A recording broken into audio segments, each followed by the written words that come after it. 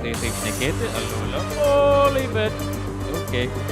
1, 2, 3. OLYBOOST Sports Bar. OLYBOOST Sports Bar. Ollie moments. Share your Ollie moments. Hello everyone and welcome.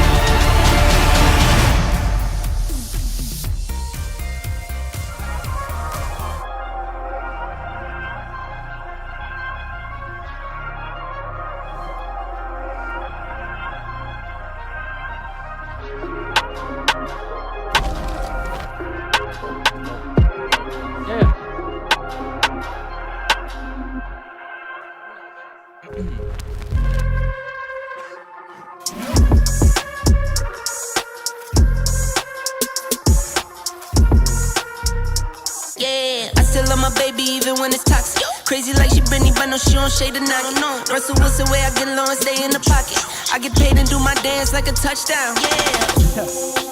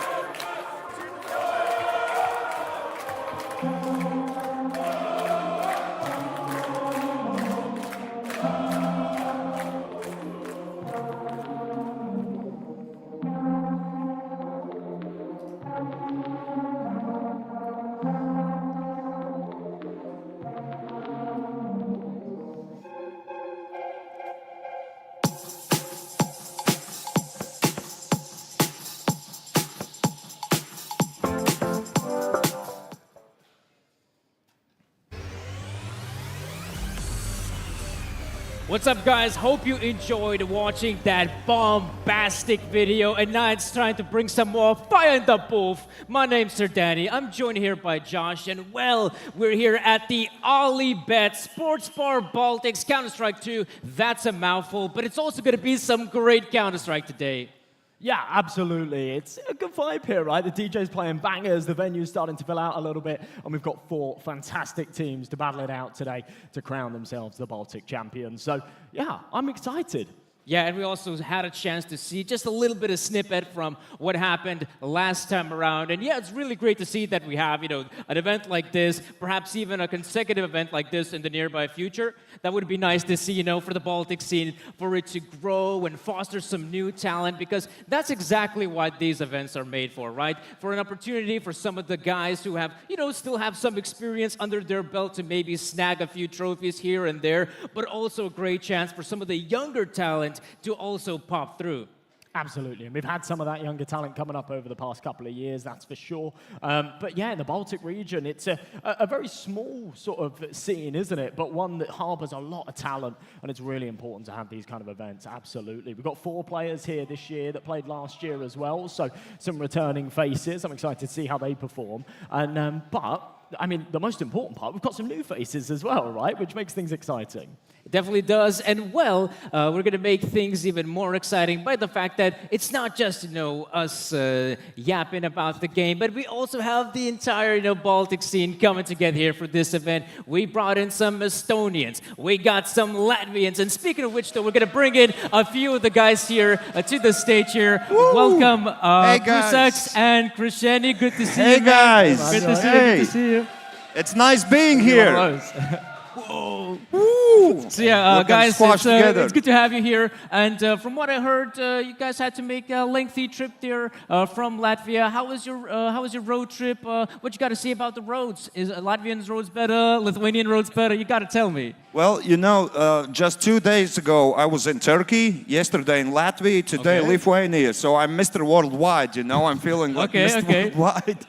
And the way here, it was smooth. Like pretty flat, just how we like it. Smooth sailing. Yeah, what Giannis said, I slept the whole way. I had to save my energy for the games.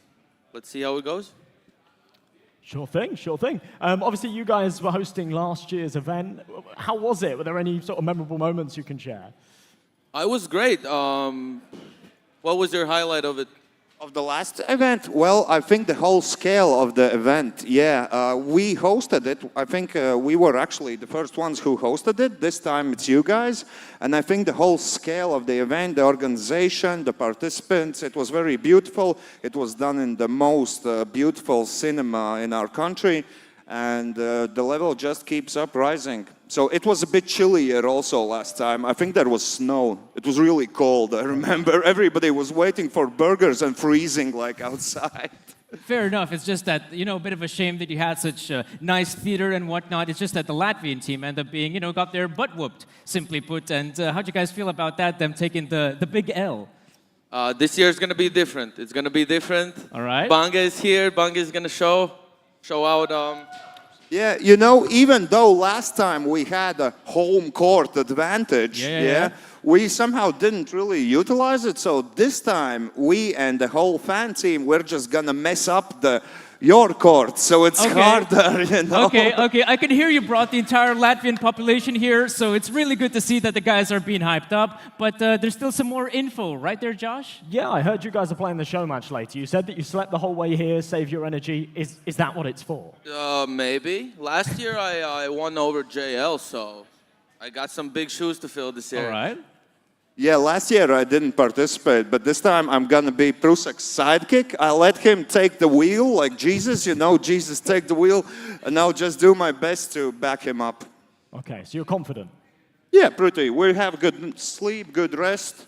Yeah, so let's pop some shots. All right, okay. I hope you guys are going to do a great job popping shots in the server as well as maybe outside the server. So guys, thank you so much for joining us for the interview, and I really hope to see you guys in the show match. Best of luck to you. Yeah, everybody have a good day. Swivel my way here back to the scene, and after that exciting interview, now it's time to talk about games, because we've got some big games coming up, Josh. Yeah, we absolutely do. Obviously, kicking things off, we've got the Latvians versus our first Estonian team that made it through the Estonian qualifier, of course, EC Banga versus Toby.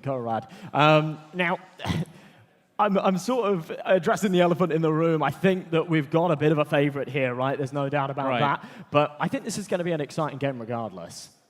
Yeah, I mean, we can talk about this first quarter, shall I say, semifinal matchup we have here prepped for us, which is going to be an interesting affair. But like you said, yeah, we do have a favorite in the mix, and I think emphasis on the last word there, mix, because sure, it's one of those tales that are old as time in the Baltic scene, where you have, a team that is, got some experienced players. They had a chance to play in the big leagues, the big stages, and now they come into this sort of local event where they will have such an easy time, I feel like, gunning down some of their opponents. But then again, if we take a look at the side of EC Banga, those guys have been putting up some work as a proper team.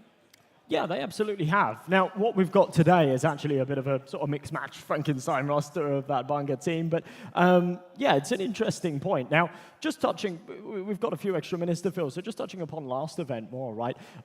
Last year, we had 2 Lithuanian teams here. On the 4 sides, we had the Lithuanian team that qualified through the Lithuanian qualifier, and then also a Lithuanian team through the last chance qualifier.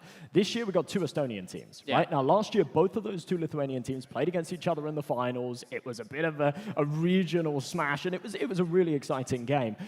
There's a chance for that again this year, right? You've got both Estonian teams on either side of the bracket. I think that there really is a world here that we could have an Estonian finals, which would be something a little bit different. I think that would be fun.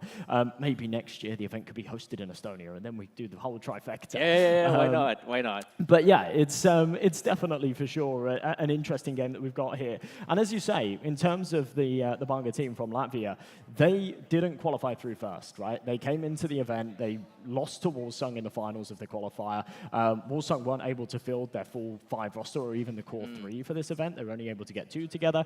So they sort of merged a bit of a team here with the Banga guys. They put 3 of the Banga guys together. They put the 2 Wolfsung boys that qualified through. And now they've got quite a cohesive 5 of some very strong players that I think could cause a bit of an upset today. But still, to some degree, a bit of a mixed team. Yeah, I still feel like, coming into this matchup, I guess the one saving grace for EC Banga that some of these guys have been, they've been playing in the leagues. I believe they do play at the ECA made, which means that they have already a chance to at least have some set plays, some setups. So they're coming into this one prepared. I'm not so sure about the Estonian side, because right now I look at them and I see individuals that probably didn't really put in much work coming into this one. In a similar vein, I would expect that what they're hoping for is just being able to out-aim their opponents. And luckily, heading into a game like Counter-Strike 2, you can't do that. If you have a great day, if you have a good chance, with the current map pool as well, I feel you can definitely, even just by having strong individual aimers, you can definitely succeed in MR12. I guess so, yeah. I mean, at the end of the day, when you look at some of these teams, especially on the Toby co-reg guys, you've got international superstars, and they're on their own teams, and they're within their own right. They're not going to be practicing together as this mix. And it's something we were talking about earlier, right? A lot of these Baltic events, every now and again, you'll get like an emerging Baltic team, and they seem to do very well, because the second that you have a bit of cohesion, you go into the prac server and whatnot, it sort of gels quite nicely. But for the most part, you get a lot of these super talented mixed teams, players that have been poached from all over the world, that come together and play these regional events. And it leads to very exciting, very flary Counter-Strike. Well, guys, looks like we already have a chance to jump to the stage and, in fact, introduce our today's team. It's going to be EC Banga versus that weird Estonian name.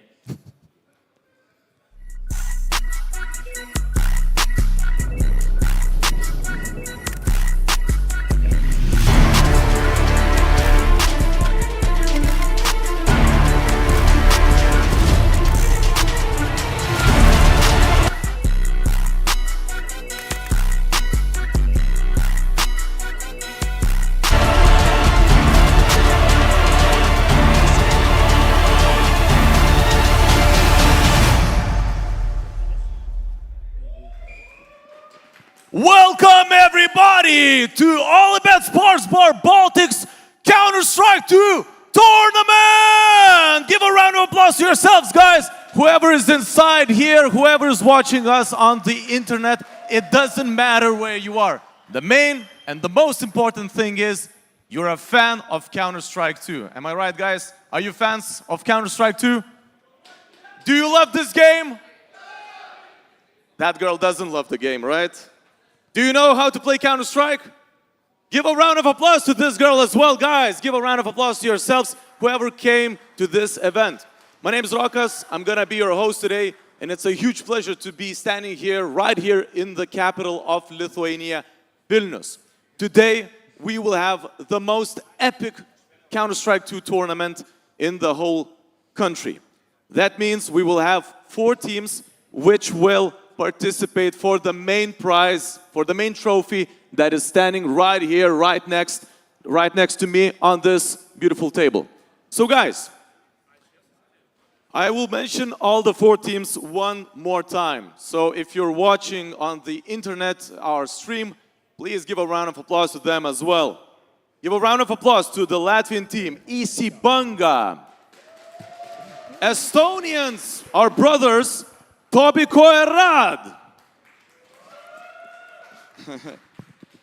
Our Estonian brothers as well, Team Esports. And guys, I expect you will give the biggest round of applause to the Lithuanian team, Granny's Knockers.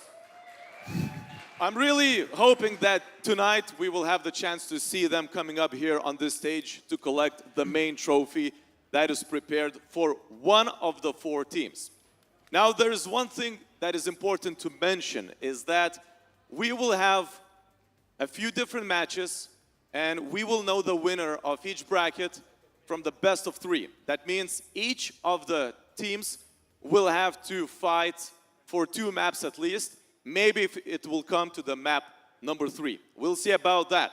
But it's also important to know that even if you're sitting right here in this, our beautiful place, Kablys in Vilnius, you have some activities. So guys, if you don't mind, turn around, you will see a graffiti wall. You're invited to write whatever you want, paint whatever you want, spray some graffiti paint like you do on the Counter-Strike 2 game. You can do that right on that stage.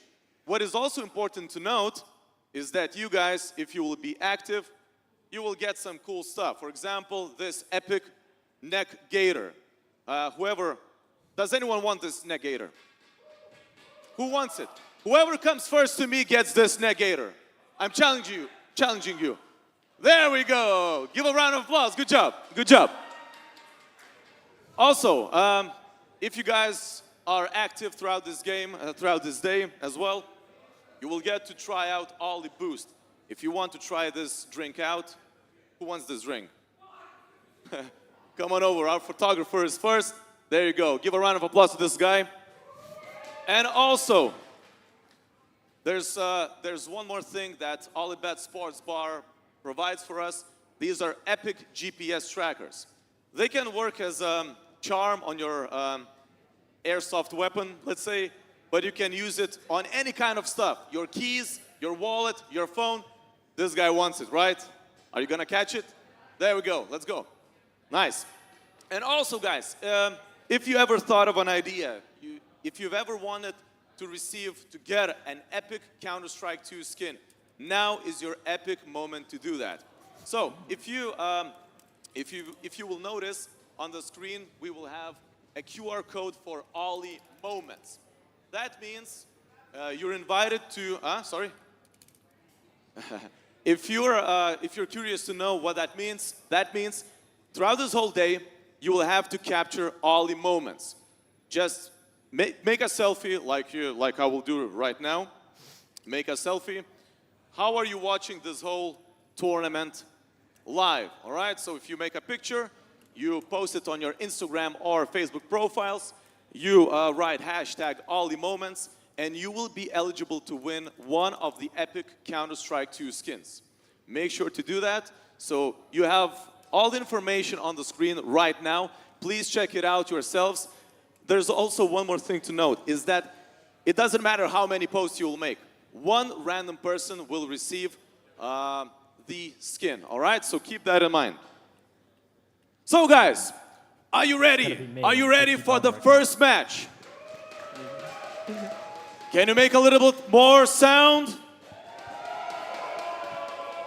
So guys, before I will invite the first team, let's put our eyes to the screens and let's watch the first movie about Team EC Banga.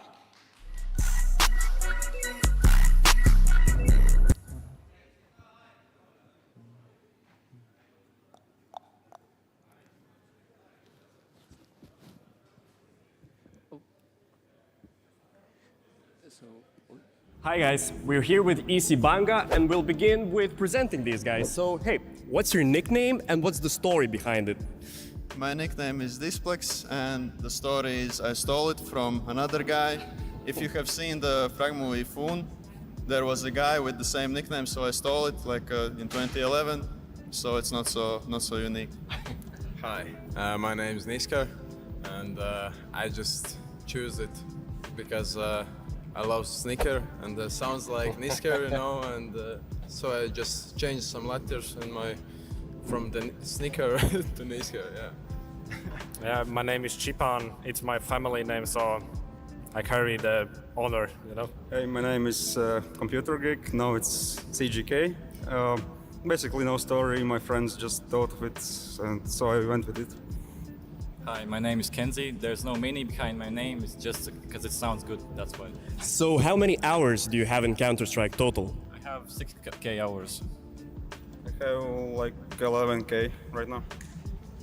I think I have 6.7K. Around 8K. 10, 11K. Okay, let's dream of a scenario where you can gather up the best Baltic roster. So which players would be in that roster? Yekinder, Brocky, no hate to the other Baltic states, but sorry, they're better. Husky from Latvia, if you know him, the best IGL in Baltics.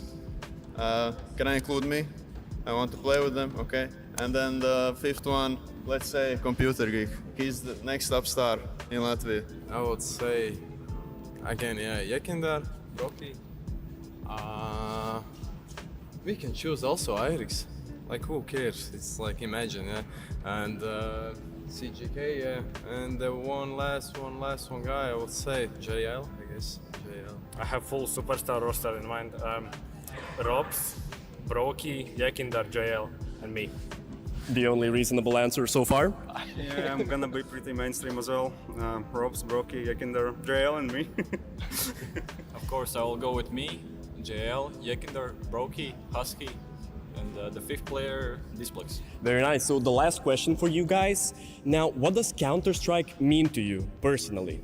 Honestly, there's not a big story, but I started playing CS because of my brother. I think that's the usual story, what goes on. But I don't know, I just love CS. I enjoy the game, I enjoy the process, and I want to be the pro. Yeah, same story. Brothers sort of were playing CS, so I picked up very early, like at 5 years old probably.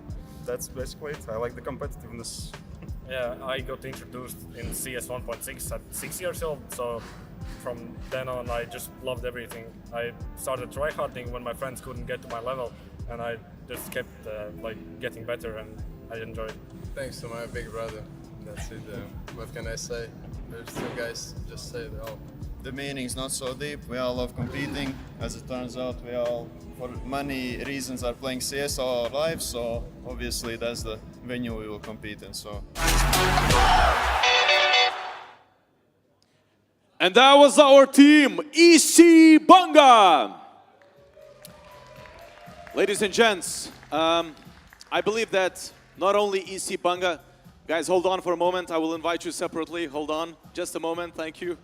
But there's also one important thing to note, that not only EC Banga, but all the other teams that are participating in OLYBOOST Sports Club Baltic CS2 tournament, they're all grateful for our sponsors and partners. So give me a moment to appreciate them as well. Let's thank our partners, LG, Ultra Gear, and Skytech for all those computers and peripheral devices that we have on our tables today, right here on this stage. Let's also thank to Panorama Hotel for our Baltic guests' hospitality. They made sure that they slept comfortably and nice. Let's also thank to OLYBOOST Sports Bar. At the event, they will make sure that nobody is thirsty or hungry. By the way, I didn't mention one important thing, that if you're planning on staying tonight here in Vilnius, there's one more thing to note, that if you're staying or planning to stay in the Panorama Hotel, you can use their special promo code, which is CS2 BALTICS, and you will get a double room for only 46 euros per night. So that's a bargain deal, I can tell you that. It's a decent price if you would compare to Vilnius prices. then you would definitely know that 46 euros per night is definitely a bargain. And also, let's thank our OLYBOOST energy drinks for being here today. As I've mentioned before, guys, if you're sitting here in the audience, if you're just feeling tired or lacking some energy, you can try out OLYBOOST drinks without any cost, all right? So keep that in mind. There's a bar behind. You can try them out. Not a problem, okay? And don't forget, the graffiti wall is also made just for you guys. So I've already noticed that people are spraying their sprays on the graffiti wall. So make sure you do that. Write whatever you want. Write a slang word, your name. Say that you love somebody, it doesn't matter. State your main team that you're vouching for, doesn't matter. Also, guys, there's one more thing to note. Behind, we have a separate place for you guys to make some posters. If, for example, you're vouching for, I don't know, maybe EC Banga, you can make a poster where you will write, EC Banga will win this All About Sports Bar Baltics Counter-Strike 2 tournament. Make sure you do that, all right? So guys, let's move on to the second team, which will participate in the first match. But firstly, let's watch a movie about them. Ladies and gents, Toby Koerad. Hey guys, I'm here with Team Toby Koerad. So, let's begin. What's your nickname? I am Clairo. H1. Fate. Zila. Aindo. HS. And how many hours do you have in Counter-Strike? I have around 16,000 hours in CS in total, I think. 14K or something. Like 11,000. 20,000 on 2 accounts. 8,000. Around 14K. So let's begin with the first question. In your opinion, what do you think? What is the situation with esports in Estonia right now? Does the general public think that Counter-Strike can be played professionally, or is it more of a casual hobby? I think mostly in Estonia it's like casual hobby, but if people really like this game, they start playing a lot and a lot more, and they just fell in love with this game and they just start playing professionally at some point. Most people don't take it as seriously yet. I don't think we have had enough big talents come out of Estonia, so I hope it will change in the future, but right now I don't think I take it seriously. I think it's pretty dead. No one really has the time to commit. The age is getting older, and yeah, so it's hard. Yeah, it's pretty dry. Estonian people don't take it seriously. I mean, it's pretty dry, yeah, and dead, and we do not have any sponsors or organizations that could support young talents, so they can take risk quit from school and do it as a job, you know. So that's why we are so poor, and we don't have any good players left. I think it's pretty up and down. Over the years, I would say every now and then you have a couple players who are promising, but nobody goes all the way and stays at the top. So on a more positive note, who is the most famous player you either played with or against? I've played with all the famous players, I think. I've played some games with Zaivu, Robs, Simple, everyone basically, and against them as well. So everyone basically. Probably it's Kevin, Hayes, Darren, and Christian, Fate, Salzar, the famous players I've played with, and I'm really glad that I've come that far that I can play with them. I think the HS set up the bar very high. My fellow teammate, Robs. I've also played with everyone, Simple, Zaivu against them, so yeah, it's hard to tell. Just for fun in matchmaking, I guess Robs, but in teams, I guess right now, mixed team, Aindo and HS. In this team, I think HS and Fates, but I have played against, I think, Monesi, Simple. Once we matched up with 4 Vitality stack plus their coach, with Ando. I remember it was 2 years ago, I guess, and it was a pretty close game. And there we go, our second team.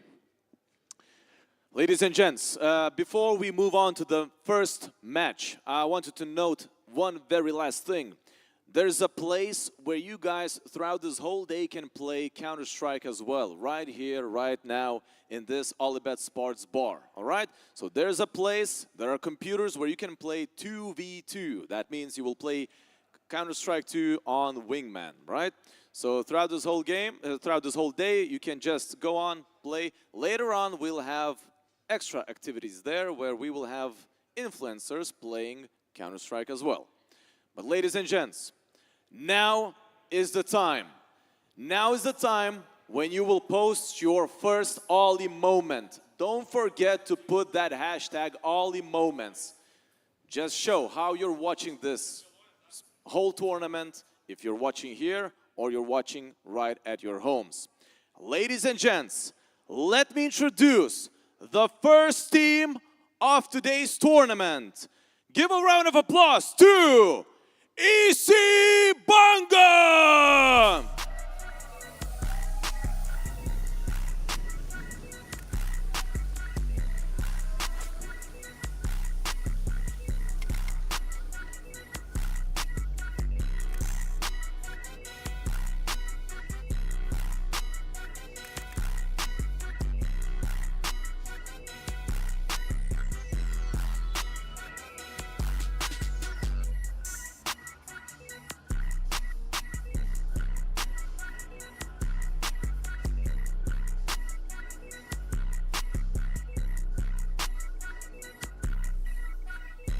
And now, their opponent team, which will also try to work its way out for the win for the main trophy. Ladies and gents, let's invite our team, Toby Koerad!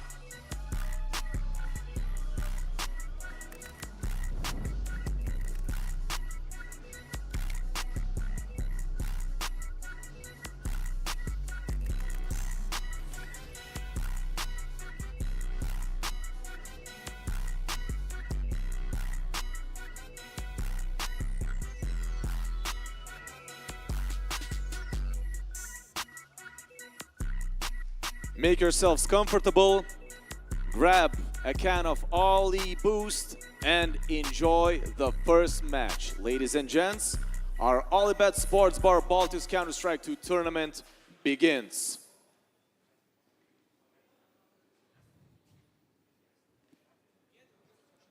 Thank you so much, Rakas, for the intro there, as now we'll finally have a chance to jump into our first best of three of the day. So Josh, we already had a bit of a chance to talk about the game, but now we should have a chance to also take a look at the veto sometime soon. I think we both sort of discussed beforehand that when you've got two mixed match teams like this, you can't lean on the veto too heavily. You can't sit there and say, oh yeah, these guys are great on this map and things like that. It really does just come down to individuals. And I think that matches like this do very much favor a Mirage, an Inferno. We discussed an Ancient, but Anubis can kind of be switch and swap there. But yeah, maps that don't have sort of loads of tactical aptitude like Nuke or Vertigo, getting rid of those, I think suits these teams very, very well. And yeah, I think Mirage and Inferno are going to be a great first couple of maps. Yeah, I mean, you take a look at the map what we have here. Pretty simple maps, but that's something you would kind of expect out of guys who have been playing CS for a long, long time. And so we do have some of those, more simpler maps, I think it's fair to call them. You got your Mirages, your Infernos of the world, out with Vertigo and Nuke. And so as the third and final map, if that will be necessary, we will have the likes of Anubis. But yeah, once again, you come into a simple map like Mirage, and it is the pick there from Toby Koerad. I feel like they're, once again, hoping their individuals to, fire off on all cylinders from the get-go. Otherwise, I'm not sure if they have a lot of prep coming into a map like this. And fair enough, I feel like Mirage as a map doesn't really need a lot of prep. Absolutely, yeah. You've got a couple of great callers on these two teams. So HS, obviously a legendary player, fantastic on that entry role, but also going to be calling today for the boys, and a lot of knowledge, a wealth of knowledge on this guy that can, sort of maybe bring them through today's matches. On the other side of things is Chipan, the guy that's calling the shots, I believe, and yeah, they were speaking very highly of him, weren't they? In the little movie beforehand, they said, yeah, he's going to be the next best thing. So I'm excited for it. We'll see. Yeah, fair enough. I mean, you could say that, yeah, the guys are definitely confident heading into this one. The Estonian fellas, I mean, they are talking about how back in the olden days, I used to play with Simple. That was 7 years ago, so that was a bit, I don't know. I feel like that was a trip down memory lane where we still had Toxic Simple in his Toxic era. Yeah. Now, of course, we do have... Is he so much better now? I feel like Simple has changed. He has undergone some changes, I'll give you that. And so, jumping into a matchup like this, I also, once again, really hope that some of the veteran players will be able to give some, insights for some of the fresher guys on the block to be, taking those tag pauses when things are getting rough, because I do feel like they will be able to tell, but okay, we're losing 3 or so rounds in a row and things are completely going out, they're completely being derailed, so we got to take a pause, we got to have a discussion, and I feel like, coming into our Counter-Strike 2 tournament here, I feel like those, pauses is what really helps to separate some of the lesser teams from some of the more experienced teams. Yeah, it's actually easier said than done, isn't it? It's one of those things that, like, you sort of think, oh, it's obvious, right? Yeah, but when you're actually there on the stage, especially as a young player, you don't have a lot of experience playing on the main stage and things like that. When you're losing a game and you're losing rounds, it kind of flashes before your eyes. And then all of a sudden the map's finished and you're scratching your head going, oh, wow, yeah, we probably should have called a pause here and here and here. But it's too late now. But yeah, sort of talking about some of the older guys here, it's actually one of the talking points that I've written down. The average age of the tournament is about 24, which is pretty old, actually, for a Counter-Strike tournament like this. Shows that we've got a lot of experienced players here. We do also have some young guns, Clyro and Do here in the server today, both 19 years of age. But yeah, generally speaking, there's a lot of experienced players that sort of do have that sort of history here on the big stages and things. Yeah, and I guess you could also say there is a bit of a precedent in that sense as well, that usually you do have these sort of local events in the Baltics where you do have, usually it's one team that's been putting in the hours, grinding as a team, and then you have the mixed team, which usually the mixed team has more international experience. They have players who have, played in some bigger teams, bigger leagues and whatnot, and they're the ones usually to come out on top. Interestingly about this LAN environment we have here is that all teams basically here are kind of mixes or more or less have played together on some level. Maybe a core of the team has played together, and being able to slot in 2 individuals that have joined you shouldn't be a real big problem. But once again, I feel like this is a bit of a battle of the mixes here at the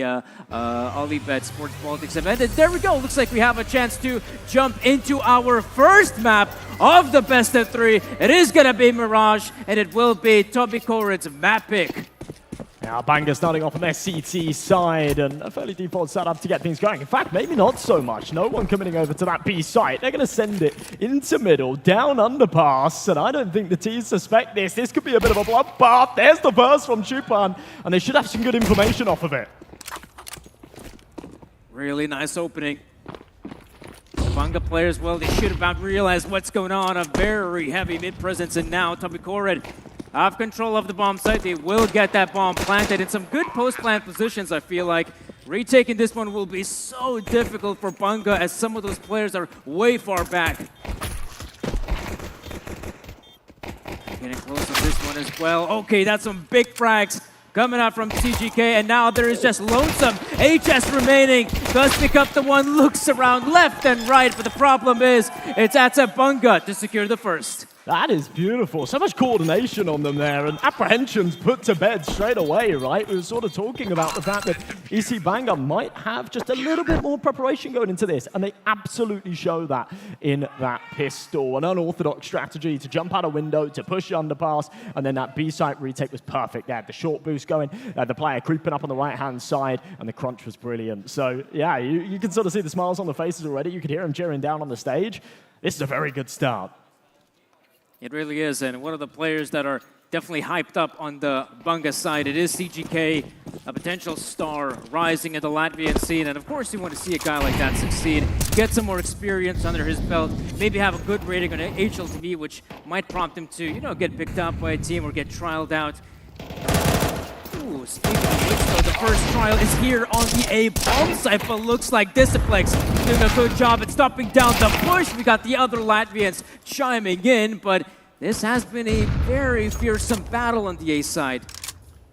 Yeah, of course. T side not going to let up. They got that bomb plant in the pistol, so no brainer on the force buy here, but so far not so good. Clara has found himself a double, needs to make it a quadra to secure the round. Otherwise, it'll be 2 and likely a 3rd for Banga in the next as well. Creeping up, though.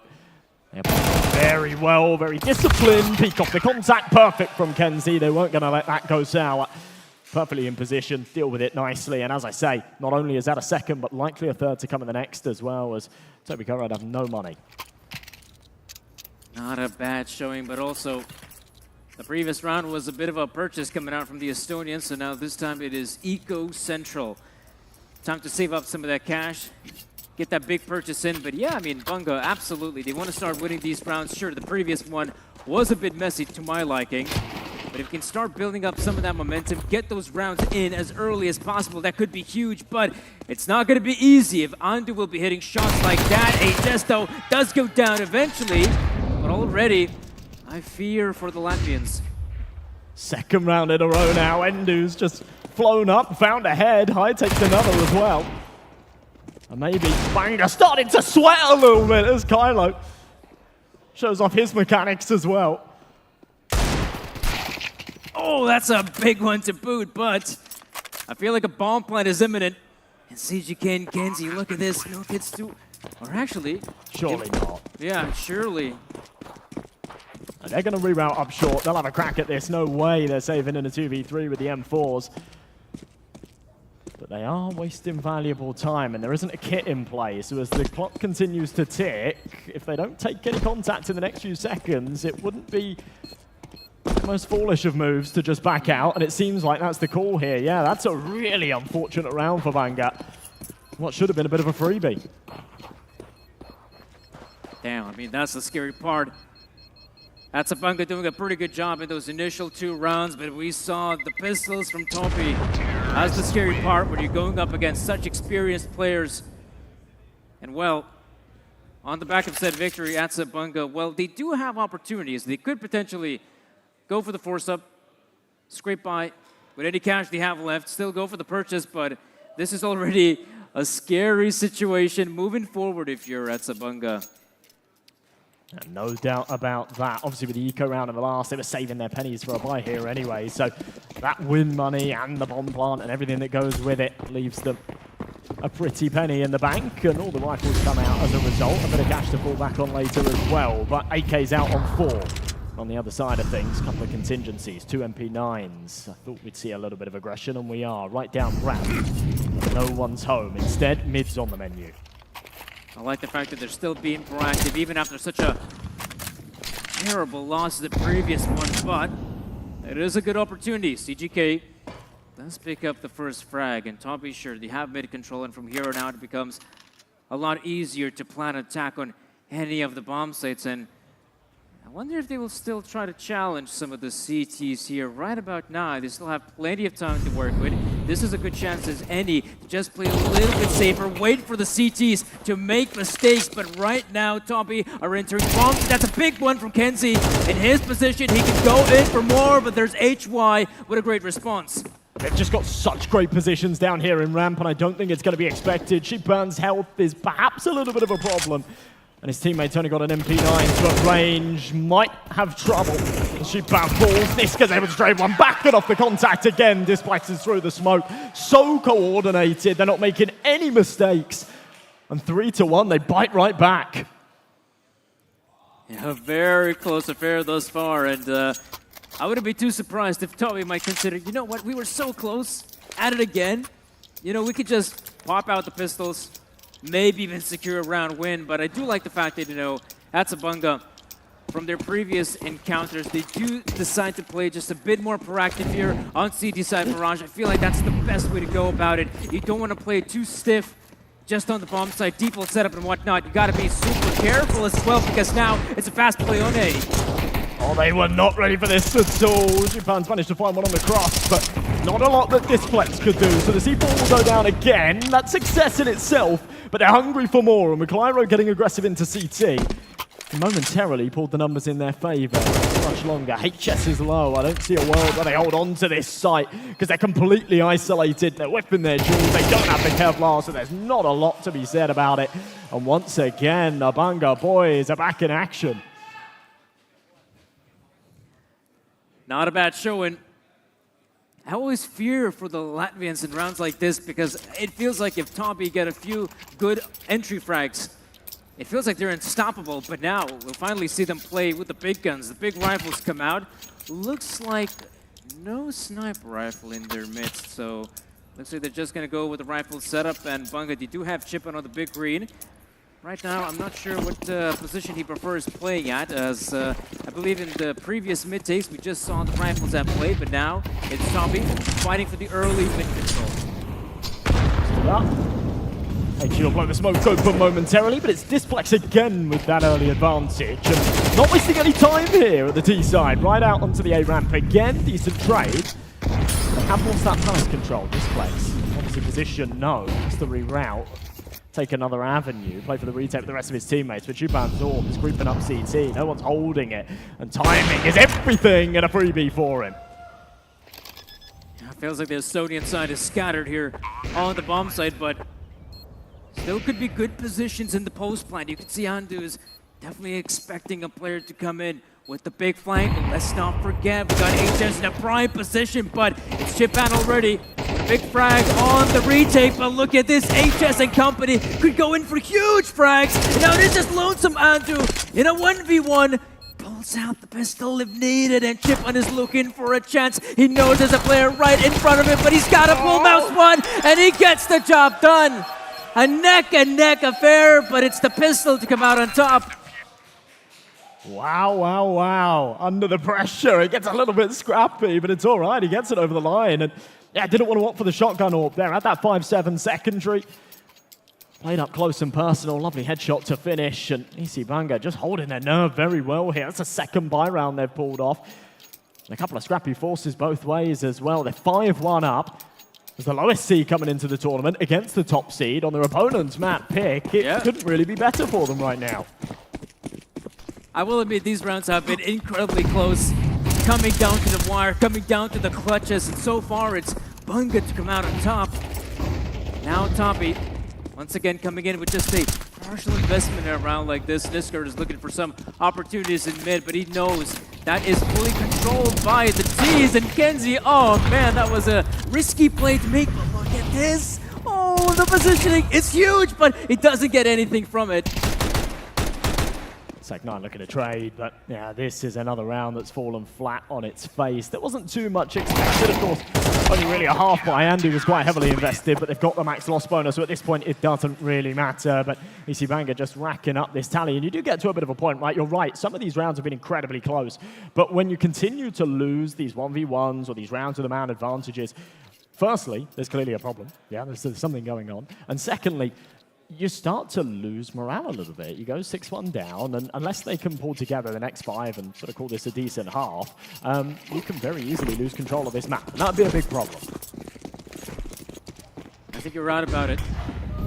You definitely lose some of that control, but it's a Banga who are gaining more and more confidence with every single passing round. And here, you do see a lonesome player looking for an opportunity there in middle, but right now it's going to come down to some big gunfights. Good response from the CTs once again. They come out on top, they have the edge. From here on out, they can just chill out. So disjointed again from Toby Gerard. Out of mid, losing that opening fight, playing for the trade, and again, Fates is just caught by himself. No opportunity to send it back the other way. A 4v2, HS on his own, peeks in, no success either. And Andu probably awaiting the same outcome, peeking into the AWP, does manage to evade the shot, but still many to come his way. Lovely headshot though, maybe the start of a 1v4, but not gonna happen. Taken care of, and EC Banga again, take another buy round. Man, oh man. Latvian side, I think, are super happy. That is the Eastern European expression of happiness, Josh. Oh, yeah. And right now, I feel like if you're on the Estonian side, like this is where things are getting worse and worse by the minute. With each passing round, it feels like it is the opponents who are getting more and more confident. They're more than happy to go for some of those engagements. We see the aggressiveness coming out from Banga, having 2 players pushing top mid, leaving just a lonesome guy over at B. Even he, Chipon, is more than happy to play aggressive, but there has been just one more area of the map that hasn't been contested that often. Love this angle from Kenzie. It is expected, and well, you can't get anything out of it. Andu and HS to draw first and second blood. And Niska has to go big, looking to stop this ship from sinking, but it is right at the bottom of the ocean, and Displex has to play for damage control. Grab that AWP, try and carry it across into the next round. Better stuff from the T side. Hopefully not too little too late. There's still a few rounds left to be played in the half, and 7-5 wouldn't be too shabby. But yeah, that's a long way away as it stands, and Andu punished for trying to hunt.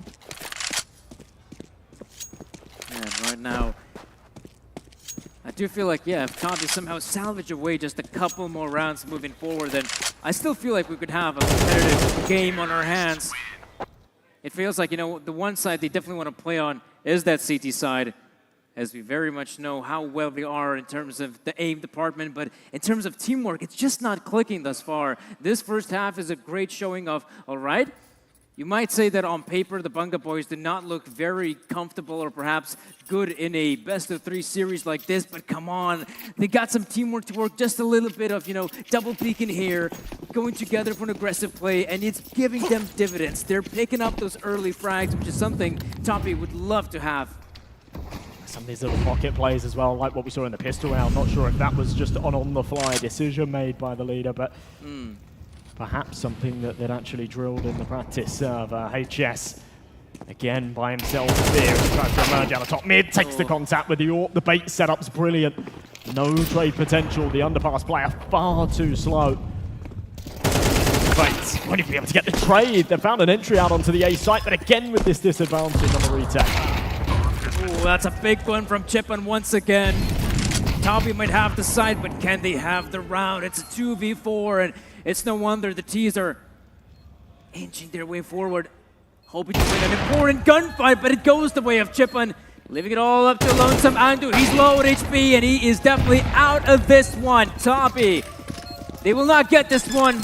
It's EC Banga to claim 8 rounds here on CT side Mirage, and well, I at least gotta admit that Toby, I like the setup, you know. From the get-go, they sent out lonesome HS there in middle to try and figure out what kind of setup they have. They notice, okay, it's a 3-man setup in mid. This is a great opportunity to push on the A-bombs. Like, they make their way through Palace, but the problem is, again, those post plants. We're yet to see a single post plant go the way of Toby.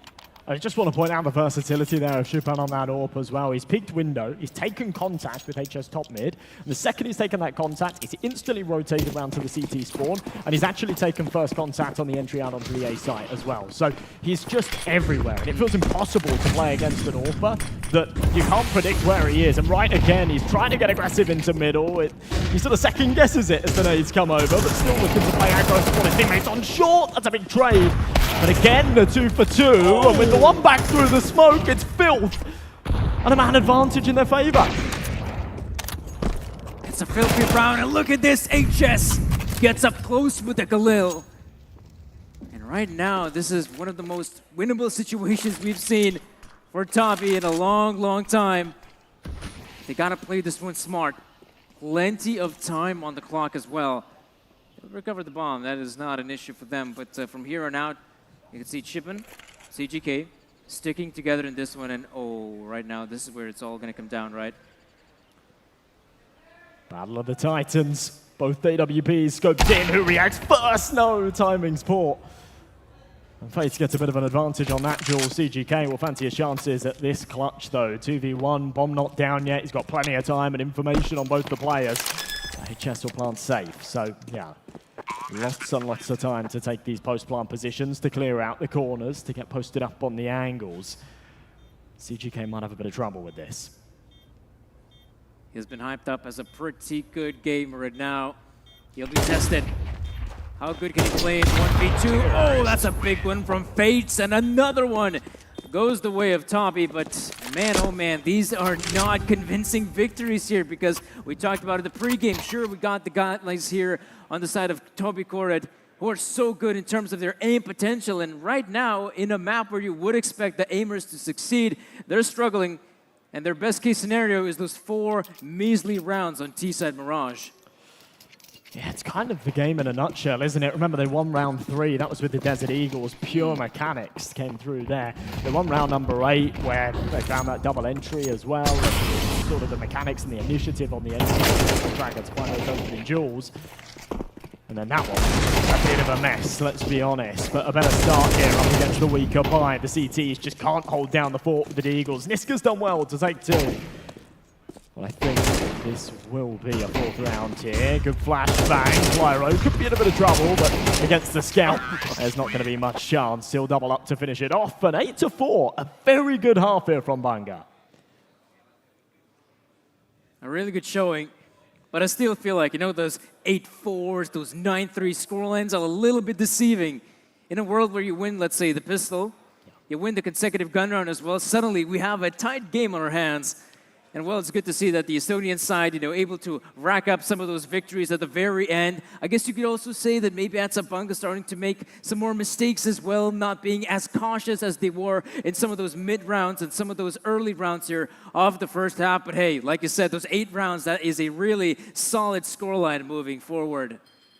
You're absolutely right. MR12 is a cruel, cruel mistress. And you can see the boys are looking happy, they're looking confident, but you are right. If they lose this pistol round, then they could be in deep water. That scoreline closes very, very quickly. We had a couple of moments there, 3 or 4 rounds, where they almost went into flow state on that CT side.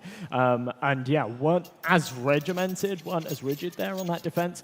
But yeah, taking a lot of initiative, playing aggressive in middle, winning those opening duels, it was working well for them. They need to make sure that they pull that leash a little bit, though. Keep things tighter as they move over to this T side. Disflex, the man with the util. A smoke and a molly on the other side. HY's got a kit. But again, slower stuff from Banga. No contact made yet. A slow one for sure. Either of EC Banga right about now, we might see the first point of contact. Oh, player, he's been spotted. Displaced position has been compromised, but with the safe setup, looks like Banga just want to keep on pushing forward. They have a good chance to take some of that shirt control. Andu's able to spot out a bunch of players. 2 massive frags here. And now Banga, they will commit on the bomb side play, but they're yet to get any more big frags. And now Toby. Okay, another big one, bomb plant coming through, but man, it's lonesome CG. Can he actually pull it off? No! He goes down, does put up a fight, but at the end, it's the Estonians to come up with a big pistol round win. What a round from Andu. That was unbelievable. 4 kills, and he was on for the ace there at the end as well. Bit of a 50-50 as he played through that smoke, but the second that he cracked that first head, fast reaction on the second man on short, and then on that retake, just supporting, and frankly doing more than that. He was doing everything there and secures a very, very important bounce. That's 3 on the bounce now for them, that all-important second half pistol. I think we'll see a force play here from Banga. They did get that plant, so we're going to give their opponents a taste of their own medicine. 3 MAC-10s, 2 Galils, and a little bit of util sprinkled about, but I'm not sure it's going to be sufficient against the big guns of the CT side. I feel like if you are going for a purchase like this that includes a hefty amount of MAC-10s, you got to really keep up the pace, but look at this, the CT side, they're more than happy and more than willing to go for these early fights. And that's the scary part, because if Toby's more than willing to do this on a second round, they really want to build up that confidence from the get-go. And fact is, if they can actually just control the pace of this game, EC Banga might run into a few problems, and this might be the first one. Andu up close there, wins the first gunfight, but CGK with a great response on the second player as well, but it's Fates to reply, and now Banga, time to move in fast. You can't blame CGK there for not expecting a third con player. But the trade's back the other way, he puts it into a 2-on-2. Disflex, very low on health, he's done himself an M4. And they have got plenty of time on this clock to reroute. Still a minute left to tick. Kai has got the right idea. Maybe he doesn't, actually. You should still hear them, though. In fact, he definitely will as they continue to stomp around. So now he clocks the fact that he's wrong on this one. What a shot from Fates. Oh, my. Again, just showing off what he is capable of, but they haven't shown it in the score count so far. Maybe another. No, not quite. He's just baiting. He's buying time. You should know that HY is coming in from behind. It takes a few seconds, but that's okay. That's okay. Yeah, all right. Not a bad round. And on the back of that victory,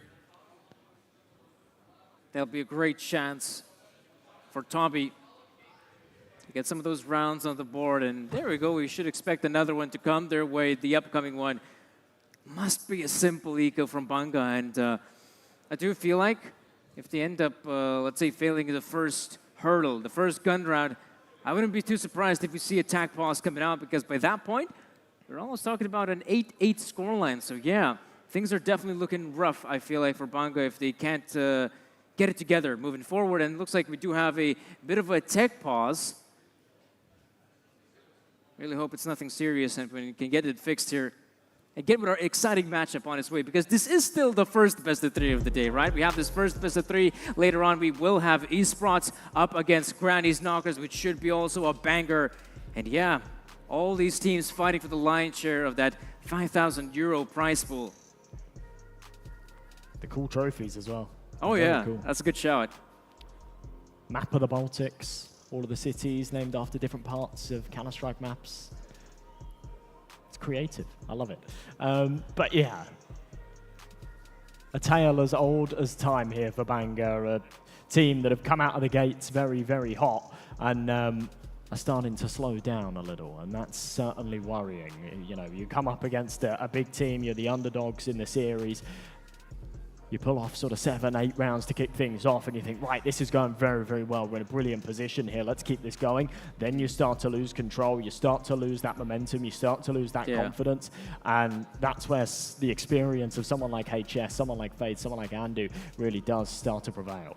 Yeah, and right now on the CT side, this is where you can say that those individuals can really rely on the plays they can make. They don't really have to ask, in-game leader, can I make this play? No, you just go out there, push the smoke grenade, and then you might find a frag or 2, maybe even more than that. And that's what you could expect out of guys like Andu, who's got some really good firepower, especially, you know, he's the one who's basically the only side, the only Estonian player who's currently playing on this team in a proper team, in a proper organization, trying to get those reps in. Whereas, you know, on the other side, you could say that Banga, at least they're working as a team, but I feel like right now on the T side, if they don't get their teamwork, as they saw in the previous sort of half, together, it might be problematic for them moving forward.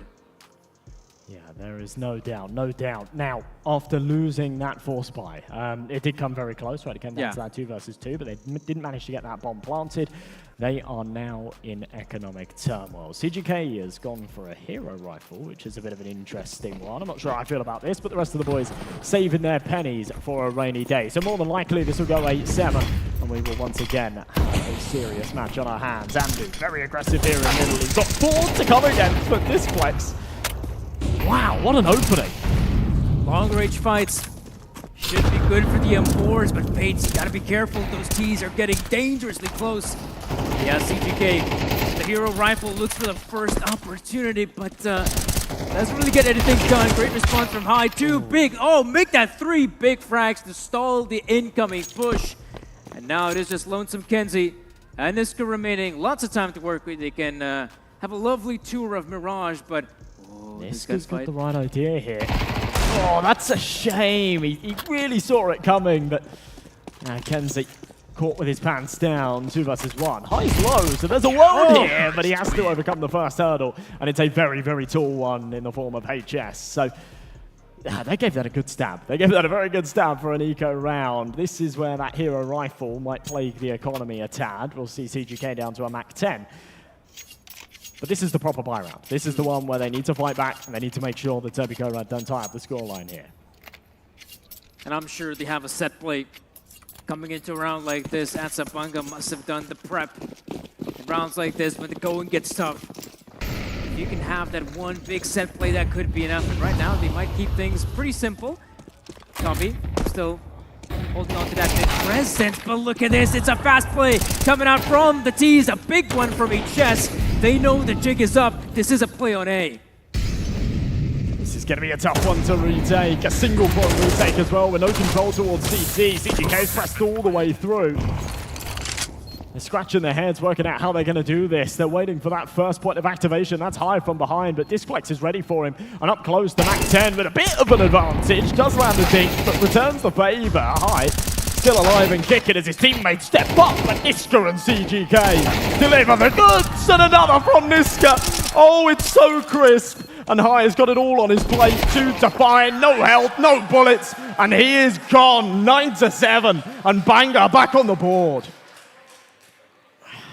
Oh man, I was thinking the Estonian side, they got a good setup coming into this one. They got a big flank coming through as well. And I was so sure High will be able to just come in, rack up those kills, but it was the players that were holding from CT spawn, from stairs. They were not able to hit their shots. And absolutely, they still want to go for those fights to make sure to draw the attention of those T players towards those positions, to allow High to make the play, push through ramp, but it has backfired. And Toby, well, not giving up that easily. They've scraped by with a purchase that is very weird on all fronts, but that is a great frag to find. Was a steal from Clyro. It was anticipated, but still gets away with the frag. Oh! Cheese will make sure that he does not escape alive. So very good trade, considering that smoke was up and yeah, it didn't feel like they could do it with the bullet. So back into a 4-on-4, still a minute 20 on the clock for them to reconvene and cook up a new strategy. Right now, this A bomb site looking a little under-defended. That seems to be where Banga are headed. They've got the right idea. And a lot on the shoulders of Andu here in Sandwich. And he's only got a Desert Eagle. Not a lot to work with. Not to mention that all the big guns are a bit of a different part of the map, but look at this. Slowly but surely, Banga just shifting their way forward, and this angle is always so dangerous to go up against because it's on the other side. Only the one frag thus far, and now it's obvious for Toby. This will be a commitment on A, but Banga, they're taking their sweet time. And remember, there's still an AWP at play. Fates gets a big one, and High is able to spot out the player, but doesn't get the frag just yet. Oh, that's huge from Displex. A must-hit shot, can't follow up for the second, but it does open up the bomb site and give them the opportunity to get this bomb down. CGK, but a very dangerous game, crossing back and forth, but Displex, you demon! And you can see it on Fade's face, he's going, what has just happened? Oh my. Frustration. I'm no psychologist, but that is definitely the F word, Josh.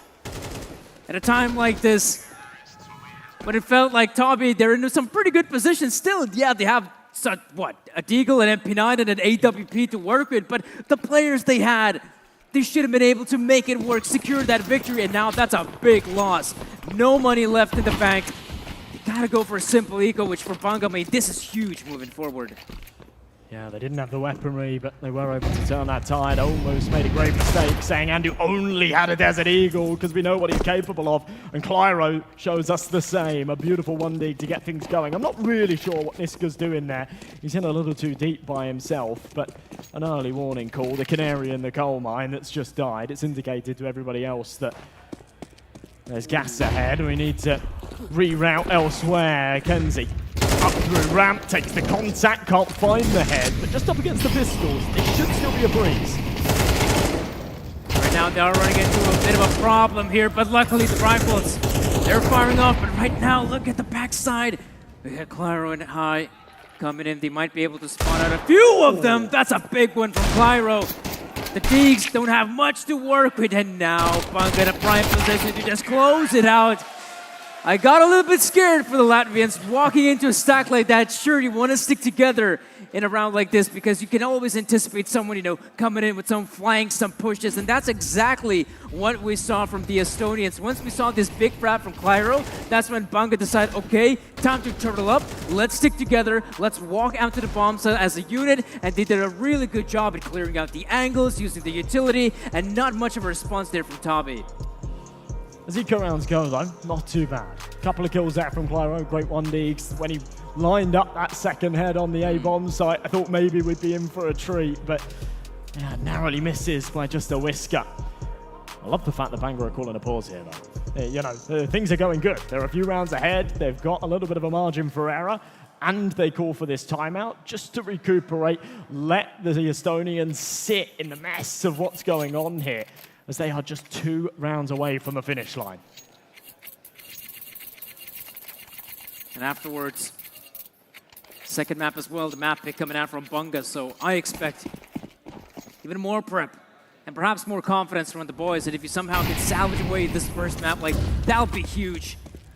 And now Banga, as we can see in a round like this, not contesting any part of the map just yet, just spreading across the map relatively evenly, looking for those opportunities, but You could say the same for Toby. Speaking of which, though, Kenzie makes the big brain play. Thought he had the good timing, but now it is a commitment. A few of those players getting stuck in the apartments, and now there's pressure mounting and high. No smoke being deployed, and that gives a chance for him, but look at this, the cavalry has arrived. Niska needs to step up big here. He knows the bomb site is heavily defended. He's got to buy some time for Displex to come up short, but HS far too aware. Things are looking too quiet. He starts to smell the blood in the water. HG goes over. A lot of damage being dealt here. There's a chance to find a couple of kills, but not going to go his way. I love that from Andu, calling for the boost, bunking up, finding the head. That's an unfortunate one. Kenzie had the right idea playing through that smoke. I love the initiative on it, but just couldn't win that aim jaw. And it's got to be said, he's kind of been the weakest link in this map, and some of these aim jaws have looked a little bit labored from him. And that was another one right there. Pressure getting to him in that big moment. Yeah. And that's also a situation of, you have a player in the lurk and sometimes they feel like, okay, I can be the one to make a big play. If I somehow, I feel this one, right? If I can push out through the smoke, I might be able to catch a player off guard. Suddenly my lurk becomes a sort of fake happening on the bomb site and we might just be able to get this one. But this one kill away. Kills are definitely important here in CS, and that's a big one already. HS out of the picture. Mid control is in the hands of the Latvians. That's an important early pickup. Remember, they've got a man down to a Galil, one with a Mac 10, so an advantage here is worth its weight in gold. Still a minute 20 on the clock to do whatever they want to do. Tons of space to stretch their legs. A good call being made to route back over towards EC bomb site as well, where the resources are actually being focused on trying to retake mid potentially. Kenzie's still here. That's an important pick. There we go. Kenzie might have struggled at the previous one, but now he might just go in for more. A second huge frag. That opens up the sight. Andu sure left standing, and he will try to take these fights, but it's a triple peak. No one can win against that, and now Fates in a 1v2 puts himself in a duelable situation, tries to isolate the duels, but once again, it comes down to the clutch, and it's the Latvians to come out on top. And another brilliant contact play, the site player. He's not caught with a nade in his hand, he's not with his pants down and the bomb out, he's ready. If his teammate takes contact trying to cross, he's gonna swing and play the trade, and it's instant from CGK. I criticized Kenzie in that last round, and he stepped up massive right there. That round's all on him. That double in mid was so important to draw the attention away and to stop that retake from coming in before it started. So important. And just look at this as well. Banga, they're the one winning rounds. And you might be thinking, all right, just keep on playing on the back of that momentum of that victory on the previous round. But instead of that, they're taking the timeouts. They're having the necessary discussions. And you can see these guys have come here to play, whereas on the side of the Estonian boys, I feel like they're just getting frustrated with every single loss like that comes down to the 1vx, the 1v2, where it feels like, okay, they got a good chance, they might be able to win this one, but I feel like in the clutching department, they just haven't won a single round, which is really scary moving up here in this second half. And a couple of times we have switched over to the stage cams. Been a little bit of frustration. Remember, this is the Estonian map pick. This will be a huge upset, and it might come through right here. Massive double entry, CGK and Shipban. He's gonna find a second. And now a 4v2, an impossible B-site retake. Clyro hasn't got the health. They've got one kit, two smokes, an incendiary, but surely no chance. And Clyro creeping his way forward. He's got HS behind him, but looking towards the left. Niska with a Mac 10 lands the head. And now all onto the shoulders of the veteran, the mastermind, but not today. EC Banga will take map one in a crazy upset fashion. An unbelievable upset indeed. Some big rounds going their way, some big clutches as well. And I am surprised to know that Banga have what it takes to secure the victory in the first map. Remember, this is also their opponent's map pick, and yet they have what it takes to secure the victory. And well, congrats for them, and I think they're going to be quite happy about this first big win on Mirage. Yeah, they certainly will be. You can see what it means to them and the crowd as well. I think some family and friends out there showing some support. But yeah, and obviously our boys that were up on the desk earlier, when they said we're going to be cheering, we're going to be shouting for our Latvian boys, I was thinking, I don't know. I don't think they've got the most chance here, but yeah, they really, really proved us wrong. That was an awesome showing. And going on to Inferno next, it's got to be said, they've definitely been doing some Inferno preparations, right? That's for sure. And I think it's going to be a great second map. All right, guys, we still have some people to talk to, and it is going to be our host to give us the most. So let's go to the stage down there below.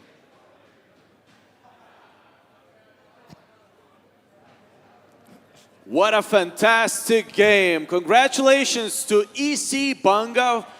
They participated, they made some fantastic episodes, and congratulations to them. Latvians proved themselves worthy. 0-1. Their EC Banga is winning right now, but let's move on from the tournament to our offstage situation here. Ladies and gents, we have two influencers from Estonia, Hexism and Karms. Welcome. Welcome to Lithuania, guys. Hi. Is this your first time in Lithuania here? No. When was the last time you've been here? Actually, this spring in Comic-Con. Oh, really? What exactly have you done there? I was ambassador for Samsung, so yeah, influencing again. Fantastic. What about you? Is this your first time in Lithuania? Yeah, that's my first time. So how do you like it so far? It's cool. It's homey. Yeah, it feels like Tallinn. It feels like home, right. Have you tried any of the nighttime activities here in Vilnius, maybe? How many days are you staying here in Lithuania? We're going back tomorrow, but yeah, we played pool yesterday, and we had a great time. It was a cool place called Bronx, I believe. So yeah, that was really nice.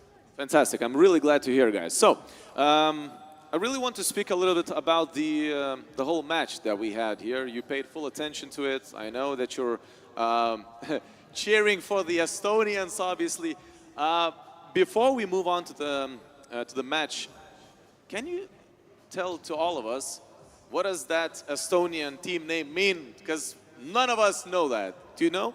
Yeah, it's cigarette dogs in like straight translation. Cigarette dogs? Yeah, exactly. Fantastic. Cigarette dogs. Did you guys know that? So speaking about the match, what were your impressions? Well, this may be an unpopular opinion, but most of the guys thought that Estonians are the favorites in this whole tournament. They might be winning, but the experience showed otherwise. What are your thoughts about that? I mean, there's still a chance. So there's, I believe it's a best of 3. Yeah, so the second map is coming. I believe they are warmed up now, so let's see what's coming up. But Mirage was Estonian team choice. What do you think will be the second map that they will play in? I actually don't know what they prefer, so I can't answer that. Okay, I understand. That's absolutely fine. So what would be your predictions for the Estonian teams that we have here? This is a tough question, I know that, but let's say you would have to just make a guess. Who do you think will win, and maybe if that will be the Estonian team, one of the two? Honestly, I think Toby probably they have the highest chance of out of the 2 Estonian teams, but maybe they should have partied less yesterday, you know, judging by the first map. So, but maybe, you know, a little break, they can recuperate and, you know, bring their A game. So that's the whole secret. They were partying last night. That's why they lost the first game. But that's not a big problem. As you've mentioned before, they warmed up. Maybe they will show better performance. So guys, have you had a chance to capture an Ollie moment? Do you know what I'm talking about? Yes. Have you already did that? Yes, we have. You can see some of the pictures on the Instagram, and yeah, we already did that. I don't know. By the way, maybe somebody who's watching us on the internet right now, maybe this is your first time seeing these two people. Maybe you can introduce yourselves and say a few words. Where can people find you and follow you, maybe on your social medias and so on? Yeah, well, my name is Karms. I stream on Twitch under the name of Karms. I mainly stream CS. I've been playing CS for over 10 years, so this is my main game. Yes. Wow, so are you a professional?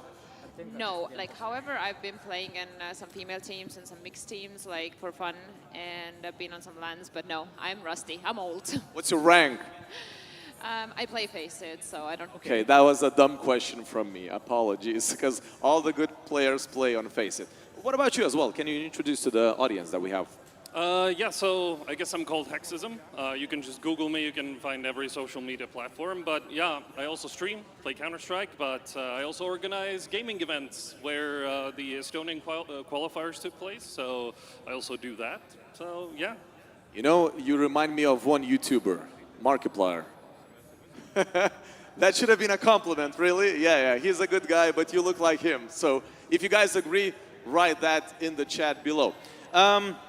Speaking about your further activities right here in this OLYBOOST Sports Bar in Vilnius, you are going to play in a show match with two of our Lithuanian streamers. And they're also super professional Counter-Strike players. What are your thoughts about that? Have you guys trained together as a wingman team, or will this be your first time playing? Yes, we've been practicing every single day. We have all the strats set, Yeah, so we are ready to take them. You're a bad liar, I can tell you that. What about you? Have you? What do you think are your chances of winning against our Lithuanian fellows? Since I haven't really opened up the game for like 2-3 weeks, I think we're gonna win. I'm pretty confident because, you know, we're going in fresh, we're relaxed and rested, and yeah, that's the key. That's the secret. Okay, I get it. So maybe you haven't lied. My apologies. So guys, let's move on to this little activity that we have here.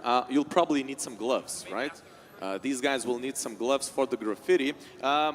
Ladies and gents, if you're watching us on the internet right now, yeah, you can put them on. If you're watching us on the internet, obviously you don't have a chance to do what we will do here, but we have a graffiti wall where all of the participants of today's tournament have a chance to come over here and spray paint on the wall.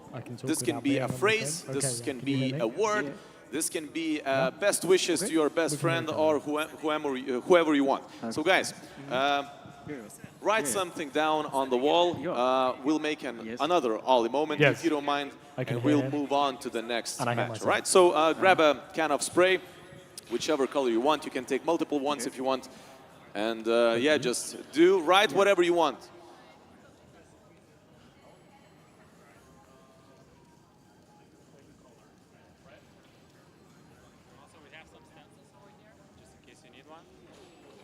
All right, so people might have missed that we have some stickers that we can use as well. Yep. As you may have noticed, guys, we have some phrases that are already written on this wall. As you can see, he's covering it right now, but there's a phrase called that is written: "Pros never fake." I may have to disagree with that. And there's also one more phrase, "Rush B," which is the best one. All right, so let's see what they will write.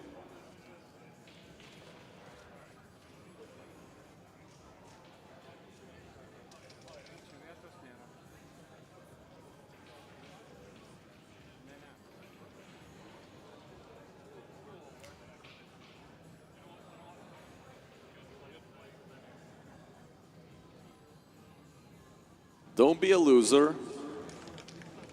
Buy a diffuse. Wow, that's a good one. You only need $400 to buy a diffuse kit. That's a good one, really. Fantastic. Nice. Wow. Do you guys always buy a diffuse kit? You should. Fantastic. So that's a very simple way just to put something on this graffiti wall. But guys, I will tell you a little secret. Something is gonna happen later on. Trust me, it will be worth staying until the end of this stream. You will be the first ones to see what's gonna happen here. So guys, let's take a selfie, if you don't mind. I want to take a picture with you guys, and we'll post another Ollie moment. Guys, don't forget that you have a chance to win epic Counter-Strike skins. The only thing you have to do is just take a selfie, film a video, put it on your Instagram or Facebook profiles. You can do on both. Just make sure to write a hashtag OLYMoments. There's no space between those two words, just OLYMoments. And just post it on your social medias, make a post or make a story. It doesn't matter. As long as you do that, you have a chance on winning one of the Counter-Strike skins. So guys, just a moment. Can we come back to the stage? Let's make a selfie. My apologies. I didn't mention that maybe before, but let's make a selfie one more time. Yeah. OLYMoment, all right? Let's do this. Yes. Make sure you do that as well. All right, let's go, guys. Thank you. Thank you. And make sure to write that hashtag down OLYMoments. Thank you, guys. Those were the guys from the Estonia. We are truly thankful that they came to this country, to the brother country. And now, this is the time for the second match in which we will see which team is the better one. May the best team win.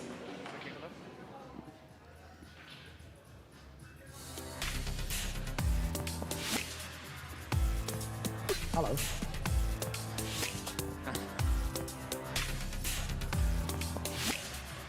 All right, guys, welcome back to our wonderful event here. We already had a chance to see the first map of the best of 3, and Josh, let's be real, that result was something we did not expect to witness. No, definitely not. That was a very, very impressive showing from EC Banga. And, you know, a bit of a testament to what we were talking about earlier regarding the fact that even though they're a team that definitely don't have the same kind of experience as the Estonians, they're a team that are practicing together. You can see that on the server. They were playing very, very good CS. They were playing very structured and disciplined CS. And it was something the Estonians just could not deal with.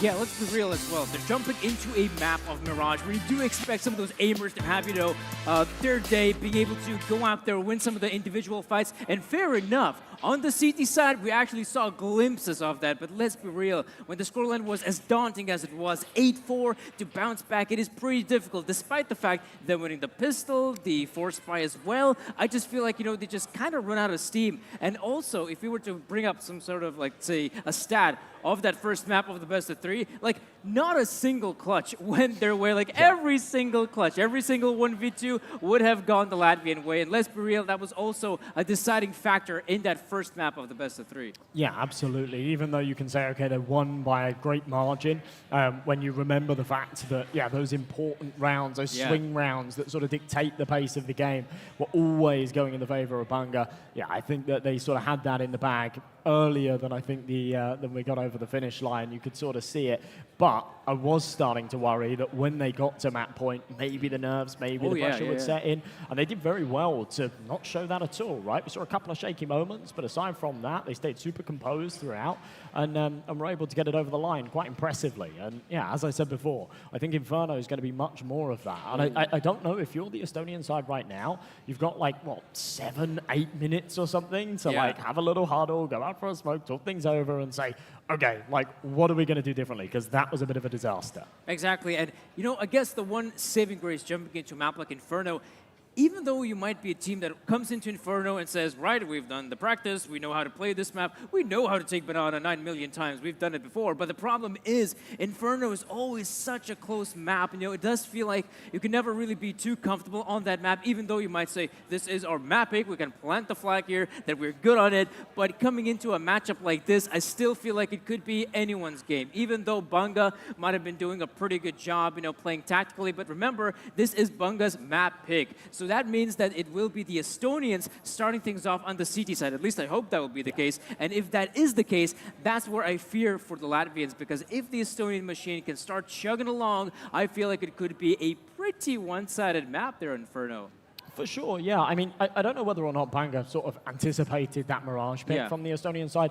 They know them better than I do. So, it's going to be one of those things that they might know, oh, yeah, these guys like to play Mirage. They're probably going to pick into Mirage. They go for those preparations. Either way, it's very clear that it's a map that's in their map pool. They likely play it in ESEA and other officials and things like that. Yeah. They have those strategies. They have that composure on the map. Going into Inferno, their map pick, they're absolutely going to have that, right? They're absolutely going to have that. And actually, you know, you expect the Estonians to start off on the CT side. I think that's a bit of a no-brainer. But in a weird way, that does a lot of favors here for Banga because, you know, they go into that side that has that tactical depth. They can start off on their T side. They can run those strategies. They can try and take control of the game, dictate the pace a little bit better, especially on a map like Inferno. It's very easy to do that. If you're proactive, you're taking the apartments control, you're proactive in taking banana control, you can really sort of suffocate your opponents and dictate the pace on a map like Inferno. And if they can do that early on and set quite an aggressive precedent, I think these guys have got this. Yeah, let's not forget as well, like, you got to be aggressive, not just the aforementioned areas of the map that you just talked about, banana, apartments. Nowadays, it has become somewhat more common to see the CTs as well, going for those mid fights, deploying an early mid smoke, even going for some second mid push as well. Like, that really screws with your head if you're in the T set. If you're not able to, let's say, do a good job at taking banana control, apartments control, and suddenly you have guys pushing out mid as well, like, it's bonkers. You can't really do much about it, really. Potentially, yeah. I mean, we did see a little bit of that on Mirage, didn't we? We saw quite a lot of aggressive mid plays and things like that. Now, I'm interested to see from the Estonian perspective if they do go for that. Starting off on that CT side of Inferno, yeah, you're right. Are they going to go for those aggressive apps pushes? Yeah. Are they going to throw a deep banana smoke and consistently be trying to take that control? I think that, to be honest, they kind of need to. If they play a very passive setup, they might get rolled. I don't know. They didn't look their best there in that first map. And I'm kind of hoping that that was just a bit of an anomaly and that that theme doesn't continue. Yeah. But yeah, some of these harder hitters, you know, we had little flashes in the pan, little moments where Andu would hit a great headshot, or Fates would hit a one dig or something, and you think, oh yeah, they're back. Now they're gonna sort of show us what they're made of. But that was about it, right? It was these little moments, and often it was in those sort of force by rounds where they were the Desert Eagles and hit a couple of nice shots and we go, oh yeah, that was brilliant. But outside of that, we really didn't see a lot from them. And as I say, I hope that that's an anomaly and we can have a contentious series now. I would even go far to say that, you know, I wouldn't just chalk it up to, let's say, land jitters for the Estonian side, because you could see that from the get-go on those eco rounds with the Deagles, if you're hitting shots like that, that tells me that, okay, you're feeling good about yourself, that you have what it takes to secure that victory on the first map, maybe even in the entire best of three. But I do feel like the guys were just simply running out of ideas. Sure, you can rely on your individuals to find one, maybe two great opening frags. And if we were to take a look at some stats as well, I mean, we did see some great opening frags coming out from the Estonians, but it's the mid-round. Like, what do you do once you get that initial frag? What do you do from there on out? And I feel like the Estonians just had no game plan whatsoever, which, again, tells me that if they will be starting things off on the CT side of Inferno, that's where they might just be able to get that good start, have your individuals firing off. And as well, the great thing about Inferno is that, sure, if you're able to find a few good opening frags, that kind of solidifies the round. If it does come down to, let's say, a retake scenario, and you have like a two-player advantage, surely you go for it. Otherwise, well, if it does come down to, let's say, a 5v4 retake, you got those 4 CTs, you go for the save, obviously. Yeah, I guess so. I mean, it sort of begs the question, how many ideas did they really come into that game with? You've got 4 teams here, 3 of which are mixed teams. And the 2, not the 2, that would make 5. The one that isn't is, you know, still a bit of a Frankenstein roster with 2 of the guys from Warzone coming over.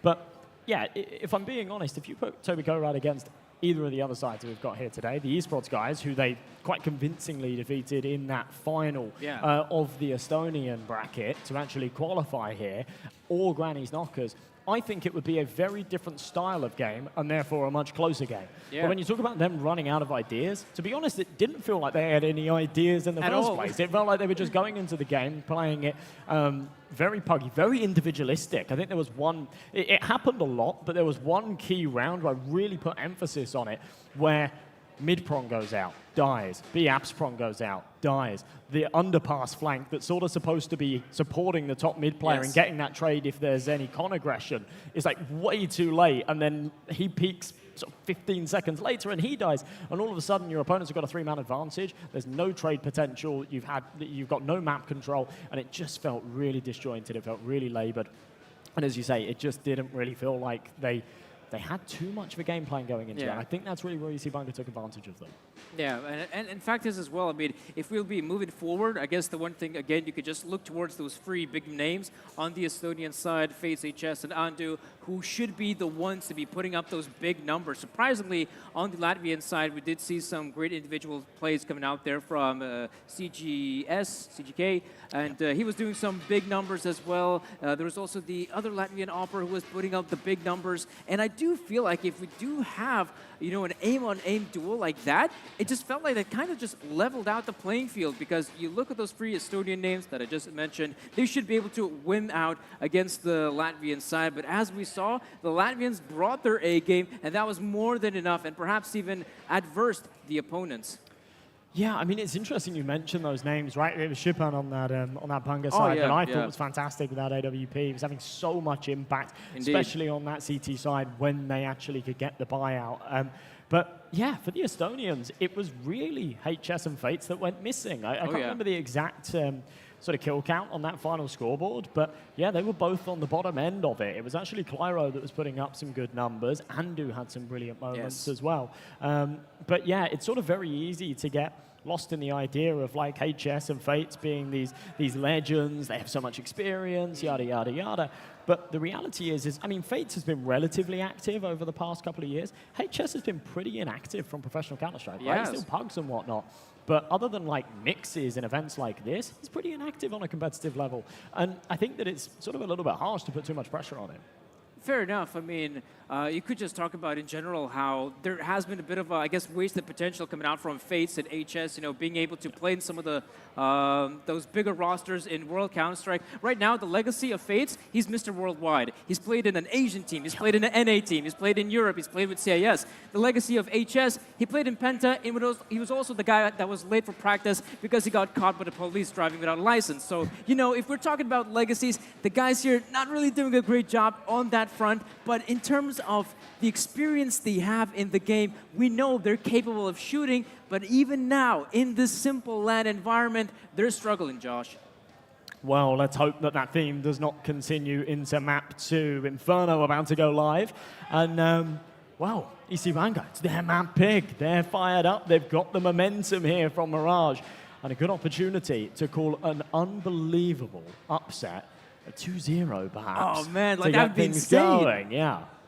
That'd really be insane to see. I mean, on the Latvian side, I mean, we talked about, yeah, they've been playing some UCA main, not the best results. I mean, their track record is like, I think, 2 wins, 6 losses, so it's not nothing to really boast about. But then again, you come into the LAN environment, and it does feel like sometimes LAN just equals out the playing field, right? If you are a team that has been putting in those hours on your aim, sure, that's great. But if you've been working as well on your set plays, on some of the strategies you want to actually put forward into the matchup, that can really save your bomb in those really difficult situations. And we saw that Banga, sure, they had some individual aim to boot, which was great, but they also had some teamwork coming in, which, let's be real, in CS, if you do have a team that is just being able to, you know, move out there with cohesion, they go in for double peaks, the spacing is good, they have some set plays and they want to enter a bomb site. That should be able to win you out every single time, despite the aim on the opponent's side. And right now, the opponent's side, no aim, not a lot of ideas, and they're really struggling coming into map number 2. Yeah, it seems like the way. You're absolutely right, though, when it comes to sort of getting up onto the big stage and lands, or evening that playing field, even on a macro level. Just, you know, you bring your own peripherals, of course. You're playing on a different PC, different monitor. The desks are different height a lot of the time. We're not Blast. We don't have the adjustable desks and stuff. So sometimes that sort of throws you off a little bit. And as a professional player, that's really difficult. But we are ready to get things going here. Mirage, our second map of our first best of 3. EC Banga 1-0 up after taking out the Estonians on their pick of Mirage. And now Toby Gorad have to bite back, or they will be making an early exit out of the tournament, and it's a long way home. The peculiar thing as well, we have Toby here on the T side of all places. All right, let's see how good the Estonians are and showing off their firepower from the get-go. It does feel like it might just be a simple commitment here through B. Look at the mid-play coming out from Banga right now, Toby. They really got to hurry up right now. They are going for the fights, and right now they're just winning every single one of them.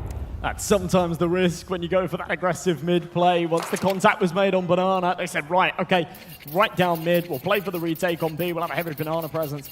That wasn't the full picture. They took that contact, but they didn't know where those remaining players resided, and they were in second mids. They were just caught in this bit of a pincer, and it was very, very awkward. But without very much success there in the pistol round, Banga go for a full eco here. We see CGK with a HG, Niska on a Deagle. Any damage is good damage, really, when it comes to a round like this. Surprised no, we have gone for just the good old-fashioned eco.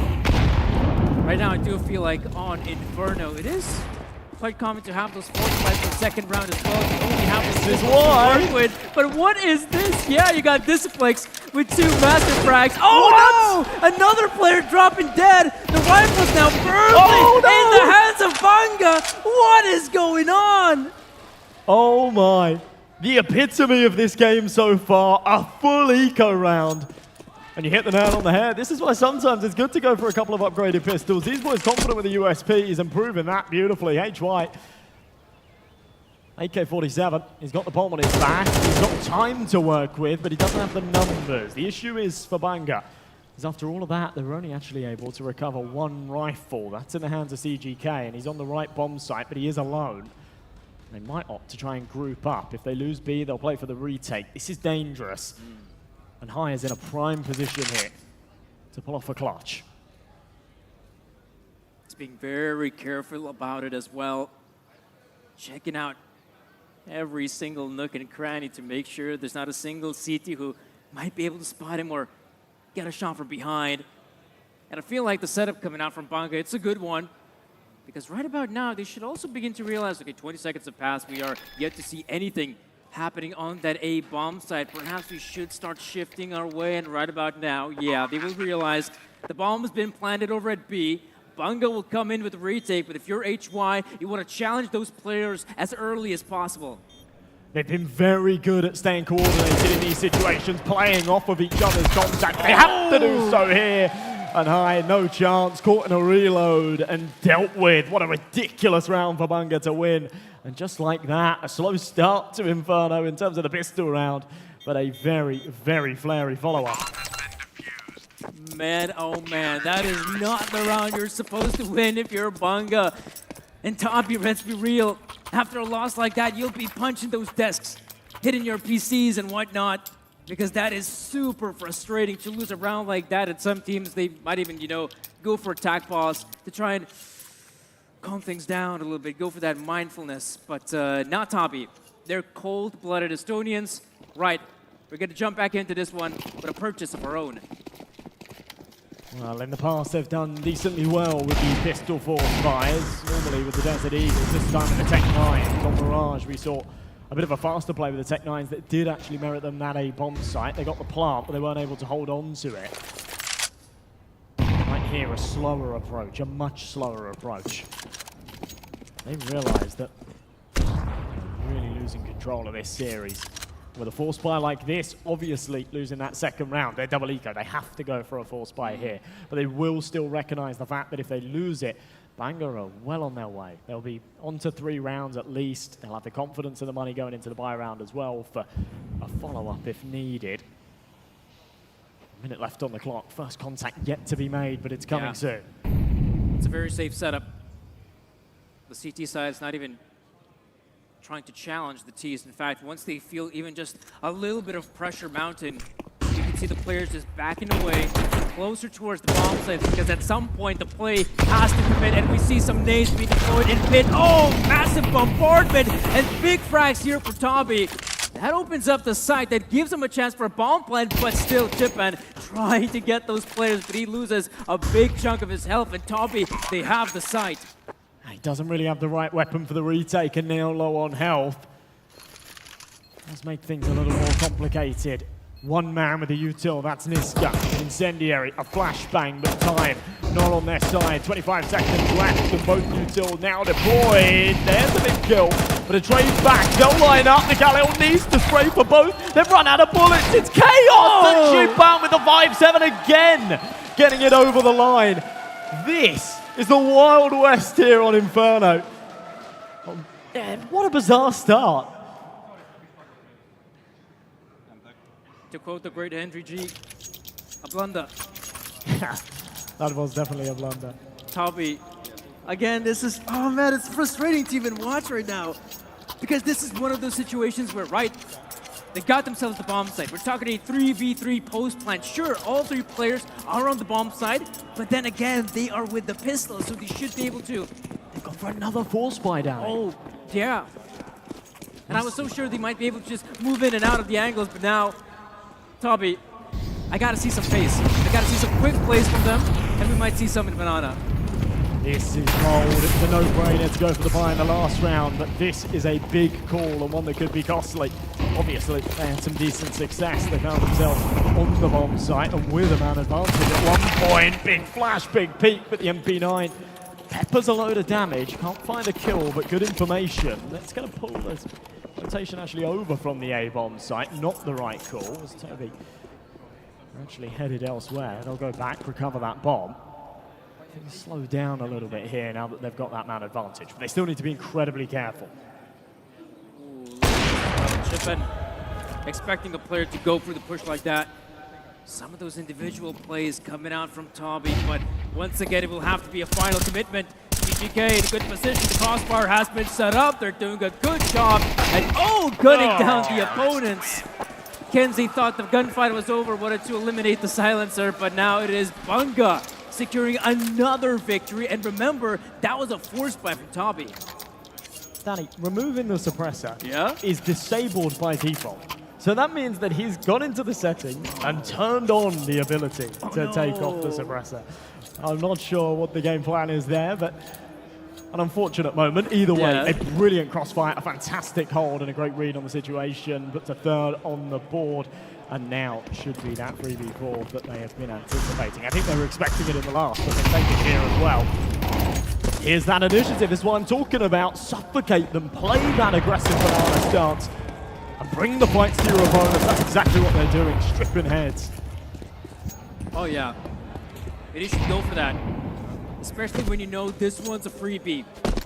Make sure that Toby don't get their foot in banana.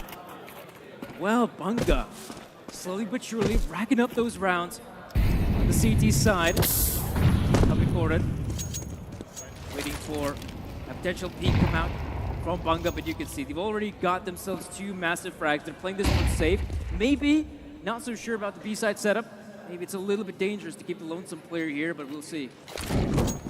Yeah, it is a bold decision, but obviously you've got to remember Displex has got that smoke and incendiary, so he can just play the contact by the time. I think he's fairly confident that throwing both of those pieces of util will actually act as enough of a deterrent. And with the aggression there in middle, could have been helpful as a retake prong later in the round, but Niska will find a kill, do a load of damage, get a bit more info as well.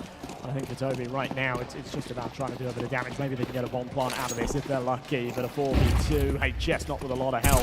Clyro called upon once again with the Desert Eagle, looking for the entry, can't find it. And the same old story. Nice shot back from HS, that's for sure. Gives him the opportunity to get this plant down. Every second passing as he's tapping in those digits. He's worrying. It's a big kill for the smoke as well. But as I say, not enough. EC Banga with another on the board, but an expensive one, considering they were against an eco there. They've given up a plant, they've taken 3 casualties, and they'll need those reinvestments in the next. That'll hurt the bank.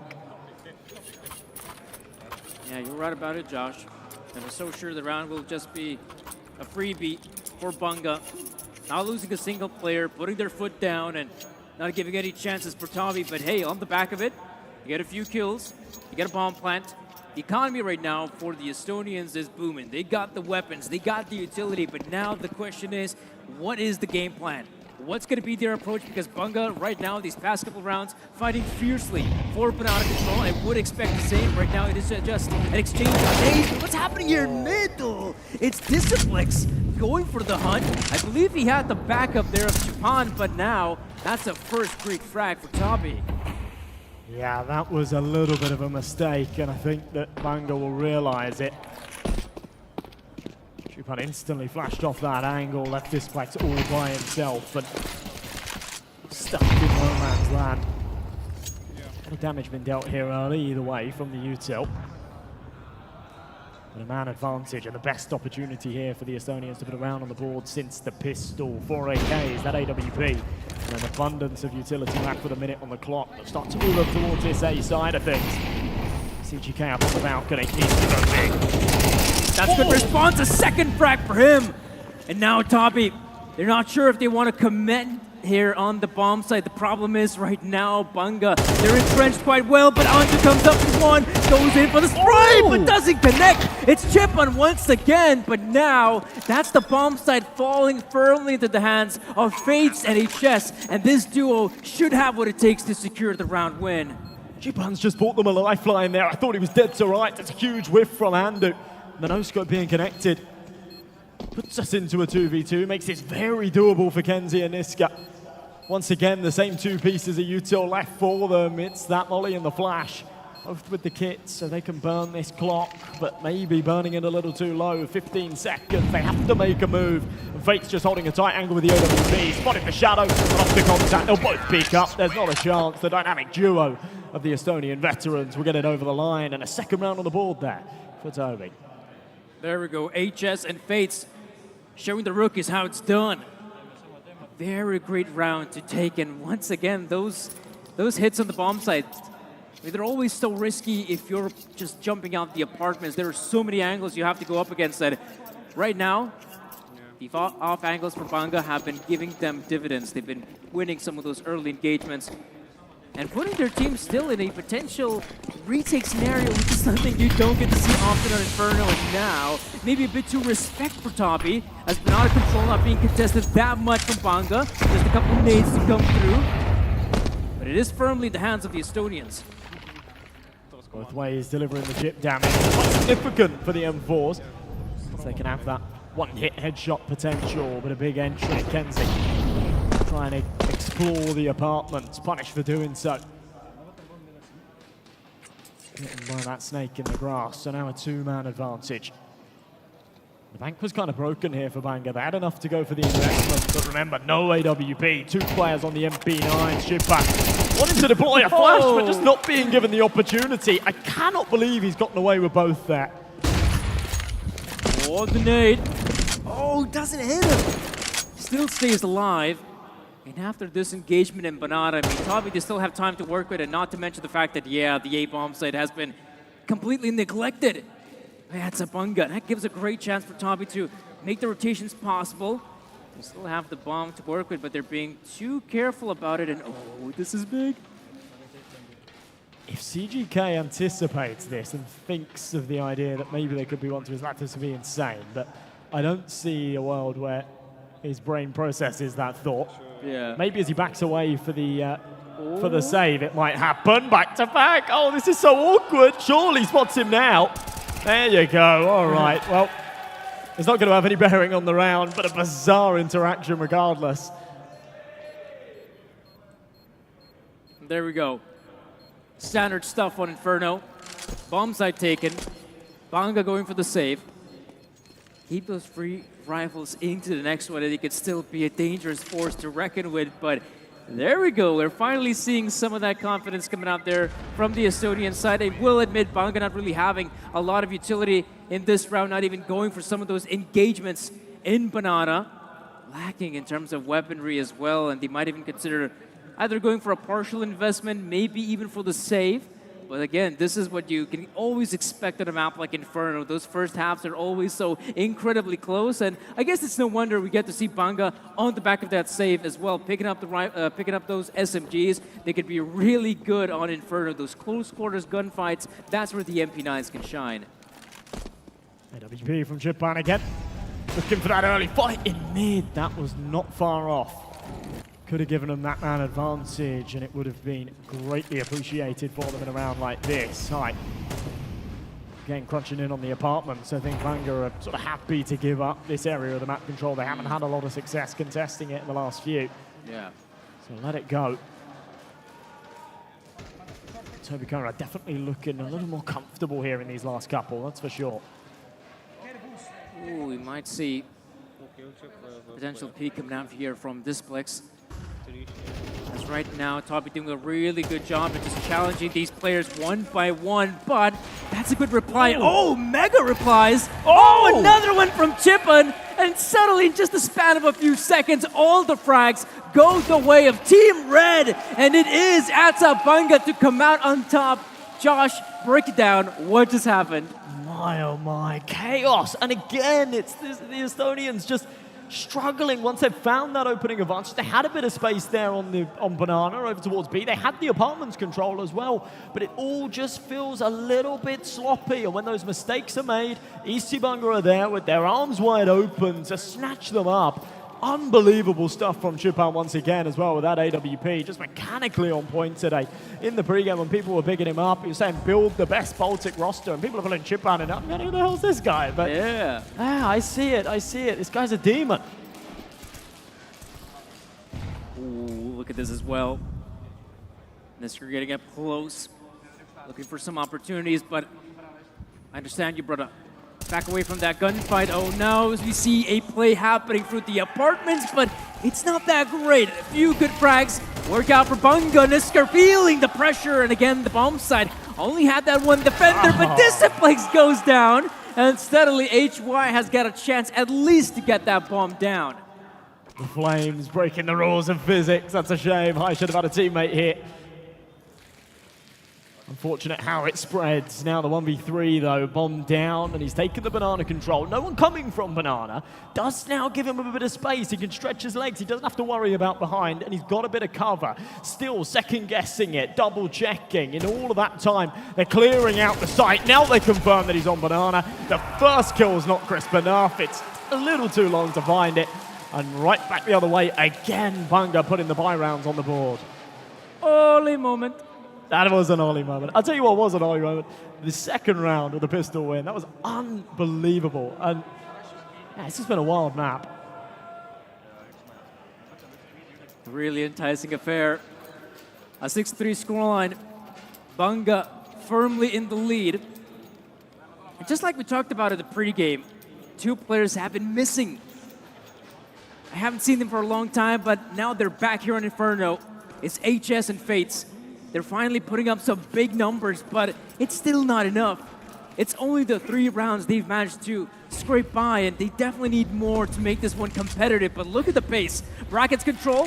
Haven't seen a lot of it coming out from the T side, and Banga now even going for those early gunfights. It's a good one for CGK, but it's Disciplex to drop dead.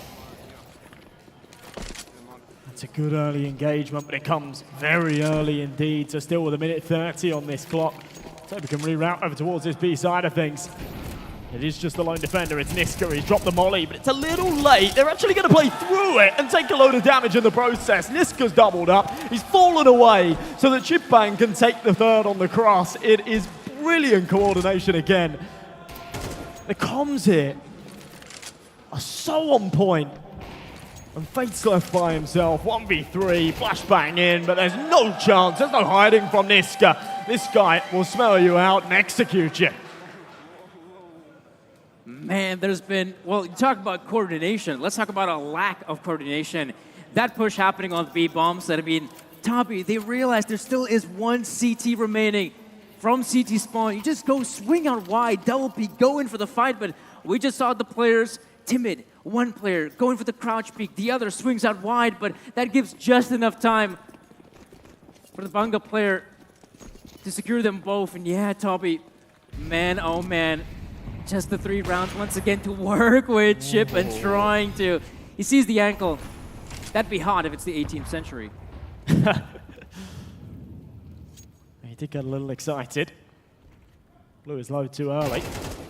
Nice shot, CGK. That's a beautiful opening.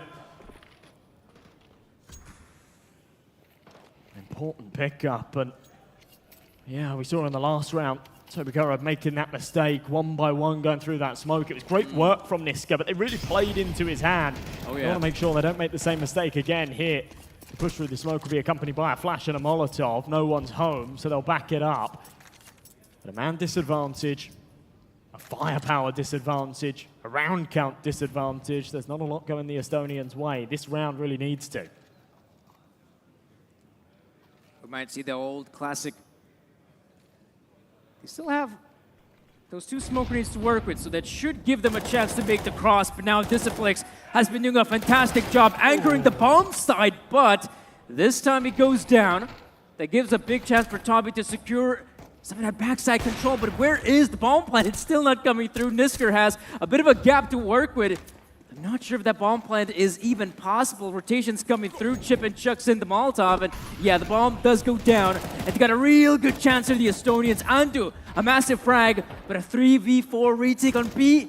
Man, I just don't see it happening. They were so scared to go for that plant with how low they all were, and they still are. But yet to find a kill, the AWP entering in. It's the worst tool for the job, but they're all on a slither of health.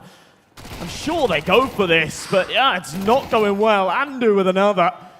Traded back out, CGK. Still a world that he gets this done. I love the double up in dark, though surely not anticipated. Swap to the M4, but Kenzie, yeah, can't be in two places at once. And as they sandwich him in, he's dead to rights. Banga, that is a round that they probably should have had, but a little unlucky there. Sometimes you can brush those off. You hit the dinks, you get them down to sort of 5, 10 HP.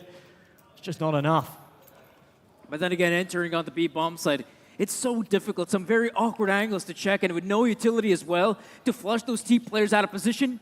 Yeah, the retake does become a real hassle. And well, looks like we are coming into the last round of the first half. And even though Banga have been doing a pretty good job in terms of their economy, right now it's falling to pieces, and the investment they've cobbled up, it is lackluster. But Chippen, front line of defense, or maybe even offense, he's looking for those early frags. It is Nisker to secure the first one. They're being pretty timid on this banana take here, Toby, and if they end up losing the first player, the question is if they want to commit, and I think the answer is a big no. I cannot believe Japan gets away with that. He goes so aggressive, and they think they've got him, right? CGK, okay. Finds himself a second. I'm surprised he gets away with that one. And the Max 7 will rock up and finish up the first half. Displaced. Where does that come from? Such a bizarre buy. They had the Max 7 and the XM. Thought it was going to be the AWP doing the work. Instead, it's the shotguns. Look at this again. Just that final bullet as he goes down and then Displex.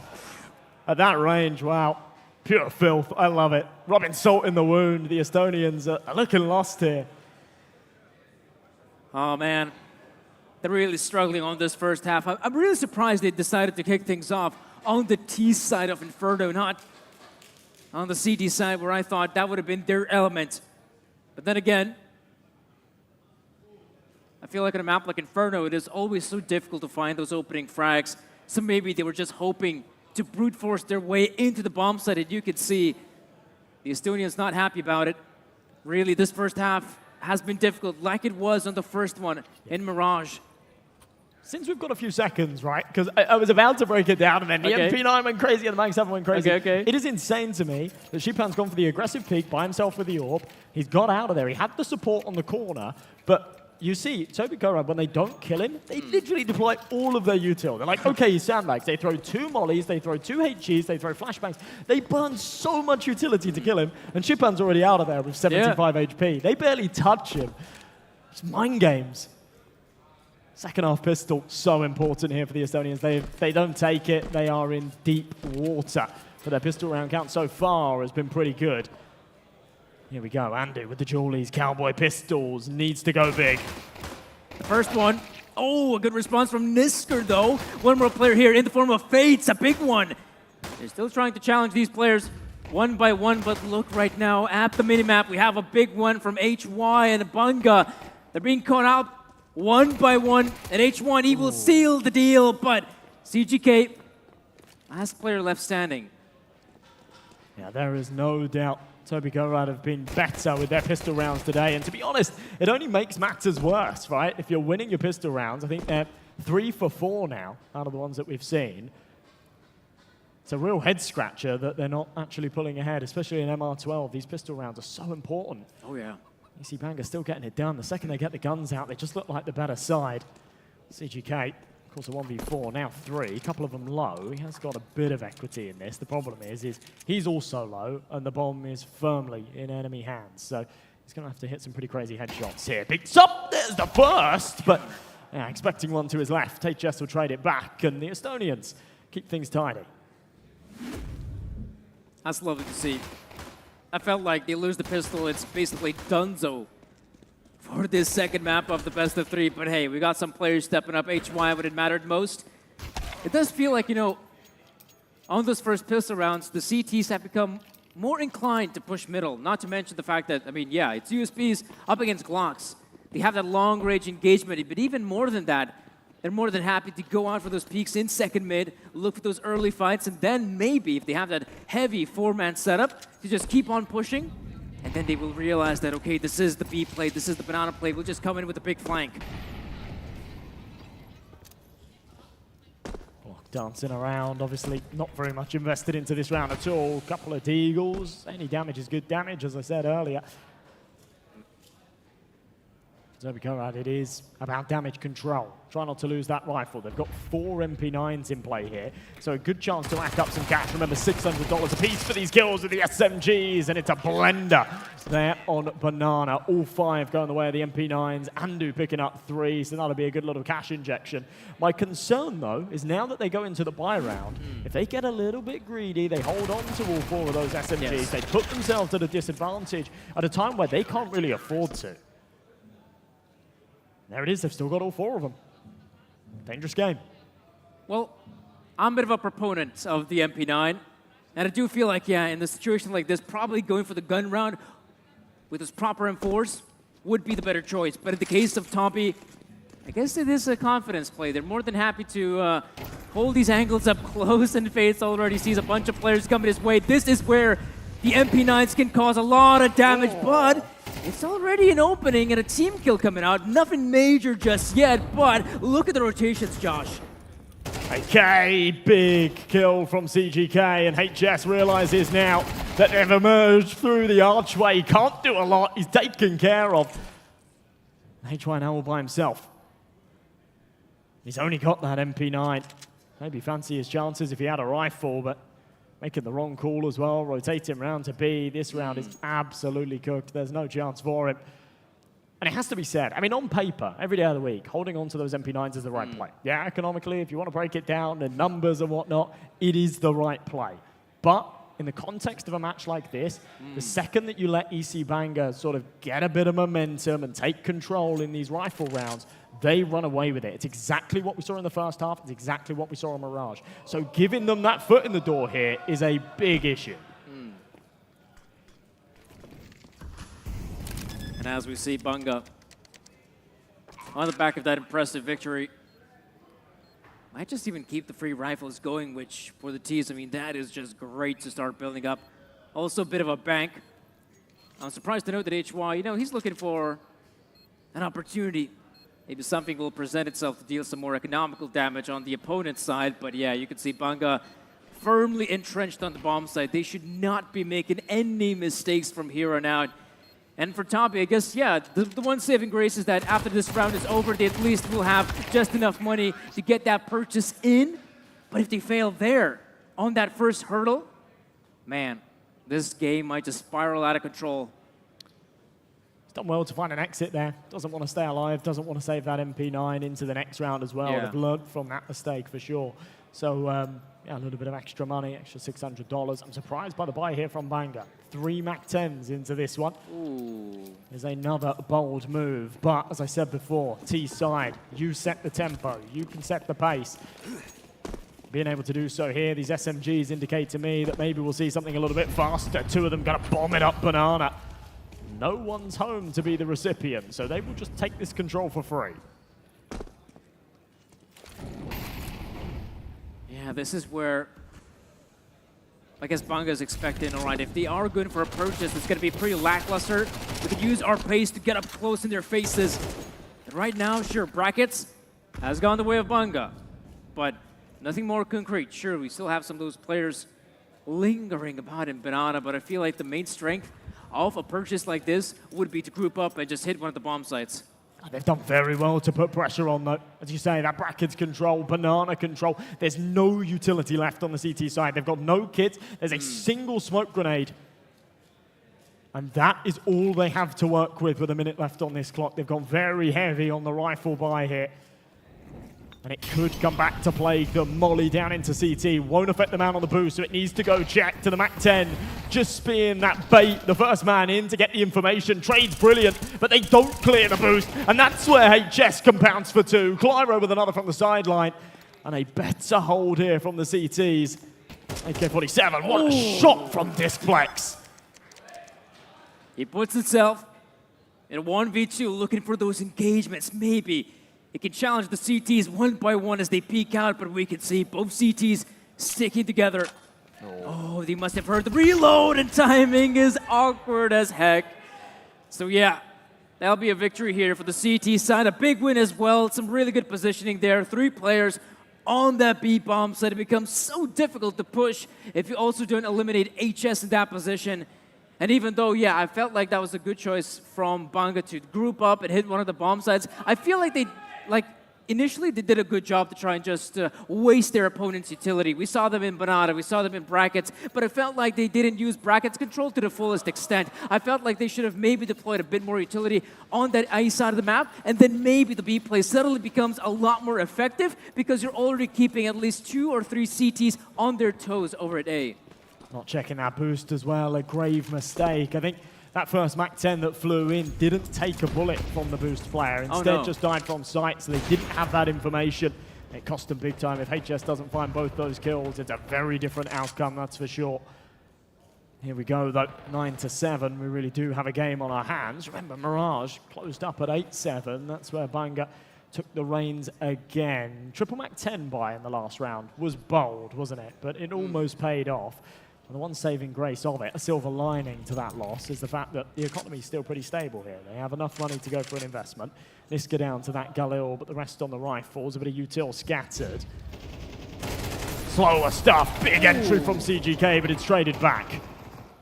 Nice one from Claro as well, though Fate's missing. The shot, his buddy goes down, but Banga, they at least keep those 2 players alive, and look at this. Right now, they're going to stick together.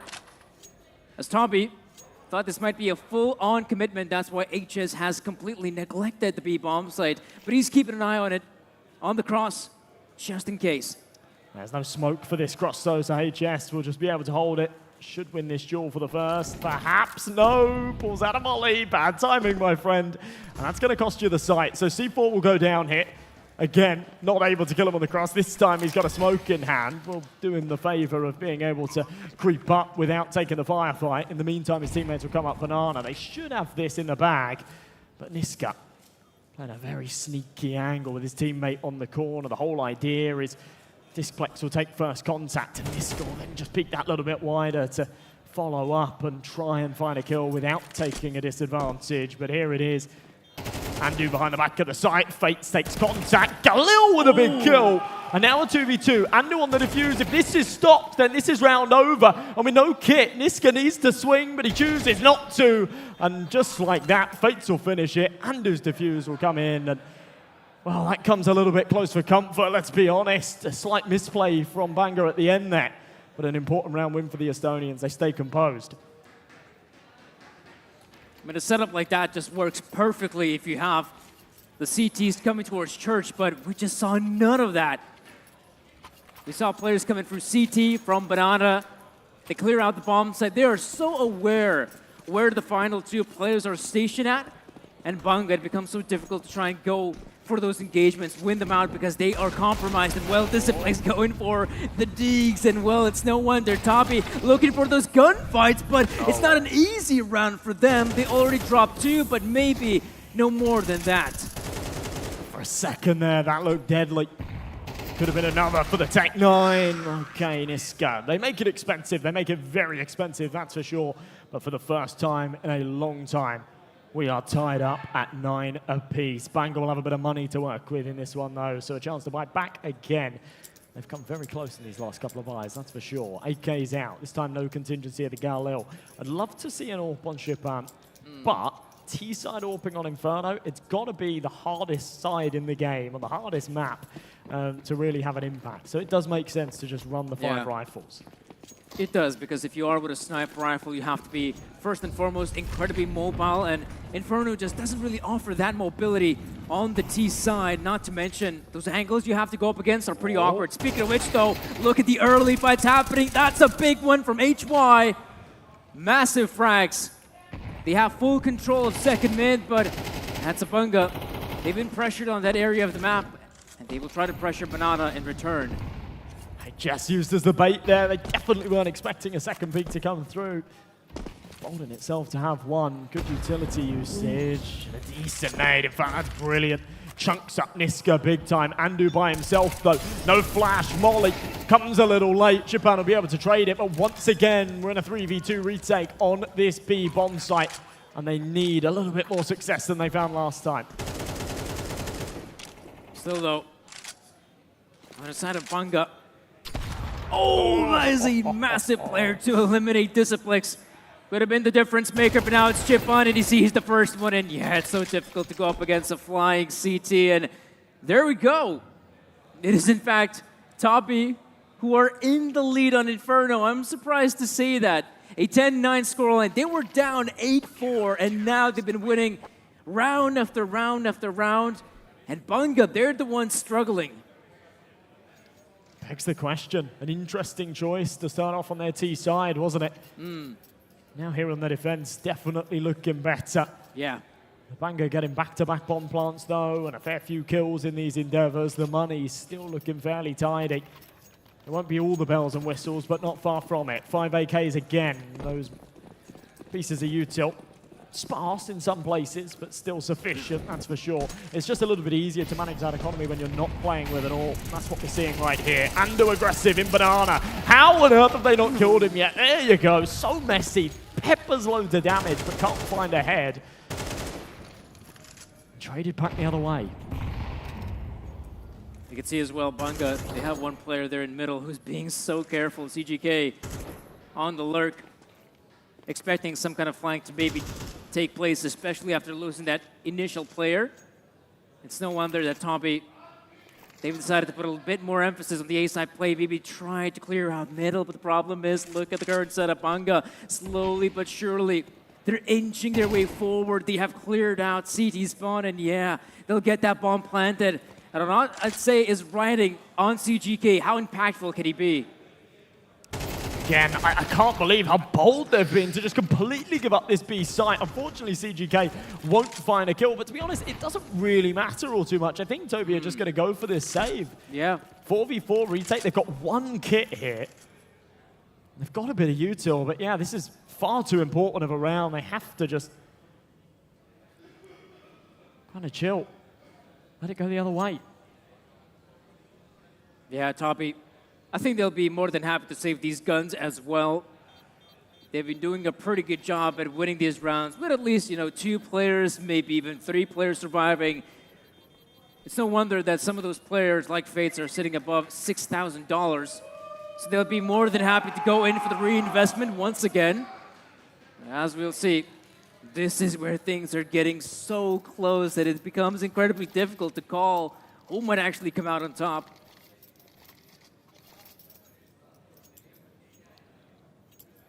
So, 10 apiece. All hangs in the balance of these next 4 rounds. 2 apiece, and we will go to overtime. One of these 2 teams needs to take 3 to pull ahead. And if it's Banga, then they are the first team through to the grand finals. And what an upset it would be.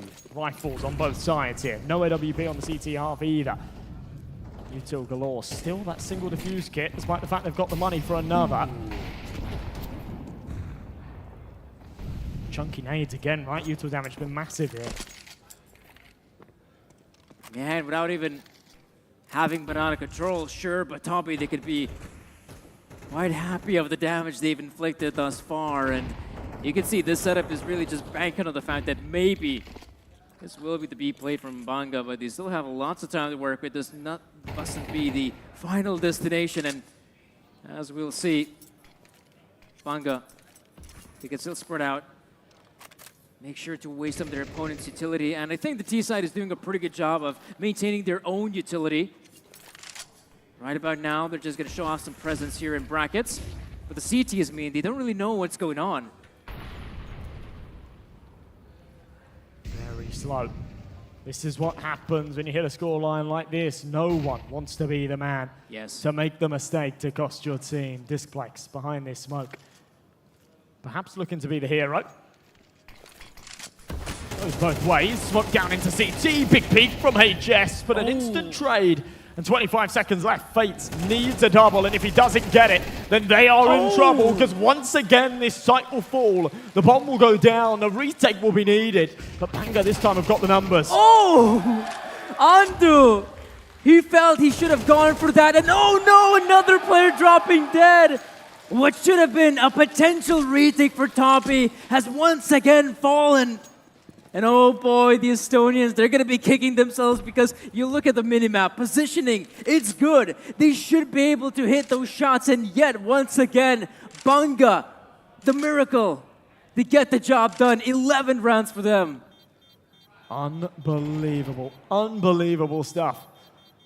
That B-bomb site just been a major vulnerability here in this second half. Toby have been all right with the retakes. Sort of split down the middle, I guess, but yeah, that was a key round they couldn't afford to lose. Now we are 11-10, and the money, it's okay here for the CT side. It's enough for a buy, but it becomes a real problem if they lose this round. Yeah, money's also going to be an issue for Toby. And think about this as well. If it comes down to another retake scenario, I'm not sure if we'll see Toby even attempting to go for the retake, because fact is, they'll just have to save their guns. We'll have to wait and see. Once again, Toby have the utility to work with. They should be able to look for some of those engagements. Oh no, Fates, he gets caught out once again! No success behind the car. It's a great opportunity for Banga. Here we go again, Andu low. I thought they were just going to burst out after finding that kill. They actually delay it a few seconds. It allows Toby to get these rotations in. Now they've got all 4 players over towards this A site. But as they fly up short, EC Banga, this is going to be a bloodbath. Surely a mess into the crossfire. It all crumbles beneath them. And the call to play in as soon as they took that contact was definitely the right one. Because they've screwed the pooch. They've left it a little too late. This was a prime opportunity to snatch the map and the series their way. And instead, they will have to do it in the next. Oh no, it's one of those NIP plays to push through A short, and it feels like almost every single time you're in such a disadvantageous position as a T. If that would have been a wraparound, we'd probably see a completely different outcome, but here, every single player just gets gunned down in the crossfire without having a single chance, but CGK still has his chance. It is a 1v3, and fact is, the players have abandoned their post over the A bomb set, and CGK, he has no idea where the final players are coming from, and HS is being incredibly careful. He's just peeking through, trying to spot out the player, and now CGK, he anticipates. He knows there could be a player in the apartments, will try to get that bomb planted, put himself in the post plant, but no, it's HS. And he's too quick, and Toby, they secure round number 11, but oh boy, I'm not sure how often could you expect rounds like that to go your way. That was a really good read from CGK. Yeah. Yeah, just great due diligence there from HS, sticking around in the apartments, wrapping around. And yeah, just running down that timer, frankly. Again, all things considered, CGK has done a very good job of getting that bomb down. Gives them that little bit of extra cash going into a very key round here. If that means they can pop out a couple of extra bits of util, then it's worth its weight in gold. And here we go again. 4 AKs. Shipan this time around with the AWP wants to try and contest Fates, who's had a much better map here, that's for sure. We were sort of leaning on him and HS, saying they weren't having the best performance there in map 1, but they are stepping up to the plate here on Inferno. 11-11. Yeah, Fates once again trying to be more proactive, but I do feel like, oh, he kind of struggled in the past. Ooh. Not this time, it's Fates and Andu, a deadly combo. That's 3 players out of the equation. It's CGK and Kenzie left standing, and oh boy, Banga. I wonder what sort of mid-play can you hope to accomplish in a 2v5 on Inferno. Oh, that was just a key duel for Niska to win, and he should have, but the reactions were too quick.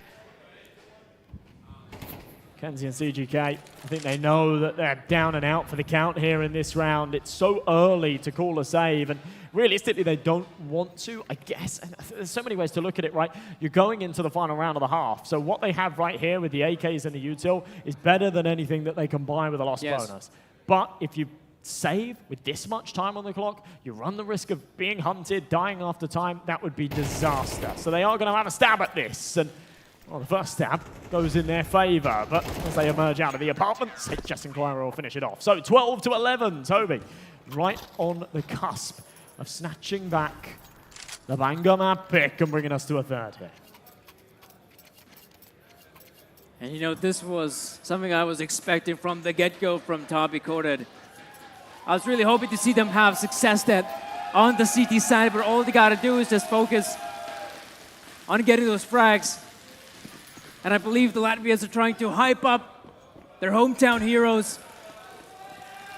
But yeah, 12-11.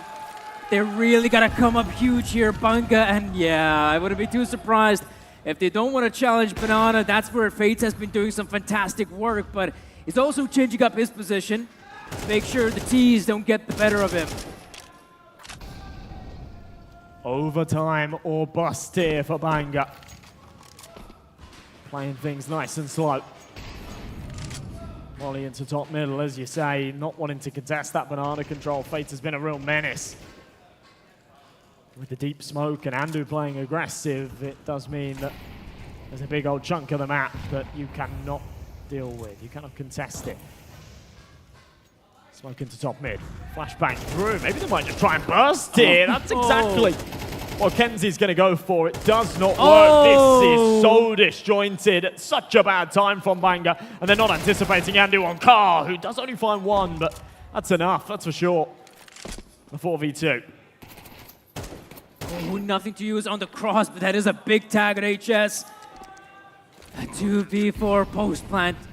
Chipping not the best weapon, but if he tries to get as close as possible, the off angle could actually go his way, and look at this.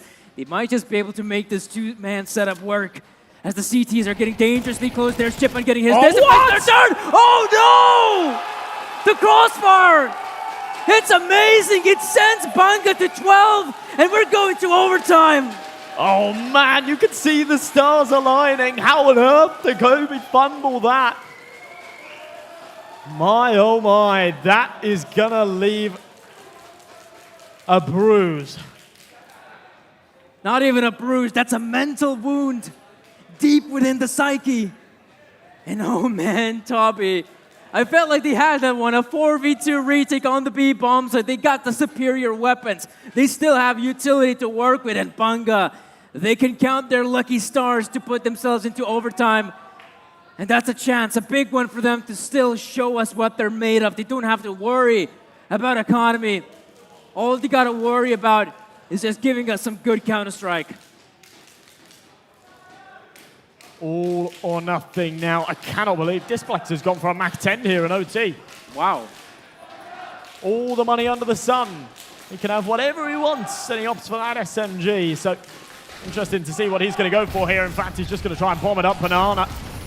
Send it. Fates will punish. He's been doing it so well throughout this CT half. I'm not sure how I feel about that decision there for Displex, but if they can trade it back, then that's okay, and that's exactly what they'll do. Big kill from Kenzie, trade back and forth. Not expecting a third man there. HS gets away narrowly with his life. Oh, what a shot. A good one from TGK. He knows the player wants to switch. Oh no! That's a godsend. As Chipman and CGK can just go together, take control of the bomb site, and HS, he's been dicked. He's already got a big headshot in his face, and well, with 6 points of health, I just don't see it happening. Truly ridiculous. They had the man advantage on Banana as well.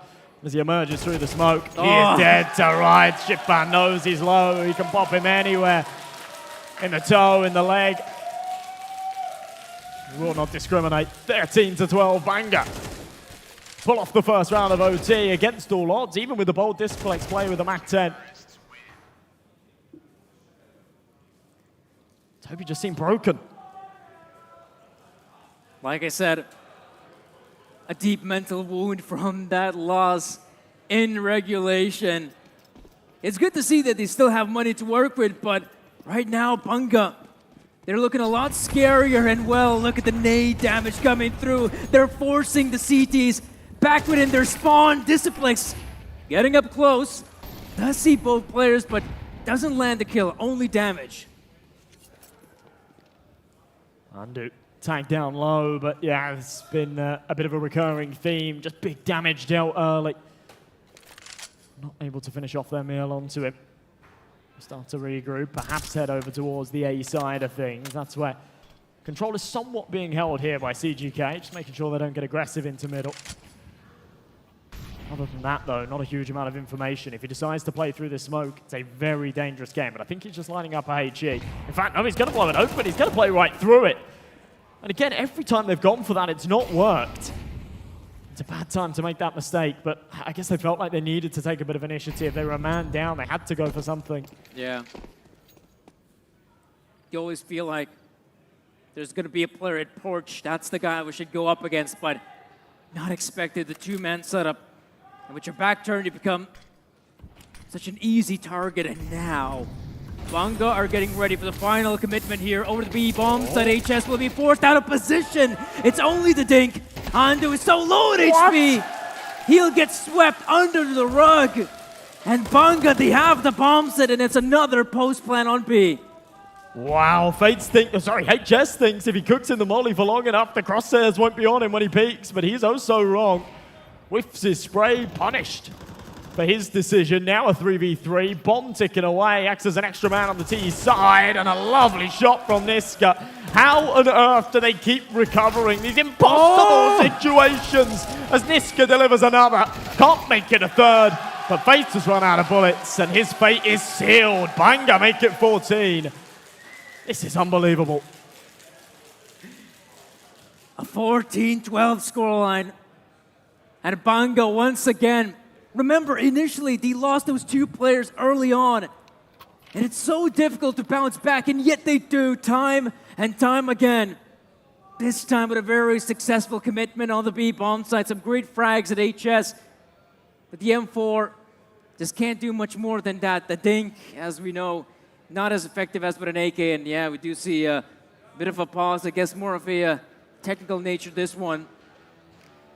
And either way, it's a good chance to, to calm down just a little bit, calm the nerves, because if you're Toby, I'm certain they're shaking. They've got to be. You think about it.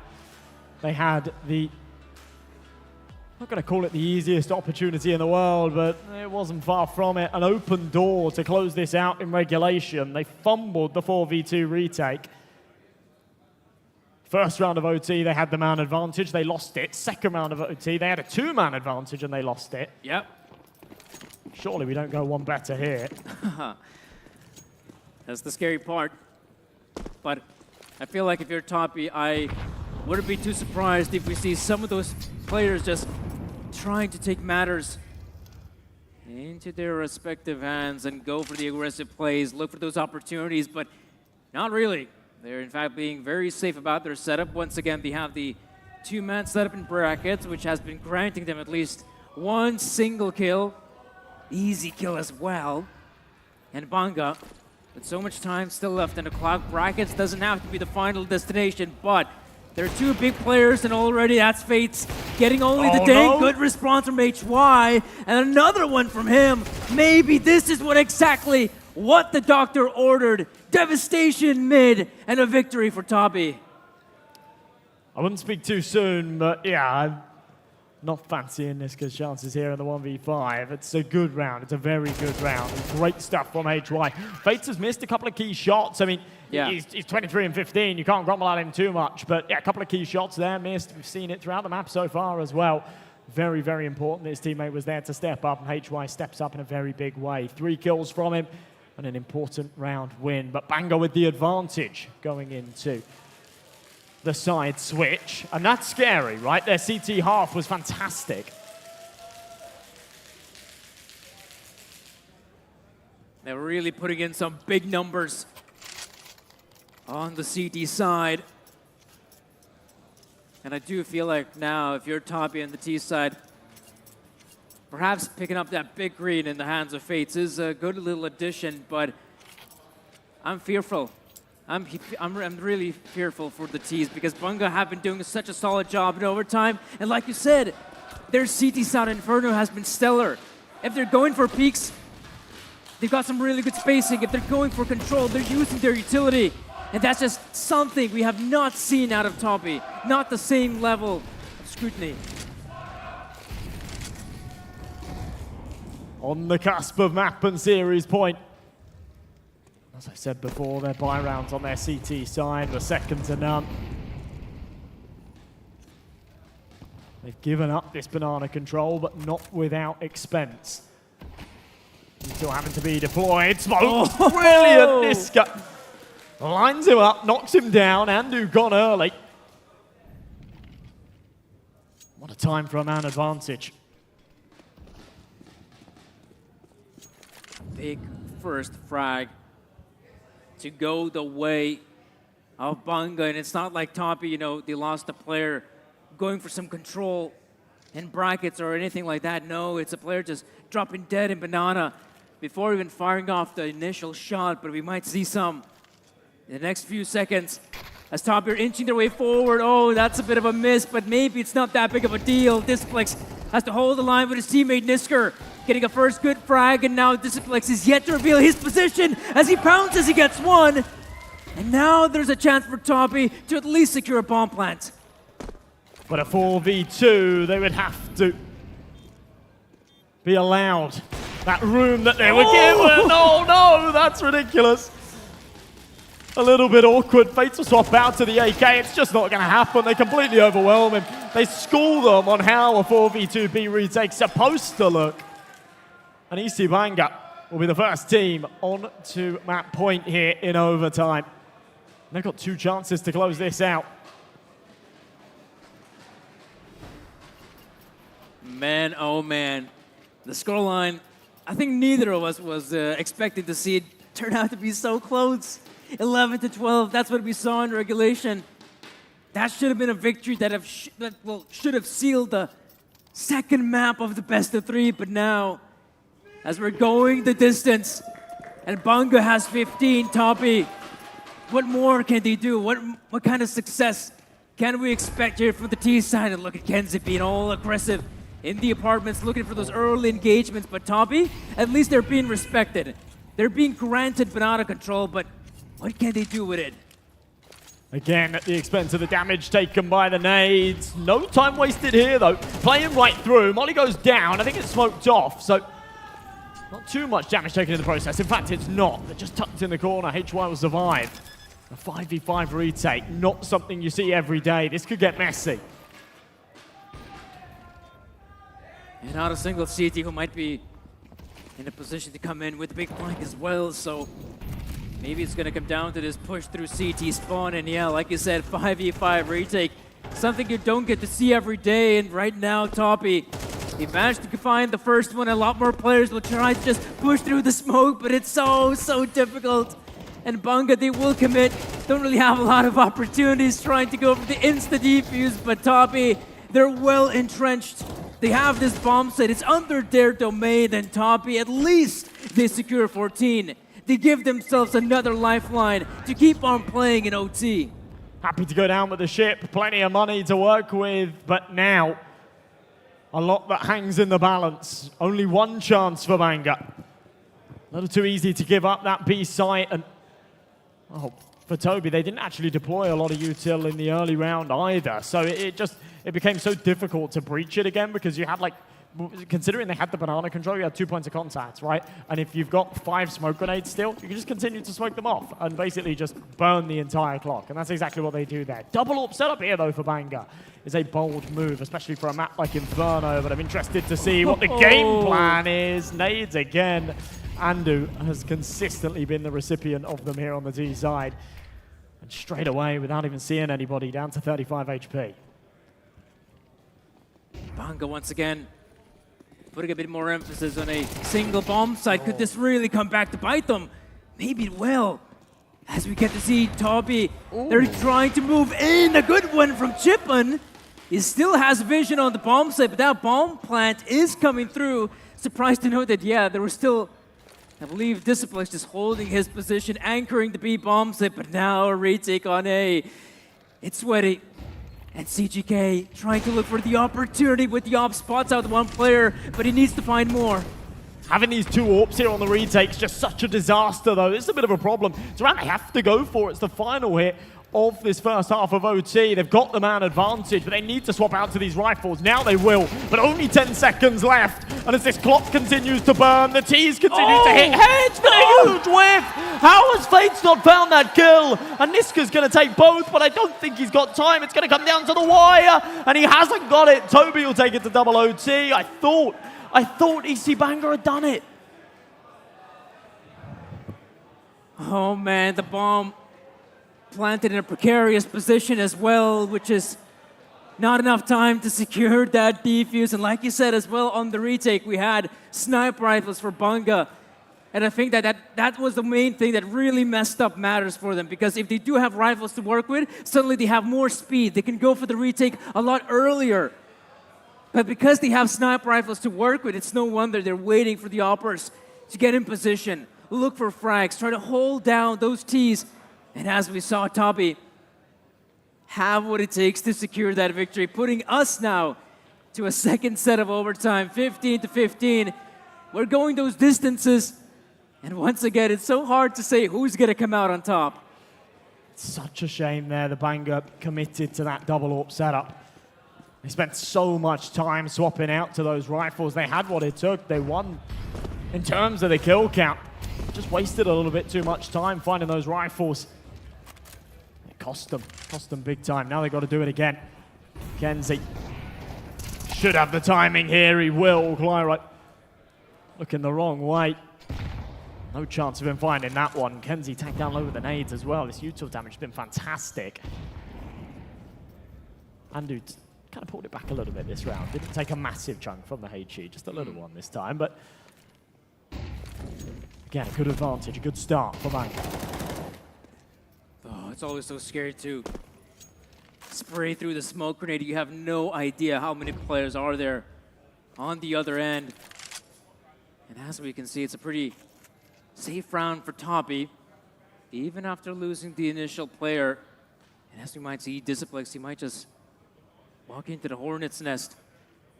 Not expecting the amount of players to be there. I guess he is waiting for a flashbang or just trying to hold a bit of an off angle. There we go, the flash comes through. There's Disciplex with 2 big frags. And Fates, he's dumbfounded, but he still has just what it takes to press mouse 1.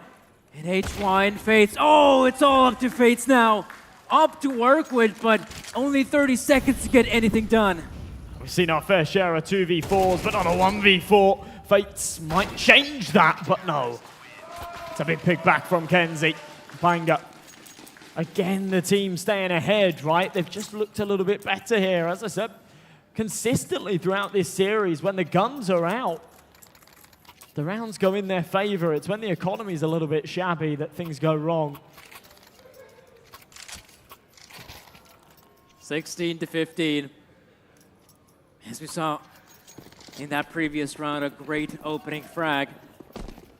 And right now it becomes such a difficult task to win fight for banana control if you're Toby. Banga have so much utility to work with, not to mention an AWP to back up as well. How does he evade the bullets? Matrix style from Andu. And Nisker is kind of stuck in no man's land. Tries to fight the players, can't really have enough space to back away. Meanwhile, we have Clearo coming up with 1, but quickly it's a great response from Banga. It's CGK, it's Nisker, and no banana presence for Toby. How Niska gets away with the kill there, and he's still alive as well. He had plenty of opportunities to try and come back. He just continued to jiggle that corner. Exactly. We're seeing it from his POV, missing a lot of shots, but they have to have missed a lot on him as well for him to still be alive and kicking. It's that AWP again, unable to connect. Fates going to change that big shot. And the man on the corner isn't quite close enough to peek off the contact, so there's no trade potential there. They're going to group together, head over towards B.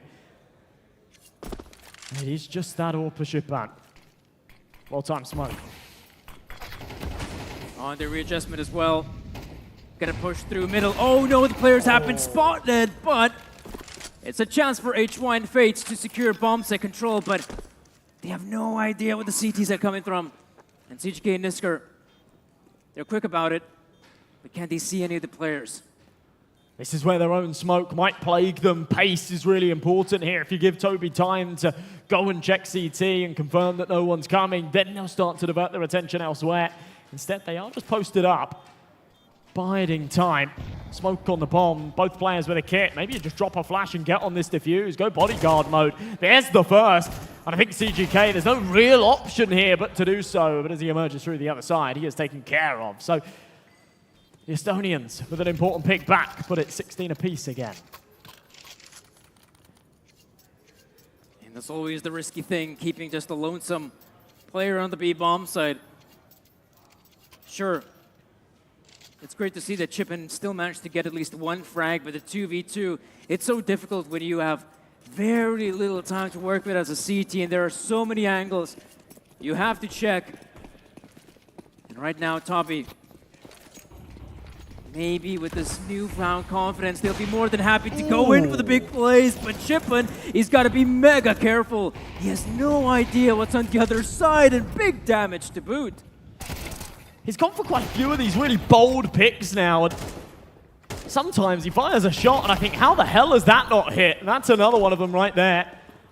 A bomb site will crumble off of the back of CGK, playing aggro, not hitting his shot either. This double AWP setup has not done them any favors in the 2 rounds they've gone for it.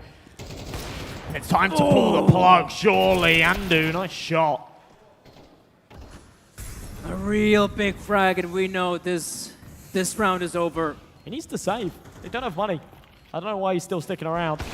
Well, maybe that's why. Not much to save as it is coming to an abrupt end here, Josh. Oh, of course. Sorry, I'm thinking it's the second. It's not. Don't worry about it. Fried. There's a lot of Counter-Strike in front of us. A lot of rounds that have been played, and a lot more will be. And so I think the Estonian side can be happy with the 2 rounds they managed to pick up here. Still, consider this. This was the T side of all places. They managed to achieve it. And I feel like if anyone has the pressure on their shoulders, it's got to be EC Banga, especially now. Consider this, they still had those opportunities to close it out in the first set of overtime, but now we've gone to the second, and I really hope they still have some more game plans left on that T side. No MAC-10s, though, so I guess that's one good thing. Yeah, it hits hard when you choke 2 series points in a match that means as much as this one. Oh, yeah. Double AWPs for the CTs now. The Estonian side, Fates and Andu, both willed them. Shapan on the other side with one of his own. We saw many rounds on that T-side of regulation where they were just opting for the rifles. A lot of early util damage, and CGT in the air has found one. I'm not sure how that one came about. But a big kill regardless.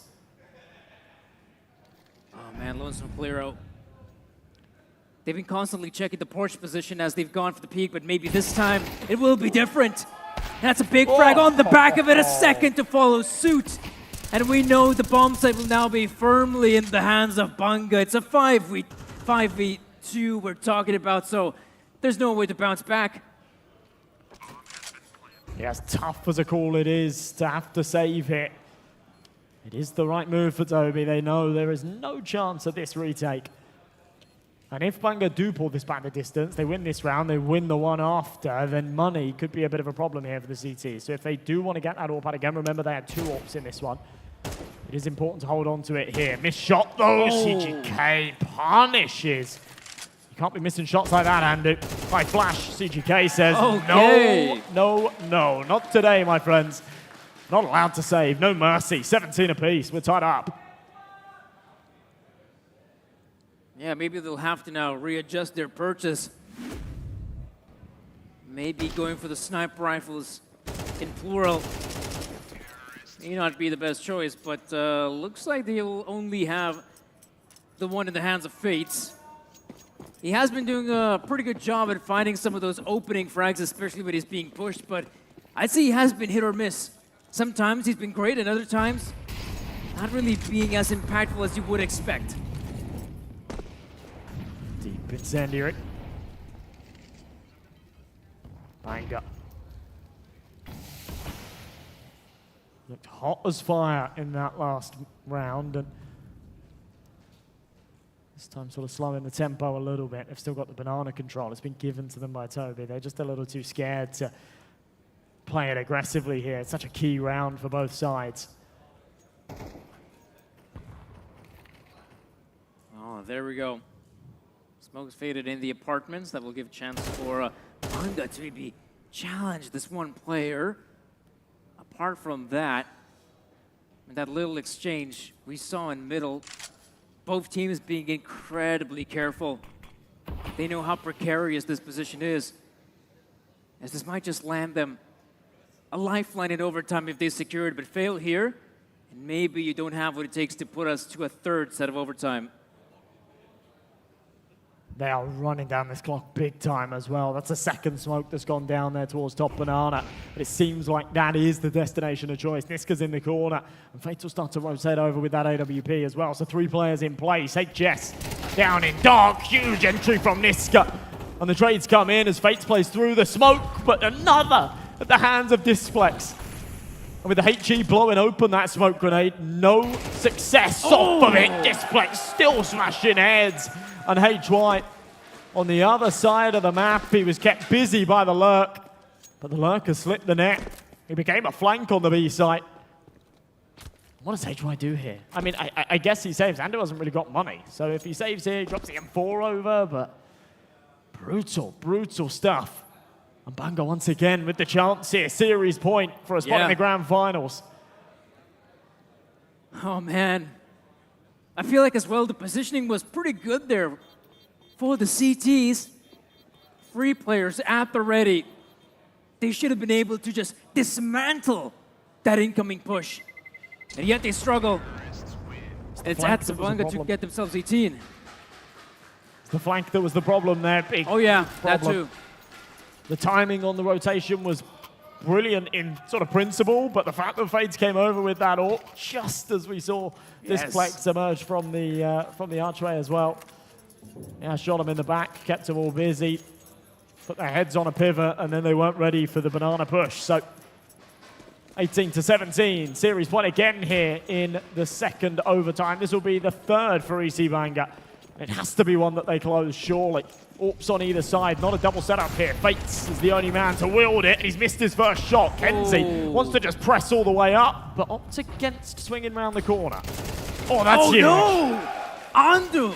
Not expected the pace in Fates. He gets up close, but puts himself in a good position to try and refrag if needed, but I'd say the T still have the edge in this one. A 4v4, that will help them in a post-plant situation, sure, and even when it comes to entering one of these bomb sites. And look at this, more re-aggression coming through, but it's Chippin to get his. Fates now, they should be so aware that he's the only player left standing, and I don't think he has vision on the bomb. So Banga, they gotta recover it first and foremost before committing anywhere else. Playing wildly aggressive here on Banana. So far, it's not punished them too dearly. Displex again with his lurk roll. HY a little too aware, so they'll have to get this done with a man disadvantage. Fates has been the recipient of a whole load of bullets this round, but still alive and kicking with 3 HP. And an AWP to defend this B site. Deployed the smoke, they're gonna try and play through it. They know he's on an AWP, this is their best opportunity. If they can just close this gap, get up in his face. But it's another brilliant shot, he's biding time for the rotates. And there's surely no way, Kenzie, okay. Keeps this going for a second or two longer. Oh no, not gonna come through. At the end, it will be another set of overtime as Banga. It felt like they were close. They had what it takes to maybe secure the victory, but this time, like I said, Fates, he's been a bit hit or miss in this second map of the best of 3. And fair enough, this time he hit. And he hit some real big shots to put Toby.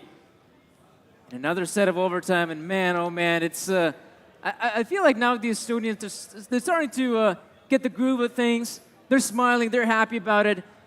If anything, I feel like Banga's now getting a little bit more frustrated with each and passing round. So many situations that have just felt a little bit cruel, right? Fates should have been dead.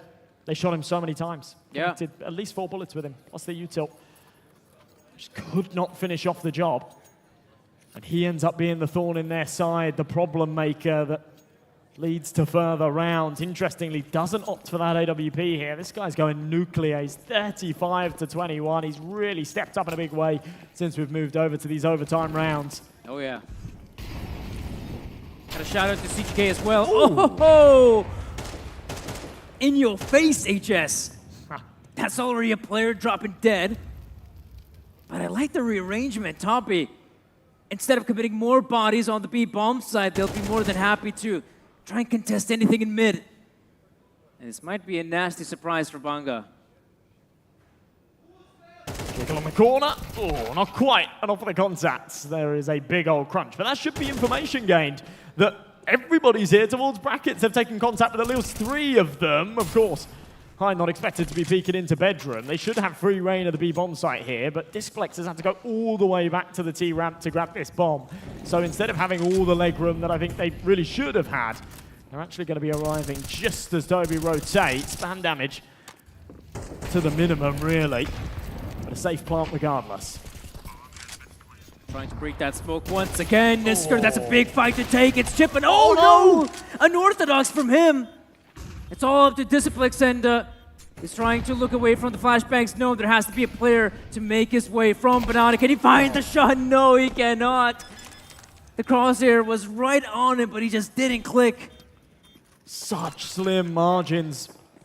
Shipan absolutely should have hit that shot, and if he had have, then that's their round, right? They've got the man advantage, they've got the banana control, they've got a little bit of space to stretch their legs, but the second he misses it, problems start to amount. And Toby once again pull ahead, 19 to 18. They've been playing on the back foot up until this point, but perhaps they'll be the team to pull ahead here. As you say, the vibes have looked a little bit better. Fate's been hitting his shots. Some of the harder hitters have stepped up. They just seem to have a little bit more control of the map at the moment. Lots of utility given to HS as well. He can very happily just be the lonesome soldier on Banana as long as he has smokes and incendiary grenades to work with. And I think he'll be happy about that position of his, whereas his other teammates, I mean, look at the current setup as well. They once again have a heavy presence in mid. And Toby, some good positions, off angles, anti-flash. It is so difficult for Tees to get any sort of real estate in this position, I feel like. And to boost it up. It's a bit of an ollie boost. It's going to be a difficult one to clear. And okay, they just fly out and deal with him. But the trades are good. In fact, the trades are brilliant. And CGK can't do a whole lot more either, all by himself. Bit off a little more than he could chew. Niska now alone, lingering around. Up in this B bomb site, but without the C4 itself, there's not a lot that he can really do about this. He can find a couple of kills. Nice little stat pad. There's one of them. Now they know where he is, though. I'm sure they won't let him get away with a whole lot more. They'll turtle up, get some crossfires going. They know he's playing in for this to some degree. They've got enough money for him to justify it. I wonder if you can actually isolate these duels, but yeah, flashbang comes in. How did that not connect? I was so sure the CT should just win it outright, but either way, the round goes the way of Toby Koren. 2 rounds on the CT side, and that's already looking like a solid third set of overtime. Banga, luckily for them, money is not an issue. They can keep on playing, but I do feel like this is where Toby, like I mentioned earlier, getting into their groove. On the CT side, their players standing tall amidst the incoming Ts. And I will admit, it kind of feels like in this set of overtime, just Banga, they just got tired. They're running out of ideas, but maybe this might change in this upcoming round. It's a great chance, maybe a huge one, if they want to continue pushing forward, but again, it's Fates, and he's hitting shots. It has felt like they've been running out of steam, especially since that split second that was left on that bomb wasn't able to get the defuse. Look how far up this flex is. Wow, accompanied by the flash. He gets a lot of room, but right back through. HS punished. This is chaos again. And the trades are decent. HY left all by himself. This should be a 19 for Banga, so maybe we speak too soon. Maybe they have still got a bit of fight left in them. the key round. The start of it, the catalyst was Andu trying to get aggressive. It didn't work. The 1v1, Shipan, back of the site. So many angles to clear, so many corners to check. And he's just been spotted. HY with the smoke in his hand, but enough cover as he crouches. But Shipan delivers again and again and again, be it with the AWP, be it with the rifle. This guy's on fire. It's a victory, but you can see the guys aren't too happy about it. They were so sure they had what it takes to just close it out in the first set of overtime, but now it's a grudge match. Mistakes being made by both parties, and the question is who can make the least amount of them and still come out on top. Getting the one round here in OT will at least, give a chance, I'd say, for Banga to maybe make things a bit more competitive. They have that lifeline. But man, oh man, it becomes so difficult, so hard to predict who can actually come out on top. Yeah, you're not wrong. Talking about fatigue as well, right? Running out of steam. If the Estonians are actually able to take this map, we'll go to a third. And then fatigue really does become a factor. Then we're running deep into the night.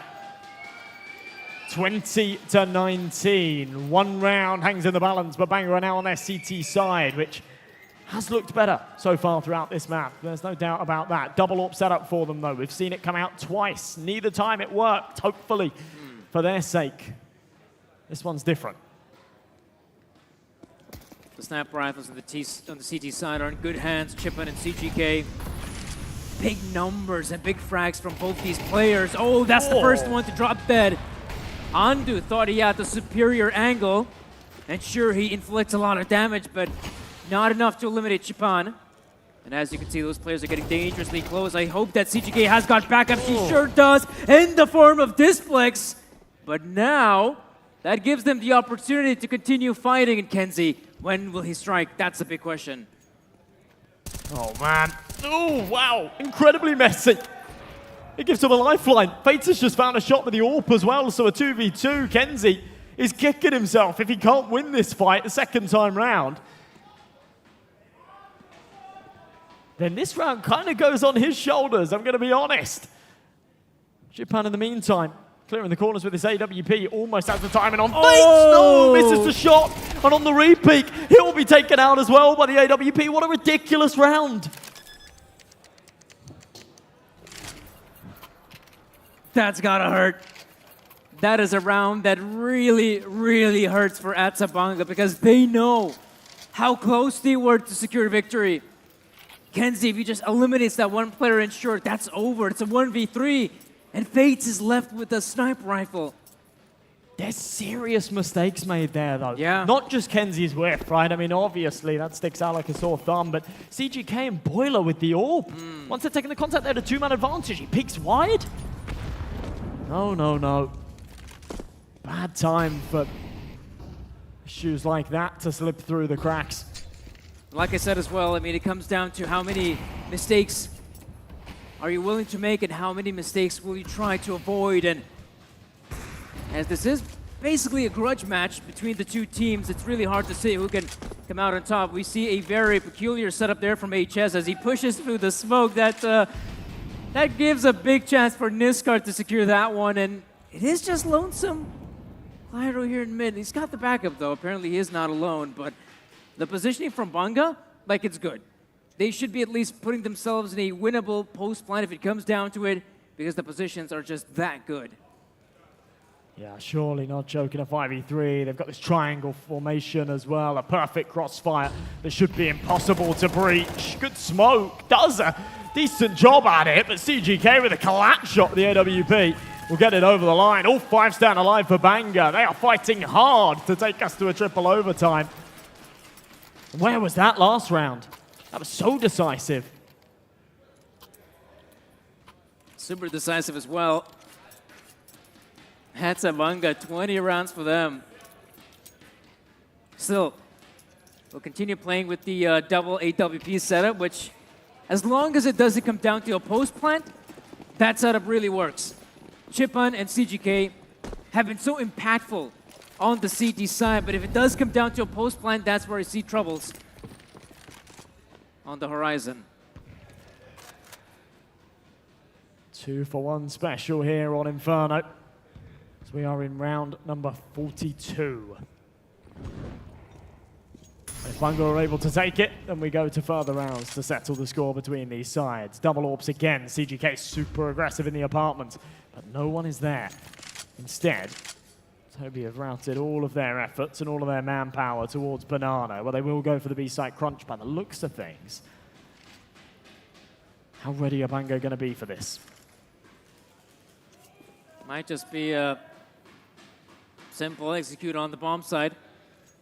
Luckily, the mid players can be quick with the rotate, but I do feel like that is a bit problematic, that if they will not check in any more utility, he might just give teased and ends the entrance, but there is Nisker on the other side. He needs the back of his teammate. He already gets himself a second. Oh, a third for Nisker. He will single-handedly shut down the push. He's done enough, and now it's time for his teammates to step up. Just runs out of bullets there for the fourth. Not able to get it over the line, but leaves it nice and easy for his teammates on the retake. Incendiary over the top as an extra bit of pepper damage been done onto Andu. Carpet of fire at his feet, still surviving, but CGK, I thought he'd lined them both up there. Just a single, either way, they'll get this done. We're going to triple overtime, folks. There's no way Andu finds this. And well, just as he emerges through the smoke, he is frozen like a statue by the fact that we are going to our third overtime here in the first series of the day. I'm starting to question if there are any more maps in Counter-Strike apart from Inferno. As I feel like it's just been Inferno Central. These, I don't know, hour 30? That's my guess. I think we've been seeing Inferno for almost the last hour and 30 minutes.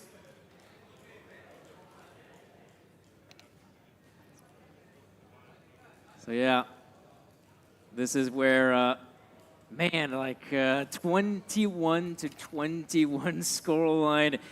It just goes to show that, yeah, in terms of the aim department, these two teams are relatively even matched here on the LAN stage. And sure, we've seen some big plays coming through from guys like Fates, from HS, but what's on the other side? Well, it's been Chippen and CGK with big frags as well.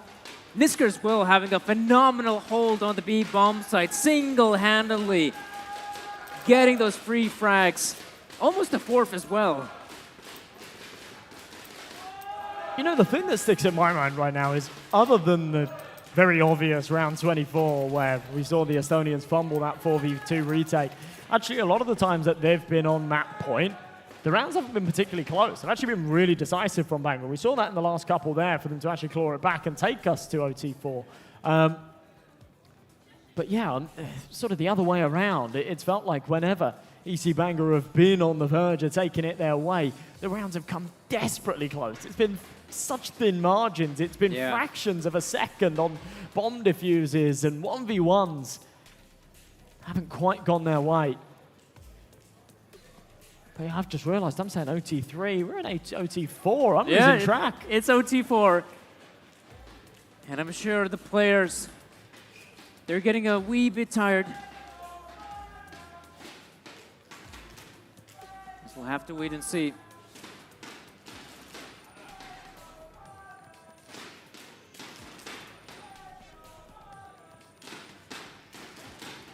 So yeah,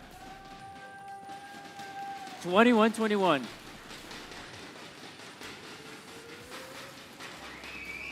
Let's see how this one pans out. It is double op setup as to be expected for the likes of EC Banga.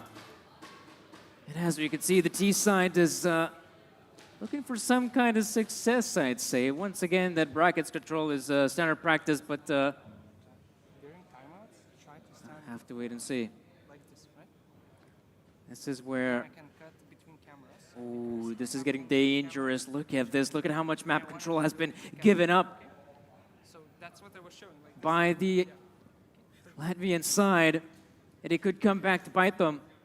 Oh, look at this, Kenzie. Oh, that's going to be a big frag. Two massive frags for him.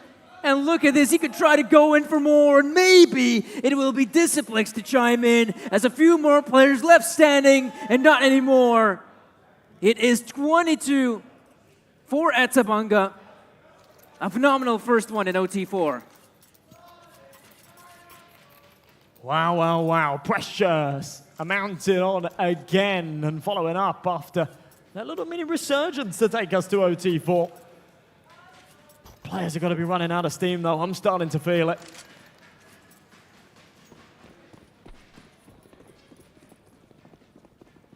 Orbs out again, Jupan and CGK. Both with the snipers. We've seen CGK get very aggressive in the apartments a lot of the time with that AWP. He's not been given many opportunities, but Shipan certainly has. Again and again, they've challenged him on Banana. And afterwards, maybe started to question whether that was the right decision. Everything going wrong, but a good trade back.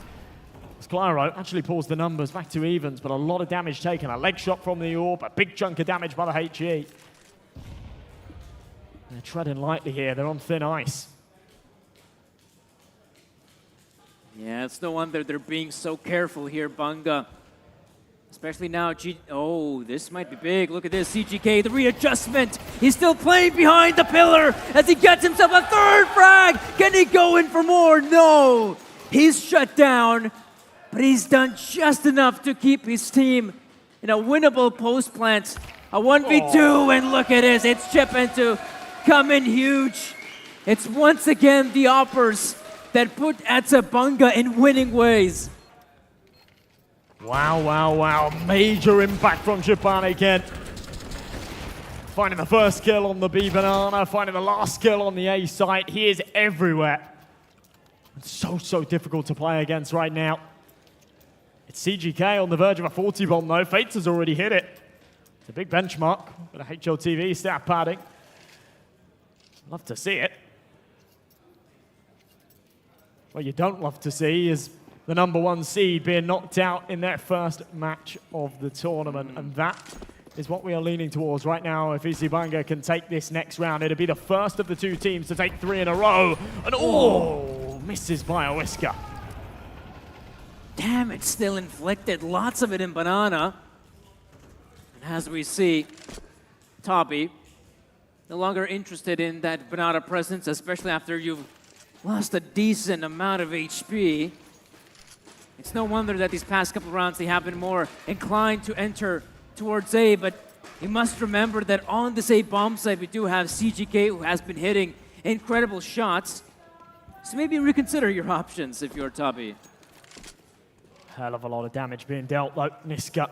Oh, this is huge. Right in the corner. Shipan, what? Unbelievable shot. Off for the contact. Niska's there for the trade as well. And a man advantage. The two boys that are low are still alive, so still causing problems. 50 seconds, they have to breach this B site, but the defenses are all here. 4 players. They should be able to deal with this, but they will still allow the bomb plant to come through. At least they know there's no one at the back of sight, but is that any better? HY is up close with an AK. They got to anticipate a player here. And Disaplex runs up with 2. And HS runs out of lifelines. And it's EC Banga to finally get 3 rounds in a row. Look at that as well on the stage. They are getting hyped and I don't blame them. This has got to be it. Where's the white flag? For the first time, we have seen one of these two teams take all 3 rounds in OT. Look at that shot. That is criminal. There we go. Josh, someone actually won 3 rounds in a row. Can you believe it? I'm shocked. Oh, look, it's us. Oh, that's us. Hello. Yeah, wild. And I think that's got to be the closer now, right? It's got to be the closer. Yeah, I feel like it as well. I mean, things have been going for a long time now. Disaplex giving some much needed word for his teammates, and I thought we might actually have ourselves a tactical pause, but it is one of a technical nature, but that's good because you get to see our lovely faces. Yeah, I mean, it would be a very good time for a tactical pause, right? I'm not sure what the rulings are on them talking to each other whilst they're in a technical pause. Or someone might need a potty break, let's be real. That's maybe, been a lengthy day of Counter-Strike already. Certainly has been, and you can't jump up mid-map, can you, and just Onto the loo. We've been here for a while. It's basically two maps in one. In fact, it almost basically is. But we are talking about gamers, so shit bucket would be my option. Or the piss bucket. You reckon they've got piss buckets up on stage? I feel like they should. They should. They should. I'll pass it on. 24-21 though. 3 chances to close this out now. Surely it won't be choked by Banga. Cause a crazy upset as the lowest seed in the tournament, making it to the finals. Wow. A lot of early nade damage. Look at that. How did that happen? Bombardment early on in Banana, and sure, Banga will be happy that they have that Banana presence, but at what cost? Kenzie trying to get up close to try and challenge a player. Whereas Banga, yeah, I wouldn't be too surprised if they really want to slow things down. Consider this, you still have Chipman on the sniper rifle. He can still find you an opening frag, and I feel like that's one player you have to rely on. But CGK also deserves a shout. It's got to be pointed out, while certain players are hitting the 40 bomb mark, Andu's having a bit of a stinker.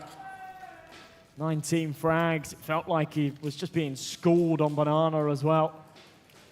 Whichever side of the coin he was on. Regressing though, he will be challenged once again. Now it's time to shine because HS has been caught with a flash in his hand. And Andu, what's just happened? He took a fight, he accidentally scroll wheel jumps, but still gets out of there with one. He's not going to expect Niska in the corner, but still flicks. That is massive. Say his name, criticize him, he steps up. And that might just be what they need. Oh no, not like this, but maybe it's not the end. Chipman and CGK holding the line. The crossfire might be good enough. No, but it isn't. It is Toby with the final 2 players to secure the round win. It felt like Banga has what it takes to just get it over the finish line, but we're not done just yet. It actually felt free, right? They found the opening kill Yeah. for free. HS was had a smoke in his hand. Then you had Niska all the way up in ruins. It was unlosable, that fight. Surely it was unlosable. Somehow Andu reacts, flicks quick enough, and keeps that dream alive, keeps that round alive. Otherwise, that would have been a 4v3 and B-bomb site gone. I wouldn't have expected it to happen. Fate's on this sniper again. Oh, this time you can see the players of Banana, they're ready though. But Fates is also at the ready. Does get the tag in, damage being inflicted. Not enough just yet. It's a great flick, but not lethal. That one is. It's an important shot. CGK gone. He's been the hardest hitter for this Banga side. Preemptive nade, expecting the smoke to come. He hears it, bouncing on the roof. Insta-peek into it. Thought that maybe players would be playing through, but that's valuable information in itself. The fact that no one's there indicates that perhaps it is just a bit of a fake setup. They will start to rotate another man over. High's found the lurker. And as soon as you kill Discflex, he's been such a disciplined lurker. He's always played that role. The second you kill Discflex in the apartments, you can start to rotate over the soldiers, right? Because you know that's where he is. That's what he does. Bit of a ballsy play coming out from Banga to push through a smoke like that. And well, at least one player drops dead, but these last 2 rounds of overtime, they've been just gone in the span of a few seconds, it feels like. Banga just not really giving up much of a fight, and they had free lifelines. Now there's one more. And I don't know, the future looks grim to me, Josh. Oh, man. All hangs in the balance now. They've wasted their first 2 wishes. They need to come in clutch with this third. Chupan's gone for the MAC-10. Now, he didn't have a lot of money, but there was more than enough money to drop him an AK. Instead, seems to opt for this SMG, but he's been having major impact with that sniper. And the fact that it's absent in this round could be a deciding factor. Nade's going back the other way, but no recipient there towards top Banana. Instead, it's just the T's tagged up by the util. Well, Banana control gained regardless. This is where I feel like maybe a guy like CGK might just try to look for a frag of his own to get that opportunity first and foremost. But man, oh man, this whole setup could really come down to just a few good frags. And right now, that opens up middle. Andu is running. He's making sure that he might just make it quickly towards the bomb set, and HS is still holding his position at B. He is not giving up that easily. Well, eventually they breach it. They're here onto the site, but it's a 4v2. Smoke fades, flash is good, but surely nothing more. Niska keeps it alive for a second, but that is all. High takes it back, and 3 on the bounce. The Estonians stay alive here. And we go to a 5th overtime in this second map. Wow, this has been grueling. This is where they really had a good chance to just close it out here. Remember, they managed to win 3 rounds in a row, and yet that wasn't enough, it feels like, which is, it's a real shame. It's a real shame. Maybe they were playing it a bit too fast and loose here. On the Banga side, there is no doubt that it's nerves getting to them. Oh, right? yeah. When you've had this many opportunities, you've had this many map and series points. Like earlier on, a bit of a 50-50. Yeah, some of those rounds came super close. It wasn't necessarily nerves. It was just unlucky. But now, yeah, these whiff gunfights at important times. We are not split down the middle. Scoreline-wise, 24 apiece we are, but in terms of how many opportunities, how many map and series points Banga have had and choked, there's an issue. It's causing them a whole world of hurt here. That was by far and away their best opportunity to get this over the line. CGK now. The previous round was also looking at frag from this position, but it is again Fates here in brackets, who's been so phenomenal at hitting the shots this time around. It feels like he's been just hitting every single one of them. And I guess it's no wonder that Banga just not interested with that area of the map, and on the back of it, this 4-man setup, they know that the jig is up. If they still kill or find another T player in mid, it becomes so obvious where the play is happening, and Andu getting another one, it's huge. Trade back on the other side of the map keeps Banga afloat in this round at least. But Fates has been such a thorn in their side. He's encroaching on 50 kills, which when you're in OT5, it's only sort of 1 KPR or so, which is still incredible, but not unheard of.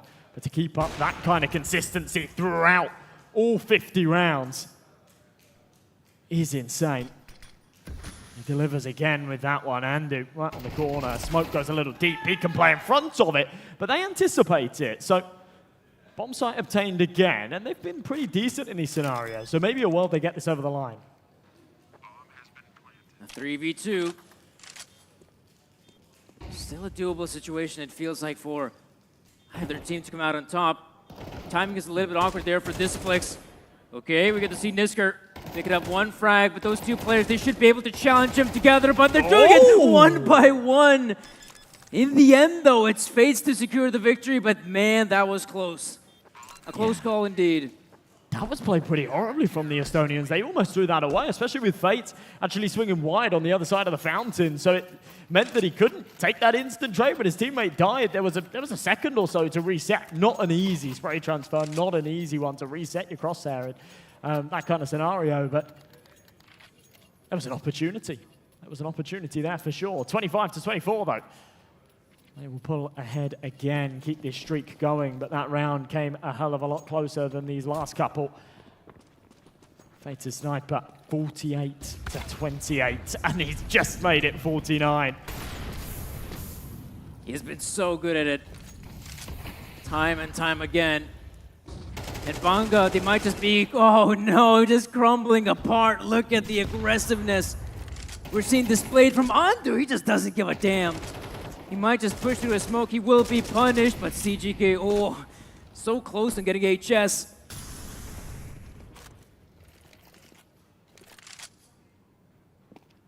Now, the guys here at Banga, slowly but surely creeping their way up banana, but Toby cannot be 100% sure where the final commit will take place, and do have Fates who has switched up for the M4. trying to dish out the damage, but right about now you could see some big map presence from Toby. They see there's not a single soul in the middle. Where else could it be if not the B playing Fates? Can he hit his shots? Well, he does get the first one, looks for the second, does go down. And they might just be able to get that bomb plant, but remember, we do have the big flank coming through, and Kenzie replies, but can they expect the second player to be there? HI is getting close, super close. And the T's, they're expecting it, and they will get it. Disciplex, this time he wins the clutch. Oh, wow. What a way to step up. That was gorgeous. I was almost certain they wouldn't expect that banana flank so quickly. But just as a soft check, the timing's perfect, and Disciplex in a brilliant position there to clutch up our 2v1. Absolutely awesome. So tied up once again, Banga won't allow Toby to give them a taste of their own medicine. It's not going to be 3 here, that's for sure. Still an opportunity for them to maybe make it 2. And I also felt like at the previous round,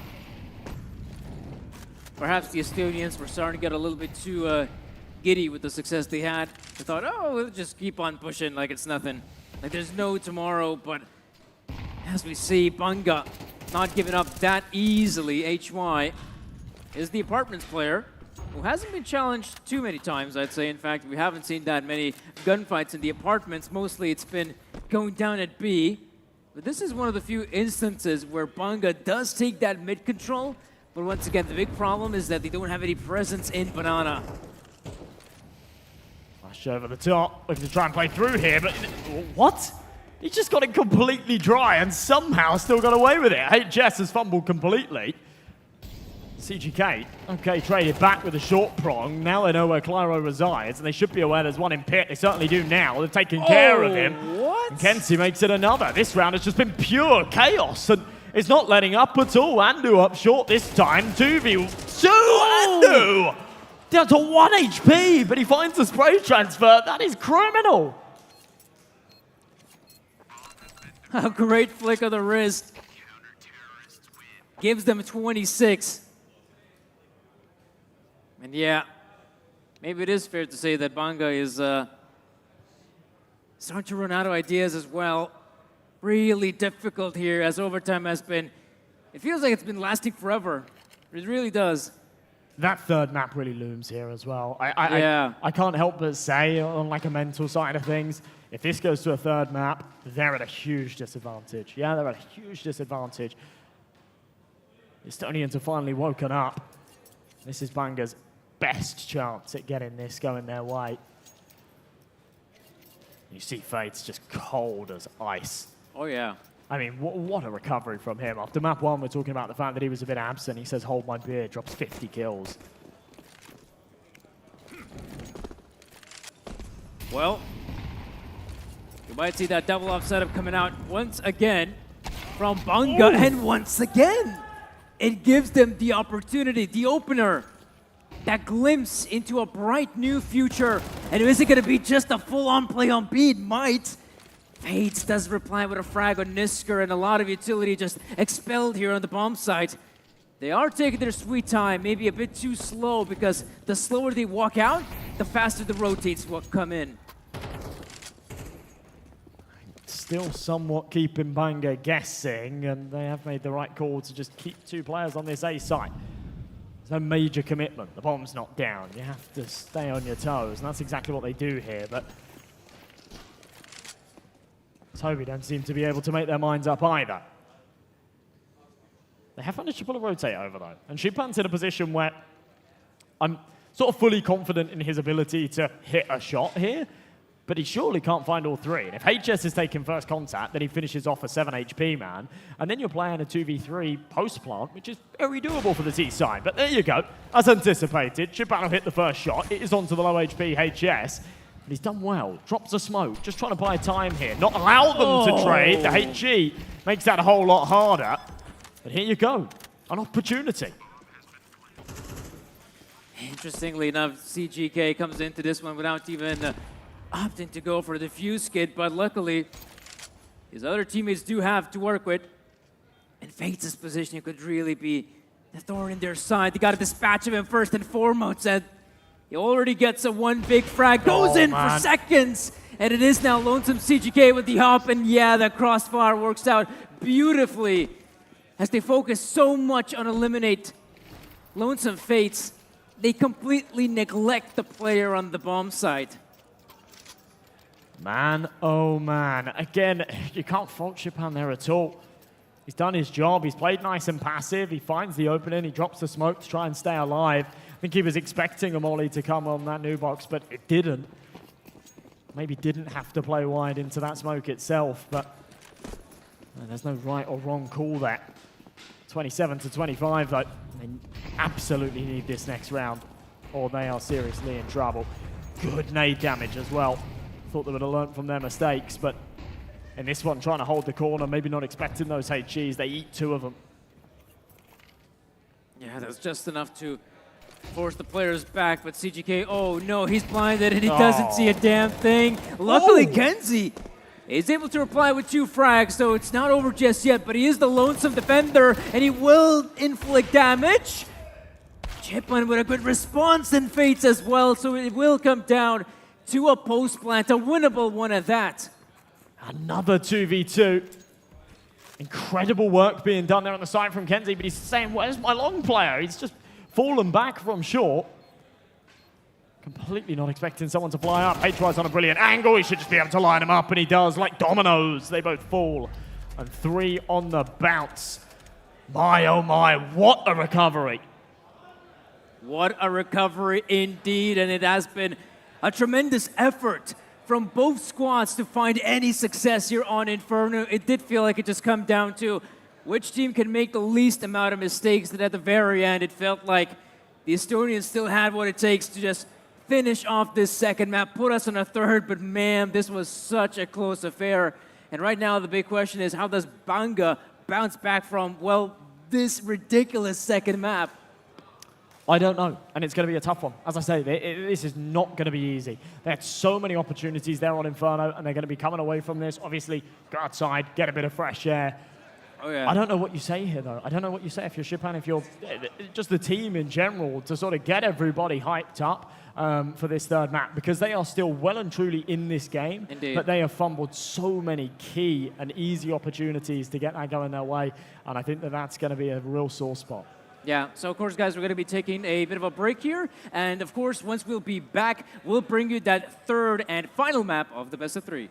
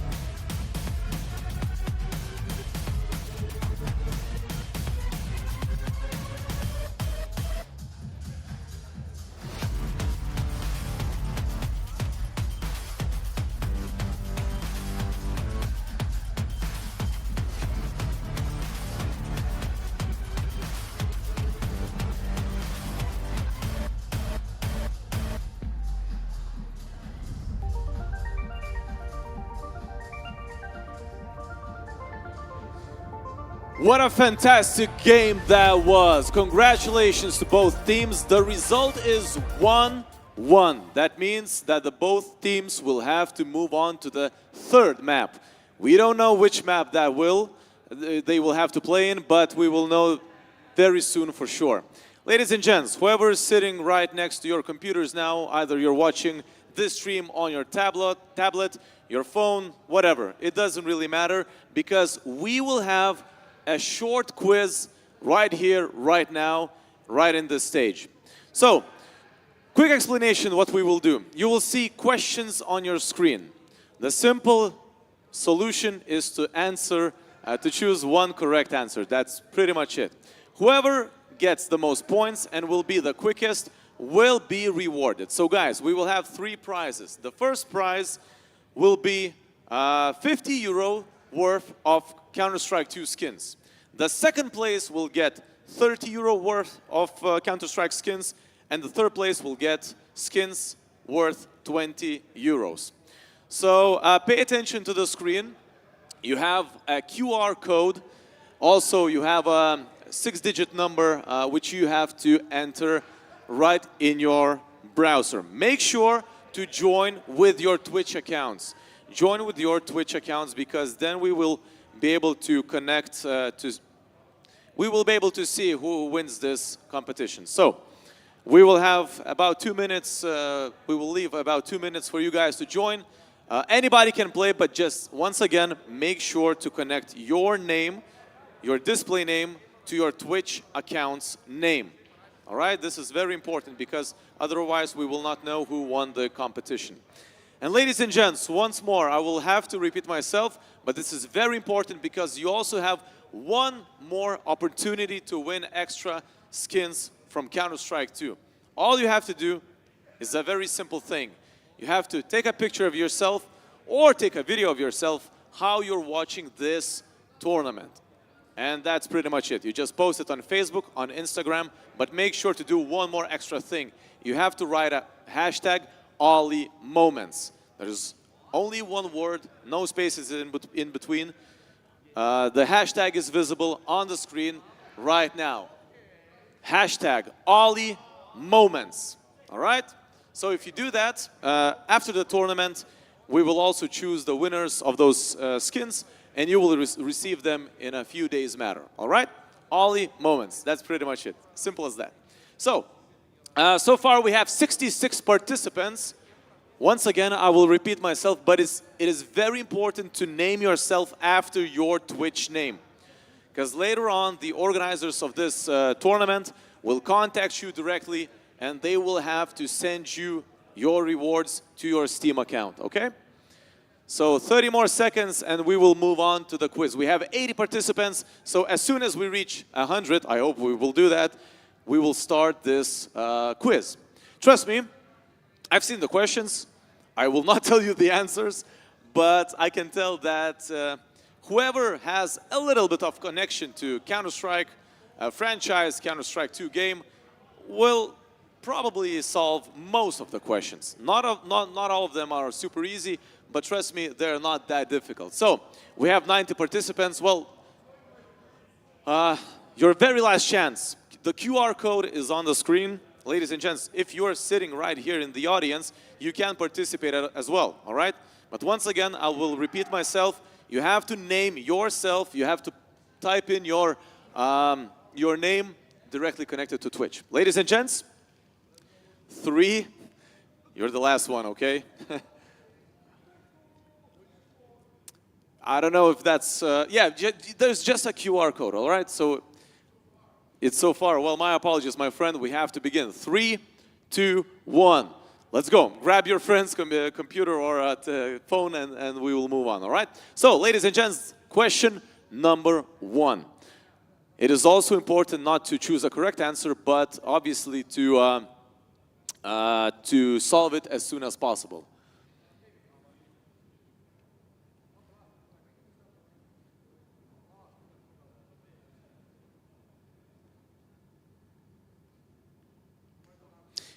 At the moment, we're seeing the leaderboard, where we can see the total of participants and we have a live leaderboard where we can see who chooses correct answers and who chooses wrong answers.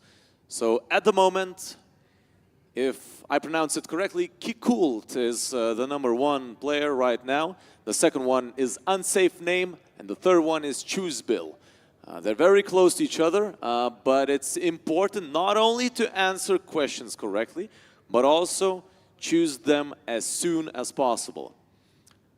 So, the first place is still the same, Choose Bill. He goes to the second one. #1 is Official Aprist. He has taken a lead. The second one now is, well, yeah, the places are switching so fast I cannot really track, but so far so good. Everybody's doing pretty much okay. The first place is still Official Aprist. Let's see how it goes.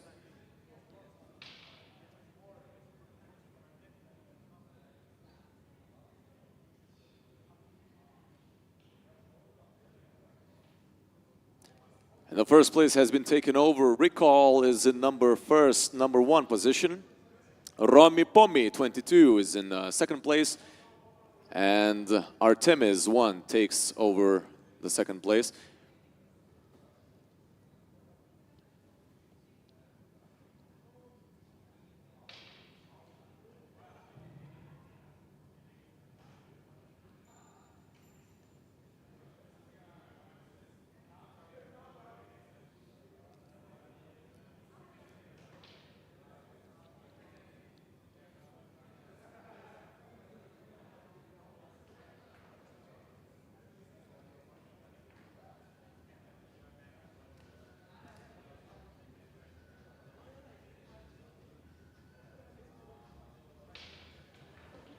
And ladies and gents, we have our winners. Once again, the first place wins €50, the second place 30, and the third €20 worth of Counter-Strike skins. So the third place goes to the player whose name is Root CS.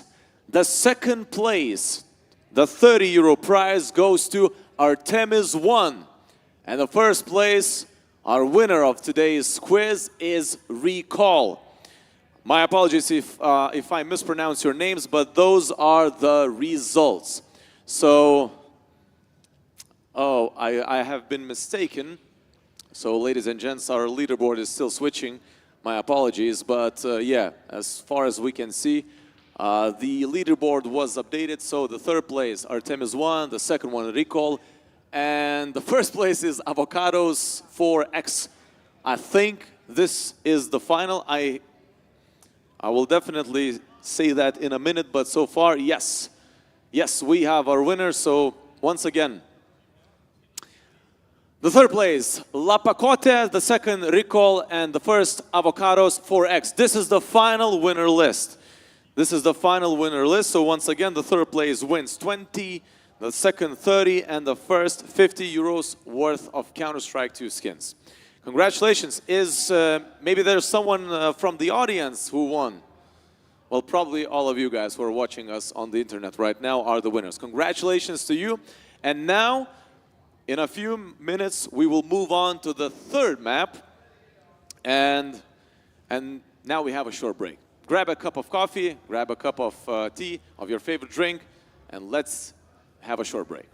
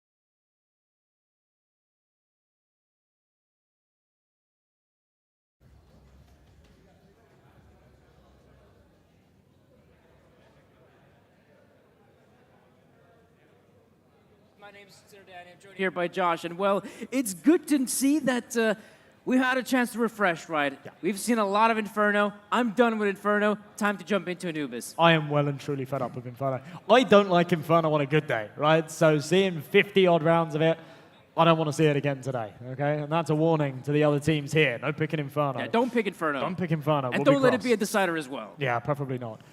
But yeah, we've got a great decider coming up, haven't we? Anubis. One that, you know, it didn't quite fit the theme of the other two maps. I think we sort of both said. The decision-making at the start, the Mirage and the Inferno, did make a lot of sense. Anubis is a little bit of a wild card. It's a map that a lot of teams are playing at the moment, but I was expecting an Ancient or maybe a Dust 2. So Anubis was a little bit of a curveball for me. Now, as we said at the end of that last game, EC Banga got their work cut out for them. They had many opportunities to close it out there, and I think they're all going to be feeling a little bit rough that they weren't able to. Hopefully there's that resilience and they can power through. Yeah, because like you said, I mean, sure, they're going to be tired as well. That's another factor. And second of all, you know, after being so close, I mean, being handed so many opportunities to just close out the second map, the fact that you don't succeed and you end up failing at the final hurdle, I think that's really going to be so difficult to go up against. That's really going to come back and bite you mentally. Luckily, sure, you might be able to reset. It's a third map. It's a new day. It's a new chance for you to still succeed, win out the best of three. But I feel like that mental scar will come back to haunt them. Thought you were going to break into song there. New day, new dawn. Yeah, it's new life. But no, the big thing for me here with the Estonian boys is they found their groove. It took them a long time to find it. They definitely didn't have it on Inferno. They definitely didn't have it at the... sorry, they definitely didn't have it on Mirage. They definitely didn't have it at the start of Inferno. Then when they were just able to sort of scrape it over the line and get enough rounds to get them into overtime, obviously they could have had it in regulation. They should have had it in regulation. But, you know, there was plenty of should rounds, wasn't there? But when it got into OT, they found their groove. They found their groove big time. Fates was unbelievable. Oh, yeah. Everybody was stepping up and putting up good numbers, though. Andu, who really struggled in regulation, actually had his moments, especially towards the tail end of OT as well. It was a massive double kill at the end from him that sort of got them a key round to get it over the line there in that final OT stint in OT5. So I think now everybody's fired up. It's taken them a long time to get warmed up. They did have the first game of the day. That's always a little bit of a hindrance, I guess. We didn't start too early, right? It's like a midday, 12 o'clock start, so you can't say, oh, we're up at 9 a.m., this is the early game or anything. But yeah, it's always rough being the first game up on the stage. And yeah, finally, I think they've sort of warmed to their shoes, and maybe we'll see something special from them out of Anubis. Yeah, and got adjusted to their setups as well. And yeah, jumping into that third and final map of the best of three, the one thing I still kind of hope for is, you know, Anubis still being more of a T-sided affair where the Ts, I feel like, can have a lot of control on that map. I would feel like perhaps the Estonian guys have something up their sleeve, because fact of the matter is, even on Inferno, they decide, you know what, we're not going to stick to the CT side, we're going to go for that T side from the get-go, which I thought was a really surprising move. But then again, you can look at it from the perspective that maybe it's the T side where they can expect their players to perform, to find that big form. But now, guys, enough chattering, it's time to jump into that third and final map. But before that, the knife round. A knife round with a bit of weight behind it as well, actually. Obviously, you always want to start off on your CT side on most maps. But here on Anubis, most T-sided map in the pool, you win that knife round, they're probably going to go for that switch. And like I said, like for the Estonian side, I feel like that's probably for the better. Kicking things off on that T side does give them chance to, you know, allow some of their individuals to come up with big plays. Though I do feel like it was the CT side where you had guys like Fates, HS, and Andu stepping up. Those names that you really want to see popping off, bringing in the big numbers, putting up their team in winnable situations. But yeah, I actually don't know who won the knife round. I think Banga won the knife round. Banga won the knife round. All right. So if they won the knife round, then I feel like they should be kicking things off on that T side. I think so too. Now, their T side was a little bit of a sore spot on Inferno, wasn't it? They were 4 up at the halfway point. It then went the other way around to take us to OT when they moved over to their T side. But I don't think you can draw too many parallels with these maps. Inferno, a very different blueprint to Anubis, and the T side, a very different beast. So kicking things off in our third and final map. I don't think either of us were expecting to get here, but here we are, and we're off for one underway in the pistol round. There we go. Pistol around it is. EC Banga. As to be expected, T-side it is. Oh, look at this. The CT's already going for the early fights in bridge. But the T's are just holding it back. Oh, but look what's happening on the B side of things. They have full control over at B. Banga. All they got to do, get their troops there, secure the bomb plant, and Toby, they might just be able to catch a few players off guard who may not be aware of the quick fight, but it's CGK, and he's super aware, as he already gets 3. Oh, such an awkward corner to clear, and so wise from him, Clyro. Unfortunate that comes at a bit of an unwinnable time, because that was a beautiful 180 on the second headshot. Still hunting for more, then it gets scrappy, and the reinforcements come in. CGK picks up a 4K. And does so well there in those first 3 fights. Look at this again. I was so sure he's going to get overwhelmed. 3 players practically peeking on him, and yet not a single one of them able to eliminate him quickly enough. And Banga, yeah, after the blunder that was that second map, they absolutely need that pistol round win. Start things off fresh. And well, they're going up against a Toby buy that is non-existent.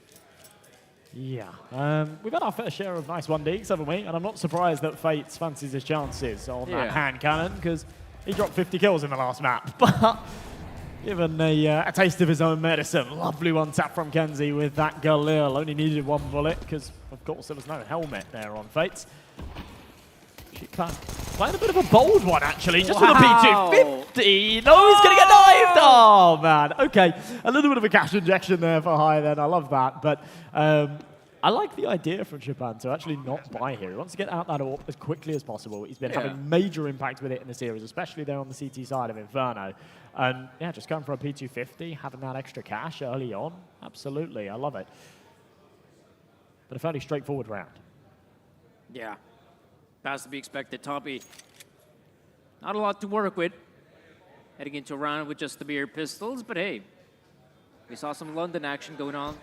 HY getting himself a nice boost in terms of cash, and EC Banga with the early 2-0 start. That's great and all, but now we'll see the first challenge, and that real challenge is, of course, the gun round. And as to be expected, on a map like Anubis, the CTs do tend to go for some of those early fights, but not usually because they have advantageous positions. It does feel like if you are on the CT side and if you're pushing out, let's say, B or A, a lot of times these gunfights are practically up against you. But you really have to go for those engagements and fight for some map presence early on, just because the Ts can really easily dictate the pace on Anubis. That's exactly what they're doing right now, but here they will be challenged. Not only the rifles out here for the CTs, but Fates with that eluding AWP that was just impossible to play against there on Inferno, and really a major, major factor as to how and why they weren't able to close it out. Shupan's got one of his own, though, as a result of going for that P250 buy in the last. Having a fair bit of success with it as well. 2 kills went his way. Molly in a smoke. Traded. Yeah, just tapping away his Andu, hoping that maybe a player is up close. Though usually on the T side, you don't want to play that close unless you are planning to commit to the B connector play. And I feel like Toby might just, you know, peek around, see what's on the other side in water, maybe get some of that important intel. And there we go, a player has been spotted. I think Chipan is aware there's someone there, but he doesn't land the shot. And Andu gets himself to HY with a quick response. And Banga, this round is falling apart from the get-go. Much better from Toby in this round. It's always difficult to hit those AWP shots. It seems really straightforward, but when they just wide swing you and you have to adjust like that, it's always cruel. And I think he could also got just caught out of the movement as well. Yeah, for sure. I think he was backing up. Yeah. Super inaccurate with that AWP. The second you move a muscle. Have your hands off the keyboard. CGK. Let's take one back. I said a moment ago it wasn't unwinnable in the 2v4. Now the 1v4 is a bit of a tall task. He's got that bomb, and he's actually managed to sort of carve himself an avenue to this site, so a good chance to get a plant. That's exactly what he's going to go for here. I think he'll just try and tap in these digits, see if he can get the extra money. No, instead, wants to bait them in. He'll take another head down with him, and economic damage there is kind of the max you could ask for, and he's done a good job at it. Yeah, CGK so far is Right now, the only player putting up the big numbers on EC Banga. I hope that will not be the case, and other players will join him shortly. And luckily, because EC Banga managed to win that previous round, well, that second round, I'd say, in a pretty clean fashion, they still have just enough money to scrape by, but it's not looking that great. Some players really lacking in terms of utility, and we might see once again early fights happening in mid. In fact, this time around, it's the T's to take the advantage. They are using the Molotovs to gather some of this map control, and maybe even a kill could go their way.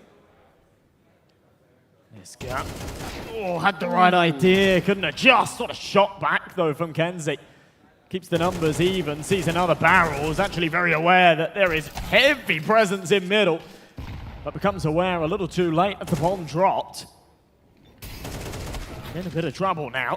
In fact, things just go from bad to worse, don't they? Disflex gone, CGK on the lurk, no chance at all.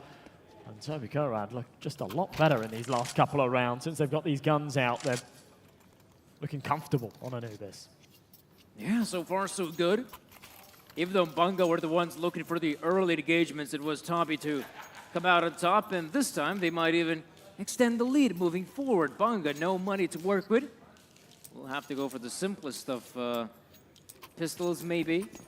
Yeah, maybe some upgraded, but apart from that, Toby want to start doing some fantastic work from the get-go. And I like the fact that, you know, some of those players are also going out there looking for the fights, and right now there's no weak link that you could point at on the side of Toby. Sure, it's early days, the first half, but I feel like this roster is rejuvenated. After that whole mishmash we had on the second map, it's great to see that Toby still has a fighter's chance in this. It's a clean slate, isn't it? Yeah. I mean, it's one that they really had to scrub clean. It took 5 overtimes and blood, sweat, and tears, but we effectively play a best of one now. M4 takes the contact just up against the pistols. I don't think Banga are expecting much here, but they know there's no chance again coming out on top in that duel. So they're going to regroup with their teammates on B, see if they can make something work. Fates is off, has missed the shot. It's okay, he's got his teammate there to recover and keep him company. Has been a rare sight so far this series. That should have been a lot more convincing, I'd say, coming out from Andu, but Chipun, a good response at least, dishing out the damage, at least leaving some kind of dent on the CT economy. Oh, no. As he goes in for more. He should be stopped by now. HS chimes in as he goes for the wild spray. No! Not again, Danny, not again. We've already seen an eco round win out of Banga today. There's a second round of Inferno, and they deliver again here. It happens once, and you can somewhat brush it off. You can say, all right, that was unlucky. When it happens twice, you got to investigate what's going wrong here. I don't even know what to point at. Overconfidence? I mean, Fates has missed 3 shots. Let's not beat around the bush. He's missed 3 AWP shots, and Andu's whiffed a whole clip on someone with a pistol. So yeah, it wasn't great, was it? But it wasn't. What a round! What a round from Banga. Great way to bounce back into this. As you can see, Toby, not the same level of aggression as we saw in the previous round, but like I said, on the CT side, it does make a lot of sense to go for the early fights, despite the fact that they are pretty disadvantageous. And I say that Andu, he's coming alive. Like I said, he's been pretty absent on Inferno's regulation. It was in overtime where we finally saw him putting up the big numbers, and it's great to see that he's not slowing down. Fates right now scoped in. It's been a rarity to see him miss shots. That's why I was so surprised last round. He delivers again here. It's a nice one back from Kenzie. But a lot of mental fortitude, a lot of resilience for Toby to lose that last round against the pistols and come into this one with full force. A bit of aggression there towards B-Mate. Yeah. Actually hit their shots, come out on top. Hey, Chess, in a bit of trouble. Perhaps not. Deals with it nicely, ties it up at 3 apiece. And EC Banga aren't allowed to run away with this just yet. Yeah, just as things were starting to look pretty good for Banga. he went around with Glocks, for Pete's sake. And yet, it's sad to see they're not able to capitalize on that victory. And so you can see economy is just all over the place for Banga. It's no wonder they consider, right, we'll go for the purchase here, scrape by whatever we've got left, and later on, if it does come down to the eco, fine. We'll just eco out, get ourselves a proper investment. But here we still might see some great work for Banga, but no, it's HS to find the first. It's an important early pick. That's Kenzie gone. Some big impact in these last couple of rounds, and it entertained the idea of blowing that smoke open. Opts against it. They're against the pistols. There's no need to give them the chances, but perhaps he should have, because the Tech-9s have flashed through the smoke. They've overwhelmed this B site. They've managed to tie up the numbers, but not for long, surely. Fates has hit a shot back. Clyro's arrived at the party fashionably late, but just in time to get it over the line. And Kai will come in from main on the pincer as well. A fourth on the board then for the CT side. As Banga again, they are forced into a bit of an awkward spot economically, and I don't see them winning with the Glocks again. Maybe not. This is where we finally start seeing some consistency in the first half, as sure, EC Banga had a nice run of form initially, winning the pistol. The second round, a miracle of a round with just the pistols, but Toby, nothing to sneeze at. That CD side is looking strong as ever. It feels like every single player able to chime in just when it matters most. And I'd say if Toby can keep up that same level of defense and they bring it to the offense of the T side, man, Banga has a big problem ahead of them.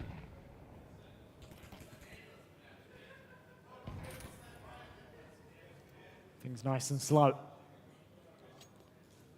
A main smoked, no one wants to play through it. There's no one on the other side, but the fear of it is enough to stay patient. A couple of upgraded pistols, that's about it here for Banga. And their fingers crossed for a bomb plant. Naturally, the setup really does allow that. You see, just playing a very, very defensive configuration. You've got the players in camera, HS and HY. Do a good job at finding the kills, but yeah, I'm surprised they've given up a plant here. Yeah, I was thinking the Estonian side will be more proactive, making sure no bomb plant comes through, but at the end, they still win a great round, not dropping a single player, which will be great for the Estonian economy moving forward.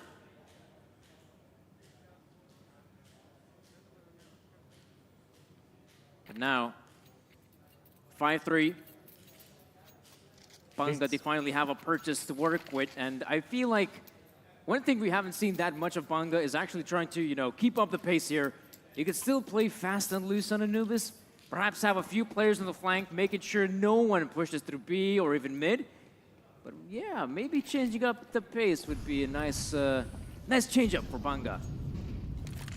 This is becoming a little problematic. This is their T side. This is the favored side of Anubis. And if they cannot win this buy round, they will be at maximum 6, more likely 5 rounds at the halfway point. It's not really enough. So bombing it through this smoke on the A site.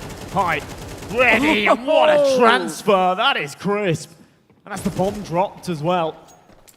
Rubbing salt in the wound with a third onto Shipan. Eventually dealt with the pincer from Niska, but he's wondering where all of his buddies have gone. Needs to deliver. A little bit of a team dink. That's okay. CGK, 1v4. They're just going to swarm him from all angles.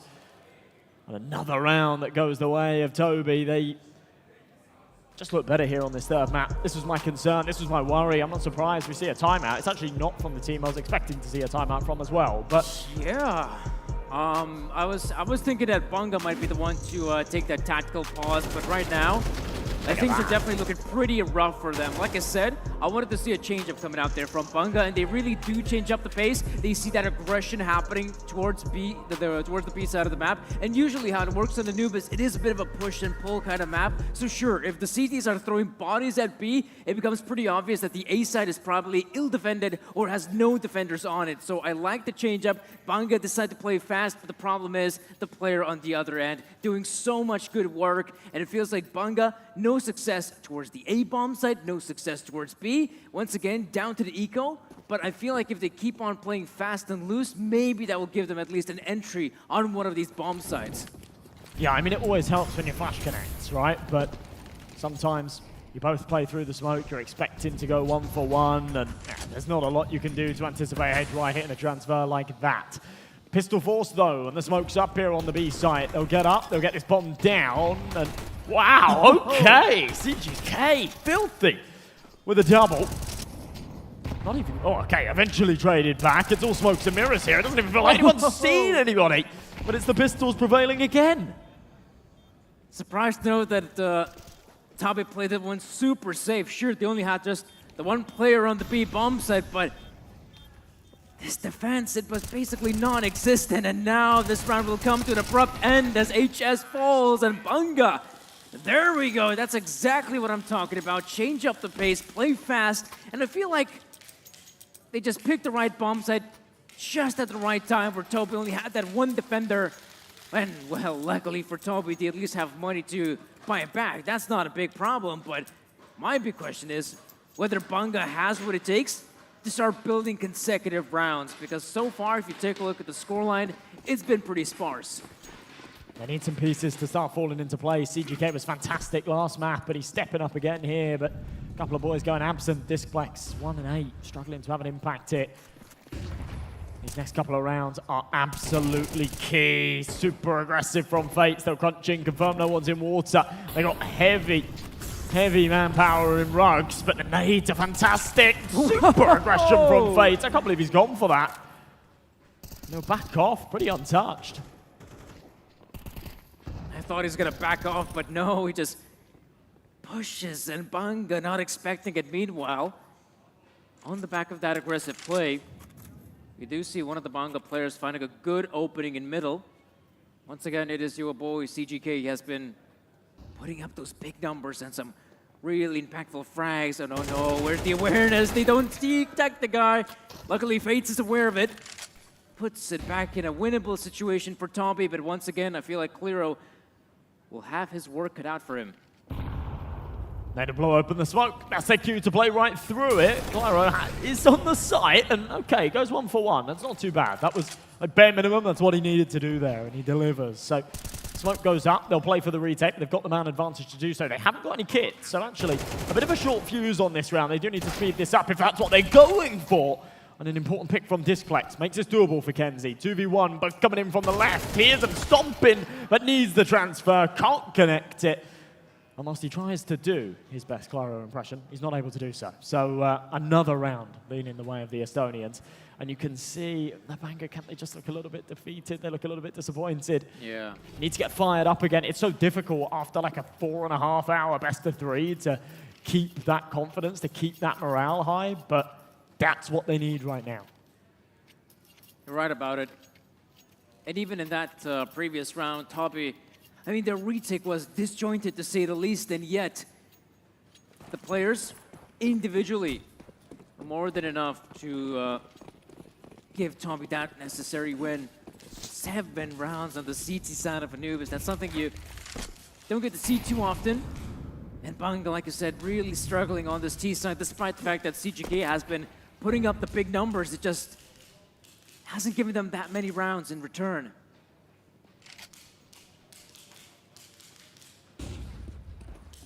Well, Banga once again over towards this A-bomb site. It has somewhat been the Achilles heel of the CT side, but again, it's HY delivering with a double. I'm surprised that they're sort of backing away from this. I mean, they are still going for the retake, of course, but rerouting and giving time in turn for Banga to actually isolate that duel, get themselves into good positions for the post-plant. Right now, Banga might have what it takes, but Nestor's positioning. Oh, it's the off angle, and he actually gets 2. I thought he was done so, but no, he somehow comes up with huge 3 frags to at least give them the 5th. Heading over to that second half when I do feel like, you know, this first half was pretty weak coming out from Banga. Sure, they win the pistol, some amazing eco rounds, and I think this was actually the first proper gun round they've won. So that really tells you of how relatively weak Banga's first half here on T-side Anubis was. Certainly was, but they've managed to sort of scrape together a serviceable half. For the T-side, it's not great, it's not enough, but If they can top it up with a pistol, tie this up at 7 apiece, there is a world that they can swing this back their way. And that final round, that disadvantageous situation that they claw in their favor should be that little confidence booster. At least you'd expect it to be. But switching the sides, they need to pull something magical out of their defense. Shupan in with the 2 flashbangs and that kit. But everyone else just with the USPs. No jewelries, no upgraded pistols. They need to be crisp. They need to hit these shots. Yeah, and Toby will definitely be happy with those 7 rounds on the T side. And, well, you win the pistol and suddenly you're getting dangerously close. But CGK, once again, give this guy a pistol. And he might just win you the round, but Clero goes in for more, knows that at least Nisker has gone aggressive, but he has neglected the B-bomb, so that's a huge mistake, an opportunity, a big one for Toby. Oh no, you're absolutely right, the bomb. Oh, it's a huge mistake. I don't think they were expecting to be given that much space there on the B-bomb site, so sort of left that bomb a little further back. Now they're in trouble, defended by both CTs, and good timing to fall back. Still a minute 10 on this clock, so plenty of time to maneuver. The Glock's trying to get up close and personal, but walking into the crossfire. Shipan's just taken attack from behind as well, so has information on at least one of the 2 remaining members. And now they've got info on both as they're spotted. CGK with a massive headshot. He's coming in super clutch in this round. And it'll be Shipan to finish it off. Banga looked dead to rights. That looked like a lost cause in the pistol. They somehow recover the sinking ship. And they now are 3 for 3 on pistol rounds. Man, oh man. Like I said, CGK, he's so good with the pistols and basically saves his team again. In a world where somehow Toby, you know, they have the bomb, they push into the bomb site. I mean, we're talking about an 8th victory for Toby, but not this time. I do feel like this second half is going to be close once again. Maybe not as close as when we saw in Inferno, but definitely expect a competitive game here, guys. The scoreline is going to get tight pretty quick. As EC Banga, you have a really good purchase heading into a round like this. They got the FAMASas, the MP9s to work with, and Toby, no purchase in this one, just the beer pistols to try and get this round over and done with. And then we'll see the real guns, the AK-47s pop out, but I guess they're just hoping, lingering about the map to try and catch some of the EC Banga players who might be interested to go aggressive, and I feel like this is kind of an old school existence level pause. I guess the Toby boys are maybe having a discussion in T-Spawn of how do you want to approach this upcoming round, or maybe they're just joking about. They've got loads of pauses left, but yeah, considering it's an eco round, sure. They've done well not to be completely farmed by that MP9 as well. 1-for-1s, absolutely cool. A bomb plant, somewhat the jackpot. I mean, obviously the jackpot's winning the round. Normally, I'd say that's out this question, but we've actually seen it twice so far this series, so maybe I'm kidding myself. But regrouping, headed over towards the B side of things. Actually a real opportunity here for them to get this C4 tapped in and a bit of extra money going their way. Just comes down to whether or not they can have the timing on the push. There it is, Shupan looking the other way. FAMAS doesn't find the first, eventually converts. But they can't deny that C4. B250 will find the MP9, and whilst it is cleaned up nicely, it is still quite an expensive round. Clara will be finished, the defuse will come through, the scoreline tied up at 7 apiece, but yeah, 2 kills and a bomb plant for a full eco round. That's success in my books. Yeah, a round like that should have been a lot cleaner. Surprised to note that it comes down to being this close to the end. I even felt like the T's on the B bomb side might just have what it takes to secure that victory. But yeah, 7-7. An incredibly close scoreline, but now we're done with pistols. It's time to see some real guns. I don't believe, yeah, Toby would have had enough money to go for an AWP purchase, but I feel like on Anubis it can be a useful gun. There's a lot of long-range engagements you can have on the big green, but I feel like you want to test out the waters beforehand, you know? Play with the rifles, be fast and loose if needed, and we might actually see, yeah, a bit of a boost happening here in mid, but no one to go up against. Oh, OLYBOOST. OLYBOOST. AK's out here though for Toby. Look how much space they've taken. Andy thinks he's got away with murder, creeping all the way up. Little does he know he's being jiggled from camera. The second he's spotted, they'll drop that incendiary. Very fast dink from Japan, but can't follow up with a body shot. Andu returns the favor, and with HS following up with another as well, a man advantage. Undecided yet, I think. In fact, no, now they've made the call. B is the final destination of choice. Niska's still here, though, in connector. And if he wins this fight, then this could still go their way. An important pickup, puts it back into a 3-on-3, buys a bit of time and space as well. That bomb will still go down. Ooh, the bomb is planted in a very precarious position, but it is the T side that has control over CT, and Fates is expecting someone to be amidst that smoke. Position is pretty good, I'd say, for the T side. They should be able to close this one out, especially with Disciplex and CGK just going out there one by one, trying to win their individual aim duels. Clearo, he cannot mess it up.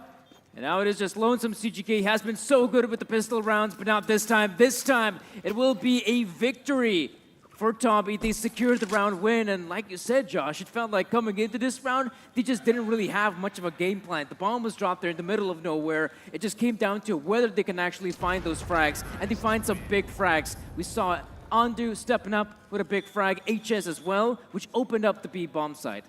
It's absolutely plausible to give up the mid control and just have your camera player jiggle in there with a bit of util, but it did feel like they gave up a bit of too much space there, right? The fact that as soon as that contact's made, the incendiary's thrown, but it's obviously too late. Andu's already crossed. So then you're relying on your temple player to win that fight. And if your temple player doesn't win that fight, then you've got a fox in the hen's nest, right? Yeah. You've got a T in the ZT spawn, and basically the rest of the round then has to revolve around that.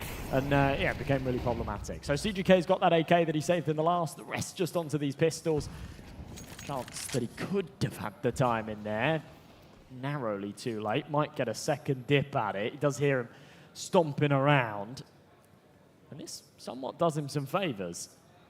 He is completely incognito. He'll have at least one freebie. He pulls the trigger quite quickly. He just wants to secure it and get out of there. And that's the problem as well. They have no idea how many players have actually pushed up B. They think, okay, if we push on the A-bomb side, maybe there's not going to be a single player here. But the problem is there are loads of CTs. And Fates and Andu, thus far, doing a good job. But Chipan is still left standing. Up close with the Deagle can really be a nuisance as, oh no, Claro has made the jump. Chipan, Deeg, 50 cal, 2 bullets, and now you have his buddy chiming in, CGK. This could be good for Banga, but it is just a Deeg left standing. A massive one for Chipan. He might just be able to recover that AK, and I believe his teammate also have the kit, so there we go. Oh, he's got to clutch it now. Oh yeah. He might just be able to make it work. I'm not sure if Andu is aware of the situation. He might just be able to stick it. Oh no, Andu, he is not aware. He has no idea that the player has the kit. And Banga, what a massive round to take. That is unbelievable when you can see their faces do not look particularly happy with that one. That was so sick. That second one, Deeg, we'll see it on the replay, I'm sure. Okay, things kick off nicely from Disciplex, but it's this right here. That is filth.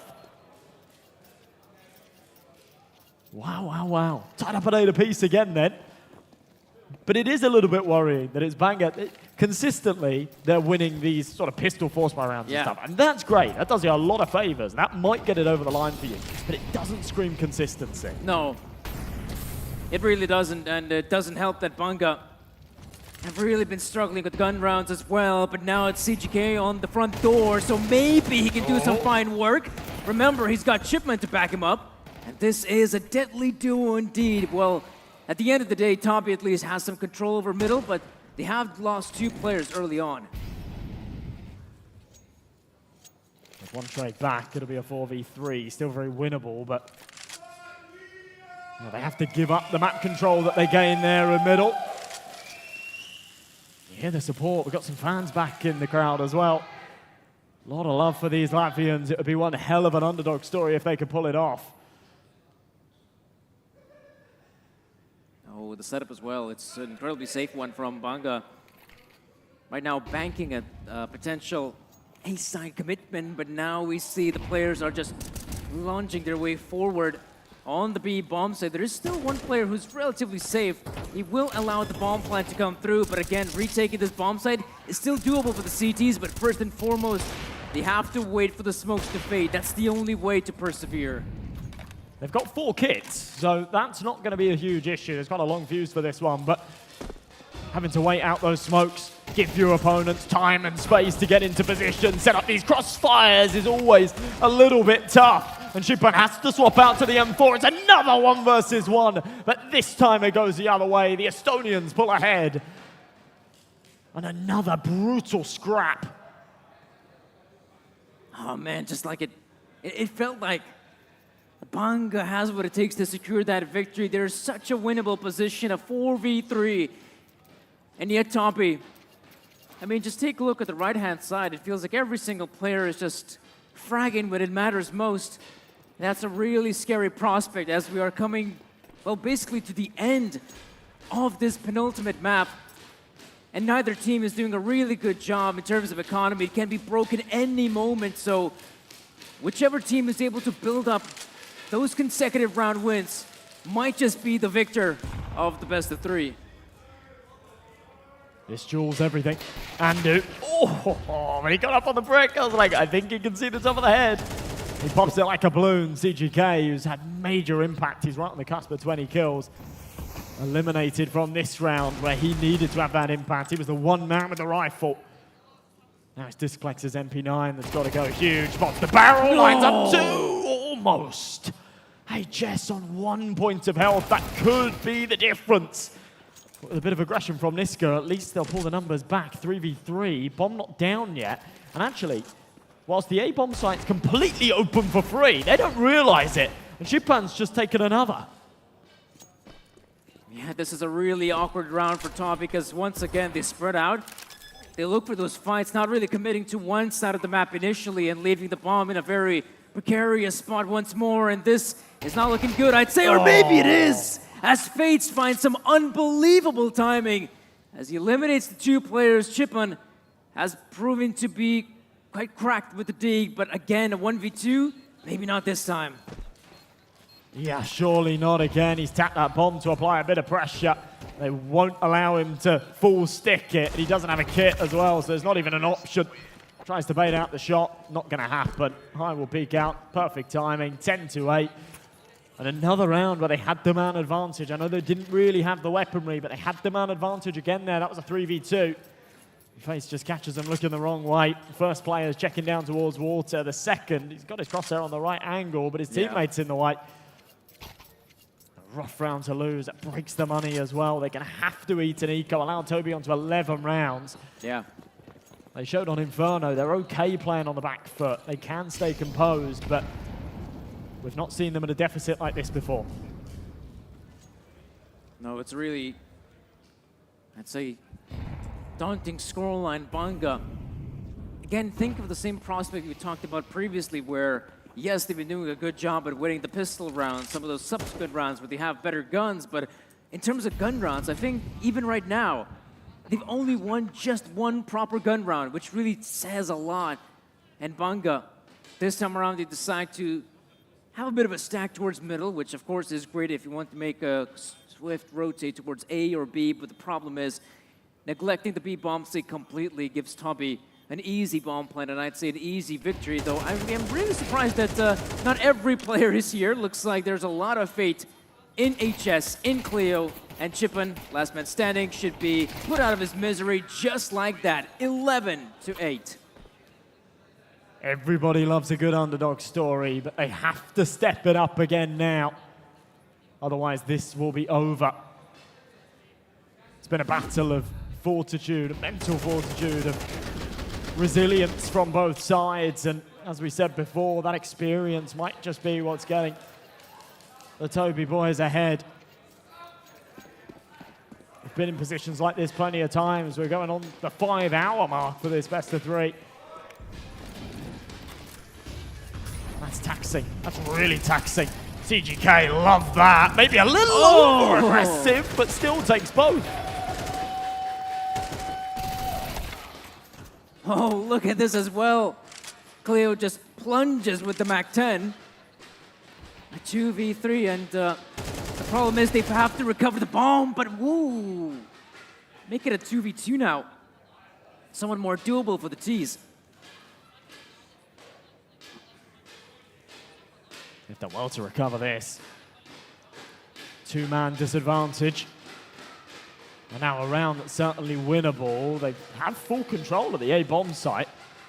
HS doesn't know if he's safe to cross, so they're going to have to somewhat give up that control so that they can then route this bomb to the right place. Niska still hasn't been able to snatch it back, so the plant will go down. It'll be a 2v2 retake. Toby Korad will have the advantage here to push themselves onto map and series point. Oh, HY, he must have heard the footsteps. He should be so aware of what's happening right now, and this duel could really set the pace for this retake, and he wins the gunfight against Chipman, and Niska tries his best to be the smoke criminal, but he's the one put in jail, and it's 12 rounds for Toby. What a recovery. Losing map 1, 5 OTs in map 2. They came back from being 3 rounds down in OT3, by the way. OT4, in fact, that was. And now moving into this third and final, they just look like the better team here on this T half. We traded back and forth in the first 4 rounds of this second half. But since then, it really has been the Estonia show. The colours flying. 4 MP9s and an M4 to try and keep EC Banga's head above water. If they cannot convert, then their tournament life here is over. Niska, he's the first one to fall. A big frag as well, and Andu, he's not slowing down. 5th gear it is, and CGK, there we go. That's a good pickup from him, but remember, Toby, they have control of the bomb site, but one problem that can, once again, come back to bite them is that no one has the bomb just yet. Everyone just rushes to the bomb site, but you have to recover the bomb, and luckily for them, sure, they'll waste extra seconds, but at least they recovered the bomb safely. That could be a grave mistake, you know, because they don't have any more smokes. And by the time the bomb gets to the site, those smokes have faded, and there's an avenue in for the CT. So close for Dispex, but yet so far. And he calls upon CGK again. It's felt like there's been so much weight on his shoulders in this series, but he can't deliver more than just the one here. And it falls onto Shipan. 2v1, Clyro's low, but he's only got an MP9, and at range, it just can't cut it. Clyro's going to finish it off.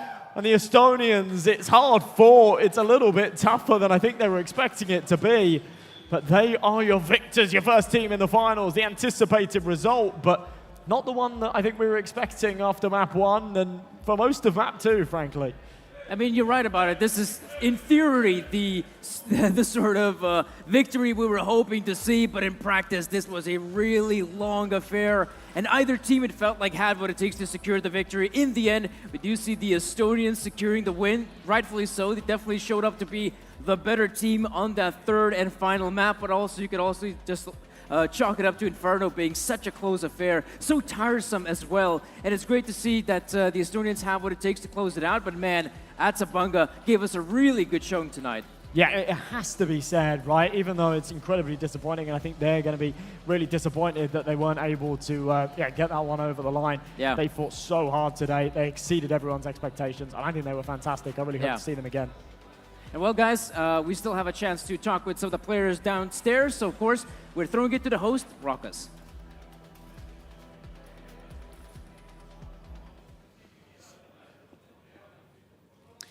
What a fantastic game. Give a round of applause to the both teams from Latvia and Estonia.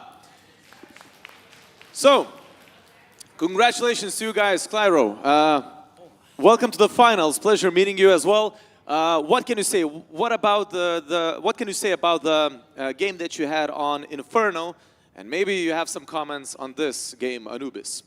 I don't know. We just played 2 maps in fucking. We played like 60 rounds in fucking 1 map. That's fucking insane. Anyways, played really well. We couldn't get our things going at the beginning, but then we like focused and managed to close it out. So I'm happy. Yeah, but what can you say to the opponents? Because well, most of the people would say that you guys are the favorites of this whole tournament, whilst our Latvian friends were like not expected to win against you. but they were super close to winning this. What can you say to your opponents? Yeah, they played really well. I don't know. They just couldn't handle their setups sometimes, and it was really close. Like sometimes we just didn't get the trades, and they just hit their shots and they won the rounds. So that's why it was so close. Fantastic. What are you expecting from the finals? You're going to be meeting either one of the teams, either the Lithuanians or your friends Estonians. What do you expect from the finals? I don't know. Let's see. Let's see. Give a round of applause. Well done. We'll see you in the finals. Thank you. Whew. I don't know about you guys, but I was getting goosebumps, especially on the second map. That was intense. That was super intense. Best quality Counter-Strike 2 games here. Guys, we will have our competition now, where two of the teams will play on the next best of 3. So we will have Lithuanian and Estonian teams. But before that, we will have a show match where our streamers, which are 2 Lithuanians and 2 Estonians, will play against each other. But before that, we will have a short break.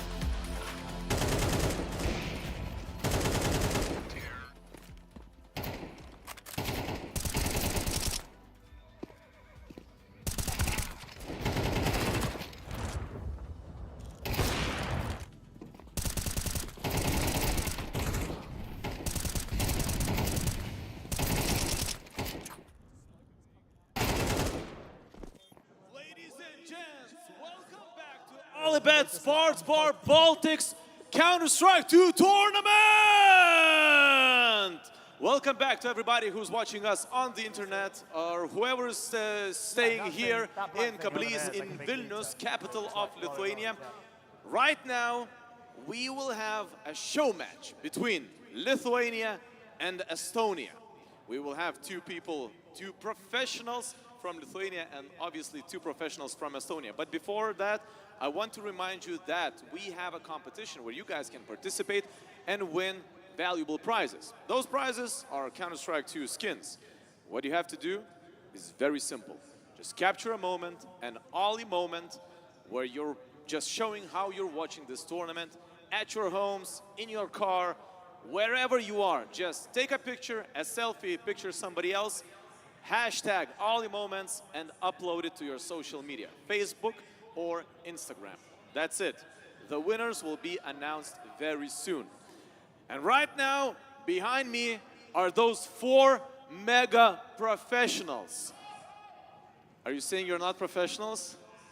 This guy is mega professional, I'm telling you that. So guys, can we give a round of applause to Lithuanians? They're super shy today. Who thinks that Lithuanians are going to win? A few people, all right. Who thinks that the Estonian duo will win? Well, the audience is like in the middle. So guys, let me introduce you.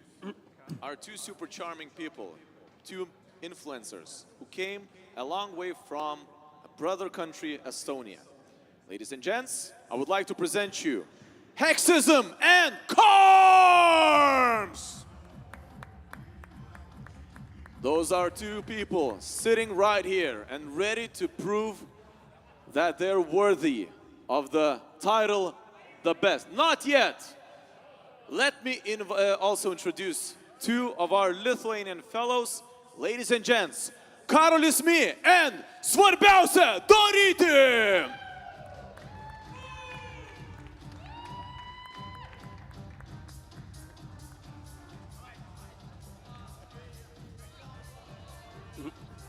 Well, obviously these guys are having fun, so I hope you will also, guys who are watching us through the stream, you will also have some fun.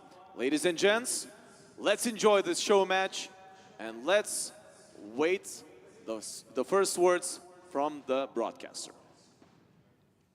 Hi guys and welcome back to the OLYBOOST Sports Bar Counter-Strike 2 tournament. My name is Lisvunas and here we're going to watch a wonderful spectacle, another show match, a CS2v2 matchup between some Lithuanian influencers against some Estonian influencers. We know the likes of svarbeuse.dariti, one of the most famous oppers in Lithuania. At least he proclaims himself to be that. We'll see how he'll show up in this server tonight. I think so far from the charisma and the mentality, the Lithuanian squad looked a little bit better, but everything will be decided on the server. Dear viewers, I will remind you that still, after this show match, we're going to have the second semi-final, and then the grand final will await us here in Tbilisi club, here in Vilnius, in the capital of Lithuania. It will be a wonderful matchup. Of course, this show match will also be very interesting to see whether the Lithuanians can cover up their reputation and can beat those Estonians up. It's a rare occasion that we see a Baltic show match between different influencers, so I imagine that you down in the stream have a lot to say about the 4 of those people, so it will be very interesting to see whether the Lithuanians prevail or not. I do have to say I'm Lithuanian myself, so maybe I'll be a bit more biased towards their side. Of course, the likes of svarbeuse.dariti, well, they have already been in many show matches before. They've managed to show that they're pretty good at Counter-Strike. Of course, these people, they've been playing this game for a very long time right now, so it will be very interesting to see how do they show up in the server. But dear viewers, again, I will remind you that this will be a show match on one map. It will be a wingman map, so it will be very interesting to see whether they can pull up their performances or not. I will remind you, dear viewers, again, if you've just tuned into the stream and you're thinking, what's happening? There should be a Counter-Strike 5v5 tournament going on. It is happening. The first semi-final just finished, and it is the Estonian side who managed to beat the likes of EC Banga. But the second semi-final will await us not that long ago. It will be Ishprots against grannies, knockers on the second semifinal, but this will be the show match to basically help us understand which side will be better, which two people will show off better. It does seem that the map that we'll are going to be playing on will be Vertigo. It's quite controversial, right? Vertigo is maybe not one of the best maps or not one of the most liked maps out there, but maybe in this 2v2 format we'll have some fun on it, right? There are a lot of maps on Wingman you can play. Vertigo is one of them. I do believe that yesterday throughout the interviews when we talked with the pro players of this tournament, most of them said that Vertigo should be removed out of the map pool. I don't know about you guys. You can write it down in the stream chat whether you think Vertigo should be removed from the map pool or not. There have been hints of Train that it might be added to the map pool. Maybe it will be changed by Vertigo, but as you probably know, Wingman, it doesn't really care what map it is because basically it is a show of individual talent. And here we go, dear viewers. The show match began. The Lithuanians will start on the CT side. The Estonians, well, they're going to be on their T side. So we'll see whether svarbeuse dariti can still remain the champion of Lithuanian show matches. Again, as I've reminded you previously, it is a rare occasion that we see professional show matches between different Baltic countries. So an interesting choice to see the Lithuanians and Estonians here. And it will be the Estonian side on that T side to begin things. Garms invested into a grenade. Hex with the armor himself. So we'll see what sort of strat do they cook up for this first round. So far, pretty passive, pretty simple to begin this show match affair. And there we go, because that was a restart, dear viewers. That's why it was so passive so far, so it doesn't matter. We'll still head on for the first map. Again, I will remind you, dear viewers, that in this show match, we'll see one map, so everything will be decided on Vertigo here, and we'll see whether these people can show up to their best in this occasion. So there we go. As I assume, the show match began, and svarbeuse dariti already has some trouble in mid. A good nade down there. However, it is people like Karms and Hex who's magically gotten some wonderful weapons in their arms with the likes of a Mac-10 and a Galil in their hands. But unfortunately, that was the first round that finished. That's why they have the better weapons. So a bit of magic in the server so far, but it's a show match. Magic can happen, right? So the first round was actually won by the Estonians. That's why they have the better buy, and that's why they've already planted the bomb here. So it will be a hard retake for the CTs and an easy cleanup for the Estonian side. So an easy 2-0 start for them in this Vertigo affair. So now the Lithuanians will have enough money to make a full buy, both of them on the M4A4. So it will be interesting to see whether they take up more aggressive individual duels or not. But by the looks of the skins on the Estonian side, on both Hex and Karms, they really do have wonderful skins on them. So they're proficient in Counter-Strike as well. Because as you know, skins equal wins. And here is svarbeuse dariti with the M4 in his hand. In mid as usual, but it is his teammate Carlos who picked up the first frag. svarbeuse dariti missed out on this duel. It's Hex winning it out with a Mac-10 in her hand, or his hand. Oh, and Carlos turned his back at the worst possible moment. 16 HP left on the Lithuanian. Hex smoked himself off, and Carlos will have a lot to do in this following round. 40 seconds left on the clock.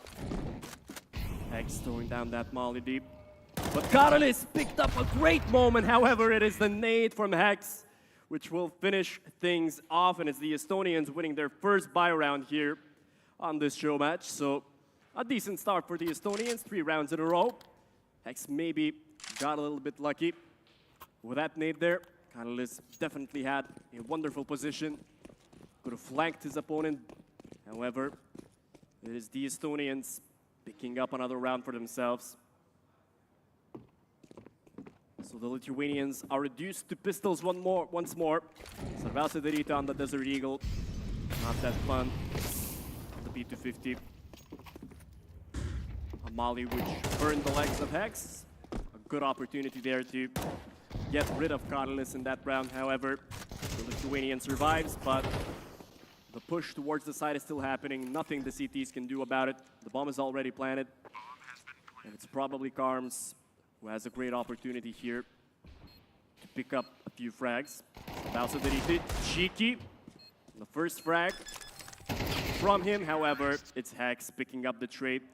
A nice effort by svarbeuse.dariti, lurking behind his opponents, but he wasn't fortunate there. Managed to get only one frag, and it's 4 in a row for the Estonians. A great start for their team. And the Lithuanians, well, they will need to do something positive in this round. Otherwise, this affair will get real ugly real quick.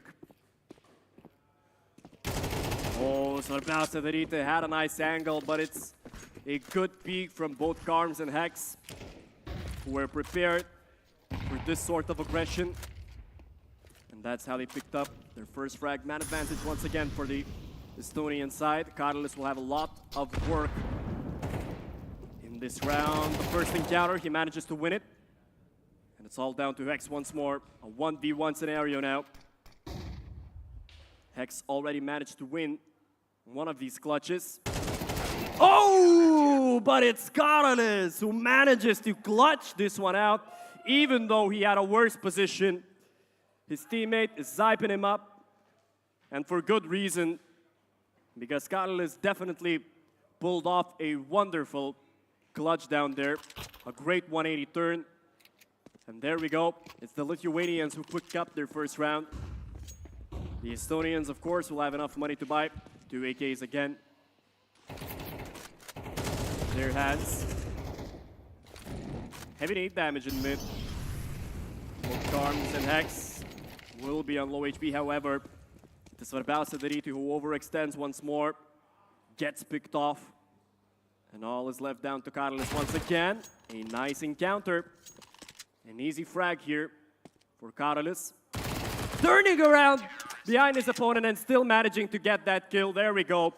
Catalyst is fired up in this show match. 2 rounds in a row where he manages to clutch things out. And maybe this will be the beginning of something solid for the CT side. 2 rounds in a row. They haven't broken the Estonian economy just yet, as they're still on an AK and a Mac-10. svarbeuse.dariti, so far, he's had a hard time in this first half, but he will have the opportunity to redeem himself. An interesting position here from Simas. He manages to pick up the first frag. He manages to get away as well. It's all down to Karms, but not for long, as Catalyst peeks from the left side and manages to grab the 3rd round in a row for the Lithuanians. So there we go. More tension in this show match. 3-4 is the score now. And the Estonian side have been reduced to scouts and eagles. Next will be on the Desert Eagle. Karms with a scout. We've already seen that svarbeuse.dariti tried out the op, tried out the sniper rifle. Didn't work out for him when he picked from yellow.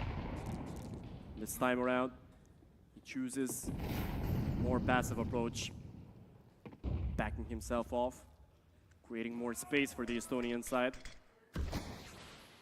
Less than a minute left now for the T side. Both of the CTs on course. Karms will tag svarbeuse.dariti. Tries to go for another fight. Unfortunately, he dies, and svarbeuse.dariti closes things out in the first half. So there we go. An equal scoreline. Not a bad result for the Lithuanians, taking into account that they've lost the first 4 rounds. But svarbeuse.dariti, he found his form, even though it was Catalyst who secured the first 2 rounds for his team with some great clutches. And now they're on the T side. And we'll see whether they show more aggression than the Estonians or not. svarbeuse.dariti, the king of Lithuanian show matches. And he begins aggressively here, rushing in with a Tech 9, almost grabbing the first frag. Hex lost his pistol, had to back off. The bomb is already being planted. And it's svarbeuse.dariti picking off the second easy frag for himself. And it's aggression which paid off for the Lithuanians. 5 rounds in a row. And so far, they're unstoppable here. The CTs, they've decided to eco Arms and Hex on a Desert Eagle and a P250. So it's the Lithuanians who have the edge. Arsenal-wise, Carms saw both of our opponents, didn't manage to get the kill, and it's finally not the Fun who managed to close things out. 6 rounds in a row here for the Lithuanian side. A great affair for them so far. But it's the CTs who will conjure up the first buy of the second half. Carms on a FAMAS, Hex on an M4. And the Lithuanians, they definitely got some swagger about them. Winning 6 rounds in a row. Confidence is back for the Lithuanian duo. svarbeuse.dariti still on that Mac 10. And it'll be interesting to see whether the Estonians manage to pick up this first round in the second half. Not that good of a flash, but it's svarbeuse.dariti again with those lurking abilities, managing to find the first one. Oh God, even I shoot better than that. svarbeuse.dariti against Hex. A 1v1 scenario right here. A nade thrown down, Hex on 40 HP. Not an easy scenario for him. svarbeuse.dariti peeks, but it's Hex who closes things out. svarbeuse.dariti in agony right now. Not even showing his face to the cameras. There we go. Definitely a face of anguish there. After losing out that fight, Hex managed to find the brilliant kill there on the Lithuanian. And there we go. The Estonians. They've managed to come back after losing 6 rounds in a row. And the tension is building here in this show match. Carms and Hex both on the M4. But it's the Lithuanian side being the aggressors here. Karolis peeks straight into the crosshair of Hex. svarbeuse.dariti all left to him. However, the first duel, not to his liking. 6 HP left only on the Lithuanian. A very tough scenario now for Simas. What will he manage to do here? Less than a minute left for the Lithuanian. A cheeky approach from svarbeuse.dariti. Most of his kills were from those lurking positions. It works wonders for svarbeuse.dariti. But 30 seconds left. He does have the bomb. All the time in the world to make up his mind. But only 6 HP. Will the Lithuanian showmatch king still prevail in this encounter? svarbeuse.dariti straight into the crosshair of Carms. And there we go. It's the Estonians who tied the score up. And we can already see that they're more intact. And the score is tied at 6. Now it's the Lithuanians who don't have enough cash for a full buy. They'll be reduced to Mac 10s, a couple of nades. Not an easy scenario for the Lithuanians. So it's the Estonians who have their opponents on the ropes now. Aggression coming in from ramp once more, but Hex manages to win out that duel. Karolis was late for the trade frag, and now it's all left on his shoulders. He's managed to win those 1v2 duels in the first half, winning the first 2 rounds for the Lithuanians, but it's a way more difficult scenario for Karolis right now. Less than a minute left. Only a Mac 10 in his hands, no nades, nothing. So a very dark scenario for Mr. Not That Fun. It's definitely not that fun for him now. His position got compromised, and that's it. Easy for Carms. 7-6. The Estonians managed to come back after losing 6 rounds in a row. And definitely a roller coaster of affairs on Vertigo here. And the Lithuanians, well, now they are in a very, very bad scenario. Again, not a lot of cash on them. Reduced to Mac 10s once more. Will they manage to tie the score up? Carms and Hex, they have nades in their pockets. an AK, an M4 in hand. Definitely the favorites here coming into this round. Less than a minute left now for the Lithuanian side. Not a lot of map control has been gathered so far. So 50 seconds, and there we go. That push down ramp. Hex preparing for the nade. Trying to back away and managing to win that crucial duel. svarbeuse BALTIC goes down as well, and there we go. It's the Estonians, as per usual, being stone cold and dead serious to come back into this affair. Completely chill. That's the Estonian way, man. The Lithuanians, we're hype. Maybe we're a bit aggressive, but it's the Estonians who get things done here. 8-6 is the score. And the Lithuanian duo of Simas and Karolis will need 2 rounds in a row in order to bring us to overtime. svarbeuse BALTIC. Such an important episode, but it's Garms who manages to win this one out. And once again, everything is down to Karolis. An AK in hand, and the whole pressure of Lithuania on his shoulders. Will he manage to clutch this one out once more? He has nades, he has the bomb. Saw his first opponent, but it's the Estonians who closed this show match out. And there we go. Even if the Lithuanians showed more energy at the beginning of the match, it's the Estonians with their cool demeanor that managed to finish this game out quite easily. So it was definitely a roller coaster of affairs. The Estonians managed to win 4 rounds in a row. However, the Lithuanians managed to come back after some beautiful clutches, both from svarbeuse BALTIC, but especially from Karolis. The score was even at the first half. Unfortunately, the Lithuanians did not manage to prevail in the second half. It's the Estonians who managed to win this fight in an easy and cool manner. But dear viewers, that's definitely not enough Counter-Strike for today, if I'm not mistaken, because just after this show match, we're going to witness the second semifinals of this affair, and it will happen between Granny's Knockers and E Sprots. So we'll be back real soon.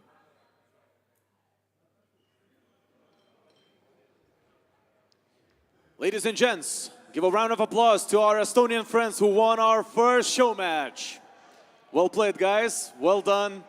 Lithuanians, you have to get better next time. Maybe you will have a chance or two to prove that. But now is the moment when we will move on to the second semi-final, in which we will obviously have 2 more teams. One is from Estonia as well.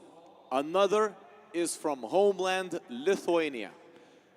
Ladies and gents, firstly, we will have an opportunity to learn and get to know our teams better. So ladies and gents, let's put our attention to our screens, and I will introduce you our first team whose gaming skills I hope are better than their grammar skills. Ladies and gents, E Sprots team! Hey guys, we're here with E Sprots. So, let's begin. What is your nickname? My nickname is what? Sikta. I'm Cesar. I'm Steak. Fileva. How many hours do you have in Counter-Strike? Approximately 6,000. About 15,000. Close to 15. I'm close to 11,000. 14,000. Okay, that's a lot of hours there. Let's begin with this one. What do you think? Which map should be replaced in the current map pool in Counter-Strike? I think it's obvious one, Vertigo. And with what map would you change it? Train. And why do you ban Vertigo? I think no one likes it map. It's the community hated. Yeah, I think it's Vertigo as well. It's pretty obvious. It's just a bad map overall. And probably Cash or Train are the best ones to replace it. Minus Vertigo plus Train. Yeah, I'd also say Vertigo. I don't like the map, and Train was something I really love, so I'd love to see it back. Yeah, we all have the same. We want the Vertigo gun and Train into it. So I imagine you won't be playing Vertigo here in LAN. So the last question that I have for you guys, what do you think? Will Counter-Strike 2 be more popular than CSGO? I think so. It's a new game. Maybe new players will come and play it. Not sure about it. Probably, yeah. Like you said, it's a new game. There's a lot of time to fix stuff, and the game will just grow over time. it's already bigger than CSGO, and I think it will just grow more. Yeah, I think as well that it will grow more and be bigger than CSGO. Definitely. Definitely, yes. And that was our Estonian team, esports team. Now, let's move on to a short presentation from our Lithuanian friends. Ladies and gents, I would like to proudly introduce Granny's Knockers. Hey guys, we're here with Granny's Knockers. So let's begin by introducing them. What's your name? My name is Marius Mikhailov, nickname KGZ. My name is Matas Maus Lusas. My name is Emilis Blažys, nickname Spardus. I'm Matas Magila. How many hours do you have in Counter-Strike? At the moment, 14,000. 12K. Almost 10,000. Almost 12,000. So let's begin with our first question. What do you think will be the upcoming talent in Lithuania? I think now Bondi has all the talents to go higher. So yeah, I'll say Bondi. I think it's Jukes. How come? I think he's like super talented. He has good mechanical skills, and yeah, he's super young. I would also say Jukes, because of the same reasons. Also, he's from my city, so I have to cheer up for him, and that we probably get. I will say Vuk CS. He's a player that nobody really knows about, but I saw a lot of potential in him. He's pretty young also. Okay, so the next question will be, how would you compare playing LAN to online? I mean, LAN, especially against Baltic teams, is the most fun because we are like competing now. We are the only team representing Lithuania, so I feel like we have something to prove that Lithuania is still the best country in Baltics, and that's what I just want to show them in LAN. And in online, we already know that we are better. So. I mean, I agree with Magila. They're playing here for fun. I don't know. For me, I don't get any pressure here. It's my second LAN, so I don't really feel any experience or any pressure also. But we came here to win. That's about it. I also agree with all of them. I think it's not the first time all of them are playing here, and I think me coaching them will bring us to victory. And that was our team, Granny's Knockers. Do we have Lithuanian fans here? Don't be shy, guys. This is our nation's team. We have to be ready for them to win. I hope so.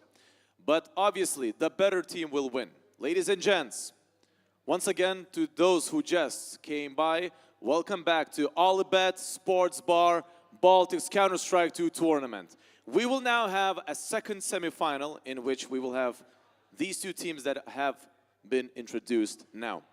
So now, we will invite to the stage our Estonian friends, esports team!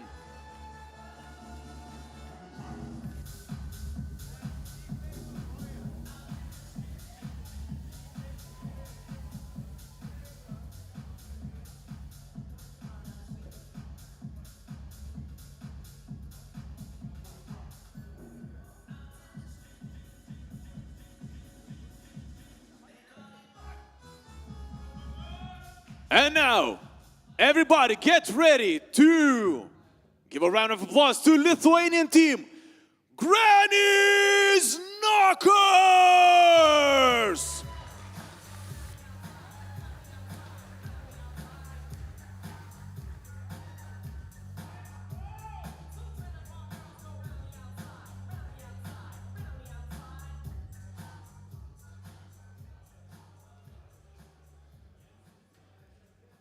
And now, the second semi-final begins. Ladies and gents, enjoy, and I'm sending the microphone over to the commentators.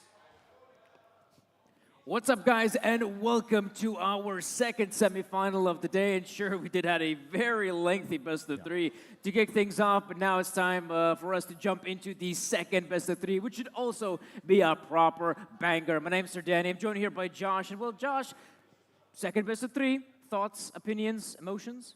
Emotions, yeah. I mean, that last one was so taxing, wasn't it? On the players, on us, on all the fans in the crowd as well. You could see the build-up after map 2, and then when it didn't go the Latvians' way, there was this big release, and then, okay, but map 3 is still to come. And then when that didn't go their way, oh, it was heartbreak. It was heartbreak. But we had a lengthy break. We had some chicken wings. It was good, right?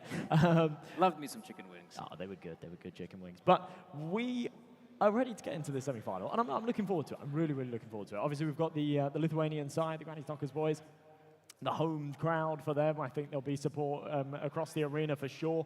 On the other side of things, the other Estonian team, the guys that made it through the last chance qualifier, they lost in the finals of that main Estonian qualifier against the boys that we saw earlier on that just about scraped through, right? So if we're talking sort of storylines, narratives, there's something there. But I think that they're very similar in terms of the way that they are just, you know, Estonian mixes of very, very good players. And there's no doubt there are some very, very good players on this esports side. Yeah, well, let's begin the conversation with esports. And fact of the matter is that they used to be the sort of like second best Estonian team. They used to play under various tags. One tag I definitely recall is Vortex.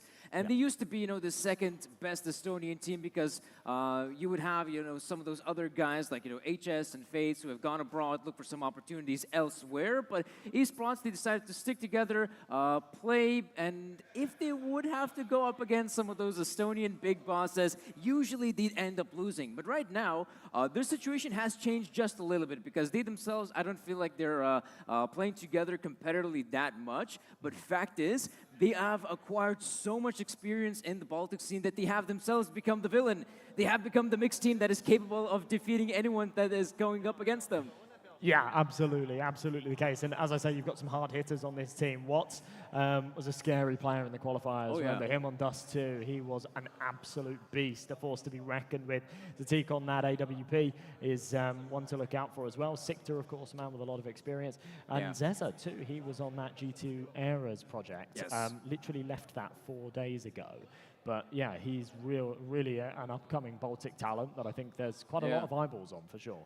Oh, that's a cool point you mentioned as well, because there is that upcoming Baltic talent that is just not playing in the, you know, local scene, not playing in, let's say, your national team. Because, you could say Tak is a good example as well. You got Ryu, who's playing in Montigen, doing a phenomenal job as a very powerful player who's really good at entry fragging. And in that roster, you know, he's able to bring up some proper skill as well. Magila as well, being touted as a potential player, the next up-and-coming star. And, well, it's a good opportunity as any to show off some of that skills, what you can make in a simple LAN environment like this. You should be able to put up the big numbers and start that conversation going.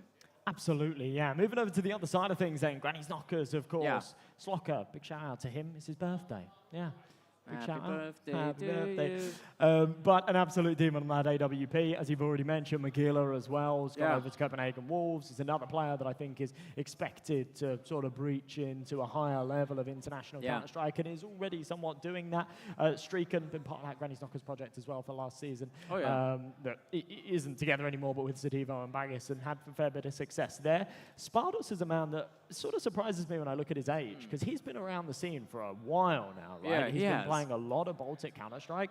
He's only 21. I thought he was a couple of years older than that. He's not. So still, there's sort of opportunities there, and I think that he is another player that could absolutely sort of make it on the world stages. That final 5th Mouse, he said on the stage, it's his second LAN event. But yeah, hasn't had too many opportunities to lift any trophies, so this could be the day. Yeah, and of course, if you want to lift a trophy, you got to play a game, but also there's a tactical game, the veto side of things. So we should be able to actually, no, forget any vetoes. We have a chance to jump straight into the first map of the best of 3. So we got that Ancient, we got that Dust 2 and Mirage if needed. Well, cracking things off then. The Knockers on the T side, esports on their defense. Zatik with just a lowly flashbang, but a couple of pairs of Julies dropped over. A little bit of a slower start. Control taken over towards the B slope. And look at this. All the way up middle is Spartus. Yeah, you can see as well. They control firmly the hands of the T's. The problem is they have no idea what's coming in the back lines, and that is Sikta. Man, he doesn't get that kill. I was so sure in this position he might be able to do a lot more damage, but the bomb does get planted over an A, and esports, they're a bit slow, I'd say, on the retake. Finally, we have kind of like Steak picking up one frag, but yeah, this 4v2 is not looking too good for esports. They're being gunned down, or maybe that's a good reply, but at the end, it's Granny's Knockers. They come up huge. Yeah, that's a very good pistol round, and a really good read from Mouse as well. I don't think a step was made from the A main aggressor. I think that was a case of they'd gone up donut and taken no contact, and they went, this is a little bit too quiet, right? Yeah. Normally you'll have a donut player. The only time you maybe wouldn't have a donut player is if that A anchor's decided to get aggressive into A main, and therefore, oh, I need to check elbow. He turns around at the perfect moment, timing's brilliant, headshot's crisp, and brilliant pistol round. You can see on the cams right there as well. We didn't mention him in the pregame. Kang, here, coaching. I'm not sure how much they're going to be listening to it. But Yeah, just like Kaz. But Granny's Knockers, at least in a round like this, they have a great chance to get that second consecutive round win. I'm pretty sure there's a lot of footsteps being heard across the map.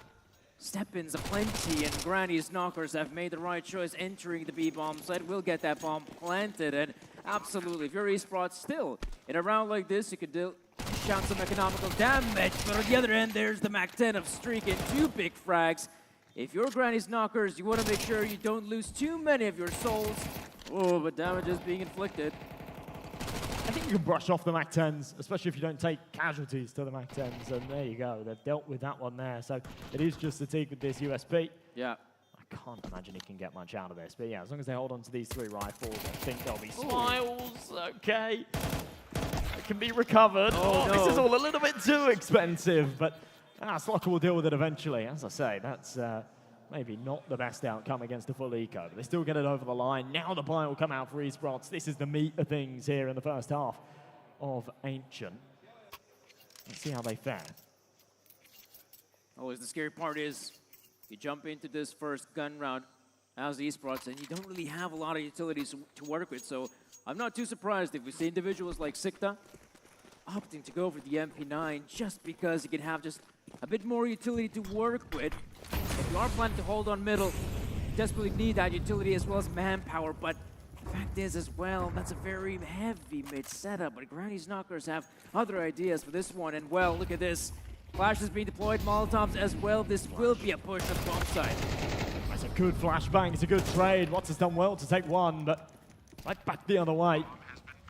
Site taken, Magilla up close, they've got a good little crossfire set up, but oh, it's all a little bit scrappy. Streaken does eventually get it over the line, 2v2. I think they've got the information that both are here towards Donut as well, so that smoke's going to add some real complications.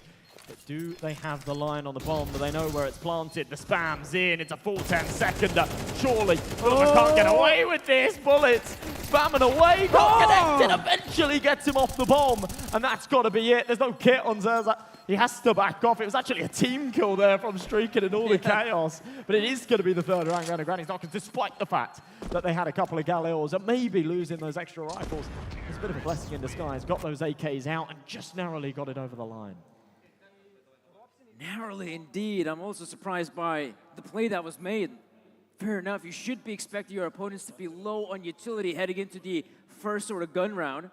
And I was so sure that on the side of Granny's Knockers, they would just slow things down, you know, not rush about, because we saw a very scary situation there. We saw one of the CTs chucking in a smoke grenade in Donut, and suddenly the T's have such a difficult time to push out of that position. If they were to have even a defuse kit on their side, I feel like that round is over. We see a victory there for the CTs. Yeah, absolutely. They wouldn't have had to just jump on that bomb commit to that defuse. They could help each other in that ordeal. So, bit of an issue. I didn't count the kits at the start of the round. I'm not sure if there was one in play, but it just wasn't present on one of those 2 players. If they'd sort of lost track of it a little bit. That's kind of the problem. It's something we touched upon in that last best of 3 as well. The Toby boys were quite sort of happy, even in overtime, to just rock one kit on the CT side, even if they had money for more. And sometimes that can be a bit of a dangerous game. It's very easy to, in a normal round, sort of stay composed and keep track of where the kits are and things like that. But the second it all gets a bit chaotic, you lose the A site, it's a 2v2, the bomb's smoked. it's very easy to lose track of where that defuse kit's gone and it all to get a little bit sloppy. So, yeah, I think you're right. Oh, thank you, Josh. For now I know that I'm right. I feel a lot better. But we also do have a bit of a tech pause by the looks of it. I hope it's nothing serious and we could actually continue on with this best of 3 because it should also be a very interesting one. We talked about Granny's Knockers, like the core of that team, they have played together. They have played in EC Advanced, I believe, is their sort of highest sort of positioning they were in the competitive ladder. And fair enough, they were playing against squads like Gen 1, I believe, Nemiga. I believe they might have had a very close game against Nemiga in the best of 3 series. They actually beat, so the last series, not the last series, the last season, they finished top 12 at Advanced, right? They actually knocked out Nemiga in the playoffs, which was pretty nuts. Yeah. They ended up losing to Zero Tenacity to not make top 8. But yeah, that was with Sadivo and Baggis, but still that core 3. And yeah, a team that actually had a lot of success. And, you know, there hasn't been like a full Lithuanian squad in a while that's been a bit of a staple of like tier 3 CS. And these guys were, doing very well in Advanced. They played multiple seasons of like the CCT play-ins and things like that. And even though sort of not yielding any like major wins or anything like that, some good results against some very formidable teams. So yeah, I think that like having that core 3 together here is somewhat of a benefit. Now, Sadiva was calling on that roster, so there is sort of a pinch of salt there. I don't know who's calling the shots down there today, but yeah, a team that, or at least a core that have got a fair bit of tenure together. Yeah, and that's also going to be, I'd say, quite important because not necessarily in terms of, let's say the prep you've done, maybe there's not a lot of prep coming into this from this 5-man roster, but the fact is that you know how your teammates are playing. You have played with these guys in advance, like you say. It's a pretty high-pressure situations, and you know how they will react in set situations. I feel like that is still a very valuable thing to have on your roster. And same could be said for the Estonian guys as well, as we talked about earlier. Like, they have played in some organizations, like the Estonian organization Vortex, and they know how to play with each other. They know how to play off with each other, and that's really important when it comes down to, a 2-man squad that has been playing together for a couple years, maybe a year. They will have much better cohesion than, let's say, a duo peak that is trying to, play off with each other for the first time ever.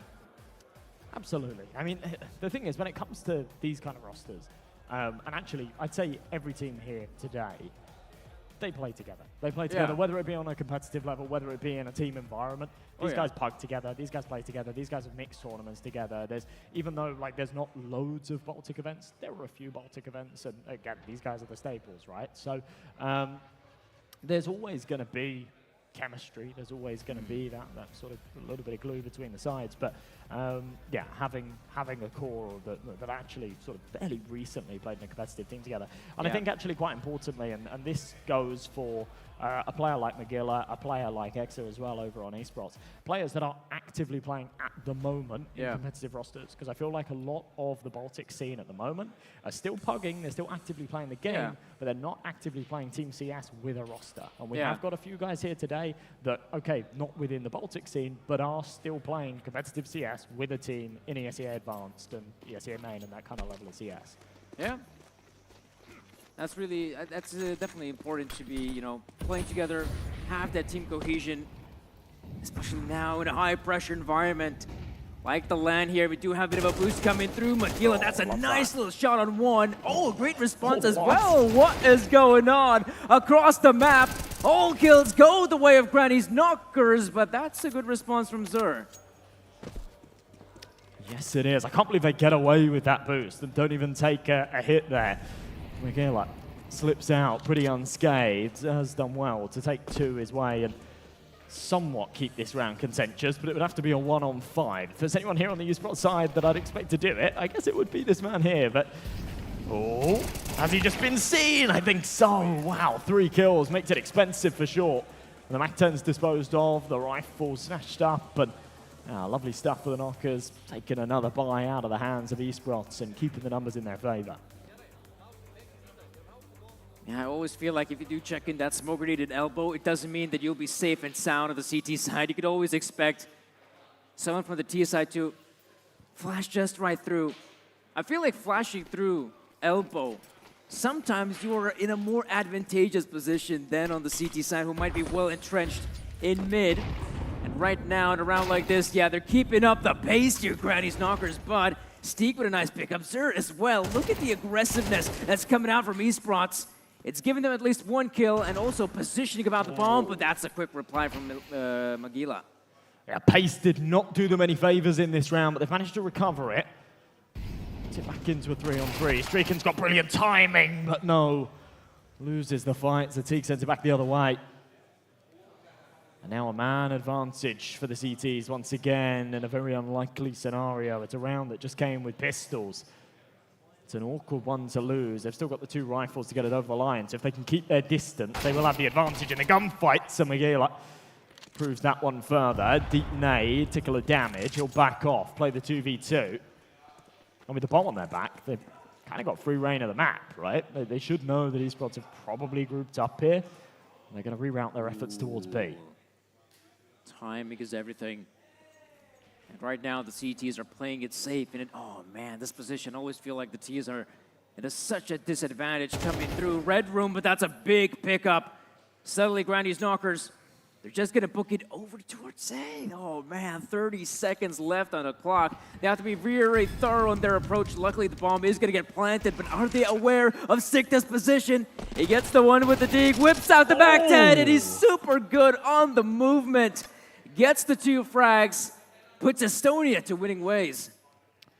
Wow, wow, wow. He was just dead silent throughout all of that, wasn't he, Sikta? Keeping them guessing. They had no idea what the right call was there in that 2 versus 1. Unfortunately, went to the wrong bomb site. He was able to isolate those duels purely on the basis that Magilla had to plant. There was no other option there. Yeah. Gave him 2 1v1s. He was able to take both of them his way. One a little bit easier than the other as well, because he'd just come off of that C4, just pulling his gun back out. So first on the board for esports.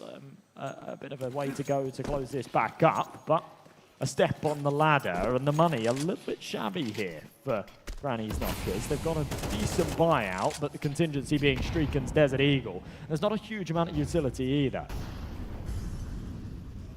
Loving this from Sikta. I feel like if you are trying to play the cheetah position, you have to be a very proactive player and just constantly, check in smoke grenades, go for spams, and look for any possible opportunities. But there's another one. Once again, it goes the way of Granny's Knockers, and they do have full presence over mid. Oh man, these round fights are not going the way of esports. Oh, they've just crossed him in the smoke. That was a real opportunity there for Watts, but yeah, can't make much happen out of it. In fact, that wasn't Watts. Who's got the Z? See, some of the players' names aren't the same, the kill feed. I'm getting confused.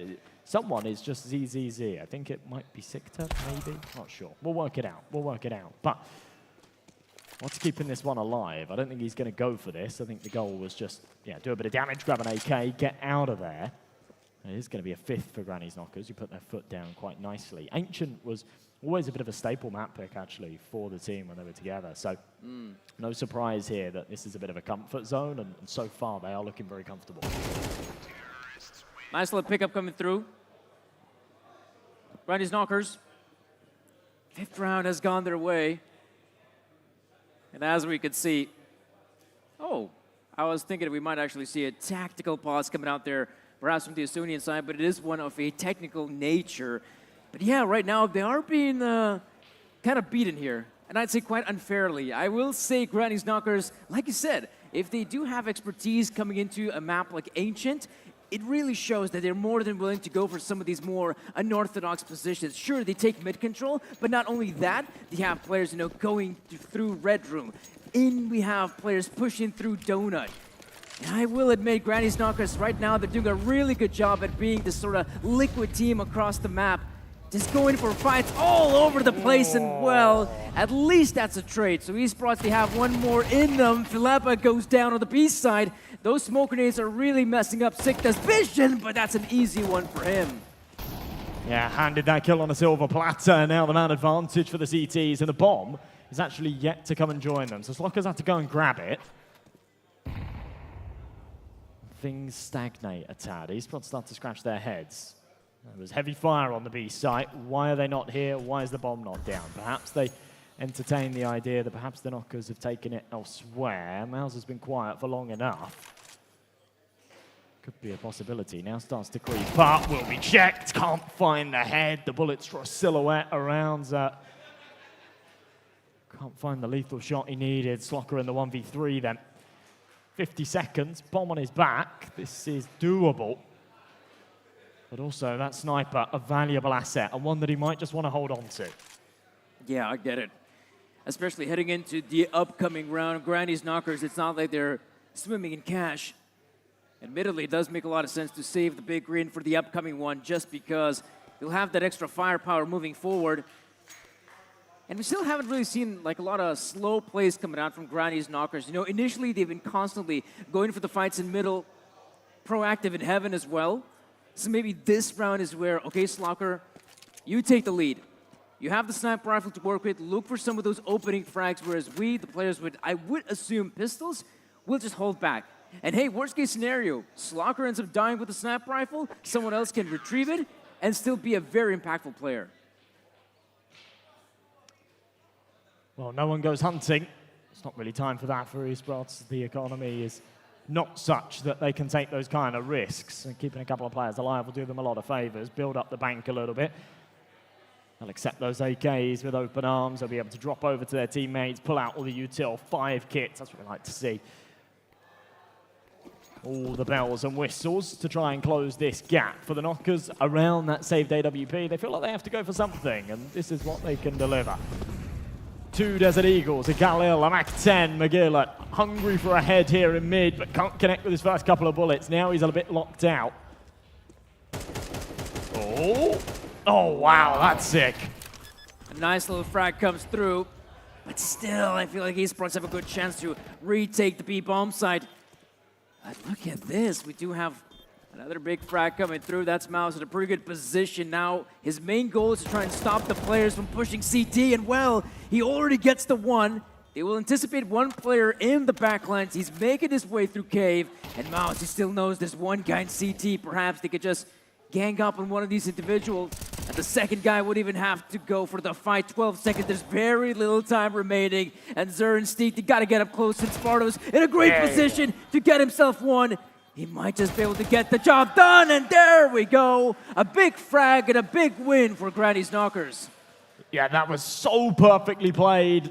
Such a bizarre round for it as well. The big weapon that came into that, the AWP, was taken care of at the start of it. Yeah. They're just given a little bit too much leg room, a little too much room to maneuver there on the B site. Once they were able to take that space, they held on to it nicely. McGill was caught on an awkward time in there, trying to grab Slocker's AWP, but everybody else stepping up. Mao's really proactive, trying to get up long, catch off that CT rotation.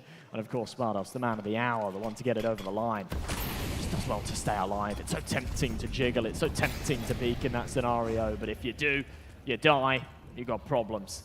Running down that clock, giving them no options. Exactly what was required, especially with those util on that CT side. Good trade. And again, it's this B-bomb site somewhat falling apart for the CTs. Ooh. But Mao's sandwiched in. There wasn't a lot he could do about that. And once again, the real big problem is you have players at the bomb site, but no bomb to work with.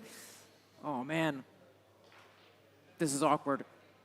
They have to first and foremost recover the bomb, and this whole map, it's swarming with CTs. Stricken could just see him jiggling. He wasn't spotted until that final peak, which was a little bit wider. Want to pull the trigger, give up his position, give up a chance for that kill, but yeah, playing it very well. Esports just giving no opportunity. Stricken, wow. 2 beautiful shots. Might be able to make it a third here as well. 45 seconds left. He's got the bomb. He's got health. He just doesn't know where that second man is. So he's kept guessing. Thought that maybe he was on the flank, but in fact, he's being flanked himself. Sikta finishes it off, and a valiant attempt there from Stricken, but it's not going to be enough. And another round goes the way of the Estonians. All right, another big win coming through.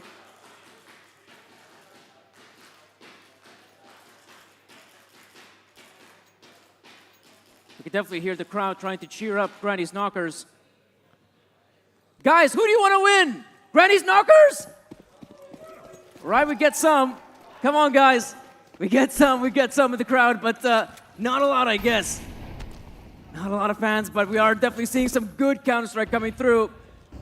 Granny's Knockers have gone for the purchase. And as we can see, mid-control is the name of the game right now. They're trying to swarm this area of the map, and Ace-Prots are giving them a lot of leeway, I'd say. It's been a bit of a recurring theme. Mid has not been much of a point of contention for the CTs on these buy rounds. McGilla needs to be aware there's one to his left, though. Sort of soft checked it at the start. Miles had a chance there. Had a big kill onto the man on the right. Couldn't transfer. The Tech-9 can't do it either. With that smoke going down, now things become 10 times harder. Bombs on the other side of it. HG will blow it open and leave Streaken a little bit exposed. It's another good round for esports. The Knockers, you know, it's a round that they're not particularly expected to win, but one that when they got that space in middle, when they were able to trade that first donut kill, it perhaps felt doable. The economy's a little bit all over the place, and I'm not the biggest fan of this. Another force buy here. They've got the 2,400 loss bonus. They didn't have to go for this. Could have had a full buy in the next. Instead, they fancy their chances with these SMGs. They fancy their chances with these pistols. Crowd is trying to hype up the Granny's Knockers. And here we can see a fast play on the B-bombs. It is quick, but will it give them any success? It's a good start at least. Gives them the frag and a potential bomb plant comes through. Slocker, though, goes down in the fight. Mouse and Spartos incredibly low HP, and yeah, McGilla goes down without a fight. Spartos will be the next in line, and just like that, Granny's Knockers, sure, they take control of the bomb side, they get the bomb planted, but no round win. Oh, I mean, again, you're sort of taking silver linings away from it, right? Yeah. You say, yeah, we didn't have a lot to work with there. We only had Tech-9s, we only had a couple of MAC-10s, we found a couple of kills, we got a bomb plant. That could have gone their way. But it wasn't a half-buy round. It wasn't a round where, you know, they had the max loss bonus and they said, oh yeah, we'll go for Tech-9s and yeah, nothing to lose. There was actually quite a lot on the line. They opted for that force buy. And now going into the final round of the half, it's got to be a force buy again. So 4 Galils, an AK-47. Feels like they're just putting themselves in a massive deficit here and mismanaging this economy a tad. Not a lot of util to work with either, and it's just sending it once again towards B, where consistently they've been able to find this trade, take the space, get the plant. This time they go one further, and Streaken is taking chunks out of the CTs. Not sure what the CTs are opting here. I guess they were hoping for some big flanks to take place, but we're seeing none of that. Okay, that's a pretty good opener. Zur gets the frag on one, and esports, they absolutely want to go for this. It's the last round, and McGilla comes in huge through the smoke, and it's Lonesome Watts to take the hit. And Granny's Knockers, 7 rounds it is. Yeah, that's another good round at the end there, but as we've said, it's just been a bit of a recurring theme this first half. The money's just been a little bit all over the place. There was a call to be made in those final couple of rounds of, you know, do we want to eco one and then have a full buy in the last, or do we want to just go for these back-to-back forces? Yeah. It actually ended up being the same outcome, right? They went for the back-to-back forces, they threw a bit of a coin toss. Yeah. It's not really a 50-50 when you've got significantly worse weaponry, but they win one of the rounds. It ends up going in their favor, and 7-5, not too shabby at all. A good start, one that they'll be happy with for sure. And this is including the sort of economical mismanagement, like you said, we saw there at those last rounds here at the first half. And yeah, Granny's Knockers, I think they'll be happy about the rounds they've managed to acquire. But I'd say a lot of this, once again, as always, riding on the pistol round. Well, they looked pretty confident in that opening pistol round. They took it their way. They were able to string together a few off of the back of it. We didn't see too much more after that, towards the tail end of that first half. So yeah, you're right. It does feel like an important victory for them here.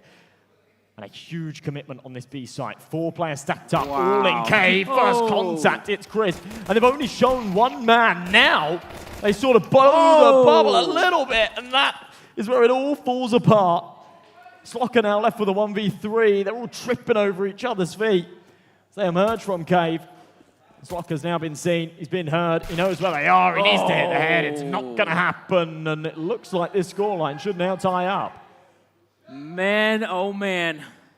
You gotta wonder, having that 4-player cave push, it is a bit awkward if, okay, you're trying to challenge the players in ramp, that's no big deal. I could see the CTs coming through, but we did see the players in mid that managed to smite down the Granny's Knockers offensive as well. Back to the drawing board it is. Granny's Knockers going for the full-on eco this time around. And for esports, It's a good chance as any to try and equalize the scoreline. Yeah, if you've got a player in mid holding your elbow, you can all sort of focus on the ramp, but that's not what happened there. You had 2 holding elbow, 2 peeking into ramp, and you're just outnumbered. What? Lovely start, brilliant spray, 4 kills, wow, could have been the ace. Just up against the eco, so, you know, you brush it off. Heads high, but nonetheless, nice little stat pad, nice little confidence booster for him, that's for sure. Now, back into the buys, though. And it's, you know, it's harder than it looks. Harder than it looks to do that. You think, oh yeah, they're just on pistols, but I don't know about you, I'm getting 1, 2 maximum, and I'm dead. Well, depends on the gun there, Josh. Okay. MAC-10 is my choice. Ah, okay. Lovely little gun. But now, damn, Magilla's getting real close there. Up in elbow, looking for some potential frag, and man, that's a very powerful position early on for Levato. Looking for a frag of his own, going for the advanced push, but there is still one more player here in the form of Streak, and both of them line up. But that's esports with the bomb plant. Fuller incredibly low, but gets away with his life there, puts the numbers back into even. Oh! What? I said what was a man to look out for. He was unbelievable in the qualifier. And right there, mechanics. As good as it gets, Magilla realizes that now this is not favorable for him. I thought he was maybe going to fall away and save. Instead, he tries to play through his own smoke. No chance of the round. He doesn't have a kit, but exit frags, perhaps. I think one's going to come his way, so no, second guessing it. Damn, this is turning out to be a very exciting first map of the best of 3. Esports, 8 rounds for them. I think this is the first time ever they're in the lead in this first map. And I wouldn't be too surprised if at some point Granny's Knockers might even consider taking a tactical pause. Because right now momentum, it's on the side of Esports. Yeah, perhaps one to come in the next round. Won't be here. Magilla's got that saved M4, but no one's really got any money to buy around him. However, max loss bonus. That's how it works. You lose the pistol, you don't have any success. You get the max loss on the 4th round instead of the 5th. And that does mean that they can buy a couple of pistols, they can semi-invest into this, have a bit of equity, and if it doesn't go their way, then no harm, no foul. A bit of luck on their side with that one. Full W. And the bullet strays up to the noggin. Magilla knows he needs to have impact with this M4, can't do it. And on a solo mission, Spardos actually can't recover that M4. Yeah, it's difficult if one player goes for the hero play and not able to recover the M4. Make matters so much more difficult, but now it is just Lonesome Slocker remaining. Should be an easy target. There we go, Esports. It got a bit scary, I'd say, in a few of those instances, but the Estonians closed it out. 9 rounds for them. Yeah, you can see how rounds like that go wrong. A couple of those duels that could have absolutely gone either way. Esports with a real streak now, though. 7 of the last 8 rounds. They've well and truly taken control of this map. They need to do it against the buy. Slocker's got out that AWP. We haven't seen too much impact from him this map. Spardos is 20 and 14. He's playing through the roof, but that same force not being met by some of the harder hitters. And yeah, Slocker's opportunities on these AWPs, he just hasn't had too many of them. Magilla, super aggressive, but bad timing. Watts has walked right through the elbow smoke. And there's no trade there either. That's a huge whiff from Mouse. Oh man, Granny's Knockers already losing 2 of their own. And that's problematic. No control in middle. No sight, no vision, no info. They have no idea what's happening across the map. But Esports, they know they have a very advantageous position. And I guess it's no wonder some players will try to take matters into their own hands. And yeah, it's just going from worse to worse. Every single player dropping dead, including Lonesome Slocker. And that will be 10 rounds for Esports. You can see they are looking far more confident now. It's another great round, just winning all of their duels. 5 on the bounce here for the T side, really dictating the pace here on Ancient. The Knockers struggling to cope with it, that's for sure. Again, max loss bonus, so there's not going to be any eco rounds. There'll be rounds like this, where some SMGs come out, a couple of upgraded pistols. Nothing much more. It would have been a full investment in the next. I don't think Slocker's left himself enough money for that AWP though, so I think he'll be down to a rifle. Mouse. Going to get quite aggro. In fact, all three of them will. Oh, this will grant them a hefty dose of info, but can you get anything more than that? Because we do see one player on the horizon. That is what's going down. But then again, you take a look at the minimap and a lot of pressure is mounting on Lonesome Magila. He's about to realize what's happening here on the map. He does go down, and once again, the A-side defender is usually by his Lonesome on A. And this will prompt Esperance to just keep on pushing forward. It's the trade Spartas needs to find. If he gets it, there's a bit of equity on the retake, and there it is. Puts it into a 3-on-3, gives him a chance to grab that AK-47 as well, but oh. Slocker not having the same success. Spartas' position known, surely they give him nothing here. He's gonna work his way forward, takes one more, but can't line up anything other. So 11-7, and Esperance keeping the rounds coming. Again, a round that you sort of expect them to take, right? There's no doubt about that, but they're drawing closer to the finish line. A quick pause here. It's actually Esperance calling this timeout. Yeah, that's very peculiar. I would have said that, you know, Granny's Knockers, after losing, what is it now, 5-6 rounds in a row, they're probably the ones who should be considering taking that tag pause. I'm not sure that's right. I mean, it might be, I'm not, but you can see CAG talking to the team and stuff. Yeah. I feel like it makes a little bit more sense that it is their pause, but I mean, both teams get to talk in opponents' pauses, so. That's true. Could be the case, could be the case. Either way, yeah, I don't see much reason for esports to call a pause at this point in the game. If that is the case, and they've maybe cooked something new, they're saying, you know what, you know, we'll try something a little bit different, then maybe that's what's to come. We'll see. Slocker does have that AWP out. They actually did a fair bit of damage with those SMGs. That MP9 racking up a bit of money. That AWP in the picture. The rest on the rifle, still just 5 AKs on the other side. Magilla getting aggressive, 1-for-1. Luckily, he still has a player in mid, dishing out damage, but Granny's Knockers, very awkward position Slocker has put himself in. He's out there with the sniper rifle, but he'll have to shotgun anyone if he wants to get a kill. Oh no, look at Watt's position as well. Eliminates the player in mid. And slowly but surely again, the defense is just falling. Oh. There we go. That's the shotgun potential I'm talking about. Yeehaw. Wild shot there from Slocker, but again, it's pretty much just in pursuit of saving this AWP. I mean, he's sort of poising himself to perhaps play for the retake, but they're in a very unfavorable position here. And yeah, even I didn't clock it, just how far out Watts was all the way through Temple. They're going to play for this. They're going to have a crack at it. Not a lot of util. There is a kit in play on Spartans though, but as he falls, it falls onto Slocker's shoulders. Smoke to be deployed, continuing to peek from main. If you give Slocker the opportunities, he will take them. And you cannot play a game with a man like that. Unreal. That round should have been over and done with. Slocker, unbelievable clutch to go his way from the get-go. That shot was beautiful, but here the 1v3, he's just given these angles one by one, and he takes them. And man, oh man, if there was a chance for Granny's Knockers to bounce back, it's got to be on the back of such an amazing round.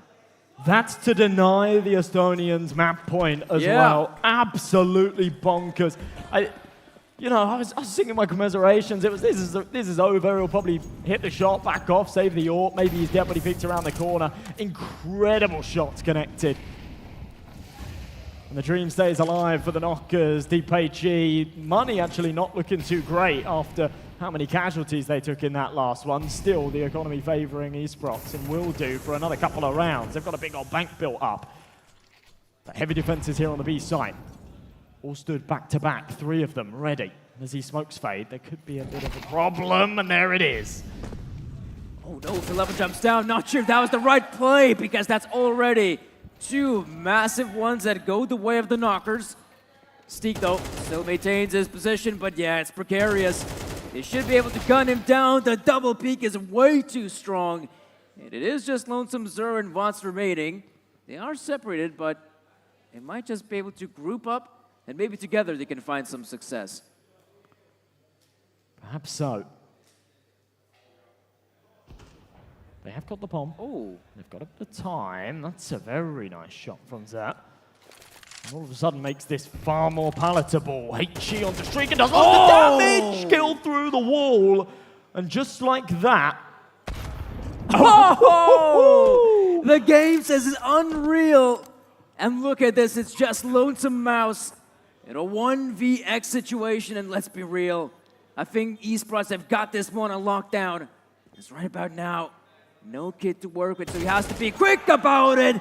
But it's a beautiful round for Watson Company. There's not even mistakes made there, right? Most of the time, and I actually stress this a lot in online broadcasts and stuff, it's impossible to lose like a 1v4 or 2v4 situation if you play it correctly, right? That didn't even feel like the case. It didn't even feel like anyone stepped out of line. It didn't feel like anyone did anything wrong. Okay, the first fight in mid, maybe a little bit unnecessary, the peeking through donut, but the span through the wall, the HG long, there's not a lot you can do about it. There's not a lot you can do about it, and that's just a brutal, brutal way to lose a very important round. Double smokes into elbow, a bit of aggression again from Magilla.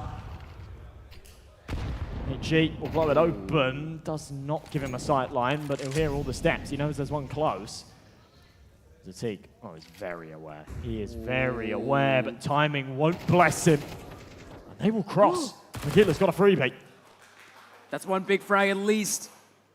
And now esports, they know their positions have been compromised. Slocker chimes in with another.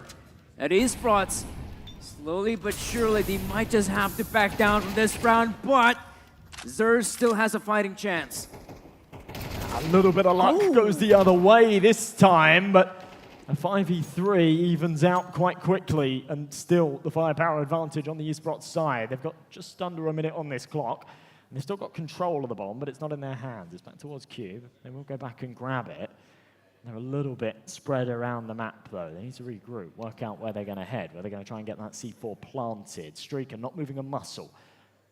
Just tucked up on the box, in cave. Knows that this MP9 is incredibly powerful in this position. If he goes elsewhere, he'll get himself in a sticky gunfight that he might not win. Svarbeuse bouncing between the two angles as a result of it, though. Needs timing. Needs it to go in his favor here.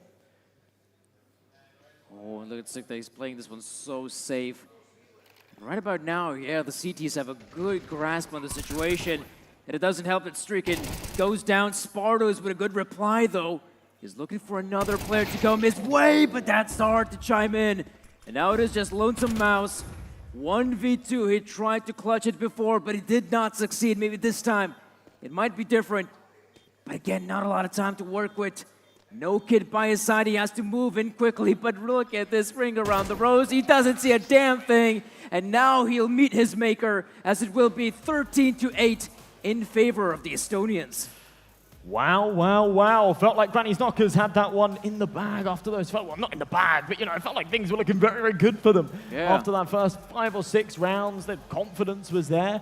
And then, yeah, esports just sort of gave us a different beast, didn't they? Recovered that first half very nicely, and moving into the second, just had control, that's for sure. Very, very good. I was so sure that if you take a look at that initial, start we saw in the first half, that it felt like Granny's Knockers were just in full control. They were able to find all the frags, picking up every single gunfight and winning them, and yet it did feel like, yeah, like you said, on that second half, they just maybe, I can't even say that they were making too many mistakes on that second half. It just felt like the Estonian boys, esports, managed to bounce back, and just they themselves starting to win out every single gunfight, every single engagement. So once again, I can't say that Granny's Knockers showed up to be a very, poor team on that second half. It just felt like esports were just head and shoulders above them. Yeah, a couple of big moments as well, wasn't there? Obviously, Slocker's clutch was one to put in the highlight reel, but oh yeah, outside of that, it early felt like moment. the highlights. Yeah, that was an early moment. But yeah, outside of that, it actually felt like the highlights were all esports, weren't they? A lot of recovered situations. That 2 versus 4 was pretty wild. A couple of nice clutches going their way as well. That 2v1 at the very start, that was put that first round down on the board, and just generally consistently winning out those 2v2s and situations as such. So yeah, very good game from esports. Yeah, indeed. And looks like we should be able to give this one to the host downstairs. It will be Rakas to give us some more intel. So guys, we had an amazing first match of our second semi-final. Congratulations to Estonian esports team. Hopefully, Lithuanians will make a comeback. But right now I'm speaking with two Lithuanians as well, guys. Welcome back to the show, and how are you feeling today? I'm feeling good. It's just weird to speak on my and the other stream in Lithuanian, in English. I wish we could speak in Lithuanian. I mixed the languages already. Galima ir lietuviškai šiek tiek. No, that was our Lithuanian language, but anyway, I completely understand you, but because we have our friends who are watching us on the stream from Latvia, Estonia, we're gonna adapt to you guys. Karoli, this is a streamer, YouTuber as well. Karolis, well, are you not streaming? TikTok maker. What do you make TikToks about? About technologies. What kind of technology? AI, gadgets, and etc. Literally about every technology we use daily. Okay, so we will speak about the technology that we use daily, Counter-Strike 2. All right? How do you guys feel about the first match that we just had? What can you say about it? What, Lithuanian? Yeah, the match that we just had. Sad. They lost it. Shout out to Sloker for the insane clutch 1v3 with AWP. I hope that the game will be going to our side, but it's still, we got two maps. Yeah, the second map is going to be Dust, right? Dust 2, am I correct? Yeah. All right. Karolis, you guys have been to this tournament previous year, am I correct? Yes. Yes, so can you compare those two events? We had one in 2023, and now we have it here in Kablis in Vilnius in 2024. Can you highlight the differences, the pros and the cons? As for me, the biggest advantage here today, because it's much more cozy, because it's my native town. I lived here, I grew up here, so it's really nice to see a lot of people here. And the show is really great. And as for last year, it was also excellent. The venue was much bigger, but you know, Lithuanians didn't win. Yeah, who won last year? Do you guys remember? Yes, indeed. Two Lithuanian teams went to the finals, and the final was kind of boring for us because, okay, both teams from Lithuania, we're going to win, just who's going to take it. Yeah. Yeah. If I remember correctly, that was Team 5LT, if I'm not mistaken. I think so. All right, guys. What could you say to our Lithuanian? Yes, we are going to draw, but let's say we have a poster here. By the way, guys, if you're listening to me right now, you can also make these posters for yourselves to show it on the live stream that we have here in Vilnius Kablis. But, guys, I'm giving you a challenge. In 1 minute, I will take a timer, 60 seconds. You will have to make the best poster. Spread a message to the world, to the Baltic countries, but you will make, yeah, you can make one each, all right? One each, that's correct. So you have 1 minute. I will start my timer, and you have to send a message to the Lithuanian team. Can we do that? All right, 3 best colors. Right, so ready, set, go. 1 minute just began. Let's see how it goes. Oh, you're quite skillful. All right. We have 45 seconds more. Music.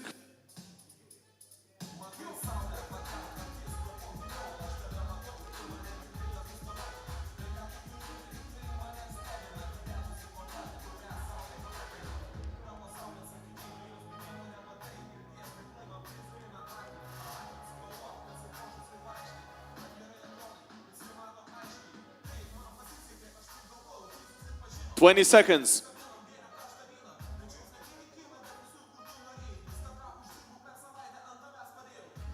And we're finished. We also had 10 more seconds, but we don't need it.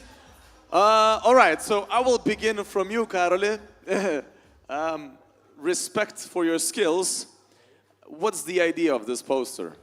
Listen, we have a lot of creative people and we're getting bans all the time on the internet because of our language or etc. So art is not a crime. I agree. Fantastic. That's a good message to spread. Svarbeuse daryti. I mean, at the top you can see it clearly. Face it, stop banning for hashtag Slava Ukraini. I got the cooldown for 1 week saying that. Just for the, I mean, you wrote... I got the screenshot from the Face It support. And they said that they are banning you because you wrote this hashtag. Using war references in the game. Well, that is interesting. Okay, and then at the beginning, at the bottom, I'll say Lithuania team today will take the CS2 Baltics and they'll beat first. Fantastic. Thank you, guys. Thank you. You take these posters with you. You can show it on the screen right now. All right. So, Karoli, once again, thank you. Svarbeuse daryti. Ladies and gents, we will have a short break. Don't forget to capture your Ollie moments. Short break. We'll be back soon.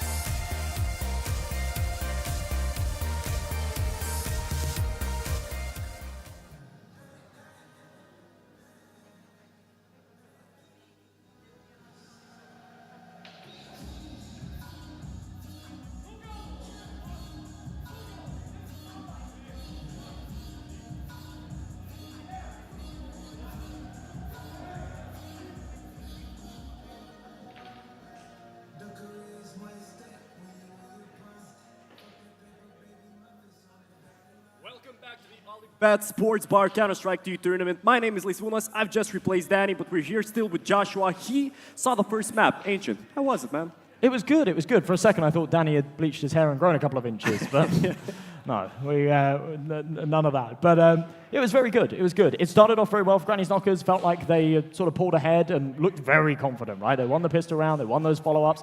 And there wasn't too much contention for like the first 6 rounds or so. They started to lose control, really lost control of the economy, right? Towards the tail end of that first half, a lot of force buys, all got a little bit scrappy. I think it sort of came off of the back of there was a round where Slocker saved that AWP.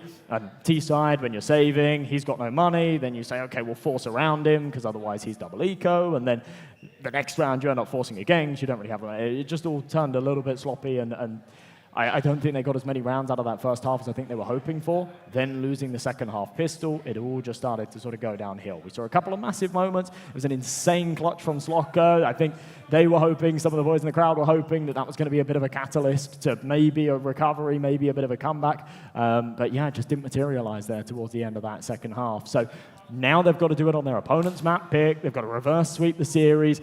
It's a tough ask. It's a tough ask, but I think that's what most of the fans are asking for.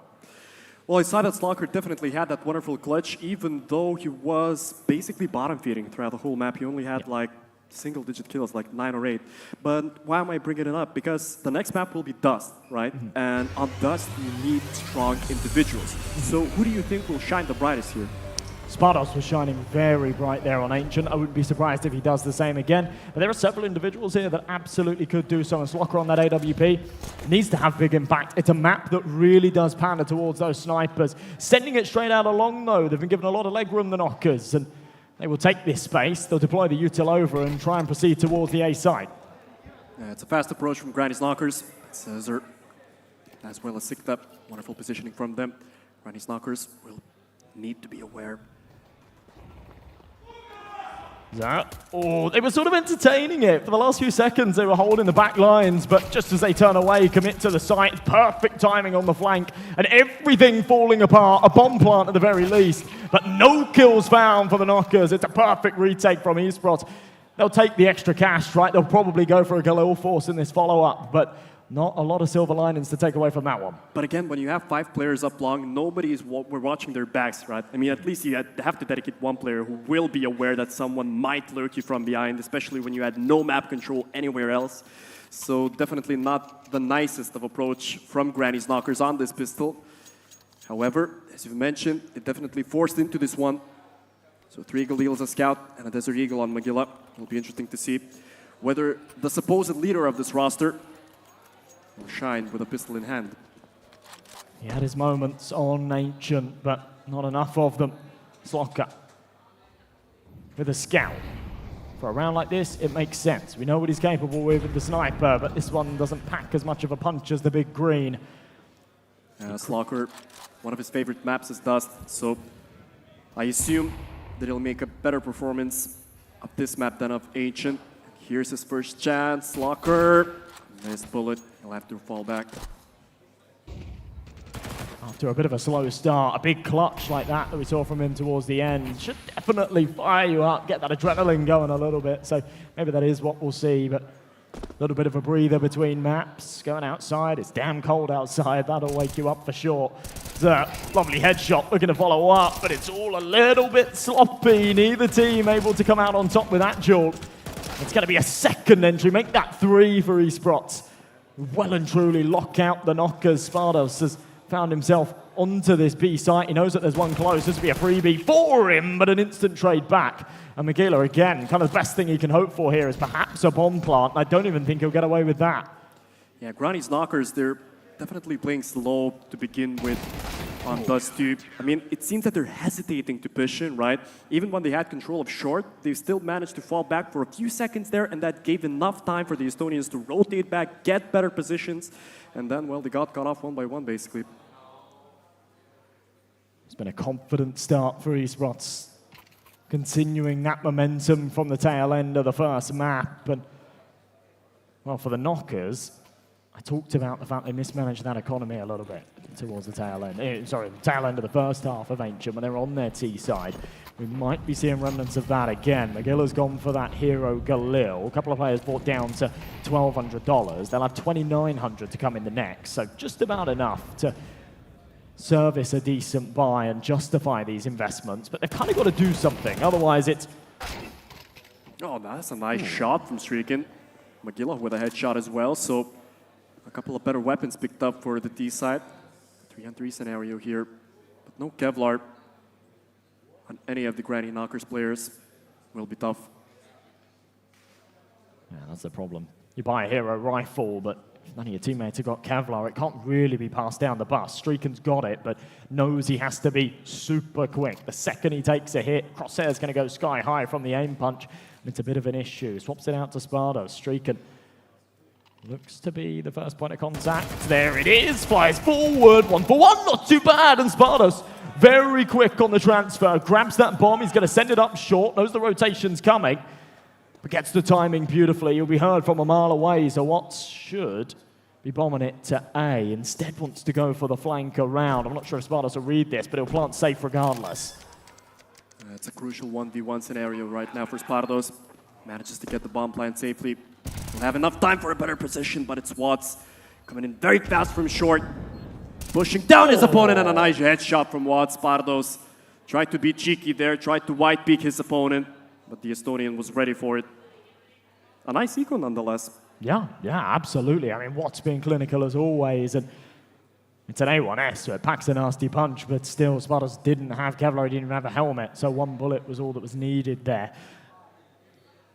4 kills, a bomb plant out of an effective eco. Obviously, I said that Magilla had that hero Galil, but that's not going to matter too much here, considering they do get a decent chunk of cash out of that. So 4 AKs, AWP on Slocka, really the best you could hope for. A lot of util to work with as well, but time to bite back the meat of things here on Dust 2. If esports keep the rounds going their way, then this becomes a whole lot harder. Sicta super aggressive and under, but Slocka responds. Get that aggressive approach from esports. That's what they've been doing so far. And thus, Magilla needs that kill, and he manages to get it. He's deep with a trade on short. There's still mad advantage for the T side. This is a better start. This is a better start for sure. Able to snatch back that control that esports were so hungry for. Slocka with another headshot. That's going to crack open the B site. You said it's his favorite map, but obviously a map that he can take a lot of initiative with that AWP, be very present, and that's exactly what he's doing here. Spardos will go and join him with that bomb, make sure that that's secured. Needs to get that trade first, and he will. Leaves it all on to Philippa. Spardos was playing a bit of a dangerous game there. If he actually either falls, doesn't win that second fight, or gets traded by Philippa, that's the bomb on short, and it all gets a little bit dicey. So maybe should have booked it a tad bit earlier, but still, they get away with it. Philippa will probably save. They don't have a lot of money, so it makes sense to just hold on to this rifle. And those 2 kills for Slocka were huge, really. The one was basically a reaction shot after his opponents pushed him from lower. The other one, an individual duel, which was won. So good motivation for Slocka coming in for the next round. And talking about the next round, Josh, with esports, they don't have a lot of money. Yeah, they don't. You're right. Saving this M4 will do them a lot of favors. So Watts and Zatig can kind of buy themselves. I think Zatig will probably be down to a FAMAS. Philippa can then drop like an MP9 over to Zer. Watts can buy himself a rifle. I think we'll definitely see a buy. They're on double eco, but yeah, what comes out of it is another question. But yeah, I think we'll see MP9 dropped over, a FAMAS on Zatig, Watts on an M4, Sicta maybe down to a Desert Eagle or something like that. So serviceable, but not favorable. But taking into consideration that they will have the worst arsenal compared to the previous round, it'll be interesting to see whether esports choose an aggressive approach once more. Because they've been playing aggressively so far at the start of their CT half, but now, with worse weapons in hand, it'll be interesting to see what sort of defense they put up. Sometimes you've got to take buys like this with a pinch of salt. We've seen our fair share of pistol round victories. Just today, a full eco, in fact 2 full eco round wins for Banga earlier on in their semi-final game. And actually, too many to count. Tech 9 rounds with just the force buys that overcome the rifles. So even though you've got a big advantage when it comes to the firepower here, you do still have to tread very lightly. And that's exactly what we're seeing. A lot of early util being deployed, just keeping the CT sandwiched in. It's a lovely kill from Watts. And a good start, but he is alone on the B site. So if the trade comes through for Magilla, they should be able to swarm this. He needs to be careful, though. As this CT smoke starts to fade, he could be in trouble. Zerg got spotted out as well. Down at half HP. Smoke will fade. Slocker need to search for that info. He saw the first person, managed to tag him through the box. Magilla got a very important frag, but it's the quick rotation coming from CTs, and now Granny's knockers are sandwiched in. However, Slocker manages to find a very important frag onto Watts, but it's Zer with Vileba closing things out, and it's only Streakin left. 1v3, not a lot he can do here. Yeah, another good example of Pistols getting it done. A couple of nice shots with the Desert Eagles. Mainly it was the M4 there that did the heavy lifting, and yeah, just holding on to that B site for as long as he did. I think even though he only finds the one frag, it buys time for the rotations, it allows those smokes to fade, and it puts Granny's Knockers in a really difficult situation. Yeah, but so far for the Granny's Knockers side, they're so predictable, right? Yeah. I mean, the esports could have rotated very easily there from CT. He had no control of mid whatsoever. So far, very predictable game from Granny's Knockers, and something will have to change. Double nade stat. Doesn't do as much damage as it could have onto Streakin, but still a decent chunk of health taken out of him. Magilla up on short, has to be careful. If Sikta decides to play behind this molly, he could be in trouble. Flashed in, they're all blind. And Sikta could have teed up 3 if he didn't look at the flashbang himself, but he'll still take a double regardless. Slocker can't find the trade, but 3 frags elsewhere will at least break even into a 3-on-3. It's just all a bit of a mess, though. It's very disjointed. But it still goes in favor of the Estonian side, even though Sikta was blinded by his own teammate's flash. Peaked at the wrong time, but still managed to get the double kill. Spardos on a nice trade here. 2-on-2. Anything is doable, really. That was an important pickup. Good read here as well. Slocker holding for top mid, but no. Spardos is a little bit wider, and Slocker, whilst he's crisp on the trade, I thought maybe that would be problematic. Reads it like a book right through the smoke. Second round for the Knockers. That was better. Again, very close, but yeah, very well played there from Slocker. But it's also clumsy right now, Joshua. I mean, even the flashes, they're peeking way too early. Still, Granny's Knockers didn't use that to their advantage. They've got picked off one by one. It's funny so far in the situation that's going on Dust now. Yeah, I mean, there's a world there, right? That if you're slow picking out a top mid, that the top mid player even finds Spardos and doesn't give Slocker the opportunity for the trade. And then it's just a complete disaster. Sikta, super aggressive. MP9, similar buy to what prevailed last time. This time Slocker reads it. Beautiful shot. The man advantage, gone untraded so far. There's an Eagle, flashed through the smoke, and whilst 2 are blinded, Spardos still has partial vision. He can come out on top. Another MP9, he'll have a crack, this time with a bit of success. Spardos keeping him coming. This is beautiful. A very important round from Streakin there to find both of the A-side defenders. Watts to trade on mid, but nothing else can be done from him. He will need to save that Galil, and there we go, Granny's Knockers. They're finally finding some confidence. I feel like it's so important, right? Me and Danny have stressed so much today that Baltic CS, for the most part, are these mixed teams. These mixed teams of fantastic players that have either had previous careers within international rosters or are currently sort of finding their footing within the CS space. And that's definitely what we've got from both of these rosters here. Some quite young, some quite talented players.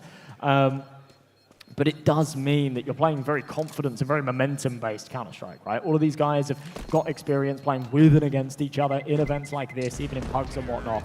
And it's just how you're feeling, right? I think both of these two sides have the mechanical and physical ability to beat each other on any given day, but who's feeling it today? Absolutely. And we can already feel that it is the Estonian side who do feel more aggressive, but Slockers began reading it, and when I'm not mistaken, yeah, that was Sikta pushing for like 4 rounds in a row from short, right? So Slockers began reading it, then Granny's Knockers gained the man advantage. They know that the short player died, they can already push through long. So tactically wise, it's a very easy game to read, but as you mentioned correctly, definitely it's about confidence, right?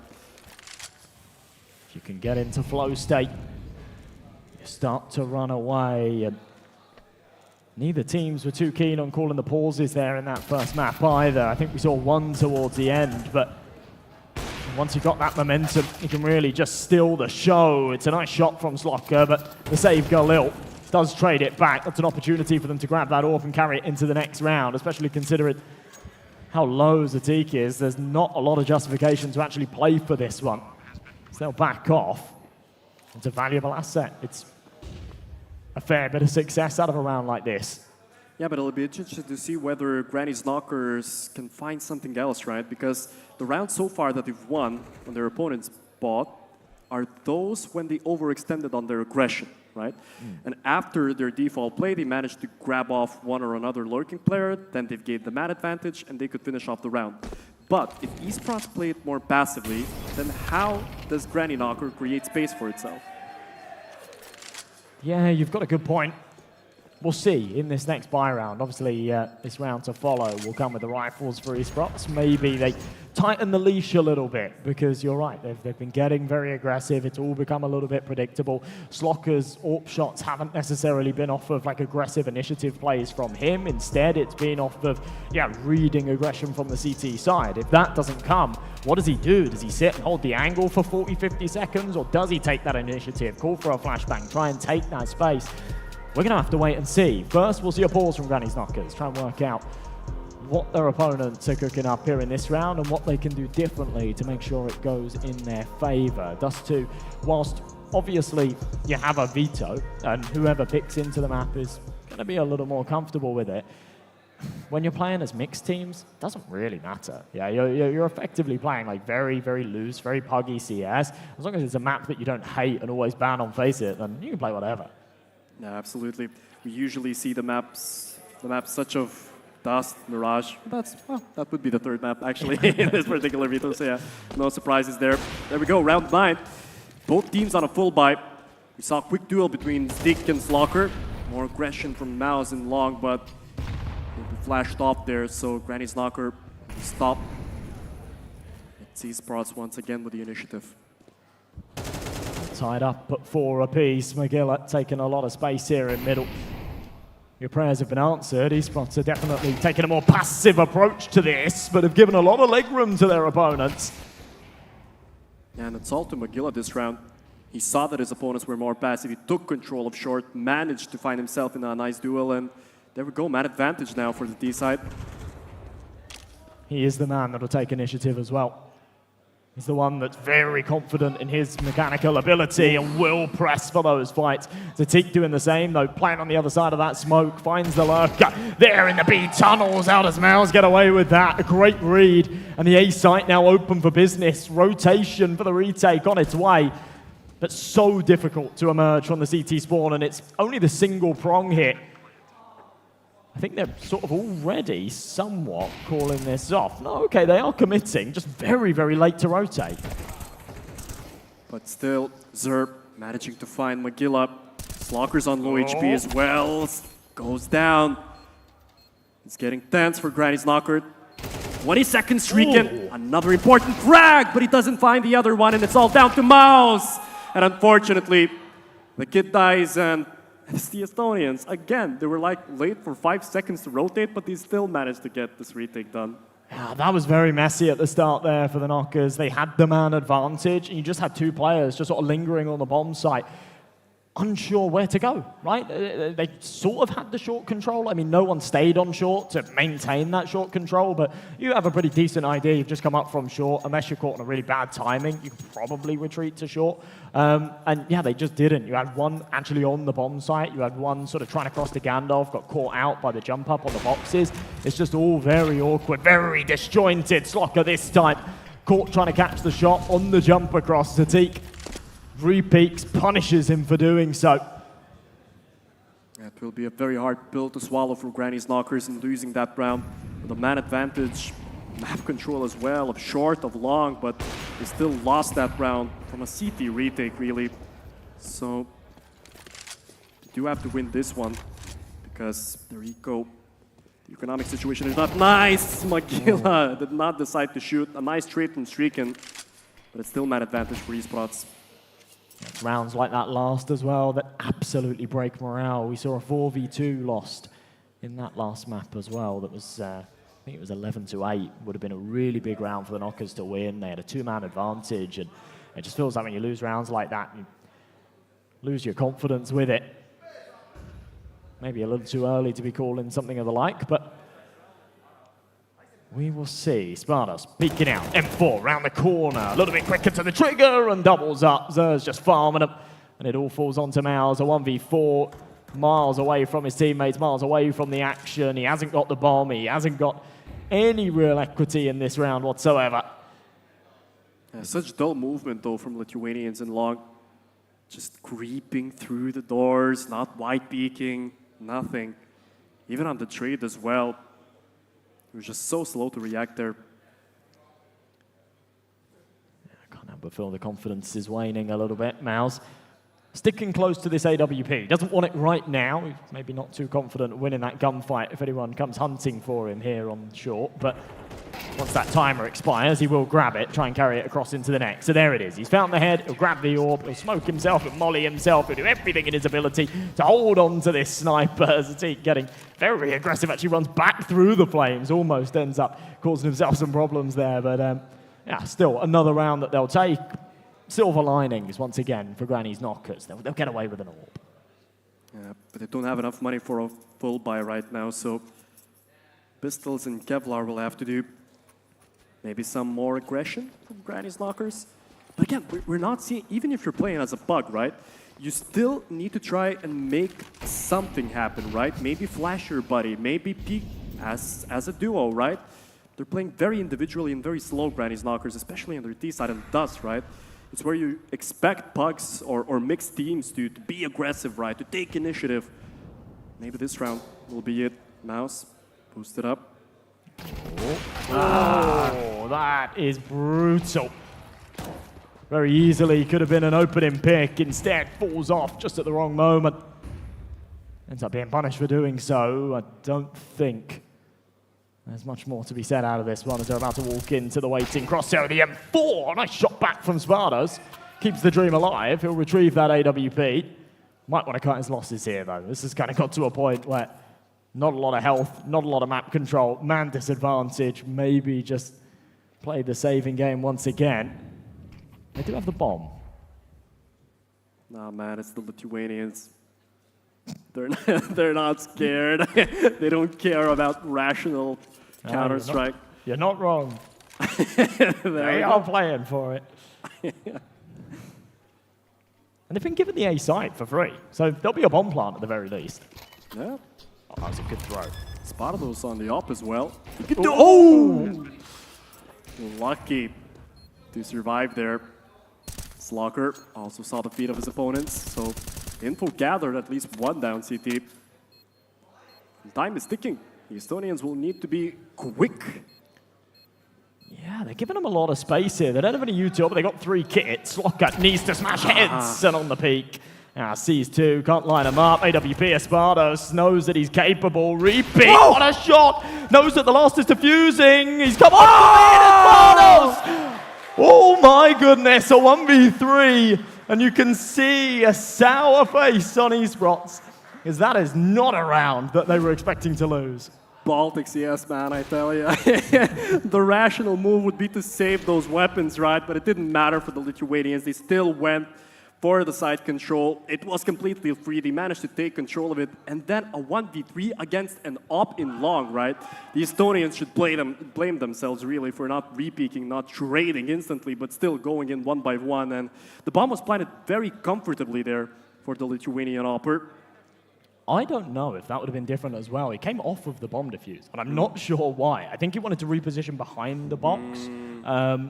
But yeah, had he held that, Spardos didn't go for the peak and the fight straight away. He actually sort of backed off a little bit. This is chaos! What have we just jumped back into? Too busy on the replays. We miss out on the Wild West on long. But a man advantage, a chance to tie this up at 6 apiece. And considering how this has started and how some of these rounds have gone for the Knockers, I think they'll be very happy with the 6-6 outcome. But they've still got to work for it here in the 2v2. Slocker was so unlucky there. He pulled out his smoke at the worst possible moment, but it's still 2-on-2 scenario. Not for long.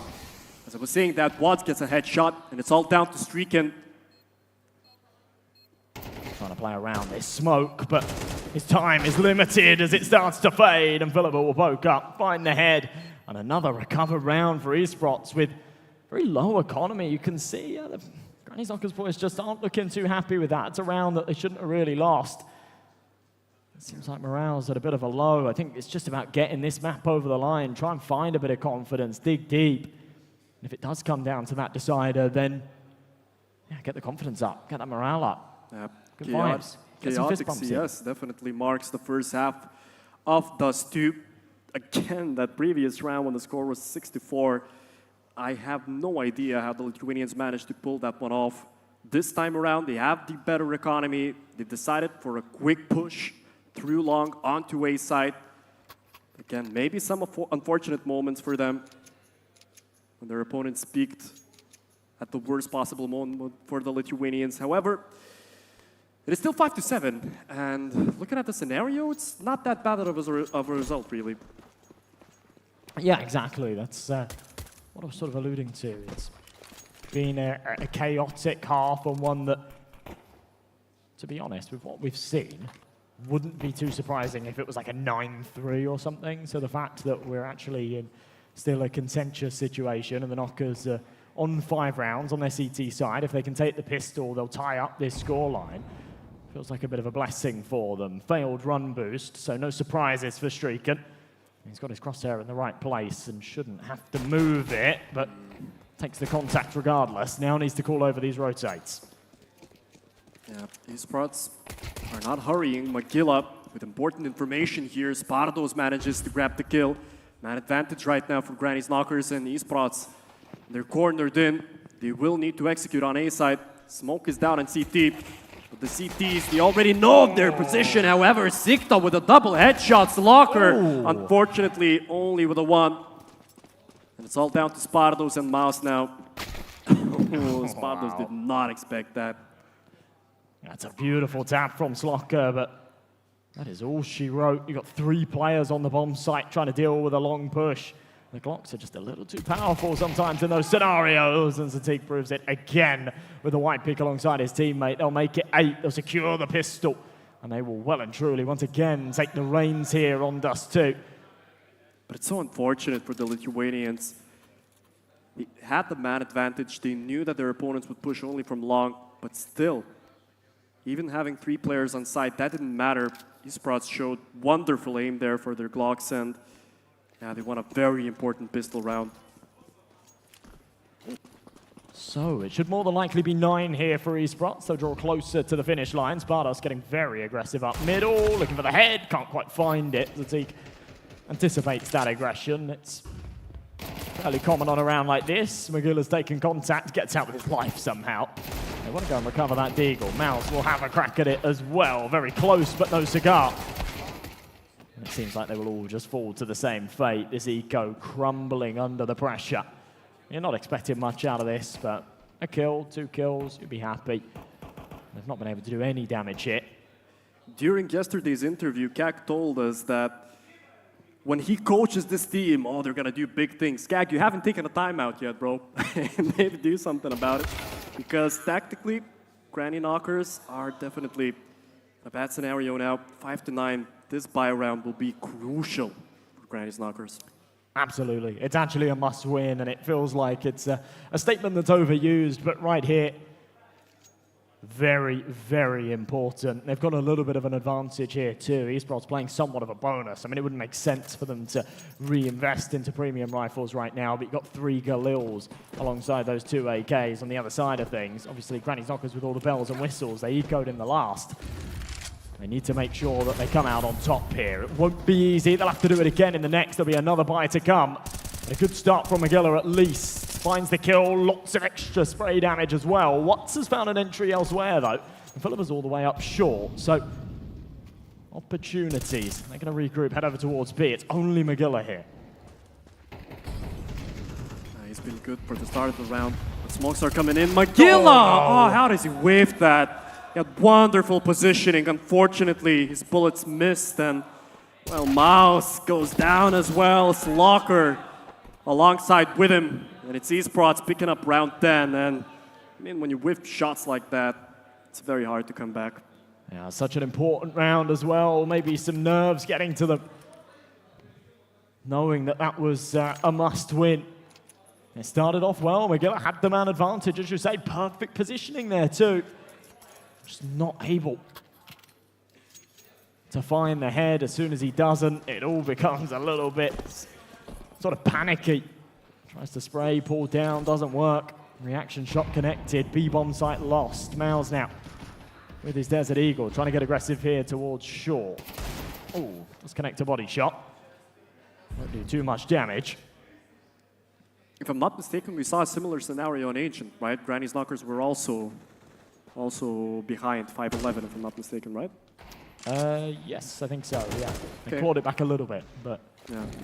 So a magical clutch from Slocker tried to force them back into Ancient. Maybe something similar will happen here on Dust, right? We can pray. We can pray. I think this second semi-final so far has been a little bit anticlimactic. What we saw in that first semi-final takes a lot to top it, that's for sure, but a third map here would be nice. Nice shot from McGill. Can't follow up, though. Traded right back from Watts, Spartas and Slocker. Now looking to sort of deliver the same kind of force. Obviously not expecting to win this round, but any kind of damage, take a chip out of the opponent's economy. Maybe an opportunity to snatch away a rifle, carry it into the next, make their buy a little bit easier. What's timing? Very good. And, well, Spartas will take one more head, but you can see some smiles. Smiles, fist bumps. I like to see it, even though things aren't going well, even though it's all going a little bit wrong. Yeah, a lot of the time, Granny's Knockers were really unfortunate. They had better positioning, right? They even had man advantages, but something just didn't click at the most important times. And, well, now another crucial round, really, for Granny's Knockers. Slocker has an ice spawn. He has an op in hand. Even Magilla brought out the op as well, so it'll be interesting to see whether the double op system works, but Magilla goes down already. It's awkward. Super aggressive on long, though. The flashes are good, but where do Miles' bullets go? He puts about half the clip into the barrel. It's unfortunate. Could have been a man advantage for them. Traded back. 3v2, still winnable here for the CTs, but once again, an awkward scenario. And if they don't win this round, it'll be 12-5. There'll be no money for the Knockers again. Now have to pull off some kind of force buy victory just to stay afloat in this series. It's been an absolute stomp so far. And they've lost control of the A site. It'll need to be a retake, no kits. The Slocker's kind of got the wrong weapon for the job. Yeah, but I imagine he peeks this. He does. Just before the flash, the bomb is planted. Spardos saw his opponent, manages to get the first frag. Slocker very close on Zdeek as well. Spardos needs to be a bit quicker here. Slocker already lost his life. All down to a Millis. 13 HP on the guy. Such a hard scenario, and it's Zdeek who closes things out. Round 12 for the Estonian side, and, well, disaster for Team Granny Knockers. Overtime or bust here then for the Lithuanian squad, and the home crowd have all been a little bit quiet. 7 in a row needed to get them there. Yeah. You can see just the shake of the head, yeah. They're disappointed with this. This hasn't been their best. Ooh, rough start as well. Yeah, even the Estonians brought out the double op system. Magilla again, man. I mean, if Magilla misses shots like these, then it's definitely not a Lithuanian night. Mouse as well, been struggling so far in Dust.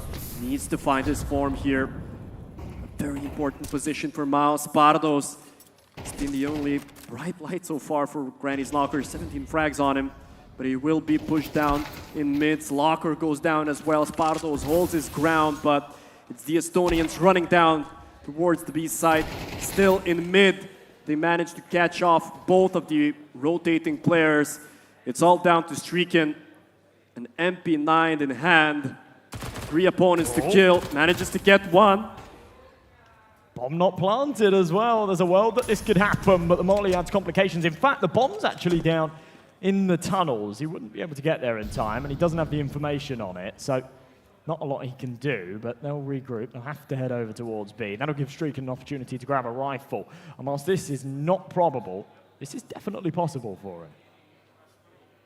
Esports planted the bomb on B, streaking, can pick up a better weapon, but at least so far, yeah, there we go, switches out to an AK. Oh, he's just seen the head. Absolutely, yeah. A smoke down doors, though. It will make things problematic, and there we go.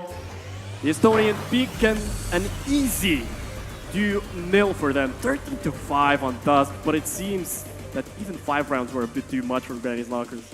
Yeah, that was a tough one. That was a tough watch. Just, you could see they were just a little bit disappointed with that. Certain shots not hitting, certain game plans not working, and yeah, just an unfortunate game there, I'll be honest. It's, as I say, it was a tough ask to top the semi-final that we saw earlier on, but it did feel a little bit anticlimactic, and I think they'll be disappointed with that result as well. But we now have 2 Estonian teams in the final, which is interesting, because last year we had 2 Lithuanian sides. I think there was sort of a bit of a hope for maybe something different this year, and we've kind of got something different.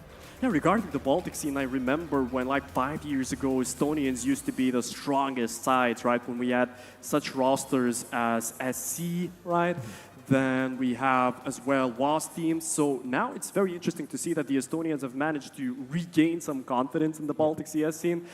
Again, if we're talking about this map on Dust, I mean, the first half, even when the Lithuanians managed to win a 2v4 scenario, which was very unfortunate for them, but they still managed to grab it, I thought that they might conjure up a comeback. But why didn't it happen? Yeah, there was a few moments like that, wasn't there, where, you know, there's a big play, there's a big clutch, there's a big round that they pulled together, and you think, okay, right, this is the turning point. We were talking earlier on about the fact that when you're playing mixed teams and stuff, it's very momentum-based, it's very confidence-based, and you think that that's where the compass shifts a little bit and the tides start to turn, but it didn't end up being the case. It was just little flashes in the pan. It was, yeah, great rounds that were quite sparse, to be honest. If we're talking about the Estonian side right now, what do you think? Who were the most standout players? It was difficult because actually everyone had a lot of presence. Watts has really impressed me, actually, so far today in that match and in the qualifier as well. We've got the replay right here. That was Slocker's clutch. That was crazy. But yeah, Watts has really, really impressed me. It's difficult to really say any particular player. Zer had a great series there as well. But generally, consistency was really what got it over the line for them. I think for Granny's Knockers, like, it was clear as day that Spardos was having a pretty good series.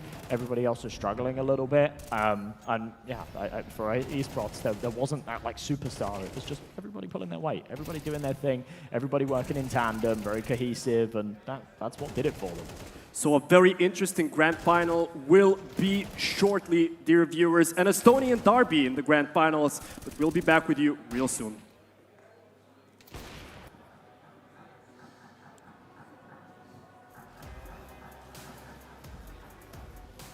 Such an... Oh.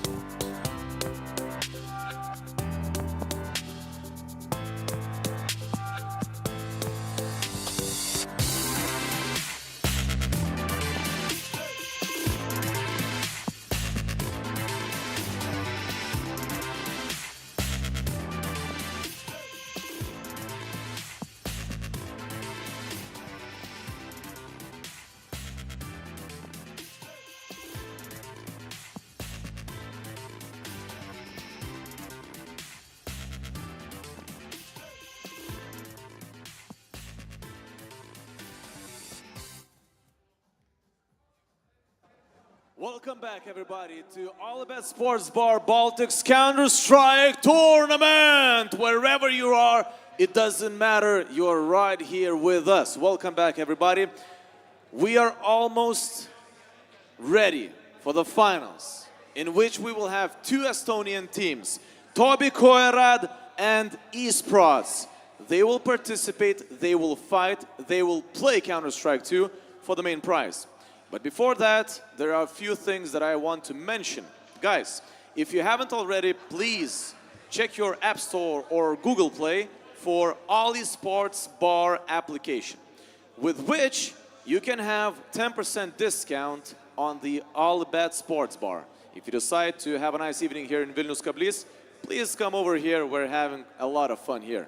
And also one thing to note is that after this whole tournament, we will have an after party, in which, if you will have OLYBOOST Bar application, you will get free chicken wings plus OLYBOOST for those who participate in the after party.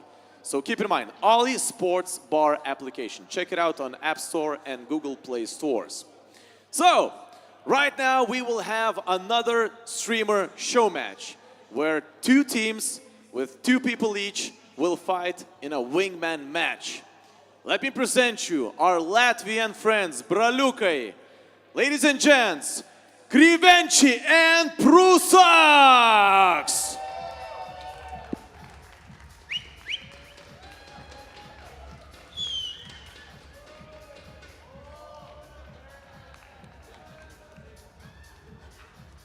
And the same Lithuanian duo, who unfortunately lost against Estonians, but they will have another chance to prove themselves worthy. Ladies and gents, Alchemikas and svarbeuse.dariti.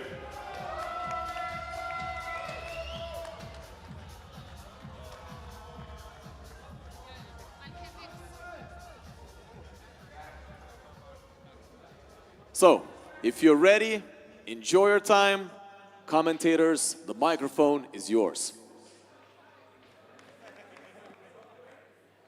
Just before the grand finals, dear viewers, we are going to witness another beautiful show match. This time, it's the Lithuanians against Latvians. Estonians won the show match. Estonians won the semi-final of the 5-on-5 tournament. Maybe something will be shown better by the Lithuanians and Latvians in this show match. So, svarbeuse.dariti and Alchemics versus the Latvians, right? So let's begin. Svarbeuse.dariti, he saw the first contact coming into the B side, but it's the Latvians who take more control. Alchemikas at such a nice position, and there we go. That's the first headshot coming in from him. And it's only eSports who's left on the side alone. He's peeking, he's found one. He's so close to getting the other, and he did. There we go. A nice start from the Latvian. Even though the Lithuanians managed to get the man advantage, unfortunately, the Latvian showed his worth during that round.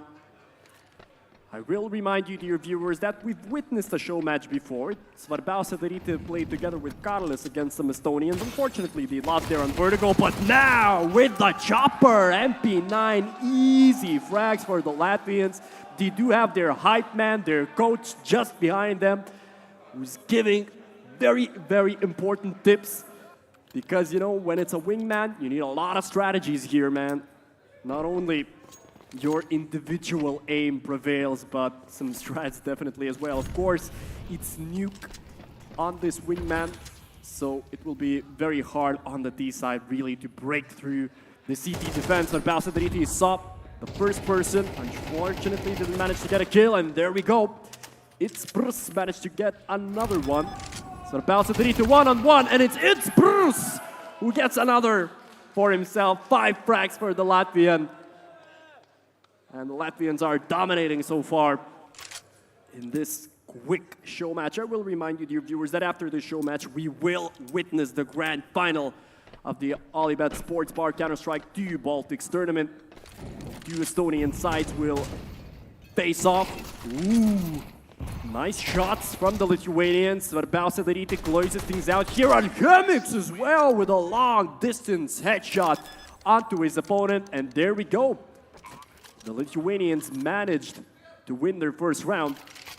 I will remind you that we're here in Vilnius, Lithuania, but when Latvians win a round, more noise is made for them. So I don't know if there are more Latvians in the audience or whatever, but maybe when the Lithuanians come back, the crowd will make more noise for them. AK's in hand for svarbeuse dariti. Nice headshot. Oh, Simas! He's here to play, man. He's here to redeem himself after the first show match. I've called him the king of Lithuanian show matches, and we see for what reason. Two nice headshots from Simas there. And now the CTs will have worse weapons. A Deagle and a FAMAS. A Molly, double doors, he's open. But svarbeuse dariti again with a beautiful aim. Alchemica as well, not the best spray control here. It's Brrs. Oh, he managed to do it. There we go. The Latvians are hyped up. It's Brrs once more, manages to win a 1v2 scenario. Horrible spray control there from the D side, but they will have time to recover. AK's in hand once more for the Lithuanians. It's Brrs has been on fire so far, man. 8 frags for him. A chance to get a 9th, but Alchemica survives. svarbeuse dariti peaks. Ah, so unfortunate for Simas, man. While it's Brrs gets another frag for himself. 9 HP left on the Latvian. Oh, Simas peaks, but it's Brrs who's dominating so far in this show match. Brilliant work from the Latvian. 5-2 is the scoreline here. Alchemicas and svarbeuse dariti, they will have to conjure up a Baya, Galil, and Mac 10 in hand. Not the best weapons. And it's Brrs, man. 10 frags on him. His teammate doesn't even need the kill, really. It's Brrs can play 1v2 this whole map, man. And there we go, another kill for him. The Latvian is on fire. svarbeuse dariti goes down as well, and there we go. Domination from the Latvian side. Alchemicas and svarbeuse dariti, they're still comfortable, they're still chill about it. They trust themselves to come back on the CT side. Of course, in Wingman on Nuke, CT side is way easier, right? So we'll see if that's the case for the Lithuanians as well, as we move on to the second half. So far, only one Latvian has all of the kills for his side. It's Mr. It's Brrs svarbeuse dariti from long distance. Ooh, we got a headshot. But he still manages to kill the leader. Oh, svarbeuse dariti Simas. Beautiful headshot from long distance there. And there we go. The Lithuanians managed to win a crucial pistol round to stay alive in this show match. 6-3 is the scoreline now. Both of the CTs are on MP9s. Usual grenades onto double door and squeaky. Glock in the hands of It's Brrs, Florida man. He just invested into an MP7. He's just spraying around. He's having fun. Alchemicas. He's one out against the Glock. Peaks with his P2K, and there we go. The Lithuanians are already hyping themselves up. They can still come back to this map. 4-6 is the scoreline now. But the Latvian side will have enough money to invest. Florida man invests into a UMP. So that'll be interesting to see. Will he get his first frag of the map or not? UMP9 still on the CT side. At a bit slower pace coming into this round. The CTs still have enough nades to prevent a quick push onto the site. Simas sees the first person. It's Brrs still looking for that individual duel, and they managed to win it together. Now that's friendship there. That's teamwork from the Lithuanians. And I believe in the Florida man from Latvia. With a UMP in hand. Oh, there we go, the first kill, let's go! Beautiful. And it's svarbeuse dariti against the Florida man from Latvia. 66 HP on him. He grabbed the bomb, 30 seconds, not a lot of time. But will he ride the wave of hype after his first kill? 20 seconds, not a lot of time for the Latvian. He needs to hurry up. He peeks. Oh, and it's Simas who closes things out. There we go. Hola, Bralux. There we go. The comeback is happening in this matchup. The Lithuanians are so stone cold, man. When they faced off against the Estonians, we saw a lot of hype. But this time, they're taking it chill, man. They're being very serious about it. M4's in hands now. It's Brus on the Deagle. Florida man with an AK. Smokes down windows and double doors. And Chemicus chooses to spray through the door. Does a lot of damage to his opponent. Florida man left with 38 HP. Not the best of weapons in the hands of Latvians. Alchemicus, easy frag for him. It's Brus. Whoop, long distance. A couple of body shots onto svarbeuse.dariti. But there we go. Alchemicus closes things out. Can we hear some noise for the Lithuanians? Come on, the Titans go up. Let's go. The score is equal 6-6. The T side will have better weapons now. An AK and Galil in their hands. While the CTs are still with their M4s. Nades at the beginning of the round. Alchemicus will throw one down double doors. Managed to see something through the smoke. It was the legs of their opponents. svarbeuse.dariti chooses to throw down another nade. No damage done there. And it's Alchemicus, easy frag for him against Florida man. svarbeuse.dariti sees his opponent, backs off. It's Brus. Oh, there we go. Manages to get one. svarbeuse.dariti is on him though, and there we go. It's Simas picking up another frag, and it's the Lithuanians in the lead. 5 rounds, 1 in a row. The Latvian coach is trying to hype his teammates up. Can the Latvians do it? Can they tie the score up? Or will the Lithuanians ride this wave to victory? svarbeuse.dariti in a prime position now. It's Brus. It's been quiet so far these last few rounds, but there we go! A beautiful double kill. And the score is even once more, 7-7.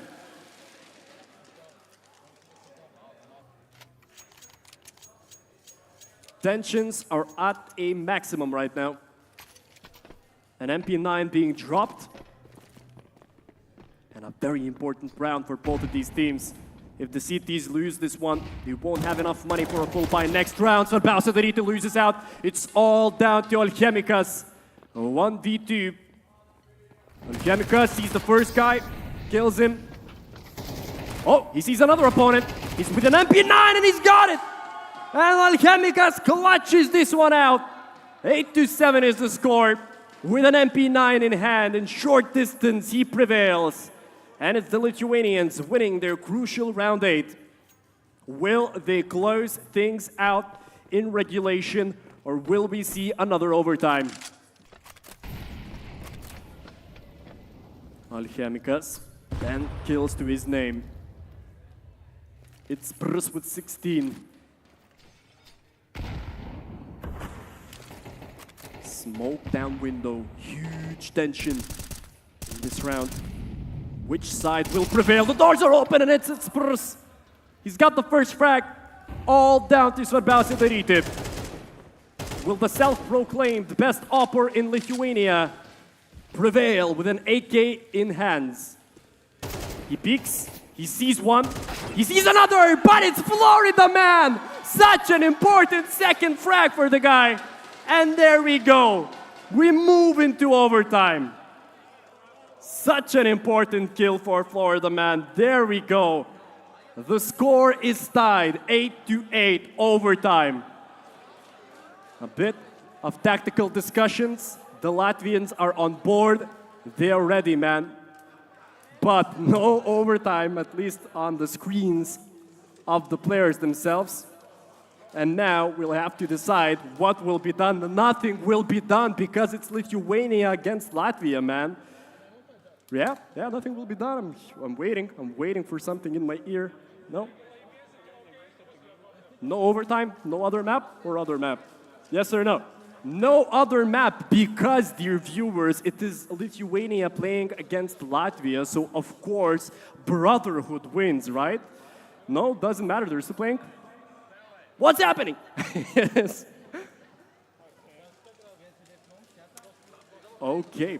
Okay, so I think that we're going on a short break then, right?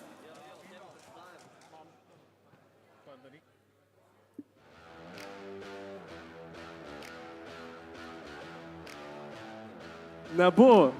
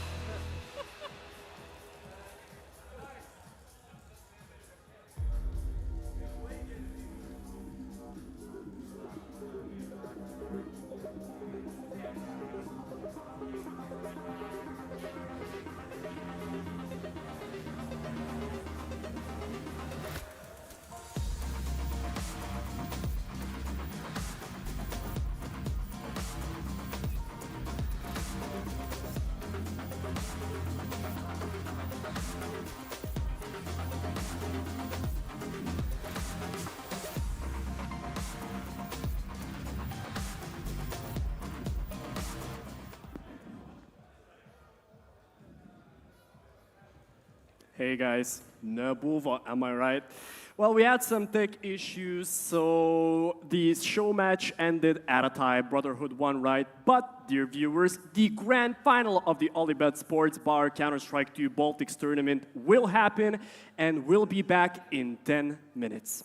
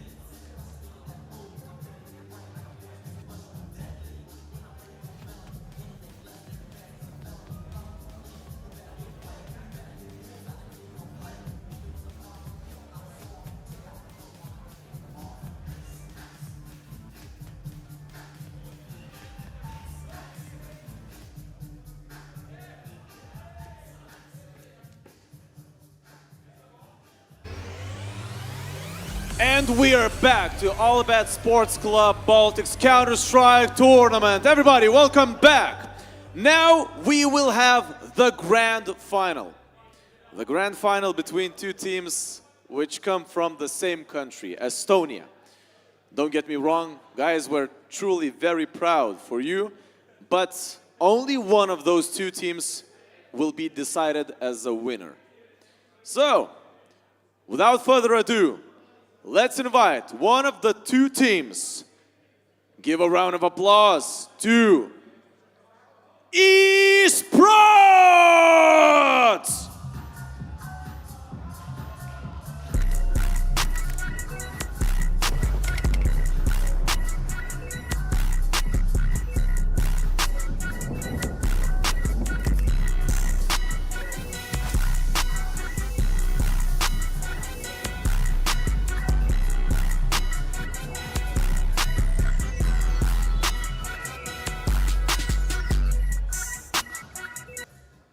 And now, the second team, which will participate in the grand final. The team's name is Toby Kokia.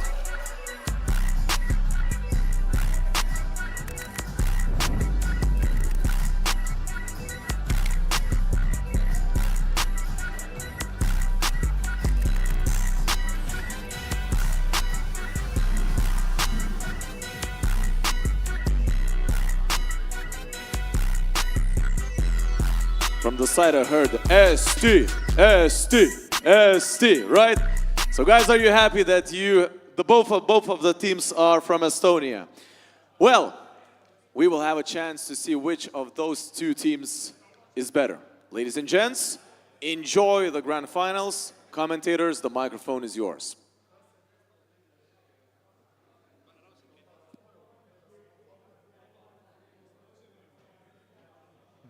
Tournament. It will be very interesting to see how this match squares up. I'm Leisvunas, together here with Josh. We are going to present this beautiful matchup. Now, you've watched the first semifinals, and how would you describe the team Toby Kokia? What should we expect from them?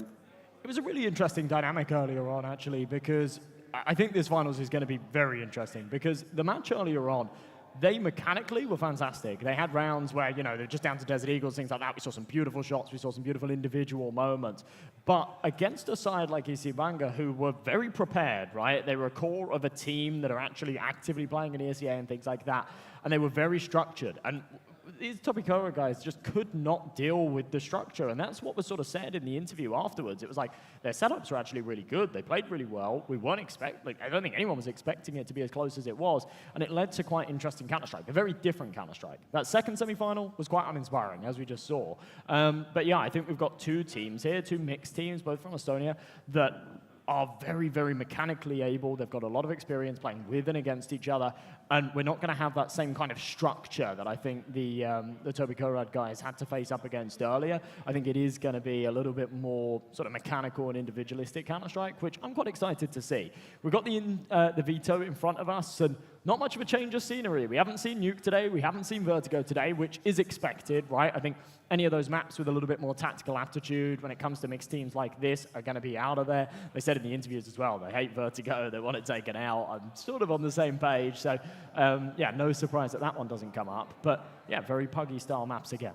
So talking about map 1, Mirage, what should we expect? What should be the hot points of that map? Feels like we're casting back to ages ago, but we did see Mirage this morning. I don't know, really. If I'm being completely honest, I think that Fates is AWP. It took a long time to activate. Earlier on, he didn't have a very good first map, nor did HS. When it came to Inferno, he was insane. Fates dropped 50 kills. He was hitting every single shot without 5 overtimes, let's be honest, right?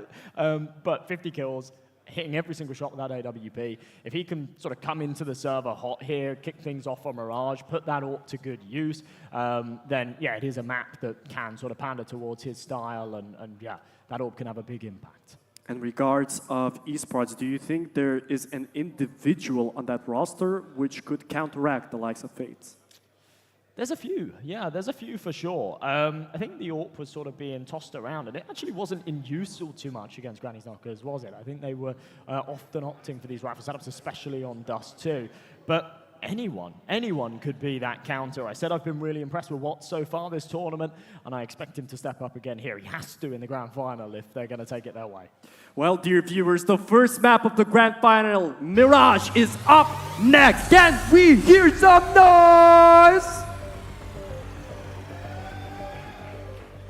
So, first map of this grand final, esports against Toby Korad. Have you had the time to know what the word Toby Korad actually means in English? I haven't, do you? Nope, No, no okay, idea. so it was Googled. It means like to jump over something in like Japanese, but I don't think that's what they're going for. I don't know. Well, they're jumping over the B side. Right now, a couple of headshots coming in from the CT side. Esports doing pretty good for themselves. Fate's down as well. There we go. Esports, a wonderful beginning to their Mirage. Yeah, just a pure shutdown, and Zatik burned himself 3 kills there as well. Means that he could potentially get that AWP out earlier. I said that we didn't see it in play all too much against the Knockers, but it is going to be an important piece to the puzzle here against Fate. So it won't come out here, he'll go for the rifle, but yeah, getting that economy thriving early, absolutely paramount. 3 MP9s in play, surrounded by a couple of rifles on the other side though, with no real silver linings for the Toby Korad boys. They have to eat the eco. It's just the pistols, and fingers crossed that they can maybe do a bit of damage. And not a big surprise that he went for a simple rush B in the pistol round before to set up the tempo. We've talked a lot about momentum in the second semifinal and how it is crucial for these Buck teams to set up their individuals. And here's Dick, managed to pick up the first frag. Fate eats that grenade, a lot of damage done onto him.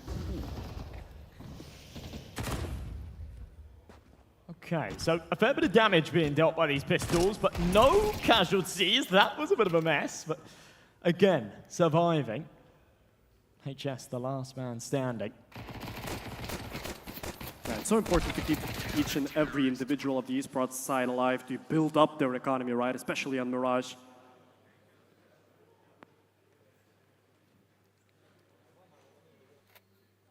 Yeah, very important indeed. It's something that we've seen a couple of times today as well, up against the pistols. I mean, we've seen a couple of eco-round losses today, which is pretty bizarre. That was earlier on, and it was actually these Toby Korad boys. They lost 2 rounds against Banga, purely against the USBs or the Glocks. But yeah, just in general, not taking those casualties, keeping that economy thriving, very, very important is what we see right there. Into the next then.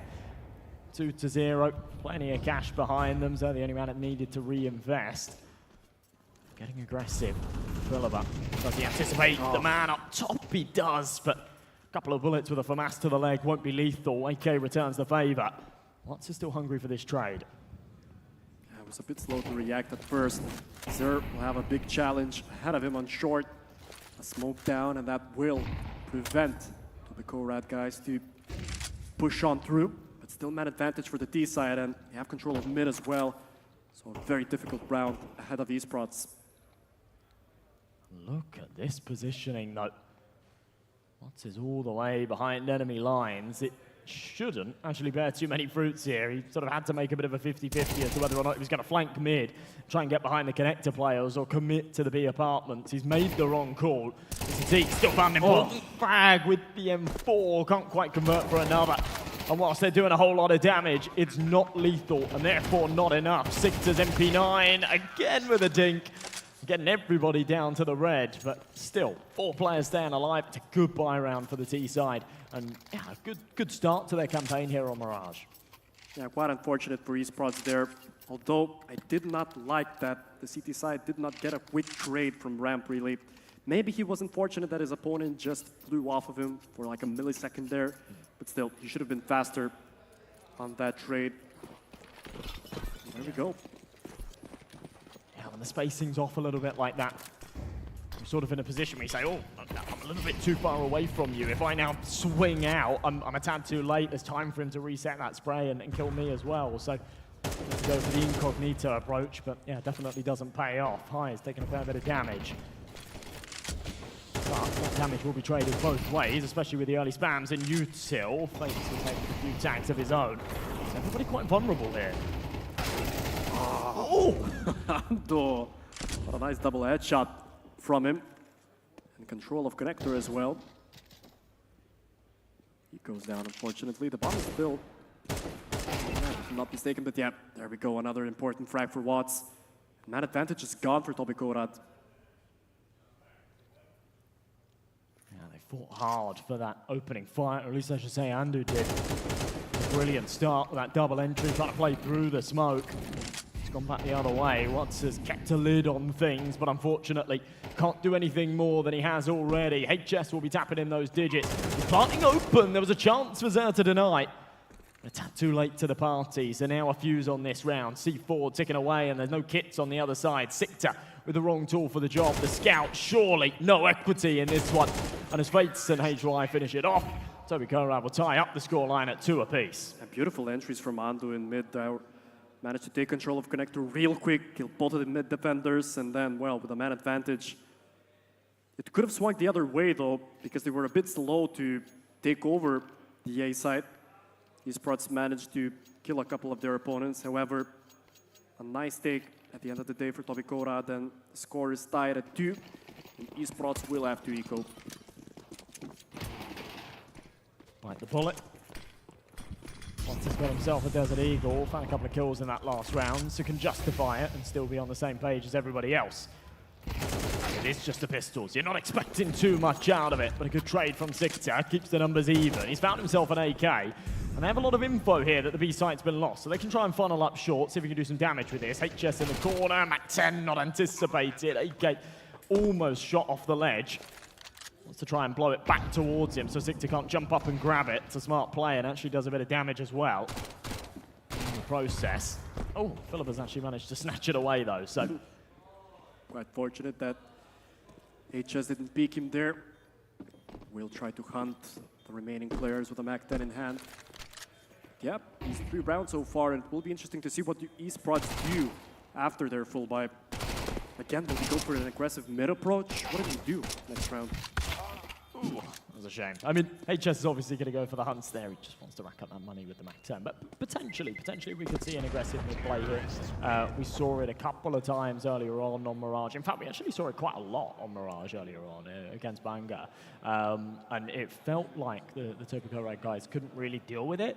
So that's something that we could see. I don't know how many of the teams, we've sort of seen the teams and the players coming and going. I don't know if they've maybe been watching the streams on their phones or whether some of them have been here and sort of keeping tabs on things. But yeah, I'm seeing a lot of parallels, even in the first 5 rounds of this game, to what we saw earlier on. And I think there's a lot of value in just either one of these teams watching each other's matches and taking notes, you know. We'll see. Here's that mid-aggression that you were praying for, and it works out nicely. Andu gone straight away.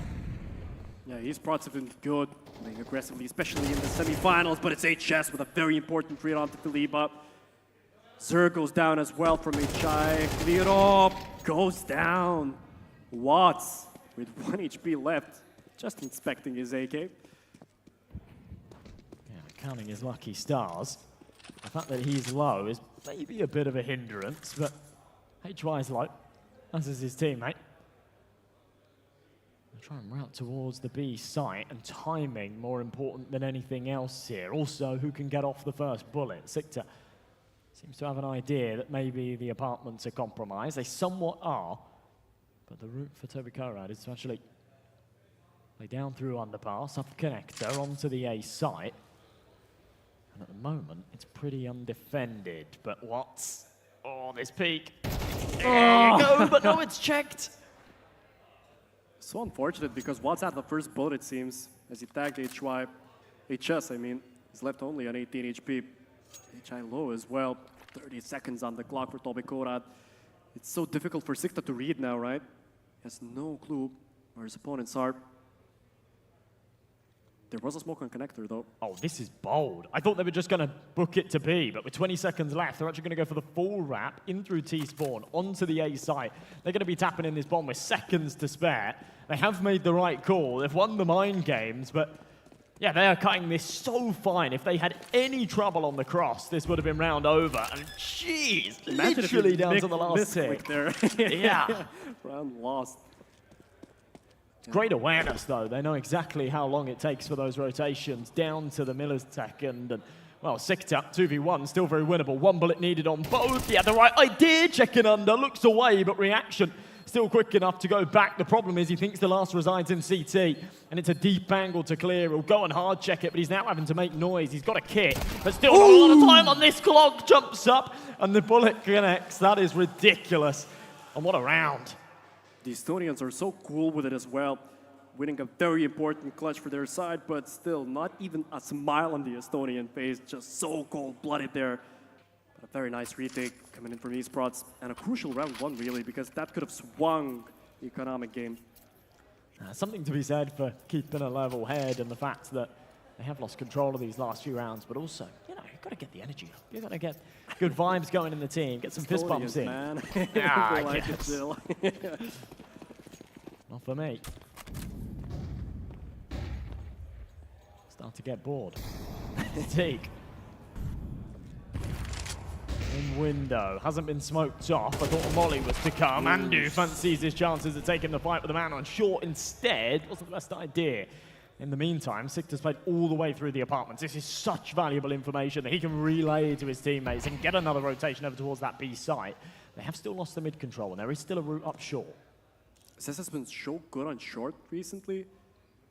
Toby could not take control of it so far. And another very important frag against Andu, one of the leaders of Toby. And there we go, Sikta, another important frag for esports. Double man advantage right now, and Toby, they're stuck. The Leba knows where HS is. And tough. Missed shot from Fates as well. Oh, HS bites off a little more than he can chew with that peak, but Fates shotgun mode with a sniper, hits the no-scope, cracks open the A site, and now they've got the chance to get this bomb planted, but it's denied by Sikta. And now the bomb in no man's land. Clyro's got to find the kills and recover it.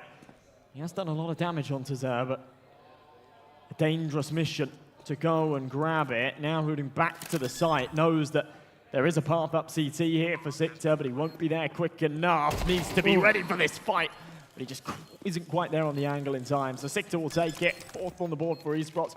Another round that comes desperately close, but another one that goes their way. Definitely a nice try from Fates, especially with that no-scope coming in through connector. It seemed so nice for esports at the beginning. They had the double man advantage. They knew where their opponents were, but that wasn't enough. Sometimes those magical shots, they help you break open a site. Unfortunately, esports had a wonderful quick rotation from short. They managed to kill off Fates, and on a 1v2 scenario, not much that the attacker could do there. And another important round one for Team Esports. Well, a technical pause, hopefully nothing too drastic. We should be able to get back into the server very shortly, but better now than later on. And we're back to us, alrighty. Yeah. It's been an interesting start, hasn't it? Quite back and forth. I think esports have definitely looked like they have a little bit more control of the map than their opponents. Toby got off to a great start, but you know, you convert the pistol, you convert those follow-ups, it's a little bit of a given. It's worth a lot nowadays in MR12, but if you can't follow up with the buy rounds, if you're looking weaker when the weapons are out, it's a bit of a problem. I think that the mid presence so far from the CT side has been great, especially Zur on short. He could not be stopped there. He's winning his individual duels. He's not letting his opponents through, as well as those aggressive plays coming in from the CT side as well. They're controlling the map pretty nicely, and it will be interesting to see whether the leaders of the side of Toby step up, right? We had Fates on the op. He only managed to get that one lucky, maybe no-scope kill, but will be interesting to see whether those individuals, will they bring their initiative here or not. Yeah, that was something that was really lacking in their game earlier on, actually, as I say, in that first map on Mirage. The big hitters, the guys that you expect to be putting up the numbers, the Fates, the HS, Andu as well, were pretty absent. And, you know, when you haven't got your AWPer and your superstar AWPer, you're sort of one of the leaders of this team, as you say, taking initiative, then for your younger players or your lesser experienced players like HY, like Clyro, you know, it's uninspiring. You know, I don't know where you sort of get that inspiration from to take that initiative yourself. It was very different, though, when it came to Inferno. And whilst Andu had a bit of a stinker performance on Inferno, he is another player that puts up fantastic numbers most of the time. Mechanically, he's fantastic most of the time. And we've sort of seen little glimmers of that so far in the opening rounds here. He's only 4 and 6, but the kills he's had have had huge impacts. Remember that double in connector to crack open that A site for one of the early round victories they took. But back into the buy. Zatik's got that AWP out, but none on the other side. Fate's demoted down to the AK. Economy doesn't quite facilitate a sniper. Yeah, this time around, Toby are not putting such heavy emphasis on mid. Decided to play through Absol, but a mid smoke. Sikta will have to be very careful here. First frag coming in for Toby Korad. Sikta only with one so far. Ando, another important frag. Zdeek misses, and that's it. This round should be easily Toby Korad's.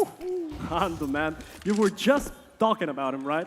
Another important triple kill coming in right now. He's good. He's good. And again, it's, you know, it's not always consistent. It's not always like throughout the map. That's definitely what we saw in the series earlier on, right? He had moments, but yeah, when he does have those moments, he can really make or break a round, and that's exactly what we see there. Just sending it up B.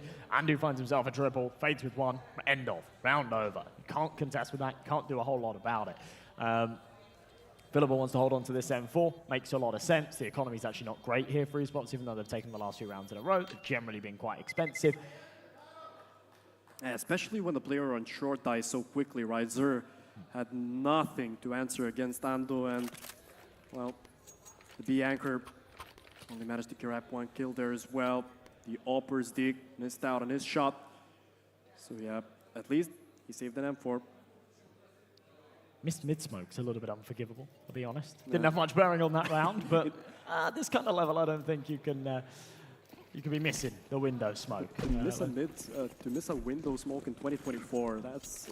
Yeah. Yeah. They burst out B off of the back of it. Didn't give the CTs enough time to really react to the idea that, oh, they've missed the window smoke and no one's pushed out. Maybe we should rotate. Quite flary, quite reactive. Sikta all the way down the apartment. Big opening pick, but a bit of greed as he swaps out to try and grab the AK. Probably would have had a second there for free. Ooh. A nice headshot from Zerb.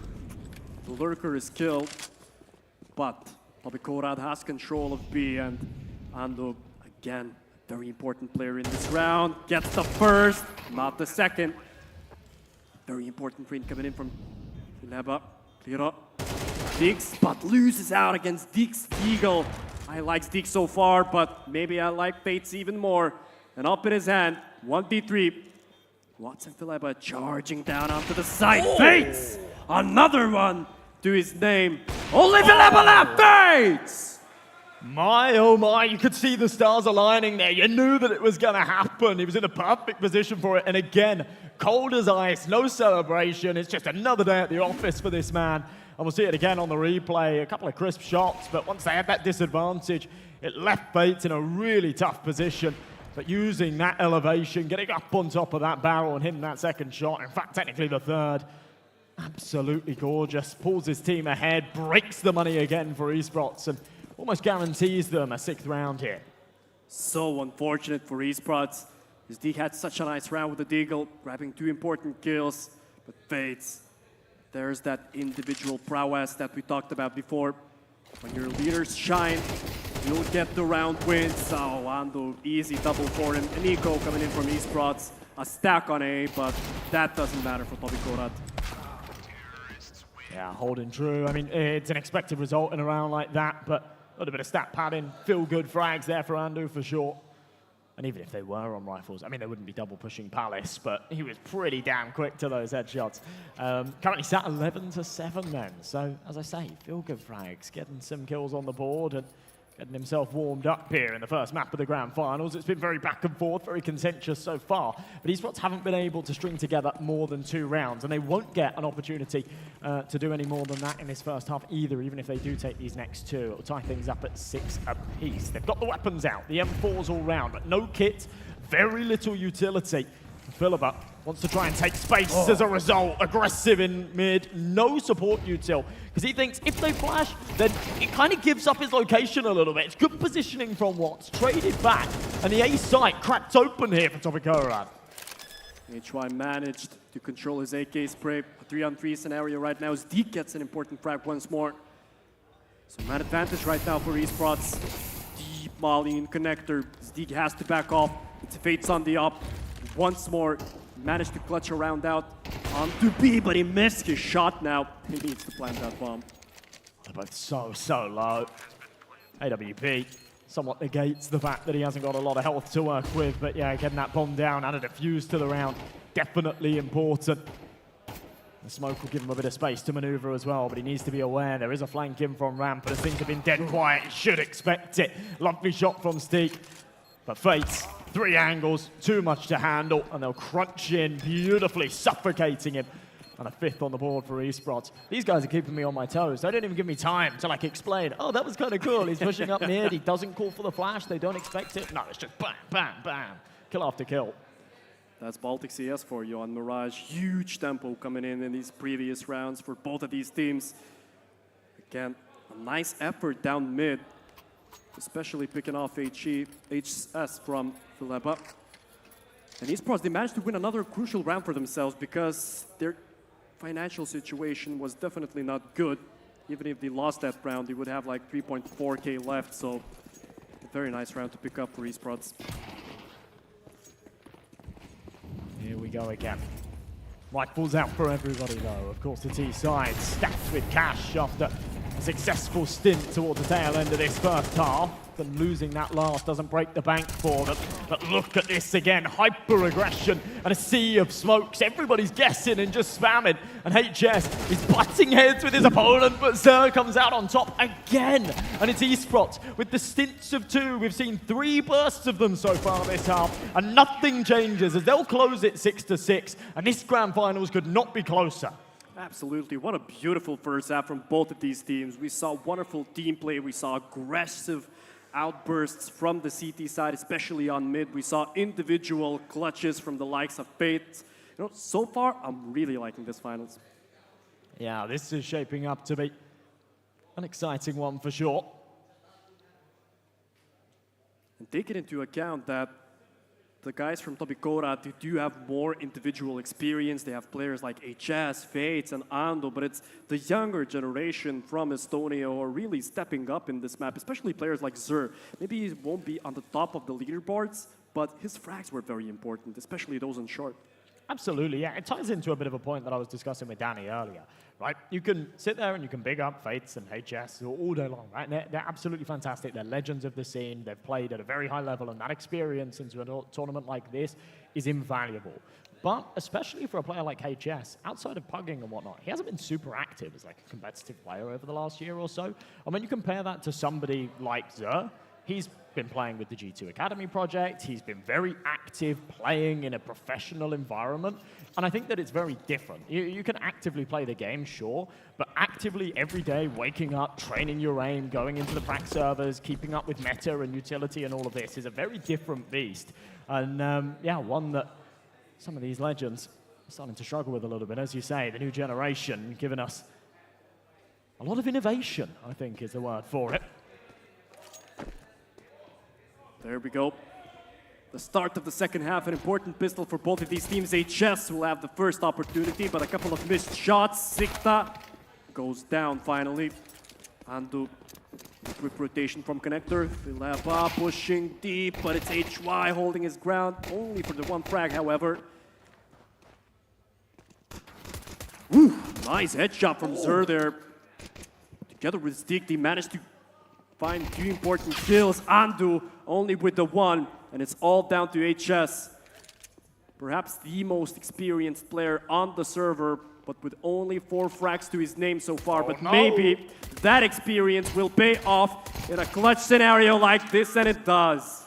Wastes no time pulling the trigger for the first. Thought, okay, he's going for the plant, but that gives him a good opportunity to isolate those 2 jaws. Felt like suicide from Andu, but he just ran through the window smoke. But he had to do something. He had to draw the attention away from HS coming in from the apartment. Timing was a little bit off, but HS's crosshair certainly wasn't. It was bang on the heads, exactly where it needed to be. So they'll take the pistol round. They'll take the reins here going into this second half. You see the round counter. It creates quite a nice pattern, right? It's all been very consistent in this map so far. It should be an 8 for them here, just against the pistols.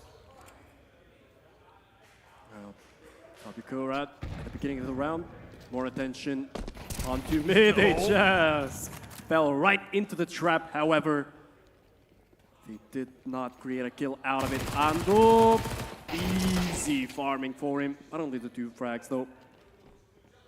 HS needs to be careful. This is all a little bit too aggressive for the Rifles. HS dropping down, seeing them all in underpass. Okay, Andu playing them through and trying to wrap around. Absolutely the right play to make.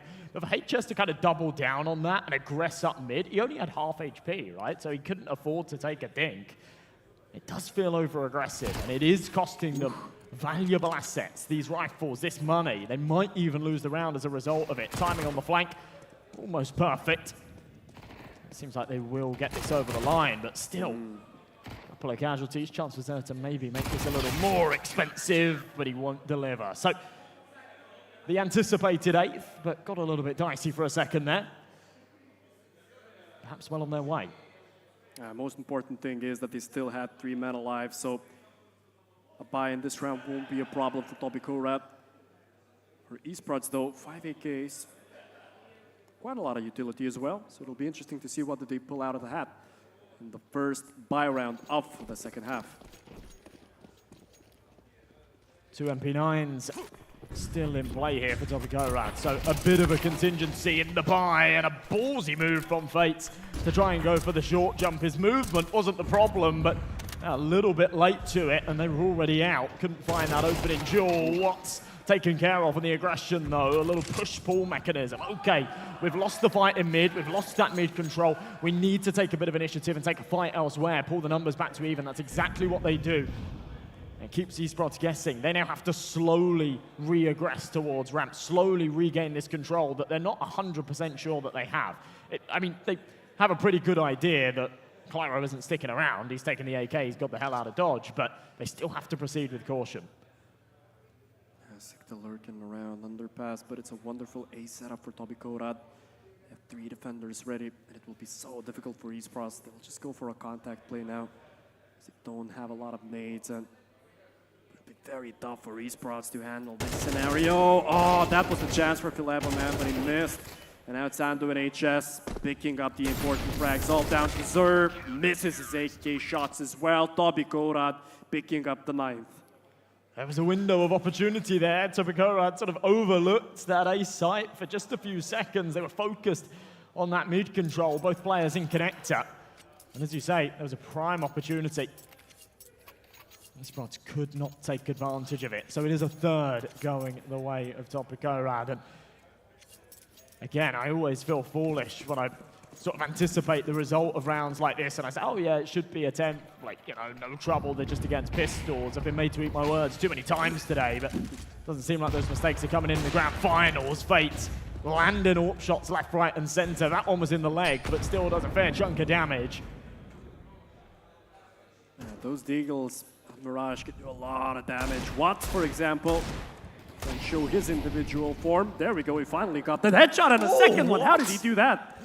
After missing like 5 bullets on the guy CT, he manages to just flick his Deagle onto his opponent, and there we go. What is happening? This is what I'm talking about. This is exactly what I'm talking about. You can put money on these pistols pulling ahead because they just have done so many times today. They've got away with absolute murder. Shadow spotted. Sikta misses a key shot. That could cost them. We'll see. He's the only one with a rifle, but on the second try, he'll have no trouble. HS takes out his teammate, but with enough space to get this bomb down. HS super low as well, so a bullet with any weapon just about anywhere onto him will finish him off. I'm surprised that he's even sticking around here. It might be time to just back off, save that AK for a rainy day. It reminds me of the second semifinals when we asked the Lithuanians to do something rational and save on a 2v4 scenario, but they just charged in and they won the round. The same won't happen for HS. Yeah, these guys are ballsy. And oh my, look, they've already exited. I mean, they've got one in CT, like, just in case, but there was a world there that HS just goes and ninja diffuses, which is kind of wild, but... He had a kid. Yeah? He had a chance there. CT player would have heard the cue, I think. He was. Yeah. I'm pretty sure he was in range, but there you go. All right, so another round going their way. Things looking. And it's all Deagle shots, man. I mean, especially for Watts, when he missed like 5 bullets onto the guy CT, I can't imagine how he managed to grab those 2 headshots. Yeah, I'd love to see a replay from his POV for that second shot. The stair shot just looked absolutely gross. But certainly was the catalyst to sort of swing that round in their favor. Then they were able to follow up with more. I think they'll be very happy with that outcome. Don't want to be allowing your opponents double digits and trailing by 4. Then a lot of pressure, a lot of stress goes onto that buy round. Instead, they're in a position where they've got the money. They've actually got a bit of an abundance of cash because they were already saving pennies for the loss bonus. Things are looking great for esports now. They have control of A side, mad advantage as well. The bomb is coming over. So Toby Korad, if they lose this, and it seems that they want to save. Yeah. Calls been made. Yeah, quite logical for them, I guess. They have no money in the bank left, so why not? It feels like the time to start making logical decisions, doesn't it? Today has been very like, you know, if there's any chance at winning the round, let's have a crack at it. Let's go for these clutches, let's go for these retakes and whatnot. And it hasn't felt super high stakes, but we're in the grand finals. Okay, it's the first map, but things are starting to sort of tighten up a little bit here in the second half. This is the time to start making rational, logical decisions. Okay, our economy's looking really poor. If we don't save, then esports will tie up the scoreline and possibly even take the lead. So yeah, important that we just hold on to these weapons, but that is easier said than done. Beautiful shot from Sikta. And I like that as well, dropping that molly. Okay, the MP9's found it and the AWP's recovered. But I like the initiative regardless. So yeah, they do get out with the 2 premium weapons. That's the most important part. They'll still have a decent buy in the next, but not as good as it could have been. Things are really close now. Yeah. But we saw that even with pistols, you can make a beautiful round for yourself. So still, they can't be counted out just yet. Team Toby Korad. But it's looking dicey for them, right? They began the second half so nice, but after that loss on an eco, things are getting tough now. Yeah, you always have to tread lightly. I think the boys on Toby Korad would love to give their opponents a taste of their own medicine. It won't be the Eagles out in this round. As I say, they've saved a couple of rifles. There should be something a little bit more. I'm interested to see what the buy looks like, though. The loss bonus won't be great. But cold as ice again. Look at them. That's Estonians, man.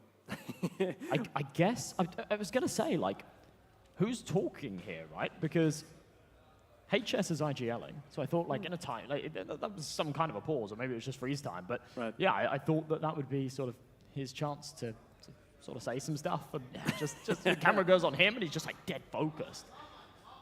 Yeah, they don't need any words. It's an eco this time around for Team Toby Korad, so nothing really to worry about for esports. And with a Desert Eagle in hand, so esports should tie the score up real soon. Well, as expected. There it is, yeah. No crazy upsets, no crazy deagle shots, and a little bit of a sigh from some of the boys on Toby Korad. They know that they have to focus up now. This is starting to get a little bit dangerous. We do now see a pause. Time to talk things over. Oh, actually, very quickly. Rojby, go. So, yeah, Rojby, all right, yeah, cancel pause. Let's go. Probably not. I hope not. Actually, I changed my mind. That would be cool. 5 M4s on the board of Toby Korad. Again, not a lot of money in the bag for them. So esports definitely, they have the control of the financial situation right now, and things are looking very great for them after winning these 3 rounds in a row. So back and forth this game.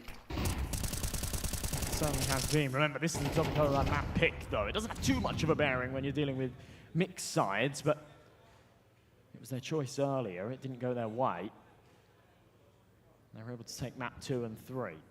Maybe it doesn't all hang in the balance of this one, but would certainly be a very big step on the ladder for the esports side. They've already taken the man advantage. Make that 2. Clara doesn't know what's hit him. He emerges from jungle. Sikta up close. Yeah, okay, double swing. No way. He can get away with that one, but still the man advantage. Sight gone. Might be time to just make the save call again, to be honest. Yeah, connector smoked off.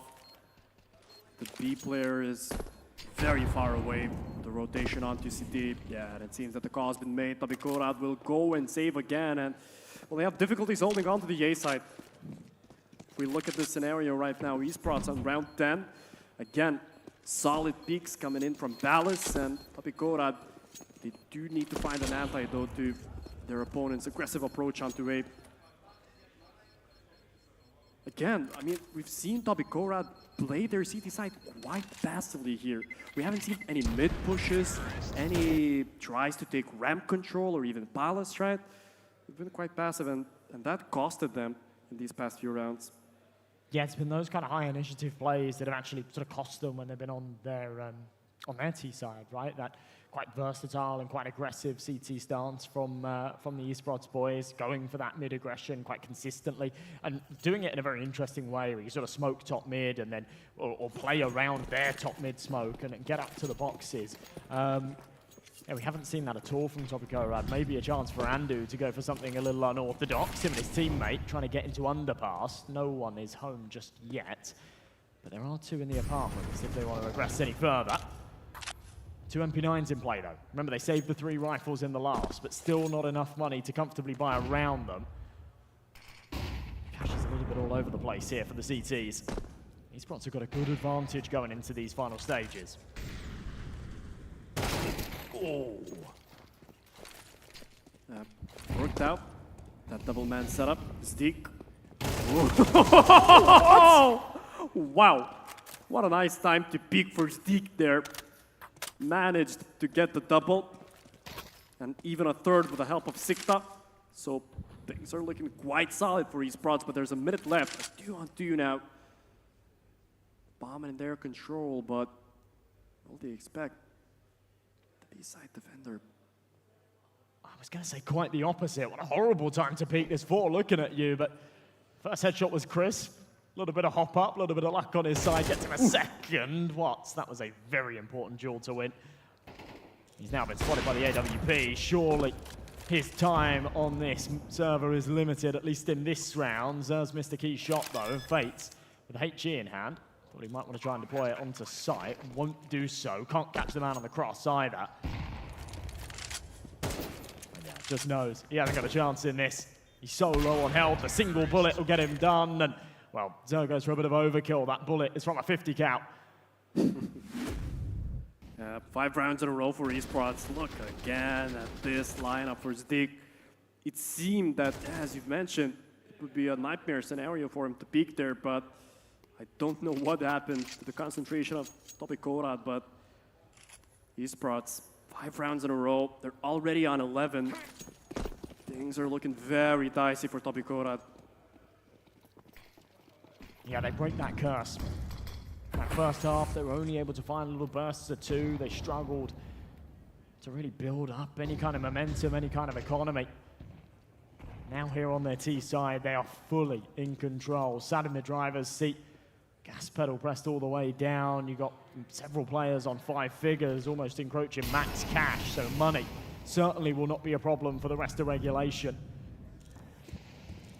And that's a pretty daunting fact when you think about it. That is huge. What a lovely shot from Zatik. Nice nade as well. Fades though on a quick trade, and he tried a lot of information gathered there after he pushed on through the apartments. Filipa as well with a nice lurk. So everything hangs in the balance in this round. Aggression and balance, which didn't work out for Clearo. Watts with an important frag there. Fades the only A-side defender left. Flashed off as well. He's trying to save his team here, but a deep molly onto CT. Nothing that he can do. After another smoke pops, Filipa, he hears everything, man. An easy frag onto the lurk. Sikta. That's only in pursuit of trying to recover that bomb, by the way. It wouldn't have been around top mid. A couple of really nice shots from Sikta to get it over the line, though. Just a couple of mistakes being made there, to be honest, from the Toby boys. Clyro playing a bit of a 50-50, right? He sat in the smoke in Palace. It's best case a one and done, but you really are gambling when you're sat in the smoke like that, playing a 50-50 in a 4v4, an important round like that. It feels like you're really rolling the dice in a very important map here in the grand finals. Last hurrah here, though. Perhaps If they can't get it over the line, eSports will take map 1 and snatch their opponent's pick. Bit of revenge from the qualifiers, where Toby were able to best their opponents. Nice start from Clyro, but trade back the other way. An important trade, Clyro, man. He had such a nice opportunity. And there we go. Clean up crew. Oh! Makes it a third as well. A few whiff shots from the T side. But what should have been game over now hangs in the balance. What's happening? Awkward. He's hit the no-scope though, so he needs one bullet. And he finds it! What a ridiculous way to end what was a pretty wild map. And you can see eSports, they are very, very happy with that victory. What happened there? And of course, it's Sir, man. He was the most valuable player so far in this first map. What a roller coaster of affairs on this first map. It seemed that both Toby had the first initiative at the beginning of the first map. Then eSports managed to come back. But in your opinion, what were the biggest factor that led to the victory of eSports in the first map?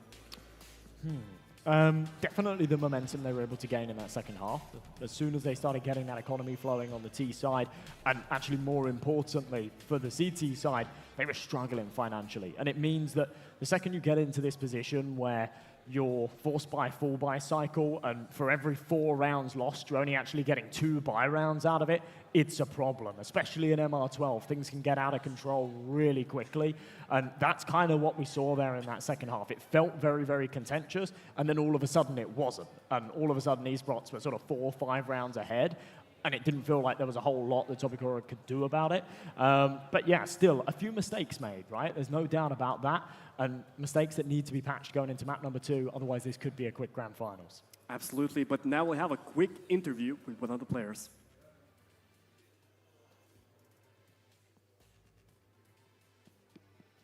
What a fantastic performance by both Estonian teams. 1-0. eSports has taken the lead. So we will have a second match right after like 15-20 minutes. The second map is going to be Ancient. But before that, guys, whoever's watching us on the internet, whether it's Twitch or YouTube, you will have a second opportunity to participate in our quiz. Whoever gets best results, the first, the second, and the third places will receive prizes. So the third place will receive a €20, second 30, and the first 50 euro prizes worth of CS2 skins. So right now on your screens, you should be able to see a QR code which you will have to scan and then connect to the game. It's very simple. Just make sure to use your Twitch or YouTube name in this quiz. So if you're guys sitting here in the audience, feel free to participate in this quiz as well. By the way, if you don't see the quiz QR code, you can use 6-digit number, which you will have to enter manually. Later on, we'll have 10 questions, and it's not only important to answer them correctly, but it's also important to answer them as soon as possible. Whoever gets best results will obviously receive more points. Whoever gets more points, obviously, will receive the best prizes. So far we have 18 participants. We will have our quiz open for a minute. Be sure to tell your friends, tell your mother, your father, your dog, whoever you have with you right now, take your mobile phone, scan the QR code, or if you want to participate in the quiz, just enter joinmyquiz.com, enter 6-digit number, and you will be ready to go. Once again, third place will receive 20, second 30, and the first will receive 50 euros worth of Counter-Strike skins. By the way, whilst we wait, you can also make a picture and use a hashtag #OLYMOMENT. This is a fantastic opportunity, if you haven't done that already, to also participate in sort of a competition where you will be able to receive extra skins as well. But those winners will be announced a little bit later on. So far we have 47 participants. I believe this is the time, well, all right, 49. The more I speak, the more people joins me. So, 30 more seconds. 52 participants, 53. A few more seconds and we will be ready to go. Once again, it's not only important to answer the questions correctly, but also as fast as you can. All right? So, 5, 4, 3, 2, 1, let's go. We have 59 participants, and ladies and gents, our first question is, which Baltic country has produced some of the most well-known Counter-Strike players, one of which is Broky, who has played for top-tier international teams? For each question, you will have 30 seconds to answer.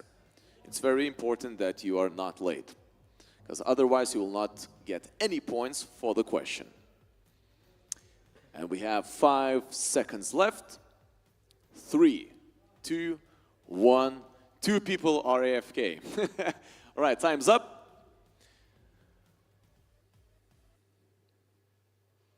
All right, and we have our leaderboard. The third place, Edgar Zdrus, second Donk, and the first one I didn't have the chance to see. But yeah, Latvia was the correct answer. Let's move on to the next question. Question number 2. What was the biggest CS league in the Baltic region that provided a competitive platform for teams from Lithuania, Latvia, and Estonia before it shut down?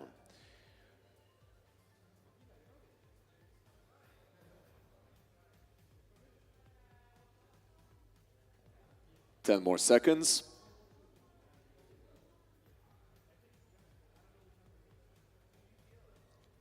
3, 2, 1, and we're done. Let's see what are the results. So the third place, Edgar Zdrus, he was in the third place. Mr. Cardan, Waltz, and the first one I missed again. My bad, but the correct answer was not the Baltic Pro League, but ESL Baltics. ESL Baltics was the correct answer. Only 8 people, 8 players managed to answer this question correctly. Let's move on. Next question, question number 3. We will have 10 in total. All right, which Baltic country hosted the popular Baltic Masters, a tournament series for regional esports, including Counter-Strike?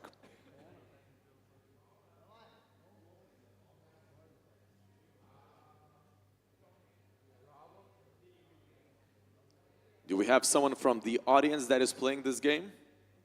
All right, cool. Good to know. All right, 5 more seconds. 4, 3, 2, 1. And this is it. Time's up.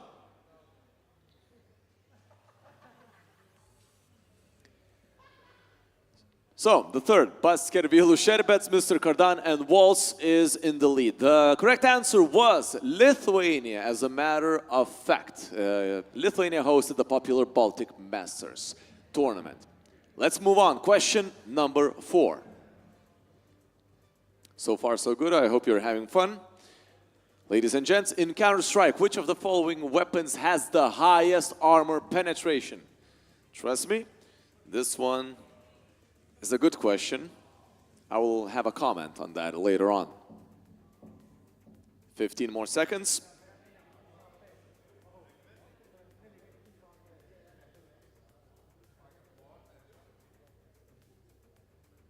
5 seconds. 3, 2, 1. And this is it. The correct answer, as a matter of fact, will probably surprise you, but let's firstly check out the leaderboard. Kritu managed to move on to the first place. Well done. The correct answer was SG553. That's correct. As a matter of fact, this weapon, which is only available to terrorists, penetrates 100% of armor. That means armor doesn't exist for that weapon. For example, AWP, if I'm not mistaken, only has 97.5% of penetration. So SG553 ignores armor completely. Let's move on. Question number 5, if I remember correctly. Yes. In professional Counter-Strike, what is the term used when a player gets a kill with their last bullet in the magazine? Make sure to read or listen the questions thoroughly. 13 more seconds.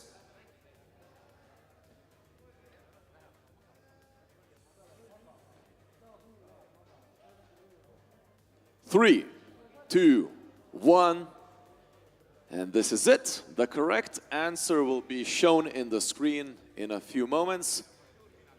So far, so good. We have our new first place. Mr. Cardon, congratulations. You haven't won yet, but you may will soon. The correct answer was not the clutch kill, not a final tap, not one tap finish, but last shot kill. There was as you've noticed, it was important to note that gets a kill with their last bullet in the magazine. So that was last shot kill. Question number 6.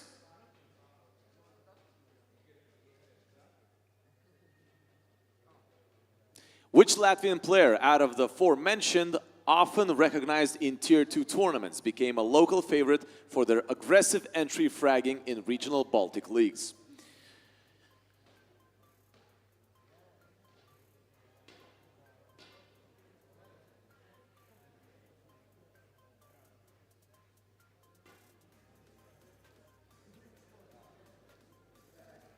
Three more seconds. Some of the guys are AFK, as I can see, because some people just don't answer, but it's their problem. You have less competition. Place number 1, Kritu, Nitex in the second, and Magila in the third. The correct answer was Shadi. All right, let's move on to the 7th question.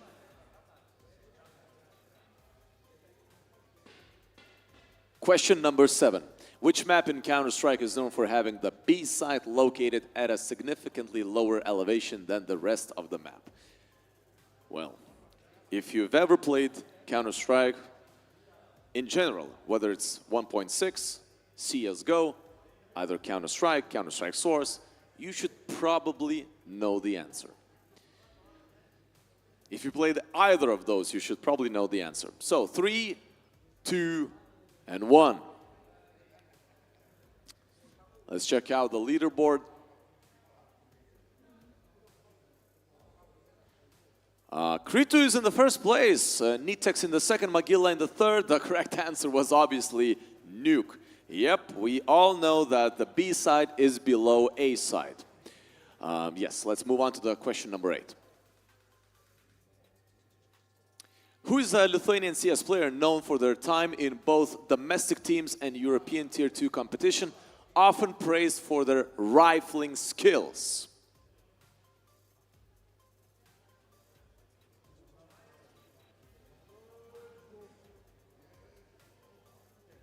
Ten more seconds.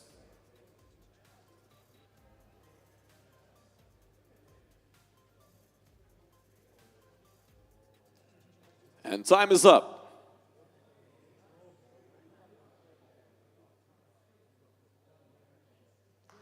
The leaderboard hasn't changed, as a matter of fact. Kritu is in the first place. Esperanto was the correct answer. 32 people managed to correctly answer this question. Only 52 out of 68 participants are in this questionnaire quiz. But yeah, let's move on to the 9th question. Who were the winners of OLYBOOST Baltics Cup 2023?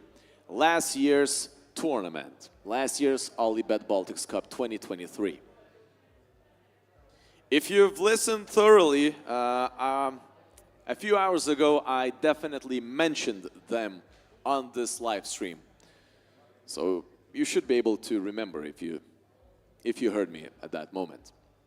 So 3, 2, 1, and we're done. Time's up.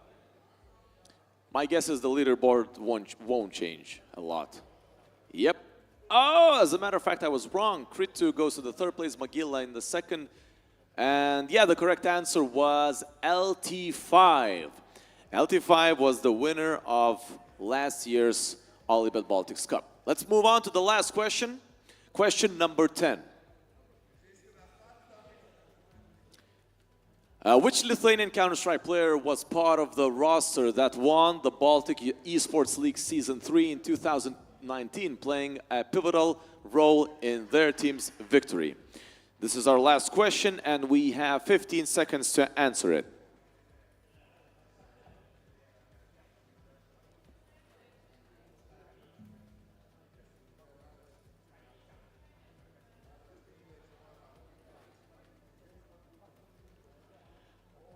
And time's up. We will have our final leaderboard right now. So, yes, Magila goes to the first place, and only 10 points separate them from the second place. So the correct answer was Poon. He was the famous player in 2019. So, yes, let's end the quiz, and do we have an opportunity to see the final results? The third, Krit2, second, Nitex, and the first place goes to Magila. Congratulations. Is there anybody from this top three here in our audience? Really? Congratulations. Come over here. Come over here. Guys, can we give a round of applause to this guy? Which one are you? Magila? Yeah? Fantastic, man. Thank you. Congratulations. We will provide you with the skins, so thank you for being here as well. Give a round of applause to Magila. Fantastic. So, guys, a few more moments are left. Are we guys ready to move on to the finals? So far, we have the results. Esprots 1, Toby Koerad 0. We will move on to the second map, which is going to be Ancient. This is gonna be fantastic. But guys, please stay with us. We're going to have a very short break. We'll be back right in a moment.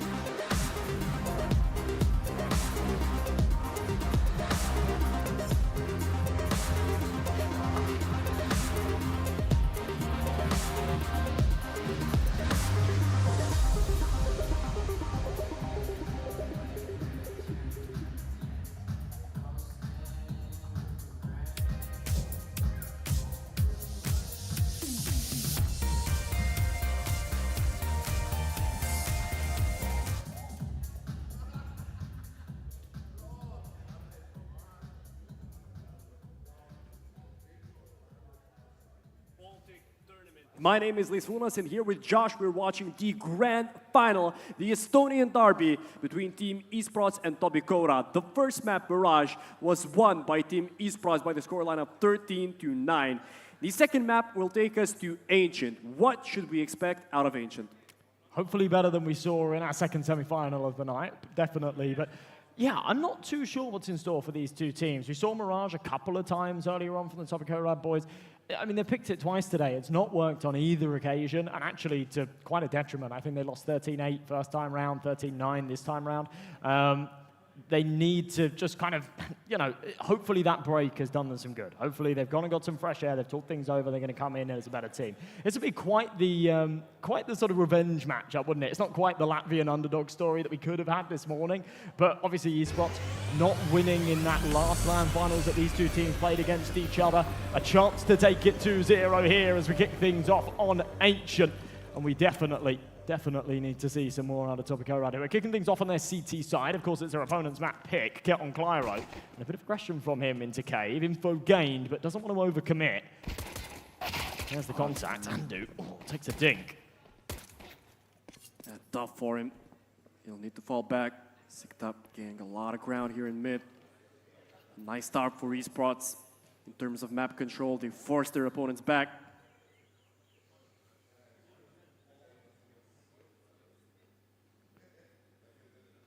Very slow stuff. Minute 10 on this clock, and the B-bomb site completely open for business. It's been gifted to the other side. Clyro with that smoke and that kit is pretty happy to play retake. What a shot! As he drops, USP will be recovered. That kit is still in a very retrievable position as they'll go 1-for-1. Andu trades back, still incredibly low. One bullet to do him. He's 1 HP again. It's not for the first time today. But a 3v3. And Watts in an awkward angle to clear. He's not checked. Watts gets an important first frag here. Another duel. HS is solo, as is Andu. Nothing Toby can do, or maybe, just maybe, they'll put something magical out of their hats. Not for now. HS goes for the duel. 16 HP on the man. And not a lot of time, not any time left really. Esports gets the pistol over and done with. Yeah, you could see that one was chalked for a little while before that final kill came through. Andu with just 1 point of health had to be the man to find that kill. He was the only one that was in recovering distance of that kit and could still perhaps get to the C4 in time. There's about 15 seconds left on it there when they were in that 2v2 situation. But going into the second, Esports then off to a flying start. Momentum carried across from that first map perhaps.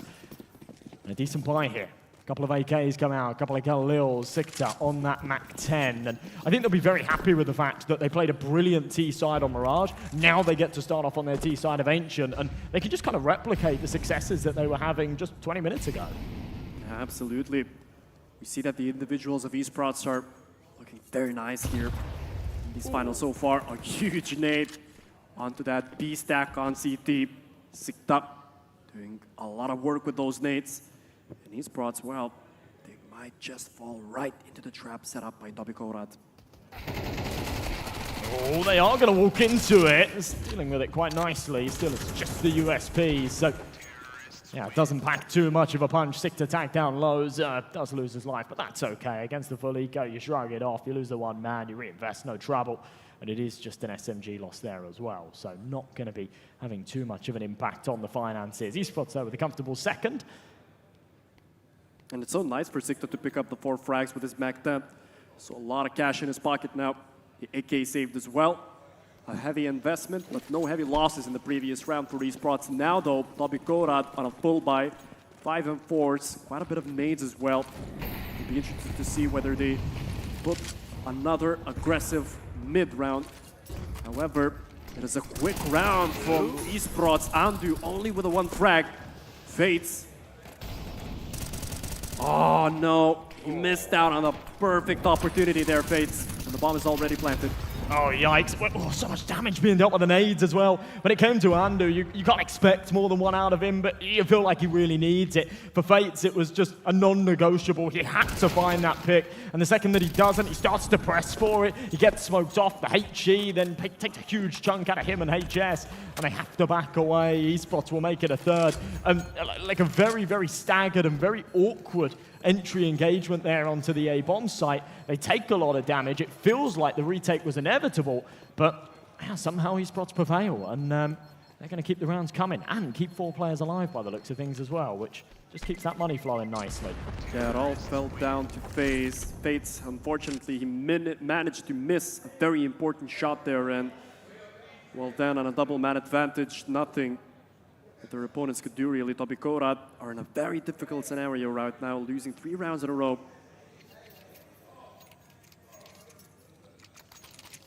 Weird economic position to be in as well. Obviously, they've saved 2 rifles, but they don't really know what to do with it. It's better than having nothing into this round, but they don't really have the money to invest around it. So, yeah, very last second, they'll pull out a couple of pistols, an MP9 on Andu. Loss bonus building up to the maximum, so yeah, $1,200 is sufficient to still have a proper buy in the next. Andu getting very aggressive with this SMG. Sat around the elbow, Smoke needs to be careful. Zigzag will take first contact, but it's Fates to find the head. Teak trades it back, and he is aware that there's another lingering round here somewhere. Seem to sniff him out, not just yet. Now Andu's replaced his teammate in the corner. This might not be expected. Yeah. Steak is in a very uncomfortable position right now, and he compromised himself there. Trying to switch on to the mid player, still did quite a bit of damage, but it's Watts with a nice long-range headshot, and well, every puzzle piece fell for Toby. Yes. Trying to maximize the impact that he can have here. It's a 1v4, so yeah, doesn't fancy his chances, doesn't even get the free B kill. Bit of due diligence, you can see smiles on the faces. Yeah, I know your tricks, my friend, I'm gonna check for you. HS is a little bit of a tilter, but at the end of the day, not a round that I think he was expecting to clutch. I actually quite like that from Andu, what he did there as well. It feels foolish when you watch it, when he's just continuing to take these aggressive fights, but he could have so easily fallen away to cave, his teammates die, and then he just has no impact with his MP9. And then what do you do, right? But he's taking that initiative, he's still sticking around for that fight in elbow, he then re-peeks into ramp, he wants to finish off that AK player, he wants to do some kind of damage, but have some kind of impact with his MP9. And if he isn't going to find 1 or 2 kills, then he's not bothered about backing away and dying later. Watts, aggressive out of mid, through the smoke, has to back away. Might take a little more than he can chew. There's 2 waiting for him on the other side of it. But again, quite aggressive here from Toby. Yeah, good smokes thrown by the CTs. Andu again sets himself up in a prime position. HY might have a lot on his shoulders now. Speaks and he falls together with Claro. So unfortunate for the CTs. Fades, dies as well, and it's a double man advantage for Esports. Again, Toby, it seemed that he had the perfect setup for this round, right? They took control of B with their aggressive smokes, but then the double peek from ramp did not go in favor of the CTs, and Esports are dominating in this first half. They really are, and it doesn't feel like Toby are really bringing all too much into this. It was something that me and Danny were talking about earlier. You can see the coach is calling for a timeout here, saying things are going horribly wrong. But yeah, as I say, it was something that me and Danny were talking about earlier. It felt like they ran out of options very quickly. They had a couple of set plays in that semi-final earlier on against EC Banga. The second that things weren't working, they just kind of lost control, especially on Mirage. And it feels very reminiscent here, right? They've gone for a couple of rounds where they like get aggressive in middle. It hasn't worked in their favor. And now, like, what's the answer, right? What's the option? Back to a default. Okay, that hasn't worked either. And it's looking a little bit uninspiring in these opening rounds. And I think it's a very, very good decision to just call a pause here, talk things over, make sure everybody's on the same page. Because, again, MR12, you can lose control very, very quickly. And it's one of those things, and this is, again, something that I said this morning. if you don't call those pauses, especially when, for us here, it's very easy to sort of watch the game unfold. It feels like it takes a while. When you're up on stage and it's round loss after round loss, it all goes by so quickly. And then it's only at the end of the map you go, oh, wow, that was quick, yeah? And you start to identify all of the moments, those key swing rounds where you could have taken that pause, you could have done something differently, you could have fixed something that was going wrong. So, yeah, I love the initiative on the pause there. Need to make sure that they do something better with their buy round, or maybe here with the pistols. Andu cracks ahead to get things going, gets traded, but Height does his best Andu impression, follows up. And has been so proactive in this map, right? The only bright spot, it seems, with the CT side of Toby so far. HS, a lot on his plate as well, but Steak and Sikta, they get those very important frags for themselves. Lyro with an AK in hand, he can do a lot here, and he does! That's the bomb dropped as well, so Zatik has to play into his hands. And Clyro, he's got a bit of util, he's got full HP, but he has not got the angle. And Zatik's got his number, beautiful stuff. To be honest, all things considered, not a bad round from Tokyo, no doubt. Just the pistols there, and as you say, Andu's been a bit of a shining star in this map. Even though he's only found 3 kills so far, it feels like he's always the one trying to make space, trying to make those plays, create things, make things happen. And he did so again there, just unfortunate they weren't able to get it over the line. Number 7, Esports 6-0 up. Once again, we will see a topic go around by. No AWP available, no kits either, but a reasonable amount of util and a chance to get this done. High's been hurt though. Yeah, he's been hurt. Easy frag there for Watts. Maybe a bit too much out of him. HS, a nice chance for him, and there we go, an important double kill. He could have gotten the third as well. Sikta, finally a trade coming in. It's a 2v2, so still doable for Toby Korad. It's all been so fast-paced. This was a buy round, and they were on the site into a 2-on-2 within 30, 35 seconds. 1-for-1. Should know Zatik's position, or at least roughly. Wants to just get a smoke on this bomb. Hasn't tapped it yet. Now he has. Hasn't got a kit, though, so can't commit to the full 10 seconds. Trying to bait out that final man. He has baited out the spam. So has the information. Zatik playing this well, but Fates plays it better. Finds the head, gets back on that C4 just in the nick of time. And a key round and a key moment in this game where, okay, it's an uphill battle, but still they're in this half. If they can string together a few off of the back of this, 6-6 still in the picture, 7-5 not out of the question. That's what they need to do here. So smart from Fates to tap out the bomb, wrap around the column. He saw the traces from his opponent, and then he picked at the best possible moment. Very well played by Fates, and as you've mentioned, definitely a huge round for Toby Korad.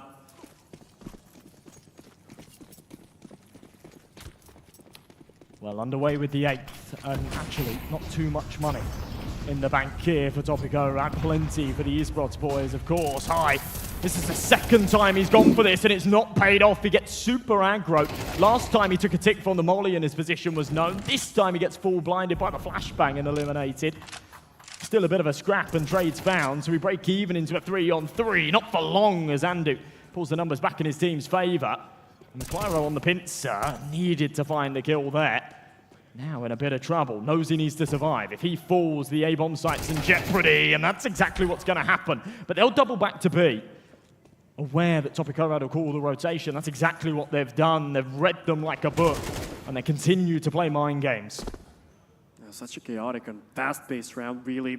Both of these teams, Andu again being the leader for his team. Watts' position is compromised. He still goes for the duel, but it's Fates who win things out. There we go, a second round in a row, and maybe it'll be a series of nice events for Toby Korad. I'm actually not sure if they knew that the bomb was down on ramp there. I didn't quite clock that, but then when they started to rotate through middle, it made sense that, yeah, they didn't know that the bomb was down. But it was very open, so I don't know, maybe a bit of miscommunication there. Maybe that is just the read. They knew the bomb was down, but they wanted to sort of outsmart their opponents and read him well. I guess they did. Either way, 6-2, high on that MP9 again. The rounds that they've been winning have been very costly, and it's not out of choice. It's out of necessity. There's no money here. Consistently, they're winning with one player left alive. Esports Bank is depleting, but it's still reasonably healthy. They've got another investment here with the AKs. Clyro in the corner should go unchecked, and he'll be good for 2. That's a brilliant sprayed out. Beautiful control from Claro there. Sicked up needs to get another trade. He spots out two in mid, but they're already pushing him down. Sicked up in a lot of trouble. And finally he goes down. Fileba as well. Zer left nothing he can really do in this round.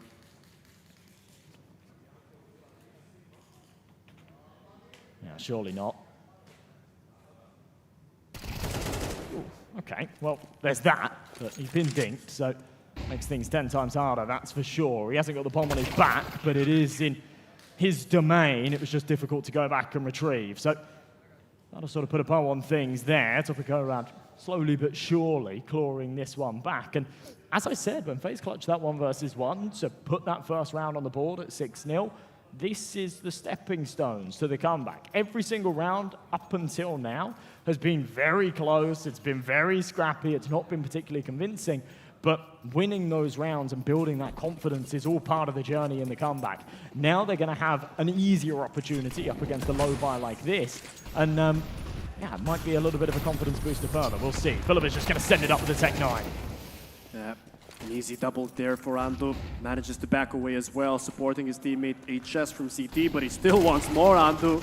Maybe a bit greedy there, but Fates and HS on his back. Sikta still with 2 headshots. Out of a very bad scenario for him, but he still manages to get the double. This would be plausible if the bomb was a little bit closer, but it's the furthest man out. It means that Toby Gorad can play very structured defense. How he isolates that first is beyond me. Wow. Peak comes a tad late. Felt like that could have been the double, but yeah, recovered nicely. But again, another round that comes down to a 1v1. This is absolutely nail-biting. And esports back onto a buy here. They had that luxury, but they had so much money in the bank, it was almost an infinite money glitch. They could continue to buy and continue to buy, and in the 3 rounds that they lost, they were then able to build up the loss bonus while still having money in the bank. And it means they never have to eco, right? It was a forced buy in the last, they still had Tech 9s and armor and whatnot, and now they're back onto the full buy again. It will be interesting to see what will esports do, because the last buy rounds, they've lost a lot of mid control, but Fileba, he reads the game perfectly. Ando and HS both go down. It's a huge loss for Toby Gorad. Fates, maybe he'll pick up the pieces. He needs at least one here. Oh, a little bit messy, a little bit labored. Does come out on top, though. Huge difference between a 4v3 and a 5-on-2, but that could have been the outcome of that duel. It's interesting. Zdeek knew that Fates would be rotating. He heard him, but he still decided not to peek out of that. It's playing for the map control on the bomb site rather than the kill. If he peeks out, finds that kill, the A players rotate over instantly, and you've still got a bit of a task. If he just lets him go, relays that information, you say, all right, that's cool. We'll rotate, we'll take deep CT control, we'll get that smoke posted, we'll play the man advantage in the post plant, and they probably won't go for the retake. And that's exactly what we see here. So beautiful stuff from esports, and yeah, 7th round on the board. So they secure the half win. I think that that was a bit of a minimum considering they went 6-0 up. I don't think they're going to be super happy with this result just yet. But if they can take the next round, 8-4 half, that's nothing to grumble at. Yeah, but again, it feels like Toby Gorad just got a bit unlucky maybe there, because Fileba read the double push. Esports didn't have a lot to do in this round, really. I mean, Fileba created it for his team. And after, yeah, as you've said before, sometimes peeking is not the best option, and waiting out for the rotation into CT definitely helped esports there. So, showing no mercy. Ooh. This is ridiculous.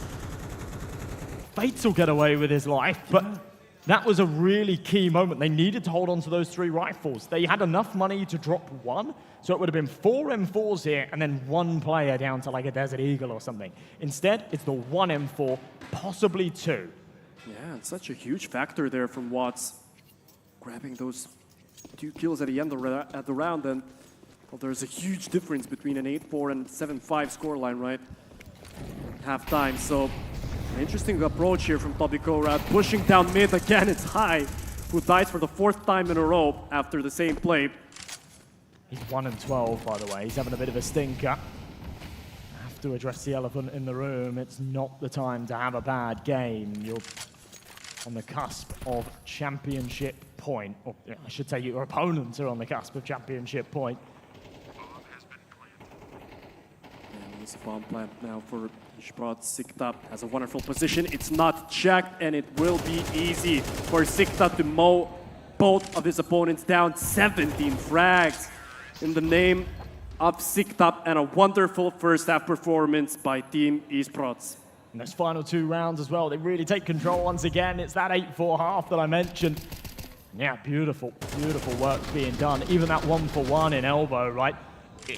It's a 1-for-1 trade, but they get so much information. With that 4-man push, you need that 4-man push to have mega success. And then once they've taken that contact and either found the kill or gone 1-for-1, they need to be super reactive and super adaptive. Go and stack a bomb site, push through elbow and try and get an early flanking or something of the likes. But they went a little bit stagnant after that initial trade, and it just allowed the Esports boys to take the space on the site. The retake was a little bit delayed. We saw them, rotating back through Red Room. By that point, Watts was all the way up. He was in the corner of the CT spawn, right? You can't be allowing that to happen. And these sort of on-the-fly calls to say, okay, we don't have a lot of money, let's push mid. That's great in itself, but there needs to be an afterthought there. There needs to be an after plan. You can't just do that, go 1-for-1, and then go, okay, what do we do now, right? Second half pistol round, worth its weight in gold here for both sides, but especially Esports, who are now just 5 rounds away from lifting that first place trophy. Toby absolutely need to take it to stay alive here. Yeah, they have 2 of the best players on site now. Synced up with Zerb. Was so useful for his team in Mirage. He dies out here. Filiba with a quick trade. And they haven't slowed down. Toby, what a nice headshot from Clairo, but it's Sikta once more. 19 kills for the IGL of Esports. A wonderful performance from their leader. Only HS left. And well, it should be round 9 for Esports. Should is a bold word, especially now that HS wields the dualies, but a double swing, making sure that things cannot go sour.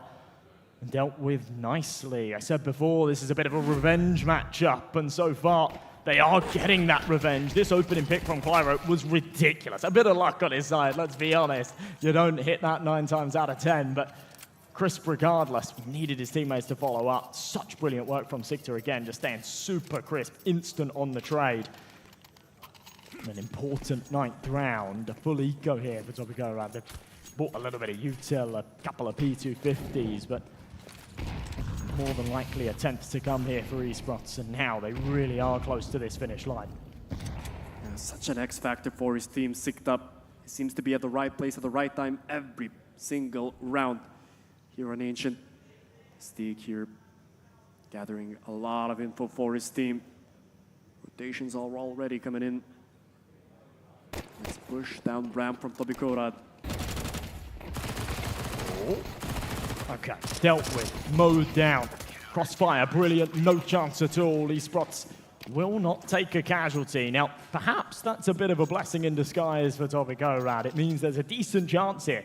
They'll be up against 4 MP9s and perhaps an opportunity to get the ball rolling here on the T side of Ancient in this second half. The AKs, of course, should outgun these SMGs.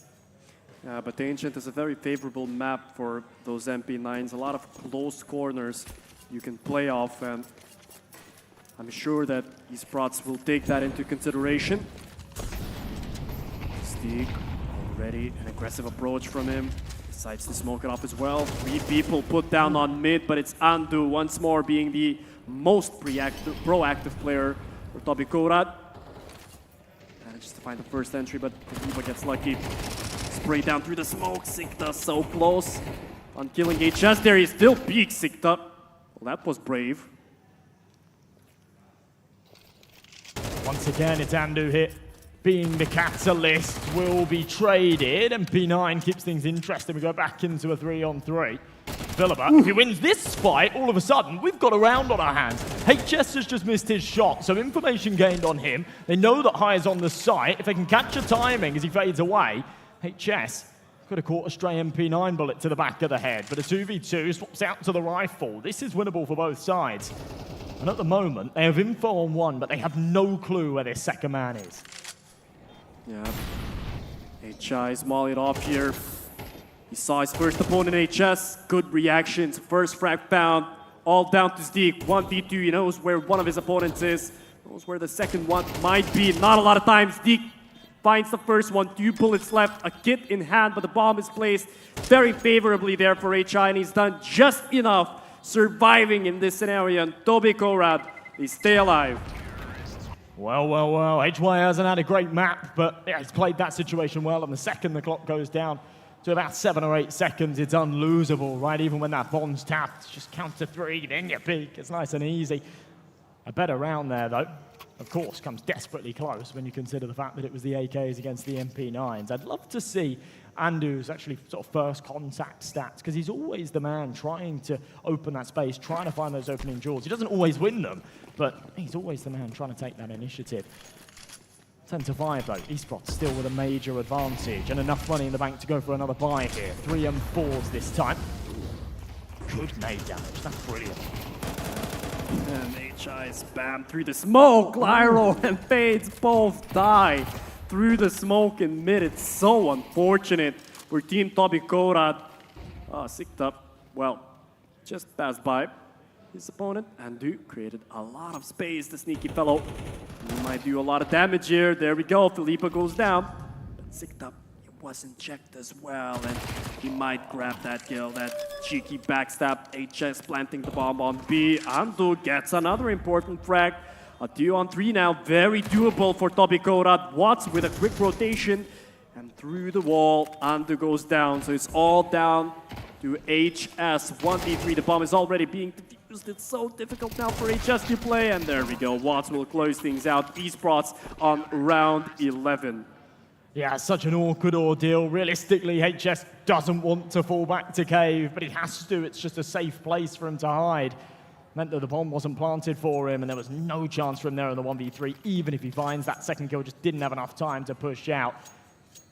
Wild round, though. I mean, I can't believe that Watts doesn't get more there. He pushes A main instantly, no time wasted. He's got a little bit bored as the A anchor, hasn't had a lot of presence. And he wrapped all the way around elbow, but by the time he gets there, the T's have already gone up onto shelf and into cave, so doesn't sort of reap the rewards of his smart decision. Either way, he was there as an insurance policy in case things went wrong. Toby Korad around the ropes now. With a quasi-buy, but Sikta still. So nice of him and Philippa with a double kill coming in. The B rush didn't work out for Toby Korad, and it had to be said that their arsenal was not the best. A couple of Mac 10s, only 1 AK. Now, their financial situation is even worse. And Team Esports, not only are they on map point, well, 1 round and they secure this tournament. Looking at all the numbers before this started, I did not tee up Esports to be the favourites here.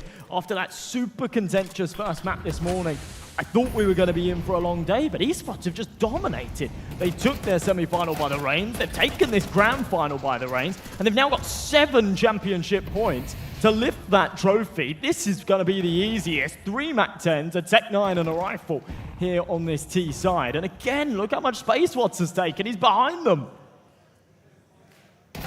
Ooh. He checks it. And Andu gets that kill. A very important kill, obviously, for him. So man advantage now for Toby Korad. They have to survive with this horrible buy of 3 Mac 10s and AK and only a Tech 9 in HS's hands.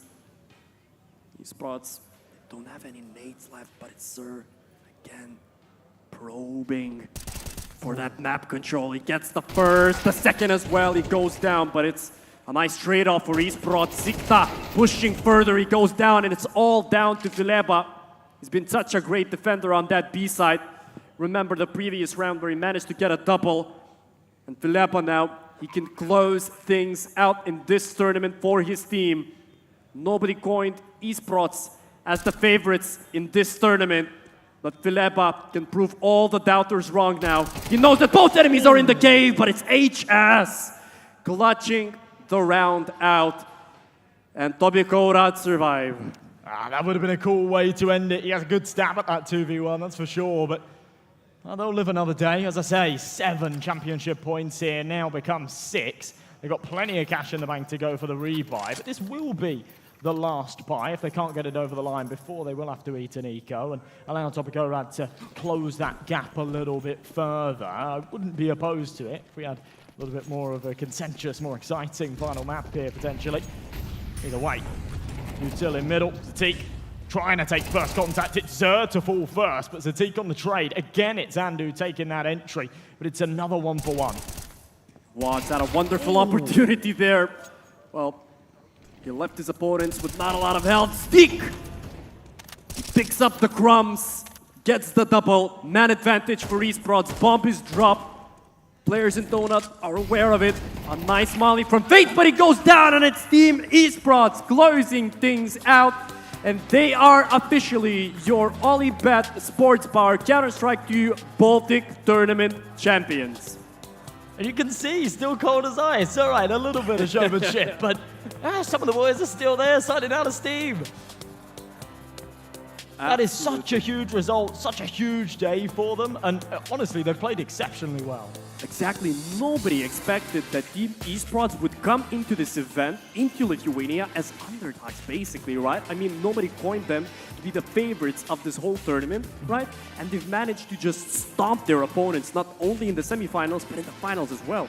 Yeah, feels like they've had some real prep. Remember, they lost to these Topico guys in the qualifier. So there's been a lot of going back to the drawing board by the seams of things, and actually they've come into this seemingly very prepared. I don't know how much preparation they've been doing, but they played fantastically well. And as you say, not only were they not the favorites, but you know, they weren't expected to.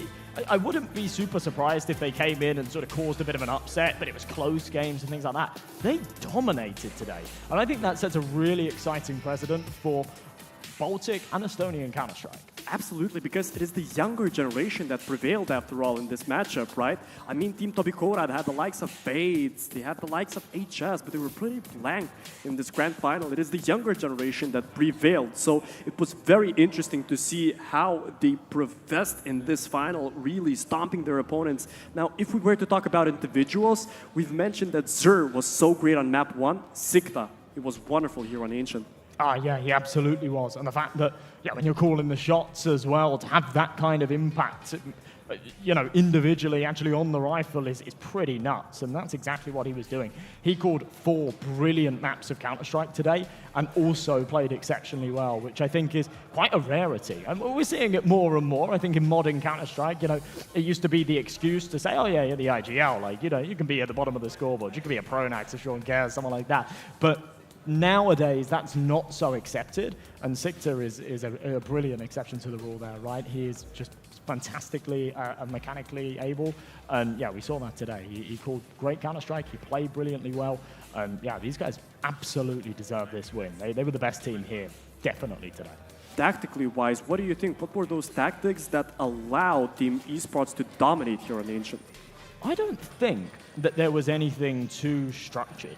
What we saw from the Latvians earlier on was very, very regimented CS, right? They had a lot of very structured setups, and it was very clear that they'd been in the practice server and drilling okay, this is this set execute, or this is this set up that we're going to do to take mid control on the CT side and things like that, right? That didn't necessarily feel like the case for esports. There wasn't any great strats that I can sort of pull something out and say, oh yeah, it was really good when they did this. But just generally the on-the-fly calling and the cohesion that they had, they were all playing very well together. They were all trading off of each other. There wasn't any of these awkward moments where it was like, oh yeah, the spacing's off, or someone's pushed and there's no flash, or there's no trade or anything. It all just felt very, very decisive and all very, they knew what they were doing, yeah? And when things did, you see something a little bit funky, it felt like that was sort of part of the game plan. Overall, Team Esports have shown a wonderful display of Counter-Strike, both in the semifinals and both here in the finals. They're definitely deserved of their victory here. But what can we say, man? I mean, we can go and congratulate esports now down on the stage.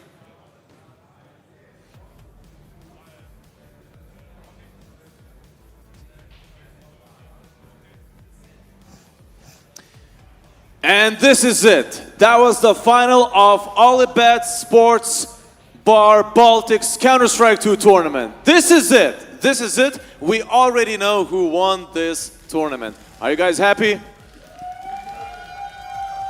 That was a big day for all of us. That was a big day. Huge compliments for those who stayed from the beginning till the very end, and for those who watched us on the internet as well. Thank you, guys.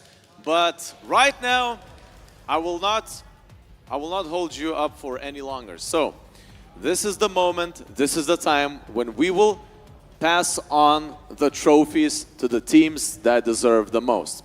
So, guys, if I may ask, could you please get off the stage right just before you will enter it? So, yeah, just a few more moments for us.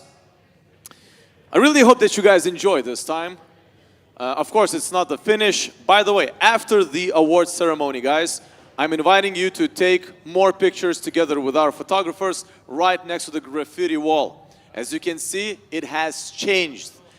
The OLYBOOST Sports Bar Baltics Counter-Strike 2 tournament logo appeared on it. And you guys were all a big part of it.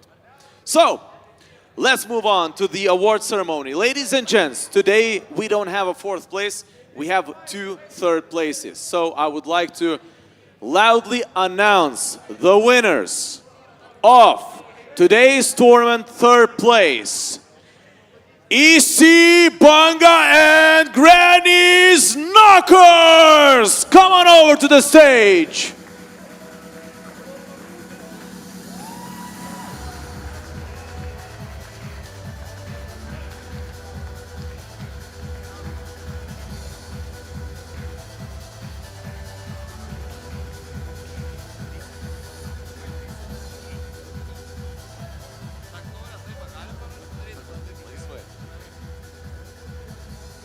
And the trophy goes to our 3rd place winners.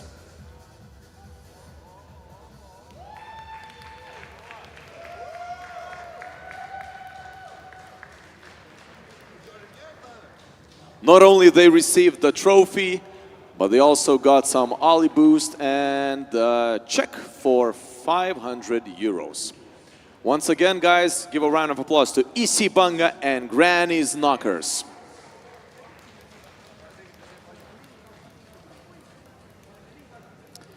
Thank you, guys. I hope you're happy. Mes jumis didžiuojame, žinokit. We're proud of you. That's what I said to the Lithuanian guys. And let's move on to the 2nd place.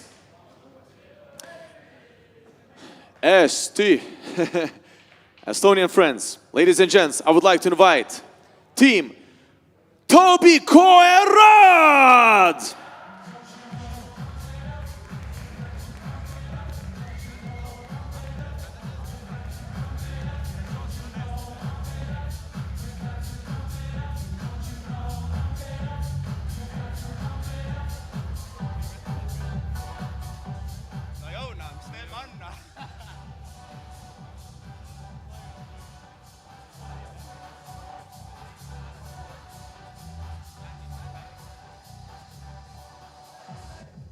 Once again, give a round of applause to these guys. They fought really well.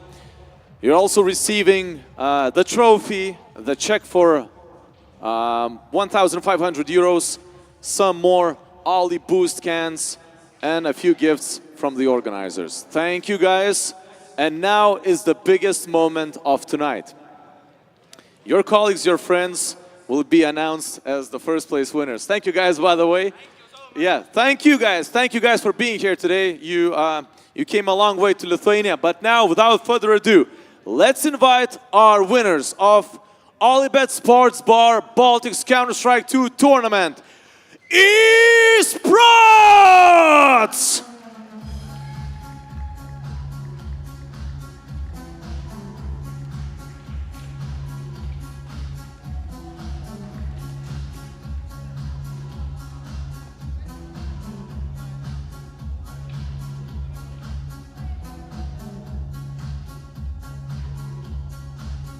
Today's champions, today's winners, Esports!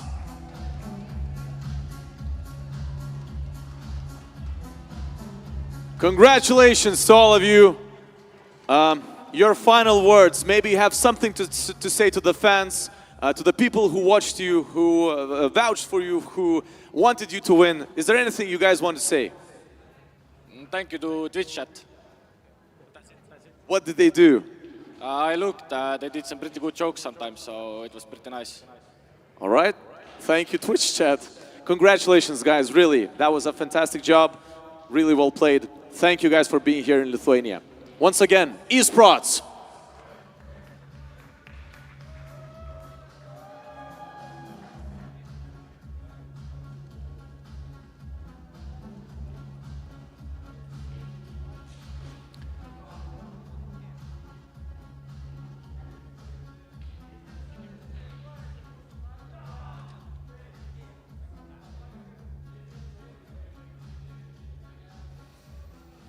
And this is it, guys. So, do not forget to come over to the graffiti wall. As I've mentioned before, the logo has appeared and you are all guys part of it.